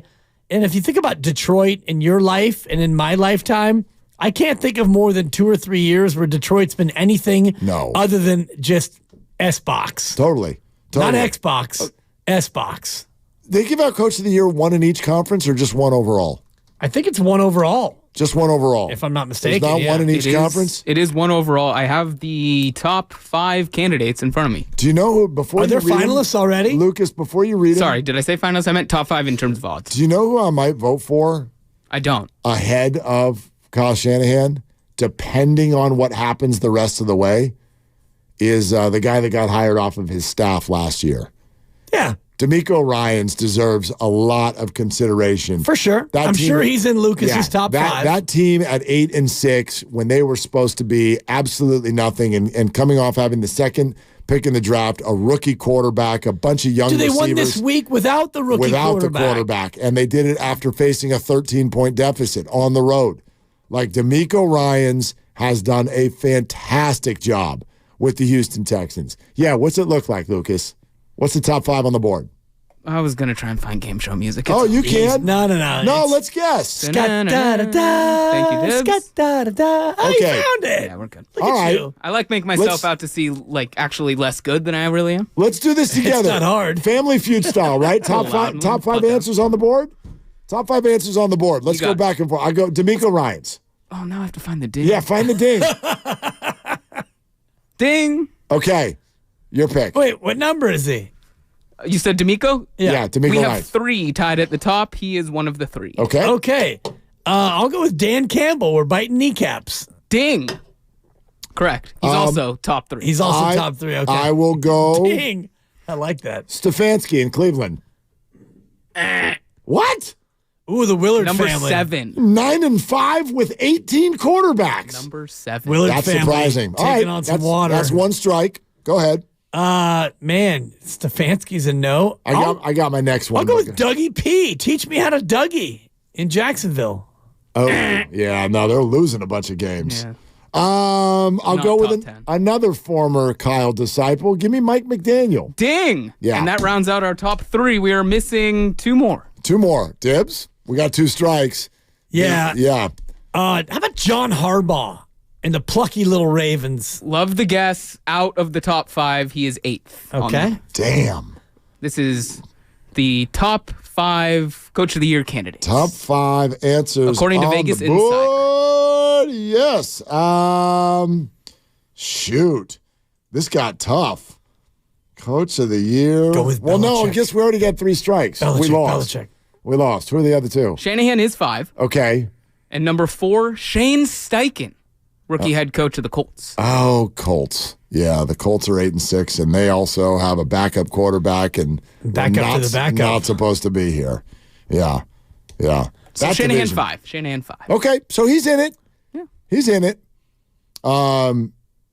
D'Amico only, like, do you see what their schedule is the rest of the way?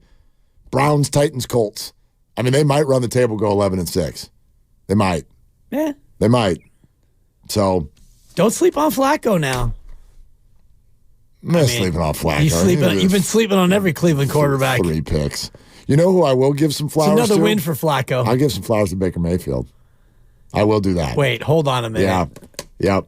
He playing, man.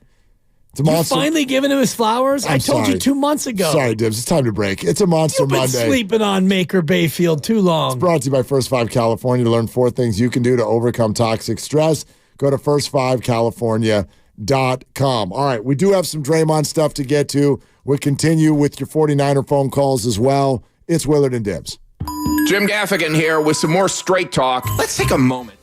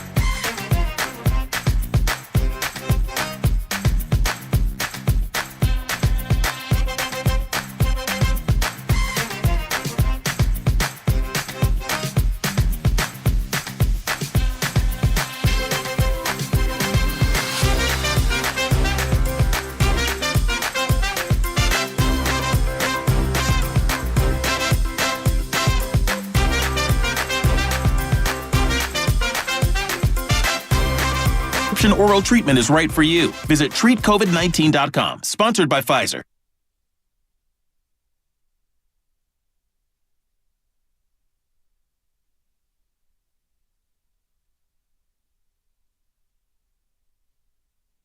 Now, back to Will and Dibby on 95.7 The Game.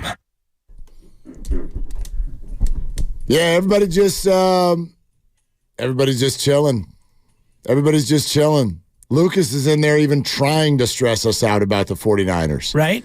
The offense is carrying the defense. Is that okay? Yeah, it's okay. It's fine. Yeah, it's fine. And by the way, they're not carrying the defense. The defense had some breakdowns up the middle against the run yesterday. They got gashed. Let me think if I can figure out what happened. Hang on. Let me see there. Oh, right. None of their players were there. Okay. Yeah. A ton of their players were there, including a first-round pick who's getting pushed around. 888-957-9570. If you're as panicked as we are about a porous run defense that couldn't contain, like, James Conner? Yeah. Who are you? Yeah. I mean, if you're not at all panicked, then I don't know. You don't know ball, Mark. Michael Carter couldn't even stick on the Jets roster. Yeah. Dude, Javon Kinlaw getting moved to the left, moved to the right. It's like a kid song. Yeah. Slide to the left, slide to the right. James Conner, 86 yards. I'm not sure what. Everybody clap your hands. What to do? That's Thank you. It's brutal. Thank you. It's brutal. They contained Kyler Murray. Their top two Right, interior left stop one time. defensive linemen were out. And, by the way, it also didn't matter because they still won by double digits. Yeah, it's fine. Demercado, 4 for 64. And you think that that's okay? He broke a 49-yard run. Yeah, against the Niners defense. You get that, right? Right. While the Niners were up by 38,000 points. Didn't matter, Mark. You're right. Say that again real slow. It didn't matter that they were up by 39,000. No. Didn't matter. Period. Moving on. Didn't matter because they got gashed. They got clowned. All right. They got owned. Your stick is not working. 888-957. I mean, if you're not, it's not working. You don't know ball, Mark. It's not working.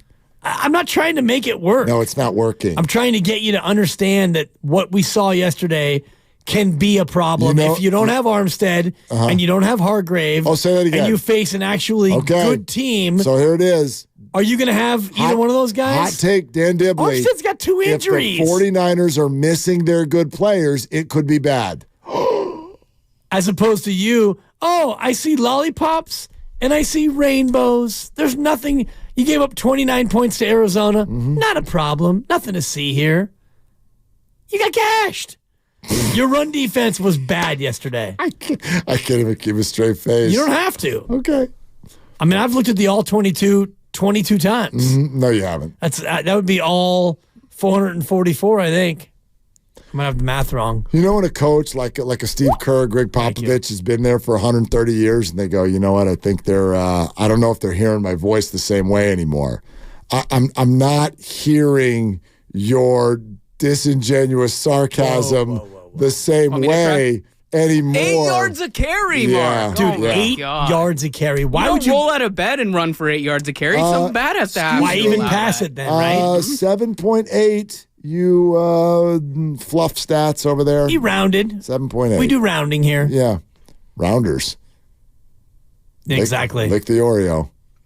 That's right. Pay me. Teddy KGB. Pay that man money. His money. All right, so actually, just another cover. No worry at all. Just another. Nothing. No. I actually bet the in-game over after the Mooney Ward pick 6, and they put it up at 58.5 in-game, and I was like, I like the over here. Niners can't stop the run. Arizona's getting at least 28.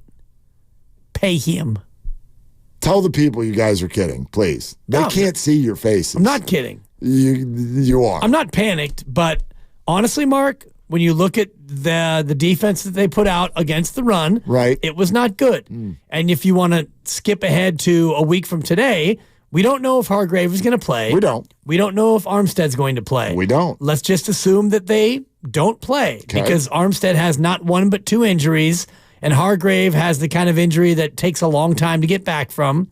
Not forever, but if they're both out, and you face a team that is very, very good at running the football, and I know they sustained an injury to their running back last night, I think that this is an area where the Niners can be vulnerable. Okay.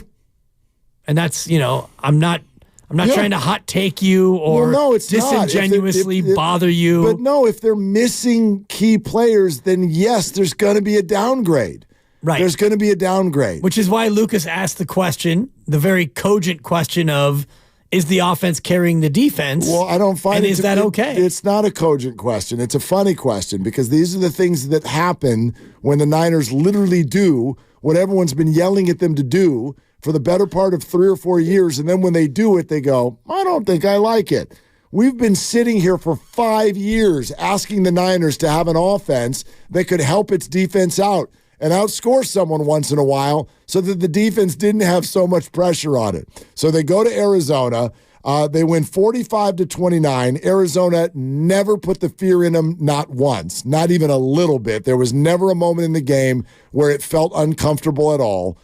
Their rushing yards, gashing them, coming largely in garbage time in the second half, outside of the opening drive.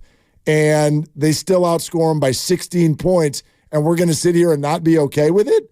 This is what we've been asking the 49ers to be able to do. And it's why, if blessed with health, they're going to the Super Bowl this year. They can beat you any way you want them to beat you. Any way. Philly, you want to have the first quarter? Have it. Great. Cardinals, you want to run for 8 yards a carry? Rock on. Dallas, you want to come in and say that you're going to fight? Great. Come on in and fight. Jacksonville, you want to be coming off of a bye? Do your thing. Seattle, you want to have DBs yelling at each other on the sideline? We will not lose to these guys. Do whatever you want. The Niners have everything. They got answers to every question. All of them. So I don't even care what this sounds like, overconfidence, cockiness. I'm a radio host. You can be cocky. Yeah, it doesn't matter.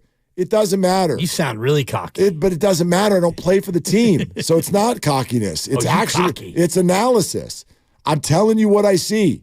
This team is head, shoulders, knees, and toes above the rest of the league. It's not close. And if blessed with health, they really don't have a good reason why they wouldn't win the whole thing. Now, Baltimore is the only team left that I'm interested to see. Outside of that, nobody scares me.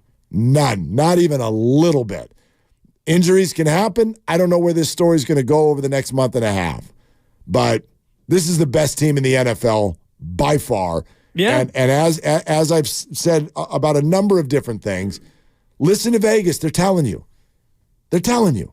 Yeah, Vegas is just one part of it to me. I look at the actual games and I think about a team that has a vulnerability when they don't have 2 of their better interior defensive linemen, And, they're going to have to make the adjustment if you're going to be without Armstead and Hargrave again on Monday against Baltimore. And I know Keaton Mitchell won't be there. He's out with the torn ACL. And can Gus Edwards really throw a scare into you in terms of the ground game? Probably not the same way that Keaton Mitchell would have, but Baltimore makes the adjustment due to injury. The Niners make the same adjustment.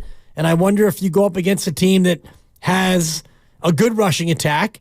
And, the Rams are an interesting matchup in Week 18. And that's a game that may or may not matter in terms of the number 1 overall seed. But the Rams are a team that, if I were the Niners, I wouldn't want to face in the playoffs. I agree with you. They're good. They're a legitimate team. They've got the pedigree. They've got an experienced quarterback.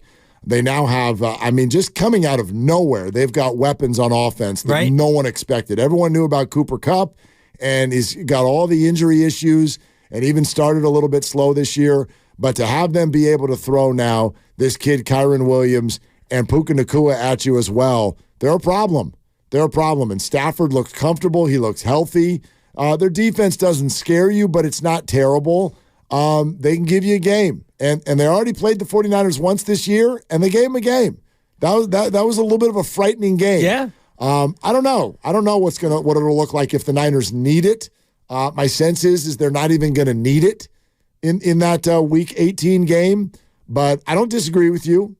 For me, there are 5 teams now in the NFC that are legitimate. And you put the Rams in there, too. Rams are in. But not Green Bay, not Minnesota, and not Seattle. No. God, you would go Dallas, Philadelphia, Detroit, Niners, and Rams. Yes. Well, if you get the 1 seed, you probably only have to play... Well, you might have to play 2 of them if you're the 1 seed. Well, the 5 seed's going to be either Dallas or Philly. Right. So that team is going to go to either Tampa or New Orleans. Or New Orleans, yeah. Right. And so I would favor them to win that game. It's not for sure. Right. But just like they did last year, and then the winner of that game will go to the 1 seed. Which most should likely. be the Niners, yeah. Well, here's the other thing. Yeah, there could be an upset in the other game. You know what I mean? That's what happened last year. That's why Dallas ended up here, because the Giants upset Minnesota. And so that scenario we've been playing with the Rams in Detroit, if that happens and the Rams were to win that football game, then the Niners would get the Rams. The Niners would get the Rams as opposed to getting a Dallas off of a win at Tampa Bay. So, yeah, you could easily end up with a bunch of division matchups. Right. Niners and Rams, Cowboys and Eagles in that second weekend, the divisional round. All these scenarios still need to play out. Yeah, you never know. Yeah. You never know. The key is to get the 1 seed, and then you can let whoever can win come to you. And that's where it was last year for Philadelphia, and they wound up playing the Giants because the Giants were the lowest seeded winner in that opening weekend, and so they got to go to Philadelphia. I wonder if you see this the same way as me. If I took those other 4 teams and said they're coming to Levi's for a playoff game, which one scares you the most? Of the 4 teams you mentioned? Lions, Rams, Eagles, Cowboys. The Cowboys. And then the Rams would be second. Yeah, for me, it's the Rams. For me, it's the Cowboys because I still think that they've got the most talent out of all those teams. I think the Rams quarterback is better than the Cowboy quarterback. The Rams receivers, it's close because I think that CeeDee Lamb is the best of the group. I mean, Cooper Kupp is starting to trend back to being Cooper Kupp. He's been playing better and better each and every week. Puka Nacua is still unproven, but he's having a monster year. I think CeeDee Lamb, in terms of pedigree and the difficulty in guarding him, I would still put him as the most difficult, but the Rams are no slouch. And, the whole thing about the mythology of, it's tough to beat a team 3 times in a year, which is one of the stupidest myths in the history of the NFL. And in fact, I've looked at the numbers on this, and there have been 24 instances since the merger where a team has beaten an opponent twice and then faced them a 3rd time, with that 3rd time being the playoffs. Those teams going for the sweep are 15-9 against the team that was 0-2. Is more likely to win than not. Right. It's a 63% winning percentage. But even if the Niners play we don't know that they'll have beaten them twice. We don't know what's going to happen. But just, skipping ahead to what could be the case, wouldn't be the case with Philadelphia and Dallas because they split the first 2. But that's, could be the situation with Detroit and Minnesota if they play. Nakua is 6th in the league in yardage. Yeah. 1163 already. He's been great. He's been fantastic. And where's Cooper Kupp? And he's only played he's 9 games. Way down the list. No, but in terms of what the amount of games he's played. He's played 10. He's coming on the last 2 weeks. He is. Yeah, but he's at 658 yards, and that is 44th in the league as far as receivers are concerned, or receiving. But Puka is 6th. Yeah. Only 5 receivers have more. CeeDee Lamb is one of them. Yeah. Tyreek Hill is too. I don't know if you knew that one. Yeah, Tyreek Hill is having a good little year. I was looking at for Cooper Kupp in terms of yards per game where he is. Well, he's at 10 games and 658 yards, so that would be about 66 yards a game. Oh, yeah, he's 22nd. I was just looking at the list right here. Yeah. 65.8. Brandon Ayuk, 7th in yards per game at 83.8 yards a game. Ayuk over 1,000 yards now, number 9 in the league at 1090. So, yeah, I just think that Rams outfit, I mean, they throw a whole lot at you, and the Cowboys are a team that, look, bottom line it, last few years. The Cowboys go against good teams, they lose. I know they beat Philly last week. They caught Philly at a really good time, and I don't think Philadelphia in this moment is an elite team. But outside of that win over Philly, Dallas's best win is over the Seahawks, and they had to go crazy in the fourth quarter to rally to get it on a Thursday night at home. Other than that, every single time the Cowboys have had a big test this year, and quite frankly, going back a few years, they've failed that test. They had to play the 49ers. They lost by 32. They went to Philadelphia when the Eagles were at the height of their powers. They lost that one. They go to Buffalo yesterday. They lose by 3 touchdowns. And the Cowboys' schedule the rest of the way is going to tell a hell of a story. You want to know if they're real or not? Talk to me again in 2 weeks. At Miami next week, home to Detroit after that, and I even put a trip to Washington to take on the Commanders, a division rival in the last week, as an interesting one as well. Yeah, not anymore. I don't think the Cowboys are going to go unscathed the rest of the way, and they're already a game behind Philly, pending what happens tonight. Cowboys already in the playoffs. They've clinched a spot. Yep. So in terms of their motivation, I think, lies a lot in what happens tonight.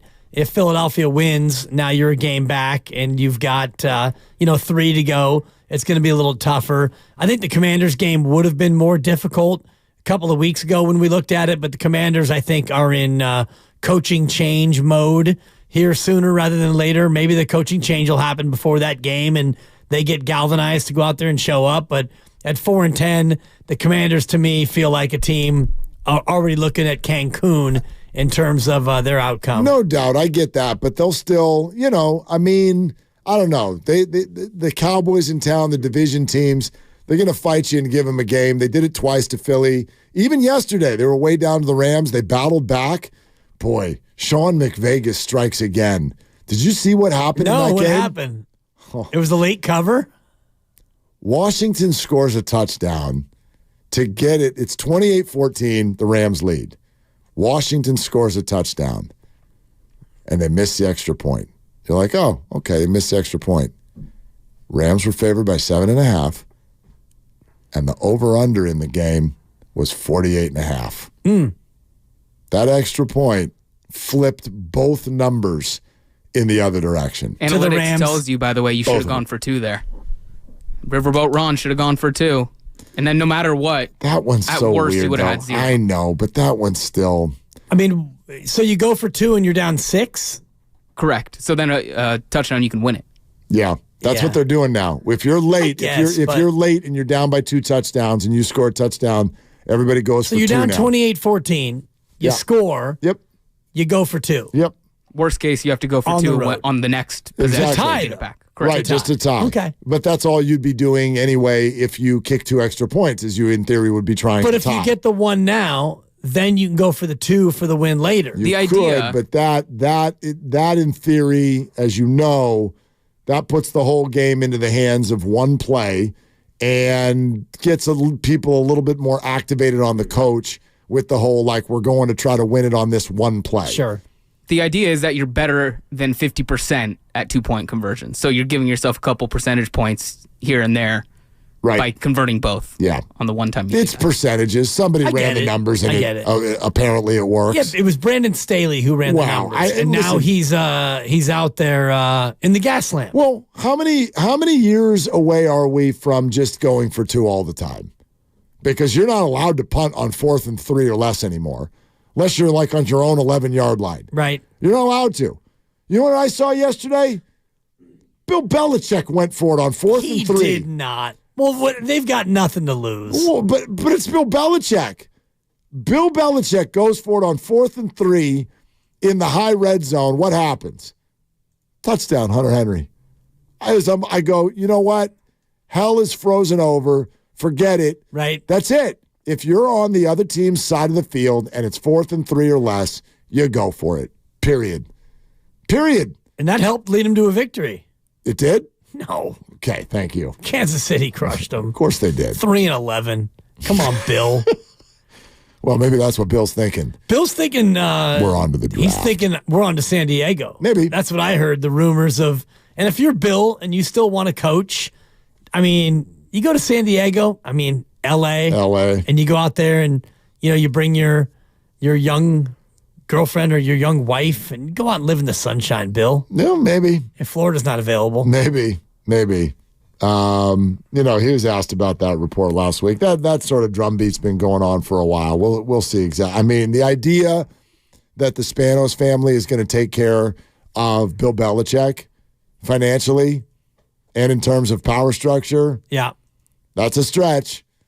But maybe it's time. I mean, they're wasting Justin Herbert's career. Period. Yeah. They're wasting it. Guy's so good. They're wasting his career.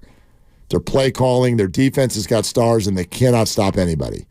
It's the oddest football team in the NFL. But if he was so good, he could put that team on his back, Mark, and he could actually lead him to some places. It could?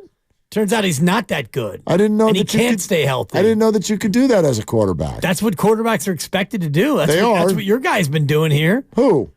Brock Purdy. He has? Surrounded by nobodies with a play caller who doesn't know what he's doing and a defense who can't stop anyone on the ground. Am I right? I remember this conversation from 6 weeks ago. This is the hardest part of all of the Brock Purdy takes, is people asking for something that doesn't exist. Put him on his back. Why don't you just take your team to victory? Said no quarterback ever. It doesn't exist. Like, you look at what the 49ers or any other team does. You watch them run up and down the field, and then people concoct in their brain a faux scenario that doesn't exist and say, you need to succeed in that scenario for me to actually give you credit. That's what's happened all year long.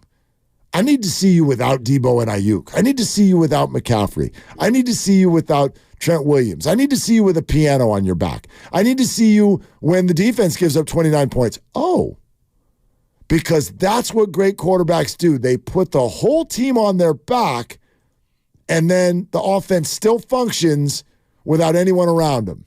Ask Mahomes how that's going. Kadarius Toney has ruined their season. Flat out ruined it. Period.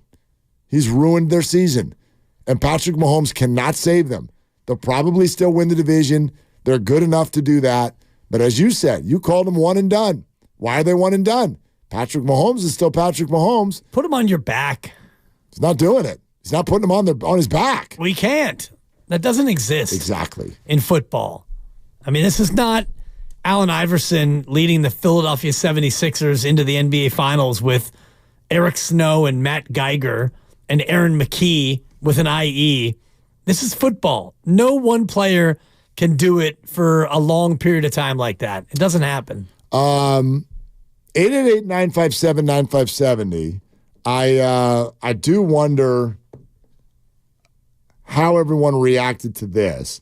There was the Shams report earlier today about Draymond Green. We can get to. Okay, hold on. This is breaking news about the Monday Night Football game. The Seahawks are going through stretches on the field, and Geno Smith is not seen in uniform anywhere. This is from Seahawks reporter on the scene, Brady Henderson. A few minutes ago, it was only Drew Lock and Sean Mannion going through warm-ups. And most recently, Drew Lock now taking first-team reps during warm-ups, while Geno stayed inside the locker room for treatment. Drama. I take my I was wrong back. Not too late. I was right. No, you weren't. Nope. No, it's too late. late. I was right. The spread told you. You already said that you were wrong, so and I have that clip. But I was in the wrong. Odyssey But I app. was wrong about being wrong. I was right. Not wrong for long, but wrong enough to where I was able to clip that in my Odyssey app, and that's now my new ringtone. Doesn't Charles Barkley have a book called I Might Be Wrong, but I Doubt It? Yeah. I'm feeling that. You're putting yourself in the same pew as Charles Barkley? Michael Scott - Charles Barkley - Mark Willard. Yeah, totally. All the same thing. I hope that he's out because Sean Mannion, friend of the program, I would love to see him in uniform and maybe get a chance to get out there and pull some snaps. I just want the Seahawks to win the game. I don't care who goes out there. Just go win the game. Sean Mannion, Foothill High, son of a Marin kid. The Mannions out of San Rafael, their family. Care less about Seattle. I care about the Mannions. Just care about the 49ers. It's a big game for them. They don't need this at all. Oh, you sound they're the best team in football, you sound Mark. cocky and arrogant. Even though they can't stop the run, it doesn't matter who wins tonight. How did this grab everybody? Early this morning, Shams tweets out that Draymond Green has started his counseling process and is expected to remain sidelined via suspension for at least the next 3 weeks. I don't think this surprised you or me. I thought it was at minimum all of December anyway. This is going to take him a little bit into January. This is exactly what I expected. We'll see how much longer it goes after that. But at least now there's a number on it, an expectation, if you will. And the Warriors are going to be playing for a while without Draymond Green. They win a couple games over the weekend. They were wobbly. I wonder, with all that has happened, how has this sort of changed your outlook on the current season? 888-957-9570. We'll get to that. Coming up next, we're presented by Fremont Bank. Full service banking, no compromises. This is Willard and Dibbs. Jingle bells, jingle. Oh, wait, I'm not supposed to sing. I'm supposed to.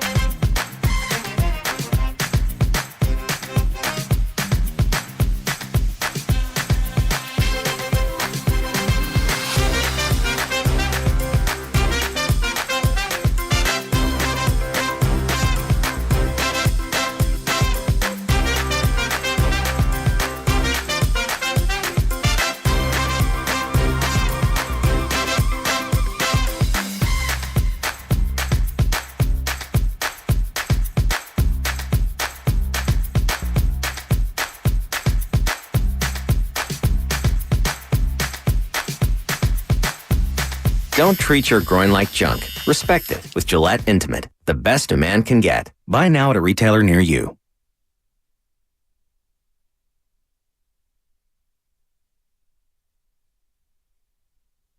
Now, back to Willard and Dibbs on 95.7 The Game. 95.7 The Game, breaking news. This better be worthwhile. Lucas had a great rejoin plan. He did. And now we have breaking news. Well, the Giants have signed another free agent. Yo, Giants fans. Okay. Another free agent is signed. I knew where that was going. They wouldn't actually sign that player. Yo. They didn't get a second meeting. They signed Yoenis Cespedes. They signed Yohan Moncada? Free agent catcher Close. Tom Murphy to a I'm going home. We had a Warrior topic queued up. We had a rejoiner with a Chris Paul step back. Oh, and the Warriors lead by 4. Unbelievable. Free agent catcher Tom Murphy. He hit 290 last year. ... That's in it. AA? No, for the Mariners. Oh my God! What? He hit 290 with 8 home runs in 47 games for the Mariners last year. How many home runs? He hit 8 over a 5 WAR. Yeah, this guy. Well, not over 5. Oh yeah, you're right. Mm-hmm. No, that's his career, brother. Yeah, 1.2 last year. Over 5 WAR. You guys are making a very, very bad game. Pitch toward me. Why let facts get in the way of a good story, Willard? Wait, right? but what's wrong with that? Might mean Joey Bart's getting traded. Multi-year contract for another catcher? It's a 2-year deal. Is that a multi-year deal? Let's see. Multi to me means more than one. To me, it means more than 3 or more. But for Farhan, yes. No, multiple. I wonder why you're really straining so hard to sell this. I'm not. A 32-year-old backup catcher, and we lead the segment with it? Am I straight? I didn't lead the segment with it. Lucas said... You forced him to play the breaking news sounder. I did not hold a gun to his head. I said you should play it because the Giants signed another free agent. Do I sound like I'm straining right now? I couldn't give a rip. They signed a backup catcher. I think it's interesting because Joey Bart's probably getting traded. Well, do I sound like I think the Giants just moved up in the standings or something right now? Is Blake Sable still on the team? At this hour, yeah. I mean, Joey Bart was catcher number 3 at best. Tom Murphy. Oh, God. Hit 18 home runs with an 858 OPS in 75 games in 2019. 2019? Yeah. This is so far on. Yeah. In 2019. Was he teammates with Haniger that year? He hit 303 in 2022. And how many at-bats? 104? 33. He hit 290 last year. In? 145 at-bats. With? The Mariners. And? That's it. 17 ribbies? Yeah. 9-hitter. What do you want? Not many opportunities. 873 OPS. He's a 5-hitter for this team. His career OPS is north of 750 for a catcher. Right. And he's a backup.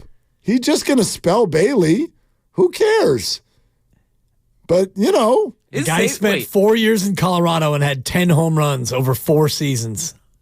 In how many at-bats, Dibs? Like about 100? Because he's not good enough to even play for Colorado, 10 Mark. home runs and 100 at-bats are pretty good. I mean, that's a homer every the 10 dude will be at-bats. 33 on opening day. Is Blake Sable a full-time outfielder now? What's wrong with 33? It's the same age as Draymond Green.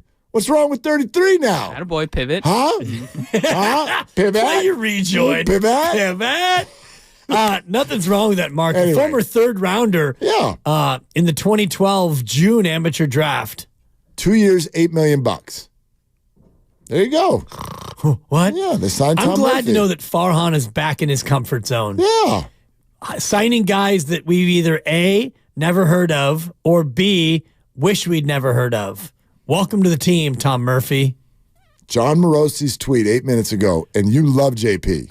He's friend of the program. Tom Murphy's, That's a good question, Dan. Tom Murphy's guarantee with the Giants is a little below $10 million, according to a source, which actually sounds like it's more than 2-year, $8 million deal. Okay. Murphy posted an 873 OPS in 47 games with the Mariners last year, hashtag MLB Network.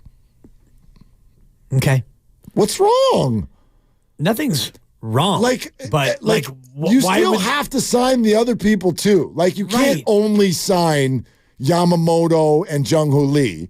But far this offseason But what do you want them to do for backup catcher? I you want them to sign keep this Mike to Piazza's themselves. daughter or something? No, they already have a backup catcher in Blake Keep it Sable. to themselves. Yeah. They signed somebody to a deal. Whoop-de flippin' do. I don't think they said whoop-de freaking do. Nobody was like, burr, burr, burr, burr. You were. No, I wasn't. You made Lucas. We literally just did that. literally. Okay.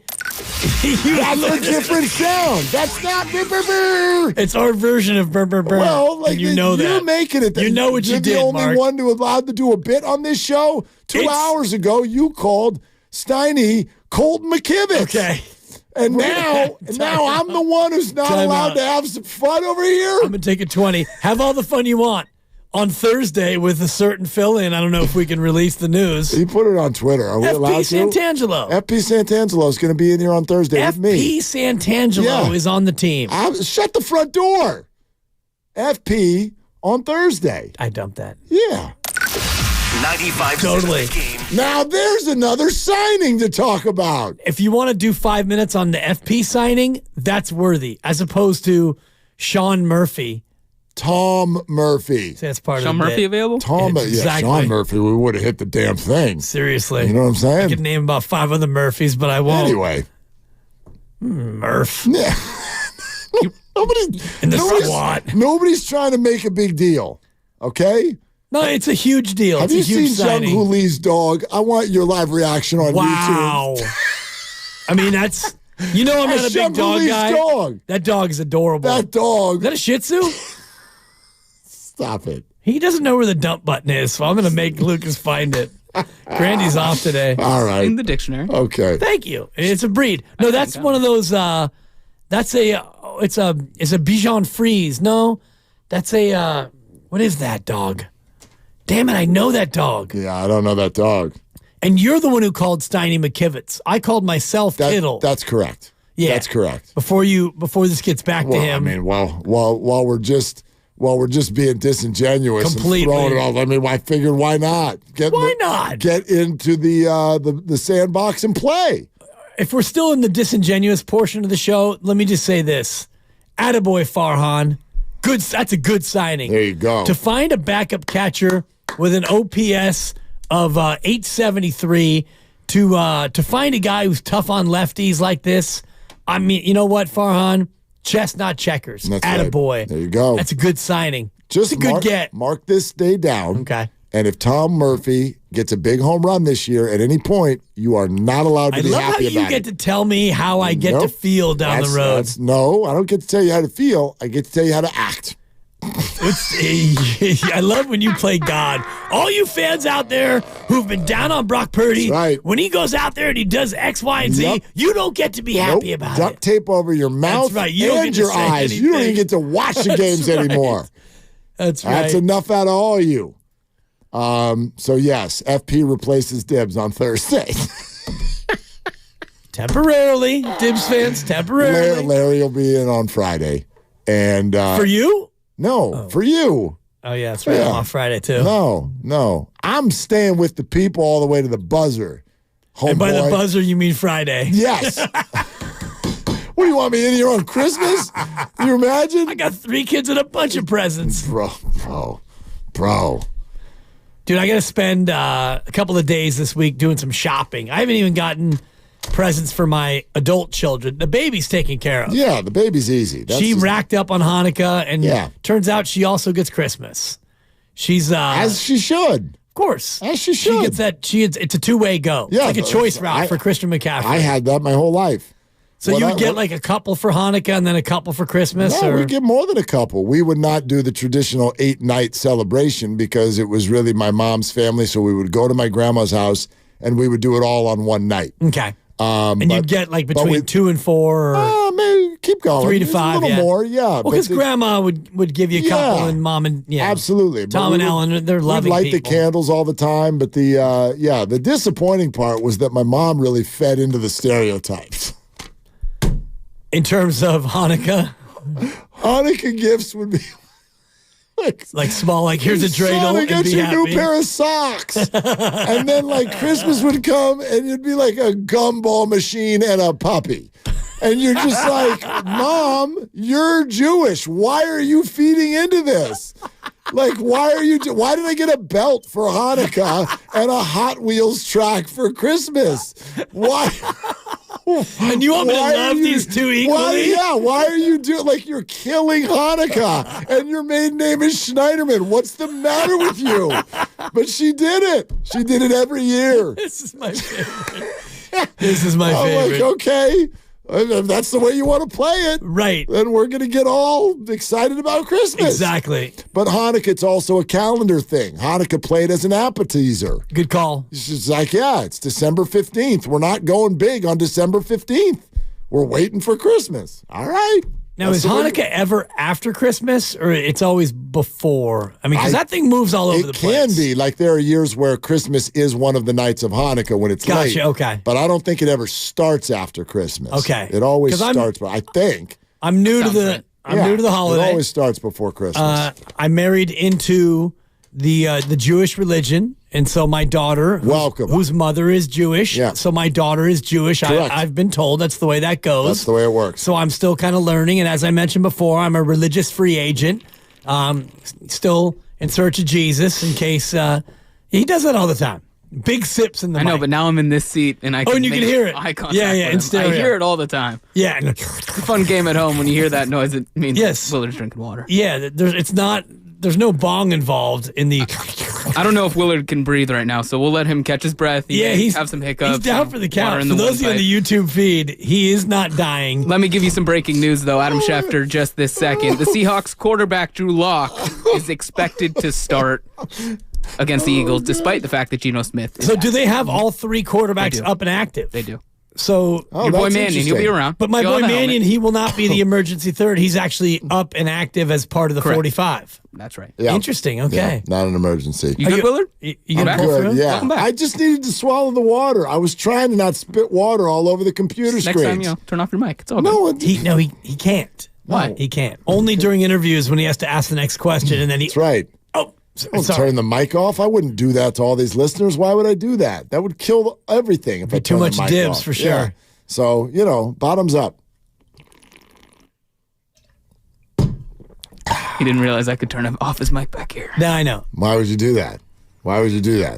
I just taught my baby to do that, by the way. When she drinks her milk out of her baba. Yeah. I'm like, you gotta hit the after, if you're having a good beverage. You know what you gotta hit? You gotta hit the fact that you're listening to 95.7 The Game. KGMZ FM and HD1 San Francisco, always live on the free Odyssey app, Twitch, and YouTube. But anyway, you were saying something about being a religious free agent? Right. Yeah. My only problem with Hanukkah is that things moves all over the place. I mean, can we just slot it for can we put it from the 9th to the 17th? Can we just schedule it? So you get invited in to this religion, and on year one, you're looking to make changes. If they want feedback. Is that what I'm saying? Is that what I'm hearing right now? Do you have the same issue with the Super Bowl and also Thanksgiving? Super Bowl is 2 weeks after the conference championship game, and Thanksgiving's the 4th Thursday in November. That's easy. Not the same number every year. No, but it's the 4th Thursday of Thanksgiving. If Hanukkah started the 3rd Wednesday of December, I'm in. But you needed a little order around here.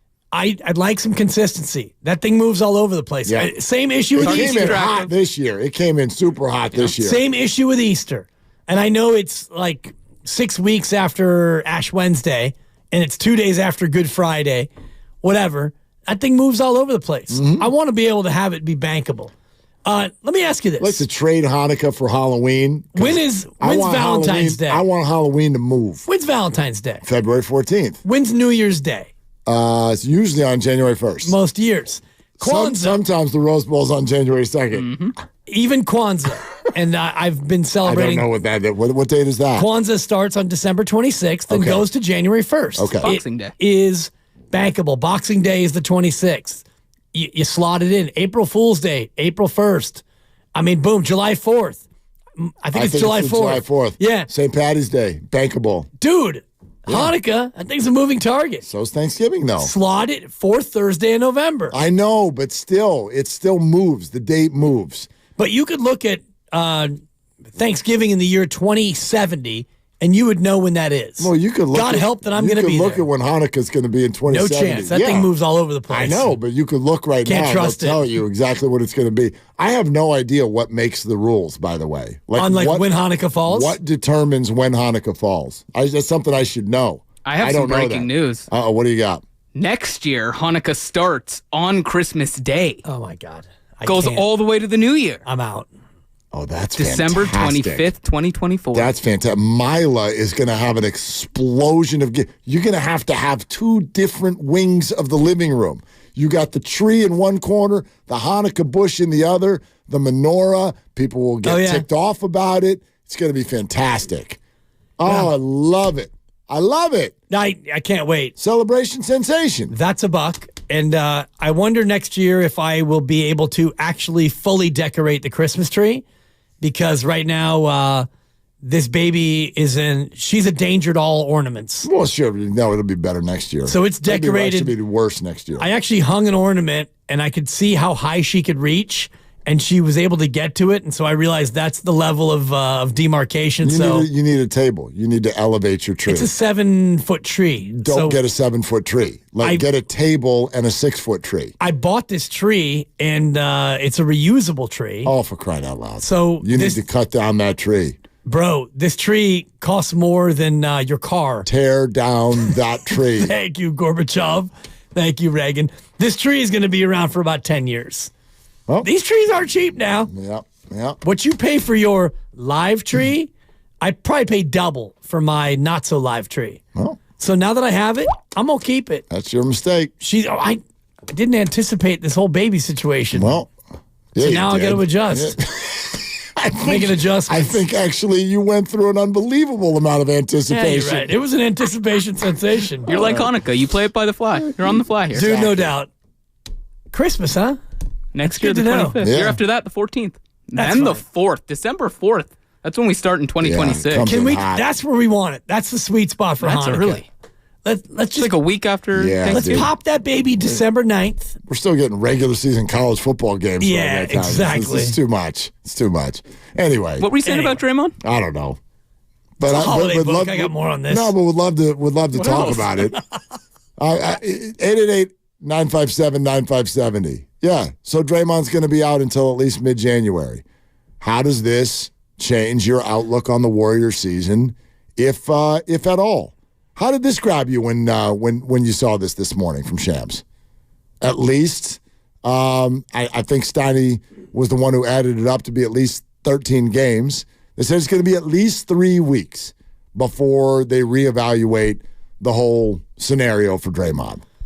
Yeah, it struck me as about what we had talked about initially when we all were waiting for the official suspension number, and I said 10 games, and you talked about the offshore books setting the favorite at 21 to 30 games, and we all had the same reaction in the room of like, oh my God, 21 to 30, and then it comes down as indefinite, and then when you think about indefinite, you realize it's going to be more than 10, and you think about what indefinite would mean, and if it's 2 months, then it falls in that 21 to 30, and now we're hearing that it'll be at least 3 weeks, and even if he comes back in 3 weeks, that doesn't mean he comes back in and plays immediately.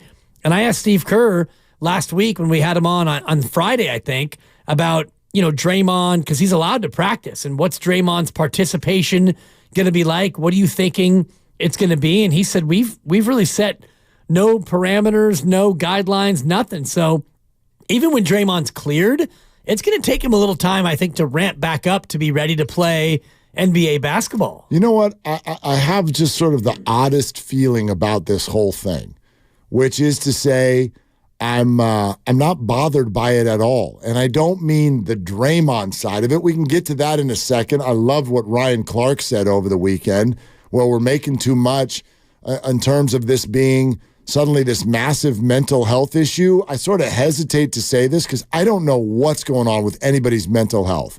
I would never act like I know, and I would never diminish anything that may be going on.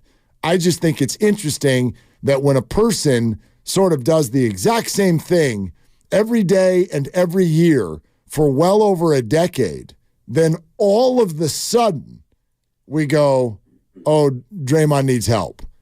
Did he need help last year? Did he need help the year before that?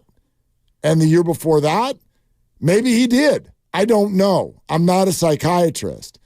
But I would argue, and this is sort of the crux of what Ryan Clark said, I would argue that if Draymond really had fundamental anger management issues, then we would see some of these things happening off the court too. Yep. And maybe they do, and we just don't know about it.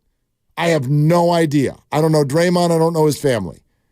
We know he's an energetic and emotional guy, but the fact that this only happens largely in basketball games makes me hesitate to go the full rehab route. Of course. As opposed to just sometimes people need to make an adjustment and they need to be held accountable when they're unable to do so. But if we just focus, let's get back to that in a second. If we just focus on basketball right now and the idea that the Warriors will be without Draymond Green for the next 3 to 4 weeks, I know it bothers a lot of people. Man, I think this could end up being all kinds of positive for the Warriors. They've got a schedule stretch that they can manage without him. That's number one.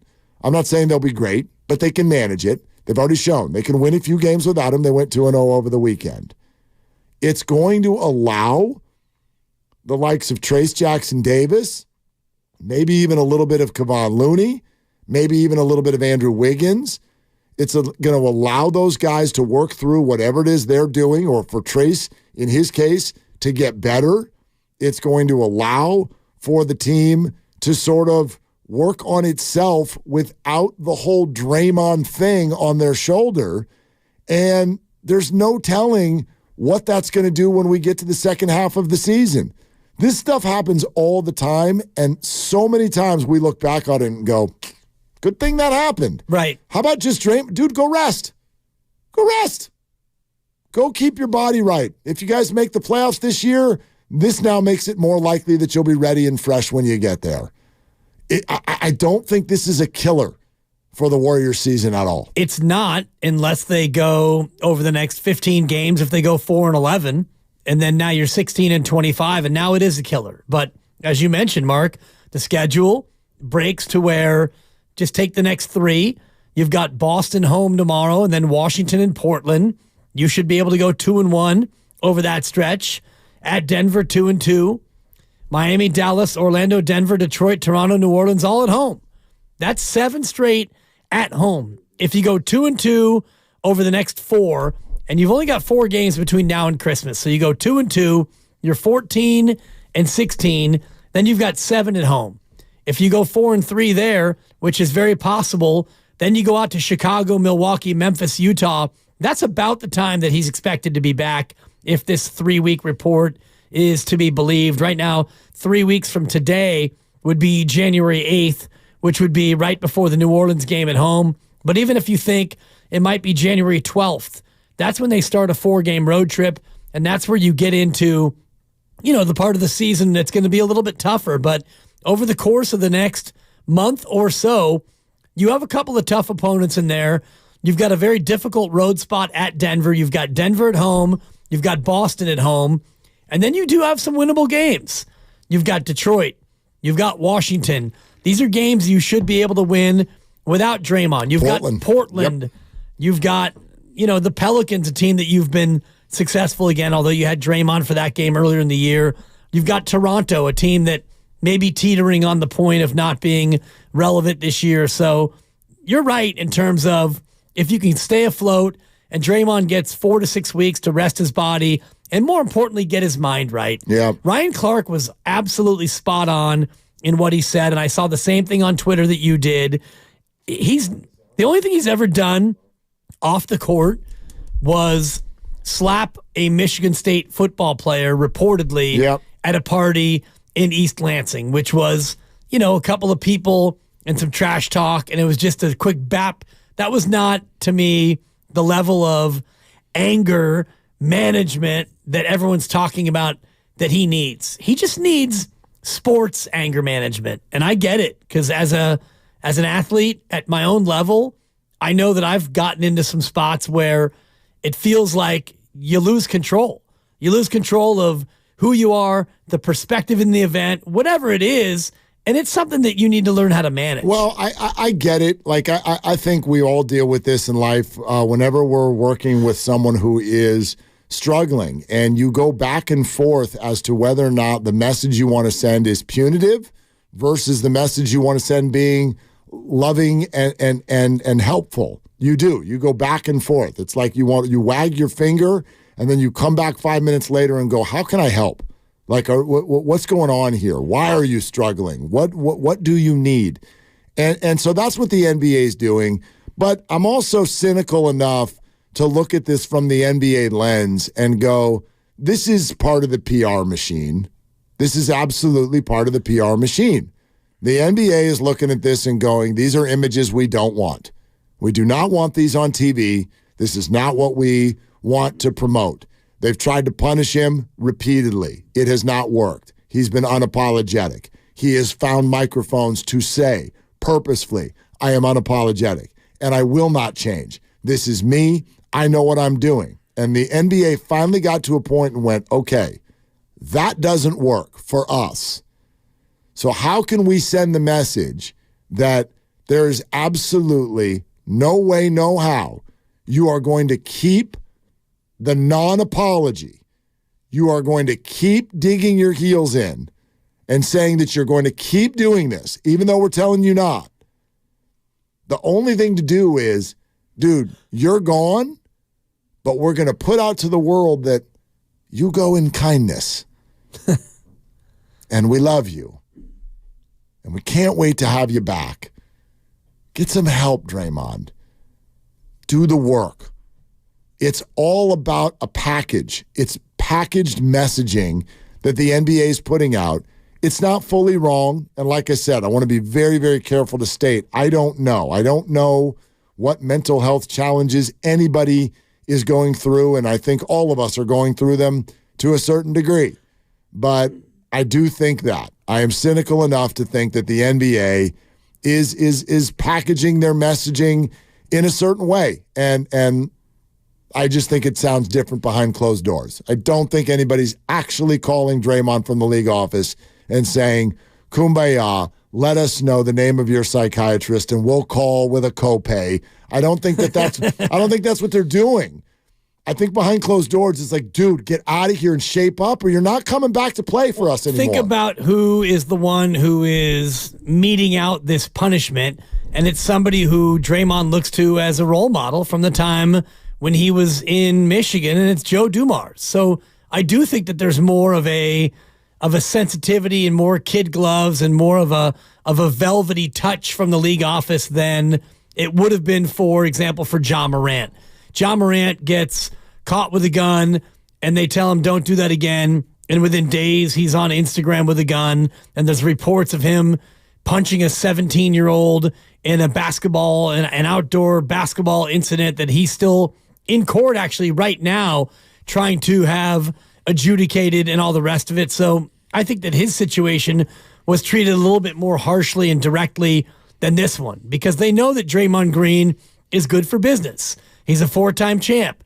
He's a very public figure for the association, but at the same time, they can't have this behavior continue. They just can't. And Steve Kerr mentioned it to us when he came on the show last Friday. It's the frequency of these events. Punching Jordan Poole and stomping on Sabonis and choking Gobert and now slapping or hitting Yusuf Nurkic. These 4 things all happened within the course of 14 months. And that's the thing, I think, that drew the league's ire as much as any of these individually. The fact that it had been 4 incidents and it seemed like they're happening more frequently than ever before. So it's, yes, get help. I think you're right, though, behind the scenes. It's less about check-ins 3 times a day from the league office, more than it is, dude, you're gone for a month, and in a month, we're going to talk to you, and we're going to talk to Rich Paul and Steve Kerr and Mike Dunleavy, and we're all going to have an honest conversation about where you are. And if you are where we want you to be in terms of contrition, apologies, treatment, and all the rest of it, you can come back. But, dude, you got 2 strikes, and you don't really have a bat in your hands. Yeah. I mean, we're down to, if he comes back and within 2 or 3 weeks, he either chokes, stomps, or hits again. That's the rest of the year, at least. Exactly. At least. Exactly. Yeah, I mean, that's what I'm saying. And 888-957-9570. We'll get to your calls here in just a sec. It's Willard and Dibbs. Glad you're with us. And a happy holiday week to you all. I wonder what it sounded like with Ja Morant behind closed doors. And it got to the point where it was frustration, and then the second time it was like, okay, now you have to go away. But the same kind of messaging was out there. Like, oh, okay, Ja clearly is somebody who's going the wrong way in life, and we need to help him. And listen, again, I do think there's some validity to that, obviously. But by the same token, do we think that behind the scenes that's what it sounds like? To me, I feel like behind the scenes there are threats. Total threats from the NBA. Dude, do this again, and you're done. You're done. Your endorsements are gone. Your contract is voided.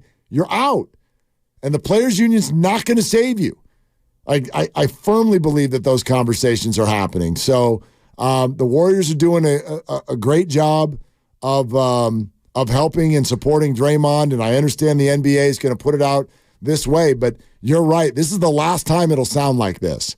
Come back and do it again, and it'll sound completely different. In fact, it'll sound silent because I think he'll be gone. Yeah. I mean, gone for the year. For a long time. It depends on the severity of the incident, if another one occurs in the same way. And that's where I draw the parallel to Ja Morant. The 2 infractions or incidents are not comparable in terms of what each individual did, but more for me, how the league dealt with it. Because, Ja Morant was given a few warnings about his IG posts and, being shown with guns and did he have a gun on the plane and whatnot, and more comes out and this and that. And then the league realizes he's got to go away for a little while in order for this to get maybe fixed. And now Ja Morant comes back tomorrow, by the way. His first game will be tomorrow. And when he comes back tomorrow and going forward, I would hope that he will change his approach to social media and his approach to possessing or being around firearms, because that's what got him into trouble. And when Draymond comes back, it's the same thing. You can bark at the refs. You can get technical fouls. That's fine.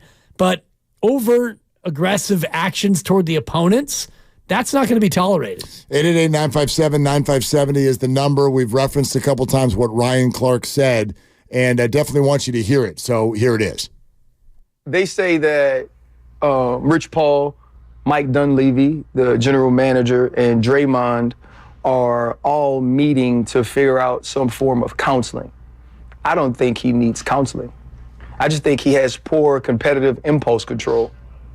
It would be one thing, to me, if Draymond Green was brandishing guns on video, if Draymond Green was getting calls for domestic abuse, if Draymond Green was facing accusations of being a deadbeat dad and not taking care of his kids. Draymond Green doesn't have that. Draymond Green ain't fighting at restaurants. Correct. Right? Draymond Green isn't some menace to society.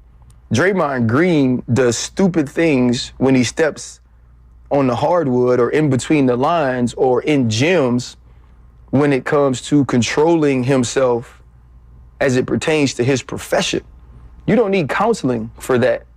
You need to be a freaking adult and you need to be a professional. Period. Yeah, I think there's a lot of validity to that. Competitive impulse control. I like that. Because when he gets competitive and the adrenaline's flowing and the blood's pumping and you get into those situations, do you have the impulse control? Do you have the ability to, in the moment, control your impulse? And if your impulse is telling you to sell a foul call by swiveling around and swinging your arm in the opponent's direction, or, your foot's getting grabbed, is your impulse tell you to stomp on the guy? These are things that need to be controlled in the moment, especially now where you're being watched closer than any other player in the association. No doubt about it. All right, let's hear from you. Charles in South City. Hey, you're on with Willard and Dibs. What's up, Charles? How you guys doing today? What's up? Nothing much, but I'm going to get to the Draymond thing and then my point after. So, honestly, I'm going to start here. It's an aggravation sensation because Draymond does stupid things out there on the floor that gets himself, kicked from a game, like stomping on Sabonis, and then pretty much slapping Nurkic. I mean, I like the competitiveness in players, but overall, there's a difference. There's just being aggressive and stupid, and there's competitiveness. That's what that was against Nurkic, against Yusuf Nurkic, against Phoenix. And another thing, my second point, obviously, to where you guys are talking about who's who at the station, I got a whole list. I'm going to pull a film on mic right here, so bear with me, all right? Oh, boy. So, Bonte, he's Debo. He's aggressive and a bully, but fun to be around. Shasky, he's McCaffrey, efficient, and he's a gamer, so we love him. Steiny, we love him, but he's a hit or miss. So he's Jake Moody. You just don't know when he's going to hit or miss that field goal. Guru, he's Armstead. He gets a sack or two, but he makes an appearance. He's in the start lineup. Willard, you're Bosa. You're laid back and chill. You got the stats, so thanks. There you go. And Dibs, George Kittle / Kyle Shanahan. And I'll tell you why, George Kittle. You're a wild thing, and you're Shanahan because you're him and stuff. And last but not least, there's look. Brock Purdy, team leader, hands off and passes it on. He's like, you guys, gonna pass it on, gonna hand off to you. You guys in it. Look. I'm out. Peace out, guys. See it, Charles. Pretty good, Charles. Double look. Yeah, he did. It's pretty good. He did. It's pretty good. Yeah, and that is Brock Purdy. I mean, what does he actually do? He just he's a station manager and watches us run around all over the place. Pretty much. He's in that room all day, just staring at stuff. And then we run around, good things happen, and then he waves to the crowd. Right. Yeah. Good things happen. He takes the credit. He gets the wins. Totally. Bad things happen. Well, must have been the play calling and stuff. I like that. Charles, that was really good. Charles, good listener. Jalen Hurts is in from 3 yards out, and the Eagles have struck first on Monday Night Football and lead 6-0. It's the flu game Seattle. for Jalen Hurts. Yeah, I listen. This guy, I give him credit. He's plowed through a lot this year. I know that knee has not been feeling well. Now he's sick. He's out there playing.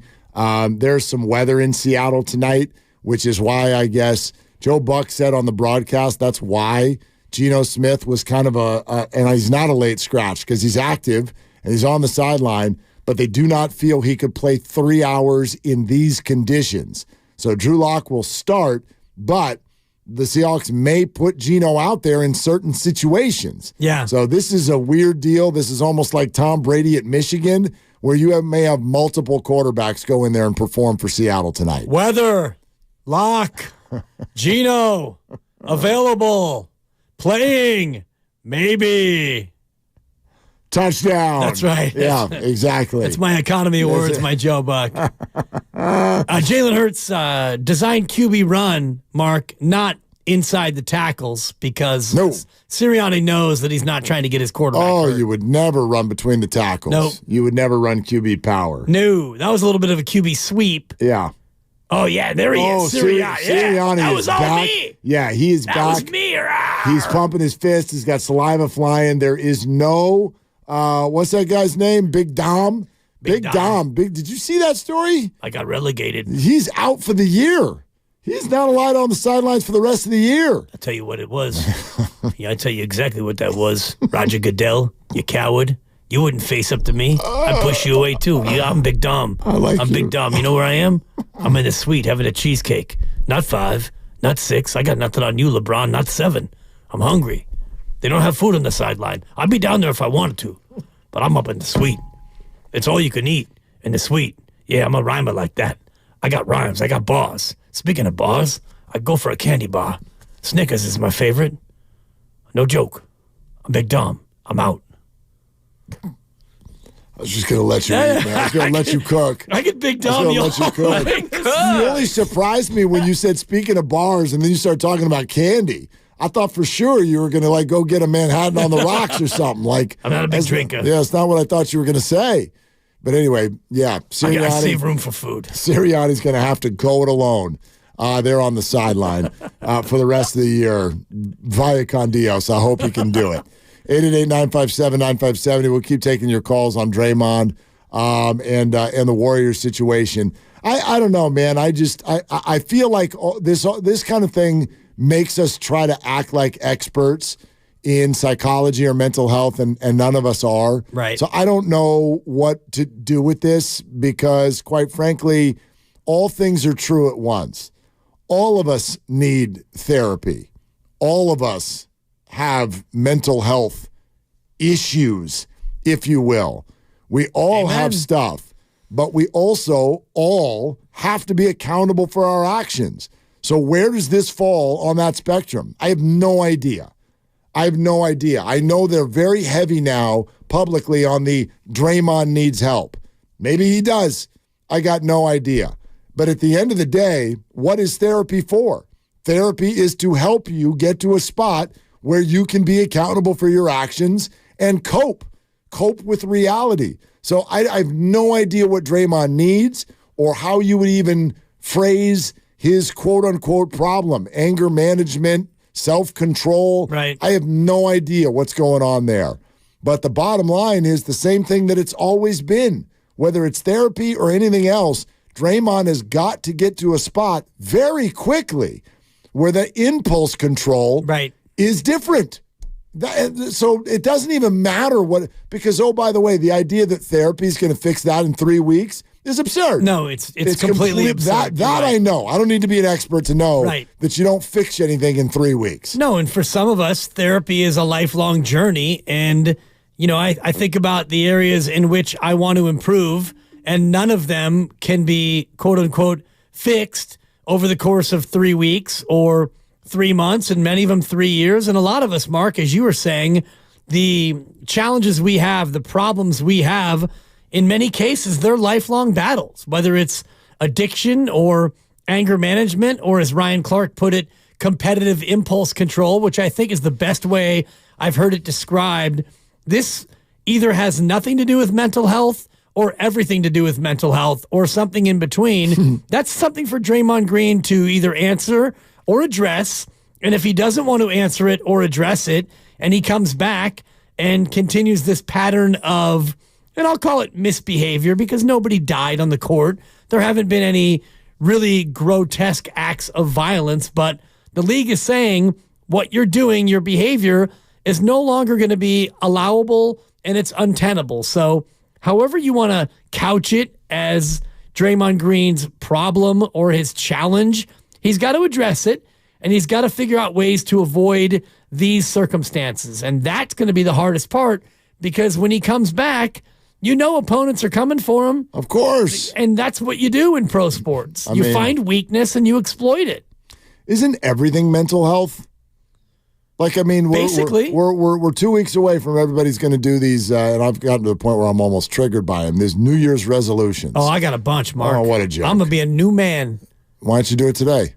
Because it's the new year. Why? I got 13 more days to get fat and happy. Then I'm starting. January 1, Mark. You're in the kitchen cooking up homemade minestrone. It's so good. I bet it is. You're not getting fat on that. My wife's supper goes by the name Supper because she can flat out cook. Because she can make a supper. Yeah, and that minestrone will be here all week. Get used to it. Beautiful. I can bring you a bowl. I would love it. I love it. Who doesn't love a minestrone? Especially a homemade minestrone. It's beautiful. So, potato chunks and whatnot. Like every time, my New Year's resolution. Do it now. Nah. Do it now. You want to get a gym membership? Get it tomorrow. It's Tuesday. You want to stop eating sugar? There you go. Tomorrow. You want to have one less coffee per day? Tomorrow. You want to stop smoking? How about tomorrow? Why am I saying tomorrow? How about now? How about right freaking now? What do you want to do better in 2024? Name one thing. Pick one. You said you got a long list. Pick one. I want to shed some pounds, Mark. Okay, start now. Nah. Start now. Nope. You want to know what I think my weak point is right now? I don't even need to get into it with everybody, but like things are really, really difficult with my kids right now. I got 2 teenagers, I got a little one, and when they get home from school, guess what? I'm here. I'm in the city. They're not. It's a coordination sensation that's really difficult, and there's stuff for each of them that needs to get done. I hustle my butt out of here to get home to them as quickly as possible, and I get home at about 6:45, and guess what's happening about 3 nights a week? There's an explosion in the house by 7:15. Why? Because I'm stressed, I'm rushed, I'm feeling guilty because I'm not there, and that's on me. Do I need a therapist? Maybe. Or do I just need to figure it out, know my weakness, admit it, address it, and do better? I don't know. I don't know the answers to those questions. I just know that we all end up in the same place. I can go see a therapist once a week. Fine. I still need to go do it. I got to go do the work. So the same thing for Draymond. So I appreciate your transparency. I mean, that was a great, honest reveal, Mark. I appreciate you sharing. This is what I'm saying about Draymond Green. I'm getting a little uncomfortable with the violin as he walks out of Chase Center each day, and let's hope he gets the help he needs. How about this? Let's hope he hears it. Let's hope he does something. Let's hope he actually thinks. Here's the key. Let's hope he thinks his weakness is a weakness. Yeah, amen. Draymond's problem through the years is that everyone's told him what his weakness is, and he comes to a press conference and goes, no, it's not. That's me. That's going to be me. Yeah. Well, then we're nowhere. So find your weakness, accept it, address it, do the work, and see if you can come out better on the other side. I don't want it to be, let's hope that there are flowers in his dreams. Sure, go talk to someone. That's great. But dude, you got to, everyone says it. This is not new from me. Your first step is addressing and agreeing that you have an issue. He hasn't even gotten to that. That's step one. At least we don't know he has. He's never said it. I asked Steve Kerr on Friday if he had seen a level of contrition, and contrition is that sense of realizing that you have done something wrong. It's kind of the cousin of an apology, and Steve said absolutely 100%. He's never seen Draymond Green in this place in terms of the self-awareness for where he is relative to his basketball career. And I take Steve Kerr at his word, and I know you do too. Steve Kerr has not been one to soft pedal or lie to us in terms of those things. Now, when I ask him that, I'm sure he's not going to come out and say, no, Draymond's not apologetic at all. Same old Draymond. So I know he's going to say that about Draymond anyway, but I do think that this suspension, this moment of, and you heard Draymond after it happened, and he said 5 times in the press conference, I apologize to Nurkic, and he tried to explain and justify how it happened and why it happened, and whether or not you believe him or not, he did apologize to Nurkic repeatedly, and I think that he felt bad about it. And the next day, he gets suspended indefinitely. This is not like, oh, you've accumulated so many flagrants and you're out of game, or you got so many texts and you're out of game, or even when you got 5 games. When he got the 5 games for the Gobert, even after that, he was kind of like, that was reputation, whatever. That it's only because my past. This time when it comes down as indefinite, I do think that Draymond took a step back, and I hope I'm right. And you know me, Mark, I've never been one to give him the benefit of the doubt. I've never been a huge Draymond fan in terms of his histrionics and the way he goes about playing outside the lines. But I do think in this case, he looks at indefinite, and he looks at, where he is with his 2 brothers who he wants to come in with and go out with. All that's in jeopardy now. Yeah. It's all in jeopardy. I mean, I would hope that this got his attention. Right? That's what we don't know yet. Until we hear from him, we don't know. And even when we hear from him, we still don't really know. Well, the problem is we won't really know until we see it. Action. And we have to see it over and over and over again. Right. I mean, that I have a couple people close to me who have, declared that they're alcoholics. And, you say I'm an alcoholic, and you go in and you get your first chip, you get your 24-hour chip, and you make it through a day, and it's like, all right, good. But you don't really, quote, believe it until they get that 1 month, that 3 month, that 6 month, that 1 year, and then pretty soon it's 5 years. And I played golf with an old friend who's been sober for 31 years, and it's like, okay, at this point, there's no like, hey, I wonder if this is going to last. But and with Draymond, it's not an addiction, but when he comes back, it's going to take time of Draymond acting differently for many of us to believe that it's actually a change. Monster Monday brought to you by First 5 California. Hey, to learn 4 things you can do to overcome toxic stress, go to first5california.com. Maybe Draymond can go there. Yeah. We got some of our favorites on the line. Gene and GPD. Hey, guys, it's Gene in Oakland. Your phone calls are coming up next at 888-957-9570. It's Willard and Dibs. Does your heart long to wander? To discover the deep secrets of coral reefs, explore the wonders of the California coast, and island hop from the Galapagos to Madagascar. Feed your wild heart. Travel the world. Right here in San Francisco at the California Academy of Sciences. Get tickets at calacademy.org. 'Tis the season for science with falling snow, festive fun, and more.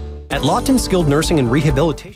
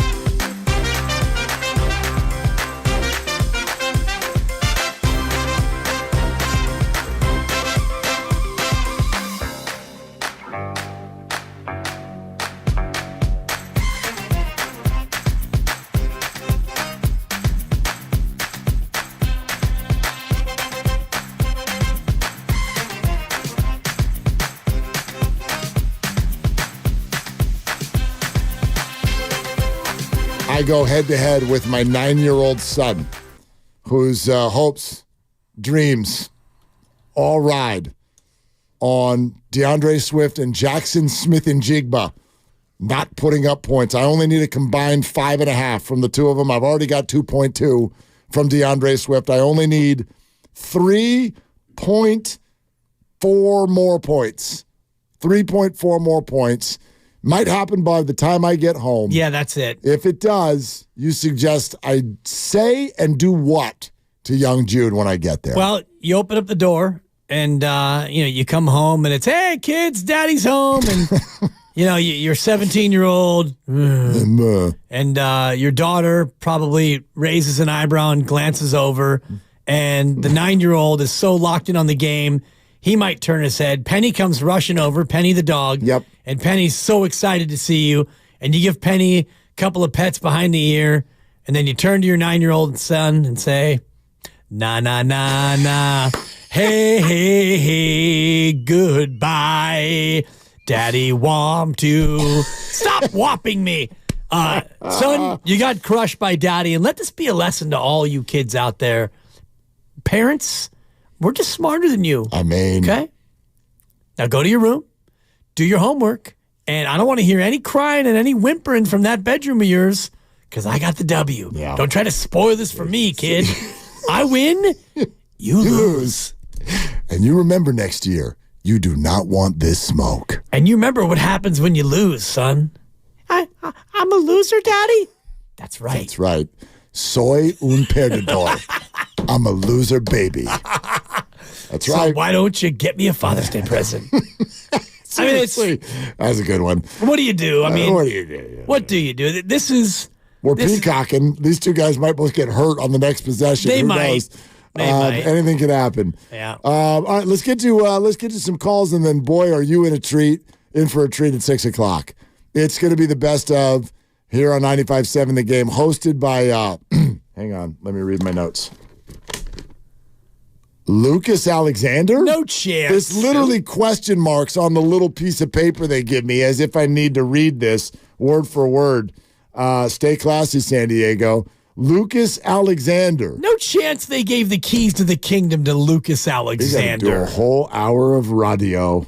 Can I get a couple more words in this hour than Dibs gets all show? Who's to say? I've been told just to replay a couple of the best segments, so I'm going to work off of a 10-word count. Let's see if I can do less than that. What do you mean, can you? You just did. You just spoke more than Dibs has all day. It's not 6 o'clock yet. That was crazy. My word count hasn't started yet. The only time I got to talk is when you were gagging on your sip of water. Yeah, you're welcome, Dibs. I can do that anytime. Yeah. I got about 40 seconds on that run. Say something. Actually, you know what I'm going to say? Now you pull away from the mic.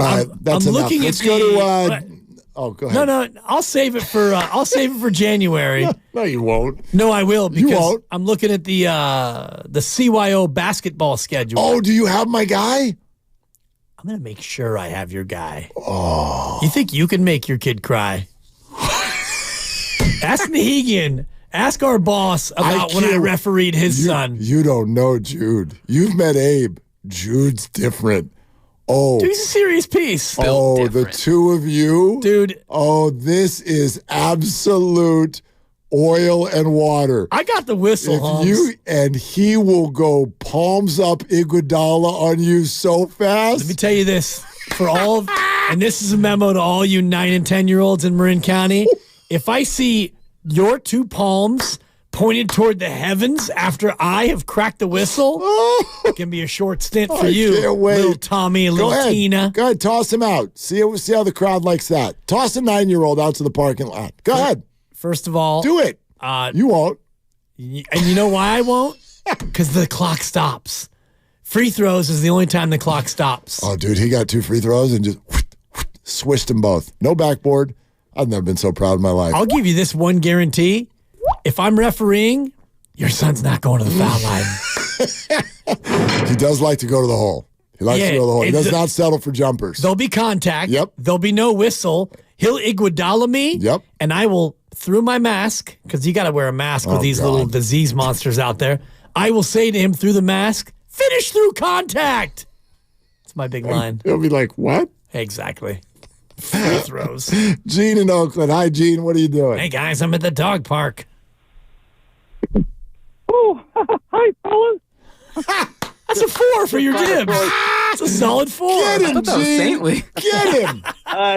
Hello, fellas. Just trying to throw you off there, Dib. That was money, Gene. That was awesome. My best, yeah, that's my best Mickey Mouse, by the way, in case you didn't catch it. Anyways, okay. So listen, couple of points.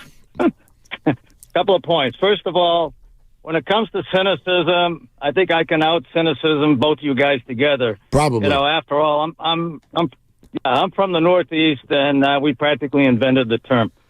However, unless I've missed something today, and unless there's some evidence to the contrary, I'm willing to give the league the benefit of the doubt in saying that, maybe, obviously it's a business decision what they've done, but I think they really care about Draymond, all right? And I think the reason they do is because he's a good guy, as has been mentioned already, right?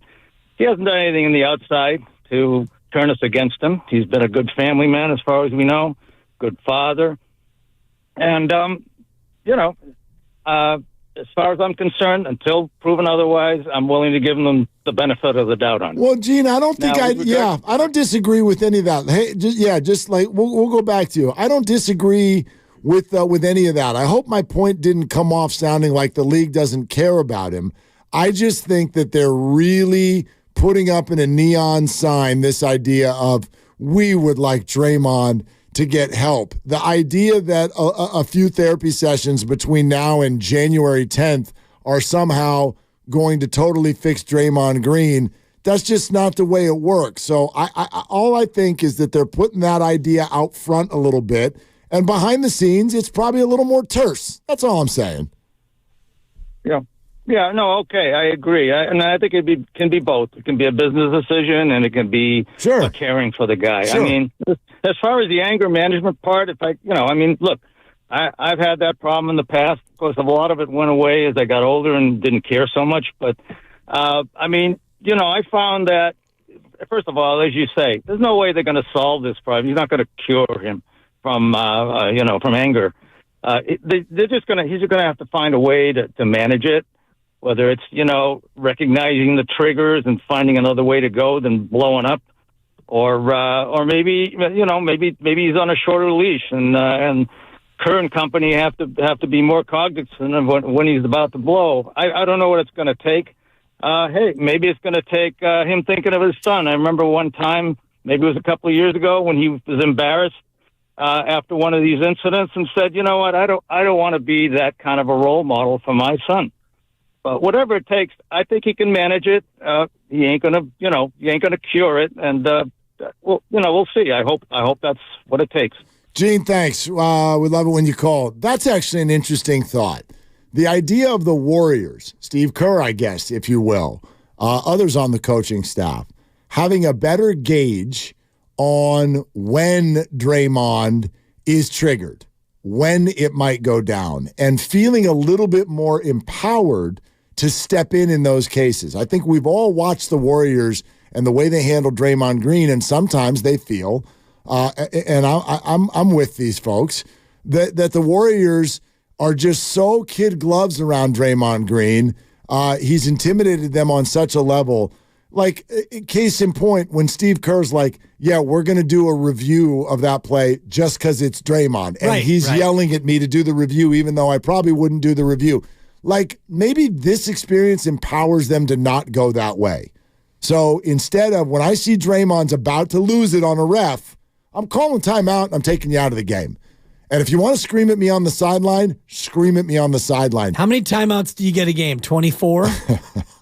33? You know what I'm saying. I know exactly what you're saying. Sub him out.